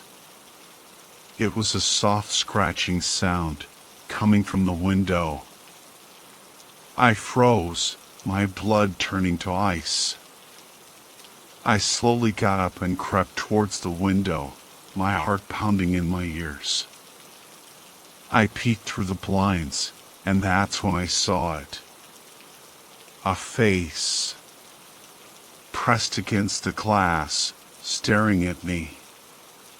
It was pale and gaunt, with dark, sunken eyes. And its mouth, it was stretched into a wide, grotesque grin. I screamed and stumbled back, falling to the floor. When I looked up again, the face was gone. But I just knew that it was out there, watching me, waiting. So after that face at the window incident, I completely freaked out. I mean, who wouldn't? I called the cops, but they basically laughed me off. Said I was probably just seeing things, maybe needed to lay off the caffeine or something. Yeah, real helpful. I knew I couldn't stay in my apartment anymore. It felt contaminated, like those eyes were still watching me from every corner. So, I packed a bag and crashed at my friend's place for a few days. But it didn't matter. The feeling of being watched followed me. I couldn't shake the paranoia. I started seeing that black spiral symbol everywhere, in the cracks on the sidewalk, in the clouds, even in the pattern on my friend's wallpaper. I knew I had to do something drastic. I had to cut myself off from the source, from the deep web, from that damn website. So, I did what any rational person would do in my situation. I smashed my laptop. I took the thing outside and beat it with a hammer until it was nothing but a pile of broken plastic and twisted metal. Then, I threw my phone in the river.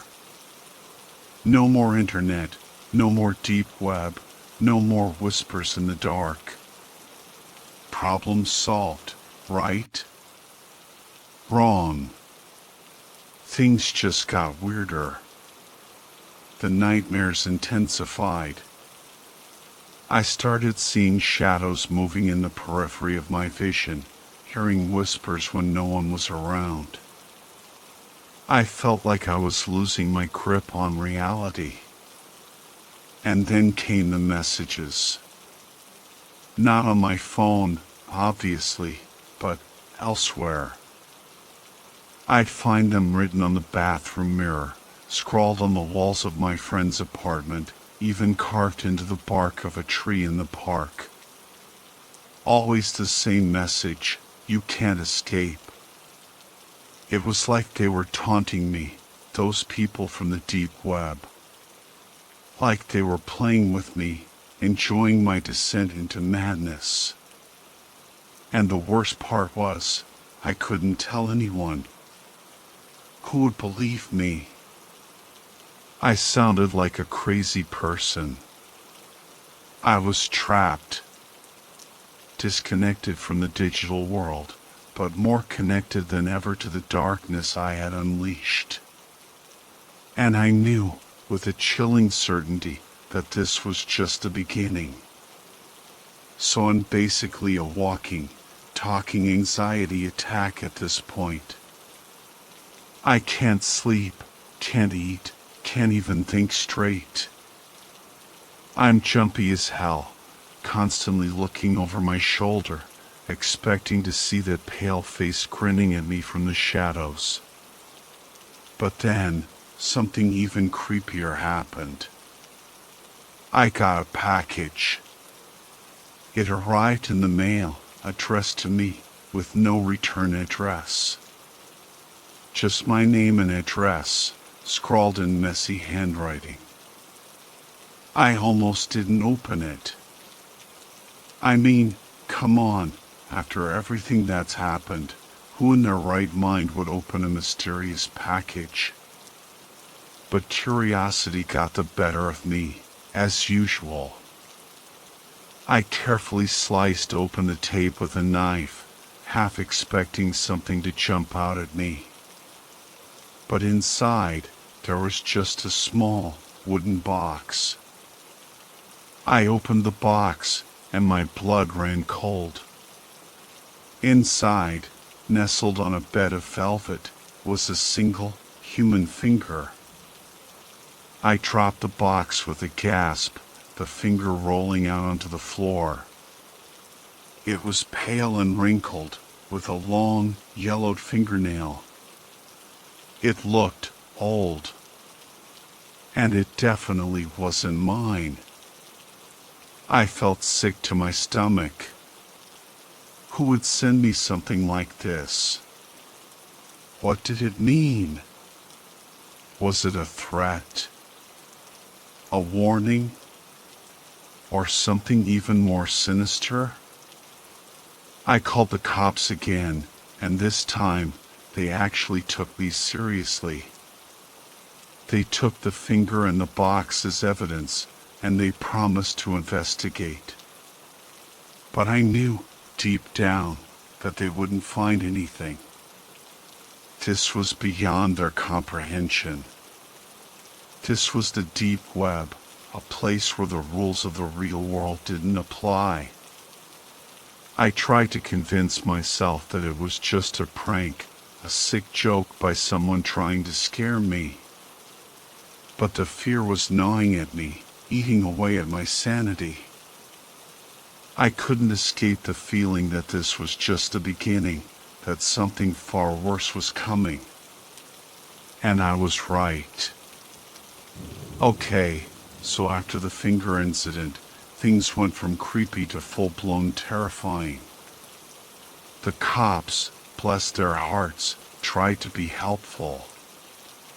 They dusted the package for prints, interviewed my neighbors, the whole 9 yards. But guess what? Nothing.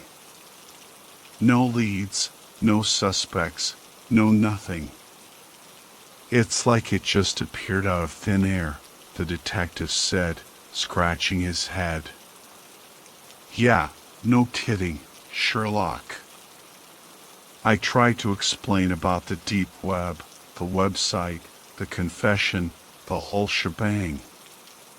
But he just gave me this look, like I was some kind of conspiracy nut.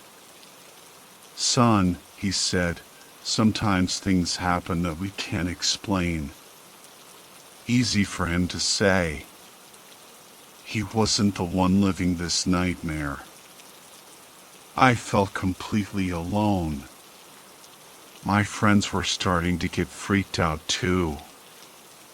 They'd avoid my calls, make excuses not to hang out. I couldn't blame them. I was a mess, paranoid, sleep-deprived, constantly on edge. I probably looked like a crazy person. But the thing was, I wasn't crazy. I knew what I saw, what I experienced. Something was out there, something dark and malevolent, and it was targeting me. I tried to find answers, to understand what was happening. I started researching the deep web, reading about creepypastas, urban legends, anything that might give me a clue. But the more I learned, the more terrified I became. It was like opening a Pandora's box of horrors. I stumbled across stories about people who had ventured too far into the deep web, who had seen things they shouldn't have seen. People who had disappeared without a trace, or worse. I started to think that maybe that's what was going to happen to me. Maybe I was going to be another victim, another statistic, another story whispered in the dark corners of the internet. But I wasn't ready to give up. I had to fight back, to find a way to stop this, to protect myself. But how?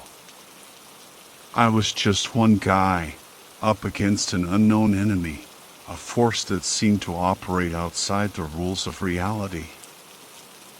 I felt like I was drowning, sinking deeper and deeper into the abyss, with no one to throw me a lifeline. I'm not going to lie, things got really bad after that. The cops basically gave up on the whole finger thing. They said it was probably some sick prankster, and without any leads, there was nothing they could do. Great. Just great. Meanwhile, the weirdness kept escalating. It was like the deep web was bleeding into my reality. I'd wake up in the middle of the night to find furniture rearranged, objects moved, pictures turned upside down. One morning, I even found a dead rat on my pillow. A dead rat. On my pillow. I nearly threw up.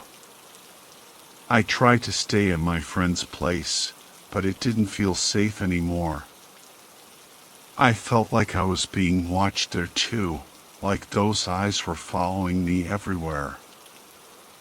I started sleeping in my car, driving to a different spot every night, hoping to throw them off my trail. But it was no use. They were always one step ahead. I'd find those cryptic messages scrawled on the car windows, on the dusty dashboard, even on the parking tickets tucked under the windshield wiper. "We're closer than you think," one of them read. I was losing it. I wasn't eating. I wasn't sleeping. I was barely functioning. I looked like a homeless person, unshaven, with dark circles under my eyes and a constant tremor in my hands.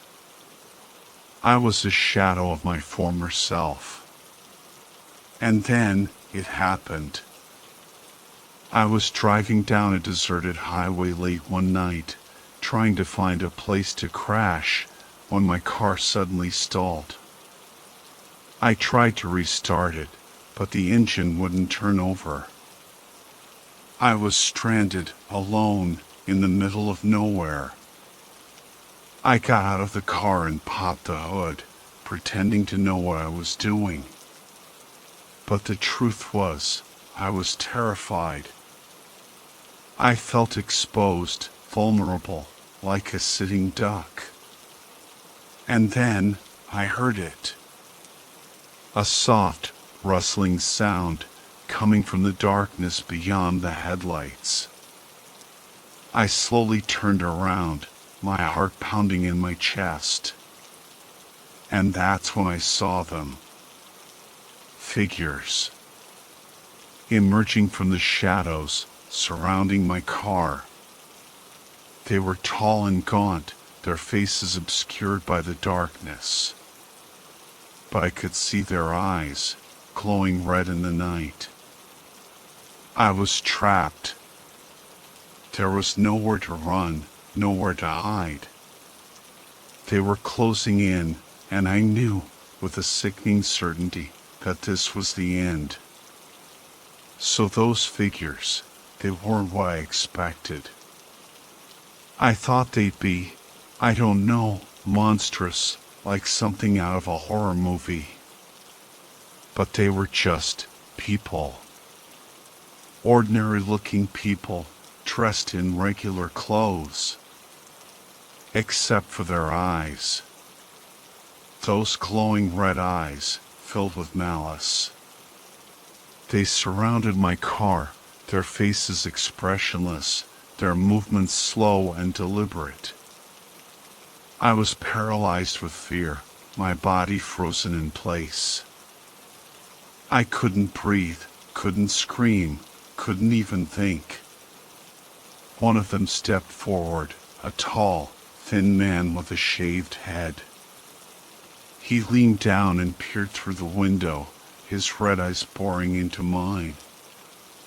I could feel his gaze piercing my soul, stripping away all my defenses. "We've been watching you," he said, his voice a low, guttural growl. "We know everything about you." I tried to speak, to ask what they wanted, but no words came out. I was trapped, helpless, at their mercy. The man smiled, a cruel, predatory smile that sent shivers down my spine. "You shouldn't have gone digging where you don't belong," he said. "The deep web is not a playground. It's a place of shadows, of secrets, of things that should remain hidden." He reached out and touched the window, his fingers leaving bloody streaks on the glass. I flinched back, my heart pounding in my ears. "You've seen too much," he continued. "You know too much. And now, you have to pay the price." The other figures moved closer, their red eyes burning into me. I felt a surge of adrenaline, a desperate need to escape. I fumbled for the car door handle, but it wouldn't open. They had locked me in. I was trapped, like a rat in a cage. And they were the predators, circling their prey, savoring the moment before the kill. But then, something unexpected happened. The man with the shaved head suddenly stiffened, his eyes widening in surprise. He stumbled back, clutching his chest. What's happening?" he gasped, his voice filled with fear. The other figures looked at each other in confusion, their red eyes flickering. They seemed to be losing their power, their control. And then I understood. The website, the deep web, the whispers in the dark, it wasn't just a place. It was an entity, a malevolent force that fed on fear, on darkness, on human suffering. And I had become its conduit, its link to the real world. By disconnecting from the website, by destroying my laptop and phone, I had disrupted its connection, weakened its hold on me. And now, it was turning on its own followers, its own creators. The figures started to scream, their bodies contorting in agony. Their red eyes faded, replaced by a look of terror. They were being consumed by the very darkness they had unleashed. I watched in horror as they dissolved into shadows, their screams echoing in the night. And then, they were gone. I was alone. Free. But the experience had changed me, scarred me forever. I had seen the true face of evil, the darkness that lurks beneath the surface of the world. And I knew that I would never be the same again. So I survived. I actually made it out of that alive. The cops found me the next morning, slumped over the steering wheel, babbling incoherently about red eyes and shadows. They took me to the hospital, ran a bunch of tests, and eventually released me with a prescription for some heavy-duty anti-anxiety meds. I tried to tell them what happened, about the website, the figures, the whole terrifying ordeal. But they just patted me on the shoulder and said it was all in my head, a stress-induced hallucination. Yeah, right.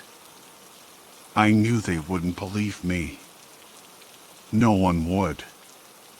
So I kept my mouth shut, took the pills, and tried to put it all behind me. But it wasn't that easy. The nightmares continued, the paranoia lingered, and the fear never really went away. I couldn't look at a computer screen without seeing that black spiral symbol, couldn't walk down a dark street without feeling those red eyes on me. I tried to go back to my old life, but it was gone. My friends kept their distance, my job fired me for unprofessional conduct, and my apartment, well, I couldn't even step foot in that place again. I was a ghost, a shell of my former self, haunted by the horrors I had witnessed. I drifted from place to place, sleeping in cheap motels, taking odd jobs to make ends meet. I was a stranger in my own life, a prisoner of my own fear. But then, one day, I found myself back online. I was in a public library, trying to find information about, well, I don't even remember what anymore. And that's when I saw it. A link. Buried deep within a forum, hidden amongst a sea of text. A link to a website with a familiar symbol, a black spiral on a red background. My heart skipped a beat. The memories flooded back, the fear, the paranoia, the sheer terror of those red eyes. I should have closed the browser, walked away, pretended I never saw it. But I didn't. I clicked the link. The website loaded, the familiar green text appearing on the screen. It was the same, yet different. The forums were gone, the chat rooms empty, the marketplaces deserted. There was only one page, a single message displayed in bold letters. You can't escape the spiral. And below it, a new link. This one was different, darker, more sinister. It pulsed with an eerie red glow, beckoning me, inviting me to delve deeper into the abyss. I hesitated, my finger hovering over the mouse. The fear was there, the gnawing dread, but there was something else too. A curiosity, a morbid fascination, a need to know what lay beyond. I took a deep breath and clicked the link. The screen went black.